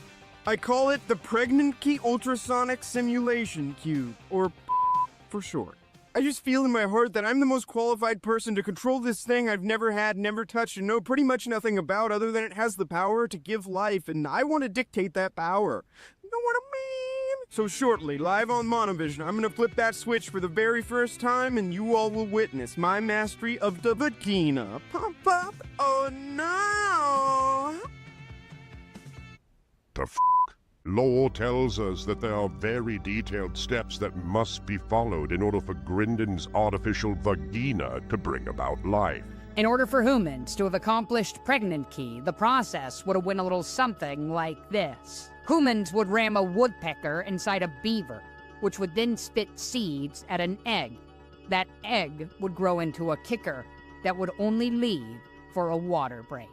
It certainly would have been quite the sight. Yes, pregnant key is a complex process that some Glurins find completely unbelievable. It's just crazy. Like the crazy low prices at Gugu's Porn Vat, the only porn vat that's semi-roachless. Tiggy, you can't just bring a sponsor on the show. Not sponsored, just a fan. Sounding the porn horn for Gugu's Porn Vat. Do you even know what today's topic is? Is it affordable porn? Because the vat is where it's at. And by that, I mean your one-stop mom-and-pop porn shop. They pay me to say that part. And everything else I've said. It's time to see if Grinden's pregnant key simulation will be a success or not. It didn't work. I don't know what to tell you. I put a woodpecker inside and it didn't even seem to notice. It supposedly needs to be wet, but every time I try to turn it on, it dries out. I'm starting to think they don't even get wet in the first place. We've been lied to! Nah, I moved on from that anyway. It's all about small diamond kernels now. That's the true untapped power source. Small diamond kernel energy. Small energy. It's gonna be huge.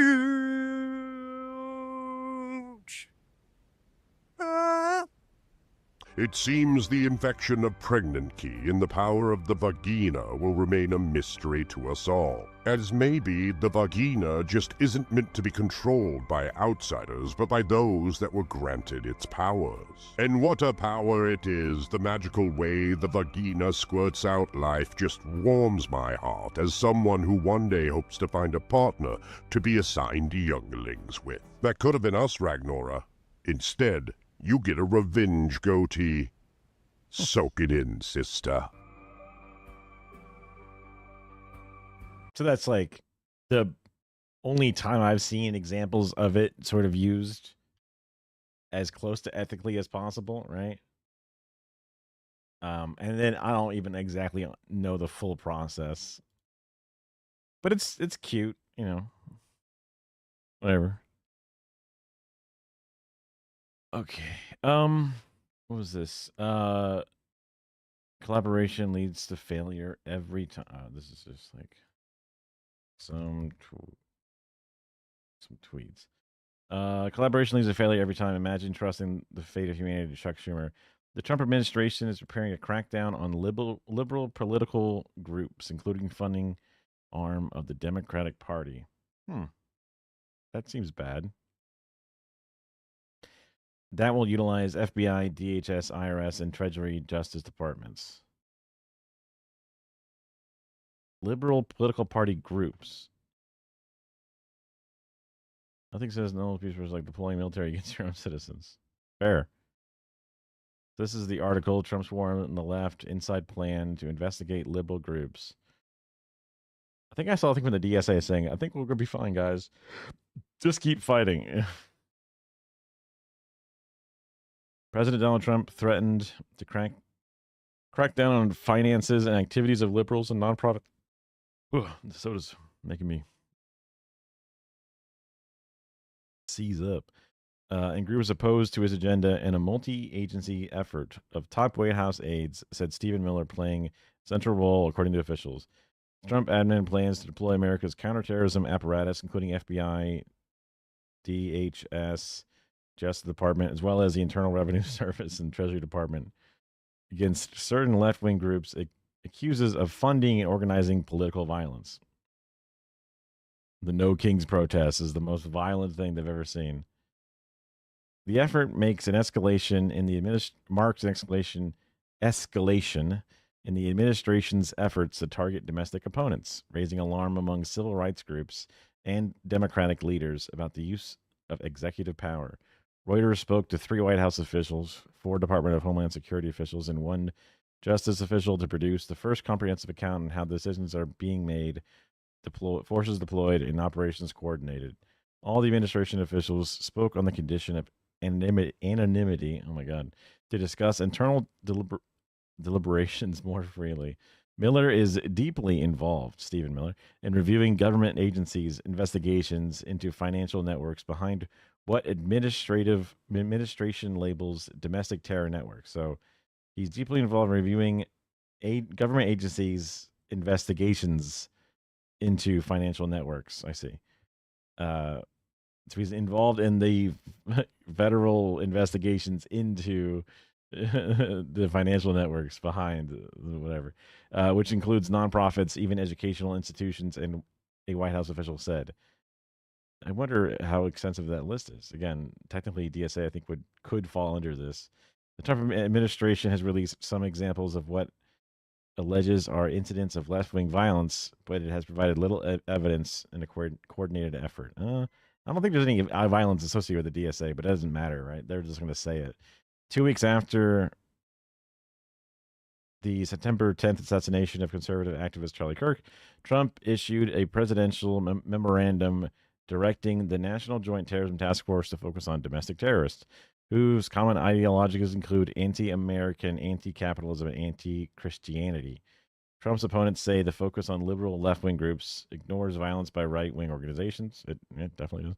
They point to the January 6, 2021 violence by Trump supporters at the U.S. Capitol who sought to overturn the election. Yeah, we all know.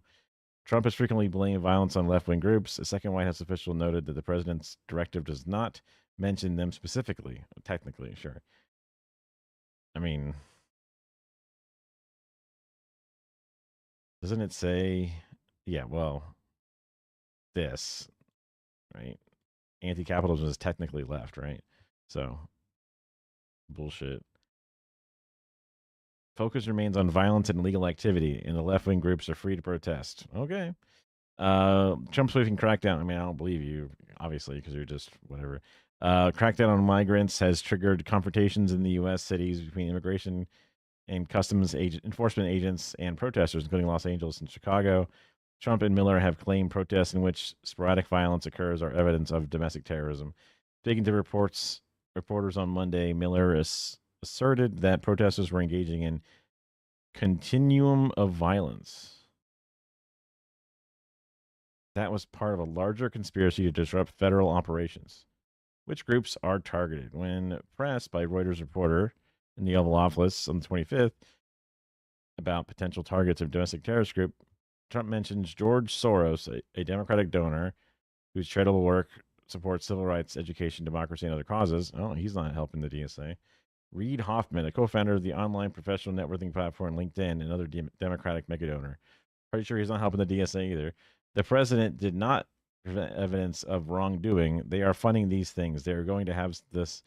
If they are funding these things, they're going to have some problems because they are agitators and they are anarchists. Hoffman spoke to a spokesperson, declined to comment. Hoffman through a spokesperson declined to comment. A spokesperson for Soros' network of charitable foundations pushed back against the president's assertions. Neither Soros or the Open Foundations fund protests, condone violence, or foment it in any way. Claims to the contrary are false. Like a double negative almost. How do the magnets even work? Currently filming a lightning storm with it attached to a metal post. That's interesting. Yeah. It's handy. In response to a separate request, the White House highlighted several political protests in 23 and 25 that included acts of violence directed against law enforcement officers, whatever, and 2 incidents of vandalism at Tesla dealerships. That's so stupid. And posts celebrating the damage. You can't even fucking celebrate anymore. It named 9 liberal groups. I want to know what 9. Donors or fundraising organizations that it said help finance or plan protests. While the second White House official stressed that organizations were not necessarily potential targets, they're like, well, those aren't actually targets. Hold on. But that material provides insight into their thinking. Okay. The list includes Soros Open Facility, Act Blue. That's ridiculous. Indivisible, a grassroots coalition opposed Trump's policies. Coalition for Humane Immigrant Rights.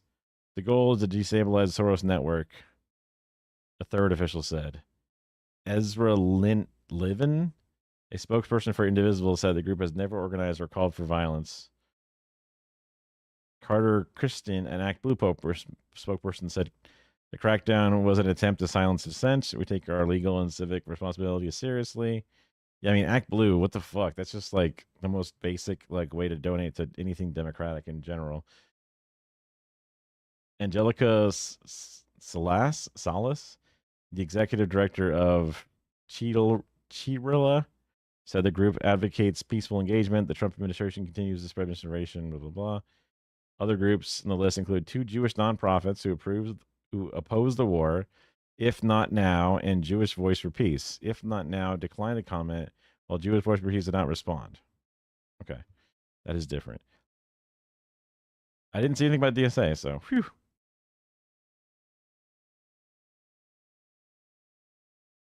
Hands-on role investigating. This is a bunch of shit, man. It's a bunch of stuff. I'll get to the bottom of who's funding these. Carolyn Levitt told reporters on Monday, good luck. Because there's nobody funding these.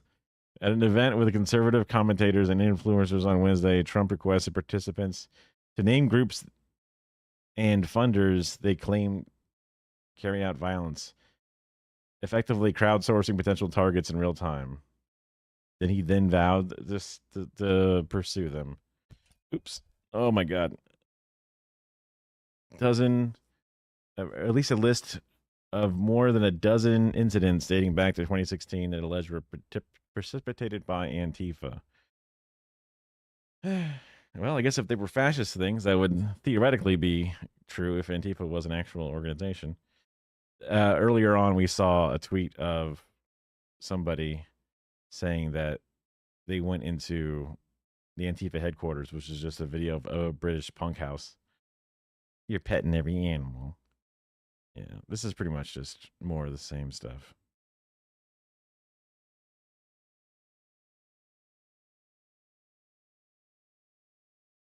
Okay. Well, it's in some ways it's starting. Oh yeah, this was the thing. The Antifa place, but it's just a anarchist like punk place for punk like people in Britain. They're like, oh, this is this thing, isn't it? And it's like, fuck the Tories. And then they have things like the IRA. Yeah, IRA right there. So it's really dumb to think this is in America, but someone thinks that this is American. I didn't realize you could do that to just an idea, to infiltrate the HQ. And then someone was like, this is a mass nationalist right-wing delusion psychosis. And like, well, if that's psychosis, then well, what is that weird place? That weird place. It's just it's fucking British, dude. Morons. That's just the homepage. Asmongold says he doesn't view leftists as people, compares them to animals. I guess this is like yesterday? It's fine. Sorry the left is so toxic. No, it doesn't bother me. Like, there's plenty of people that use that kind of stuff against me. Like, I really, I don't, this is going to sound really bad. I don't even really view them as people. I don't. I view them as like animals. And so whenever an animal gets angry at me, like a dog barks at me, do I really think to myself, am I doing something wrong? Am I a bad person when a dog is barking at me or a raccoon hisses at me? No. I just think to myself, it's a stupid fucking dog. It's a raccoon. What do you expect? And so I don't even really think about them as people. And that's really the reason that's why it doesn't bother me. I'm sorry to say. A painter used to think the same. Really. A painter used to think the same.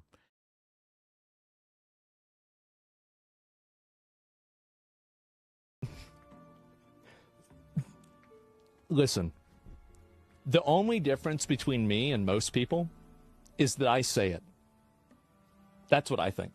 What? You're ridiculous. That's what I think. That's how I say it. That's his stupid ass little.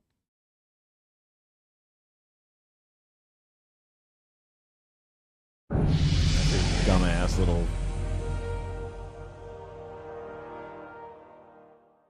The only difference is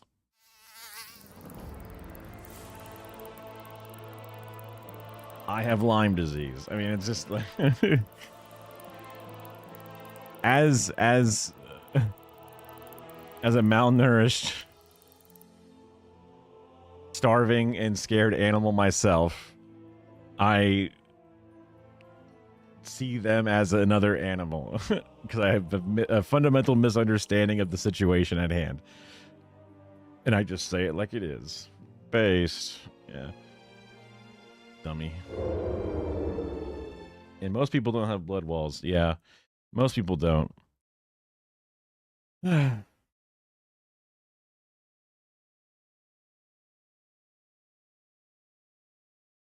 I've watched this video 100 times. The way they all back away from the frog, like they've just realized he's a superhero, takes me out every time.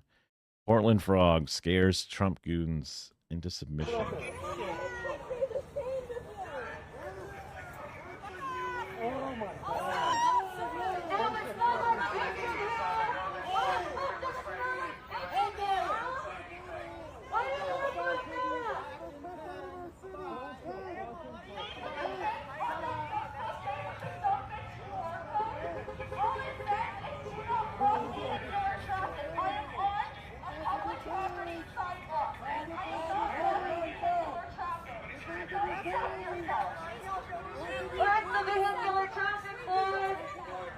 Oh, he means business.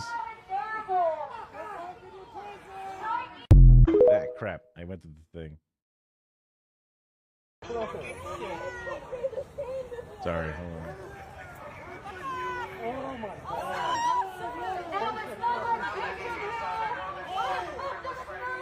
I did it again.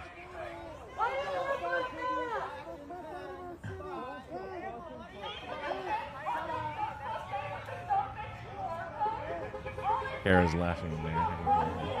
There she goes. Yeah.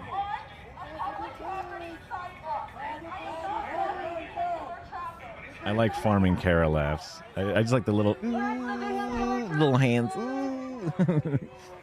They know how to like animate their frog costume very well. Pretty nice.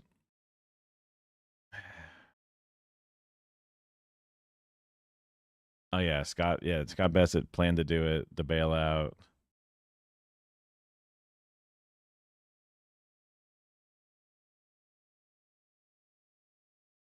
President Javier Milei's Doge-style cuts drove the poverty rate to 53%. And if their poverty rate is anything similar to the American poverty rate, it's like an obscenely low. Like, in order to be in poverty in America, like, you have to have less than $23,000 a year per person or something. And it's like, that's an incredibly low amount of money. You know, there are so many people who have like $25,000, you know, a year, and they are not considered in poverty. And it's like, you're ridiculous. Are you kidding me? Yeah.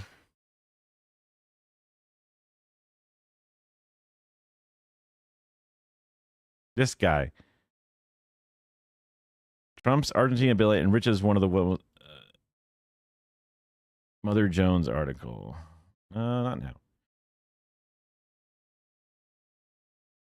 Last week, Treasury Secretary Scott Bassett announced the thing, blah, blah, blah. However, announcement had massive economic benefits for one American billionaire. Hedge fund manager Rob Citrone, who has placed large bets on the futures of Argentina economy. Citrone, co-founder of Discovery Capital Management, is also a friend of the former colleague of Bassett. I hear it pronounced differently whenever I hear this story, but I can't say it myself. A fact that has not been previously reported to U.S. media outlets. Citrone, by his own account, helped make that person very wealthy. Since Javier Milei, a right-wing populist, became president of Argentina, Citrone has invested heavily in Argentina, bought the debt, and purchased equity in numerous Argentine companies that are closely tied to the performance of the overall economy. Due to the massive debt load and the chaotic history, inflation rate was over 200%. Purchased the bonds with an interest rate of nearly 20%. How much of the billion he remains is invested? Is also Citrone, who is also a minority owner of the Pittsburgh Steelers, is effectively benefiting on Malay's right-wing economic program, which emphasizes on deregulation and sharply reducing government spending. Citron viewed the probability of default as minuscule, even though Argentina has defaulted on its debts many times. In the short term, this appeared to be a savvy investment. After taking office, Milei fired tens of thousands of government workers, cut spending, and achieved fiscal balance. Inflation was reduced to around 40%, which spurred economic growth and foreign investment. Argentina's economic rebound contributed to Discovery Capital's 52% of return. Then it all came crashing down. The austerity measures slowed economic growth, and unemployment spiked to nearly 8%.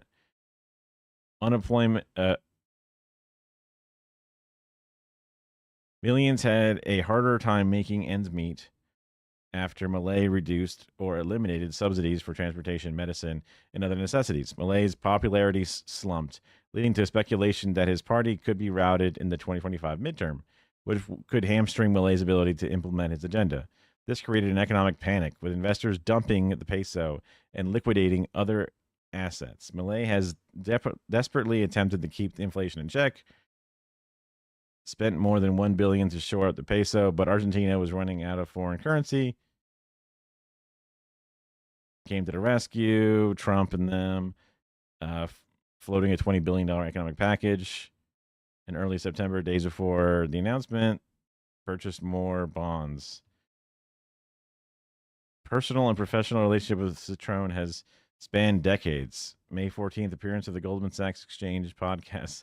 Citron revealed how he delivered a financial windfall for Bessinet. They both worked for investor George Soros in 2013. Whoa, what the fuck? Hold on. Wait a minute. Wait a second. They were just saying they're going to go after George Soros' financial ties, and then that's their own fucking guy? That's hilarious. Citron convinced Bessinet and Soros to bet on the US dollar against the Japanese yen. Whatever. And now Scott says, I'm responsible for 70% of the bonus of his bonus at Soros over that time. Leading Latin American economic publication describes Citron as a friend of the Secretary of Treasury. El Constanza, citing government's sources, reported that Citron has personal relationship as well as a past working relationship with Bessinet. Yeah, makes sense. They got a guy, he bought some stuff right before it happened. This is a long ass article. They really do their due diligence. Corruption.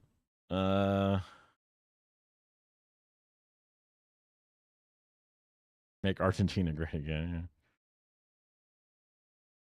Without Congress, where did the money come from? Interesting.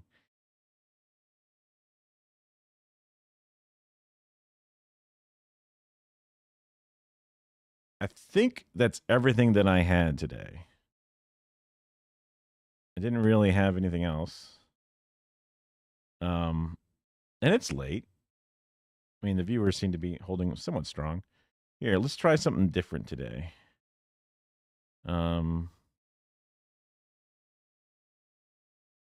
Let's see.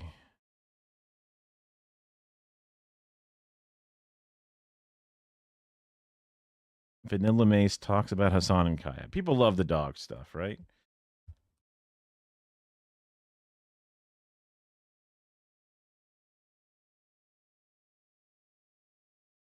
Okay. Throw on my music. Replay.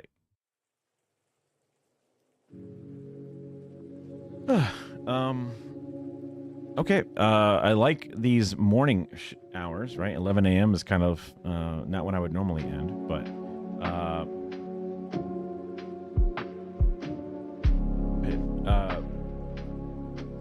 we'll see if I start later and later into the night or not. Just because the first few hours are kind of slow, but also don't mind it being a little slow at first. We have the weekend coming tonight, so that might be something that Kara and I can do some stuff. Whether we're going to be finishing up or there was something else we were planning on doing the weekend. I forget what it was. What the hell was it? Anyway, there was something we were going to do. Now I can't remember what it was. Meh. We'll figure it out. Soma. That's what it was. I forgot all about Soma. Yep. We can finish Soma. That shouldn't be too bad. should be pretty quick. We kind of got through definitely more than half of it before. Yeah, so till tomorrow, whether it's going to be pretty close to the midnight part of it or closer to the morning part of it, we'll see. You know, feel free to join the Discord if you want to get the fucking notifications or whatever. Who cares? All right, I'm going to start my raid thing, and hope to see you there. I don't know how well they actually read chat, but we'll see. It may or may not work out. Anyway, I gotta go. Bye-bye. Have a good one. Thank you.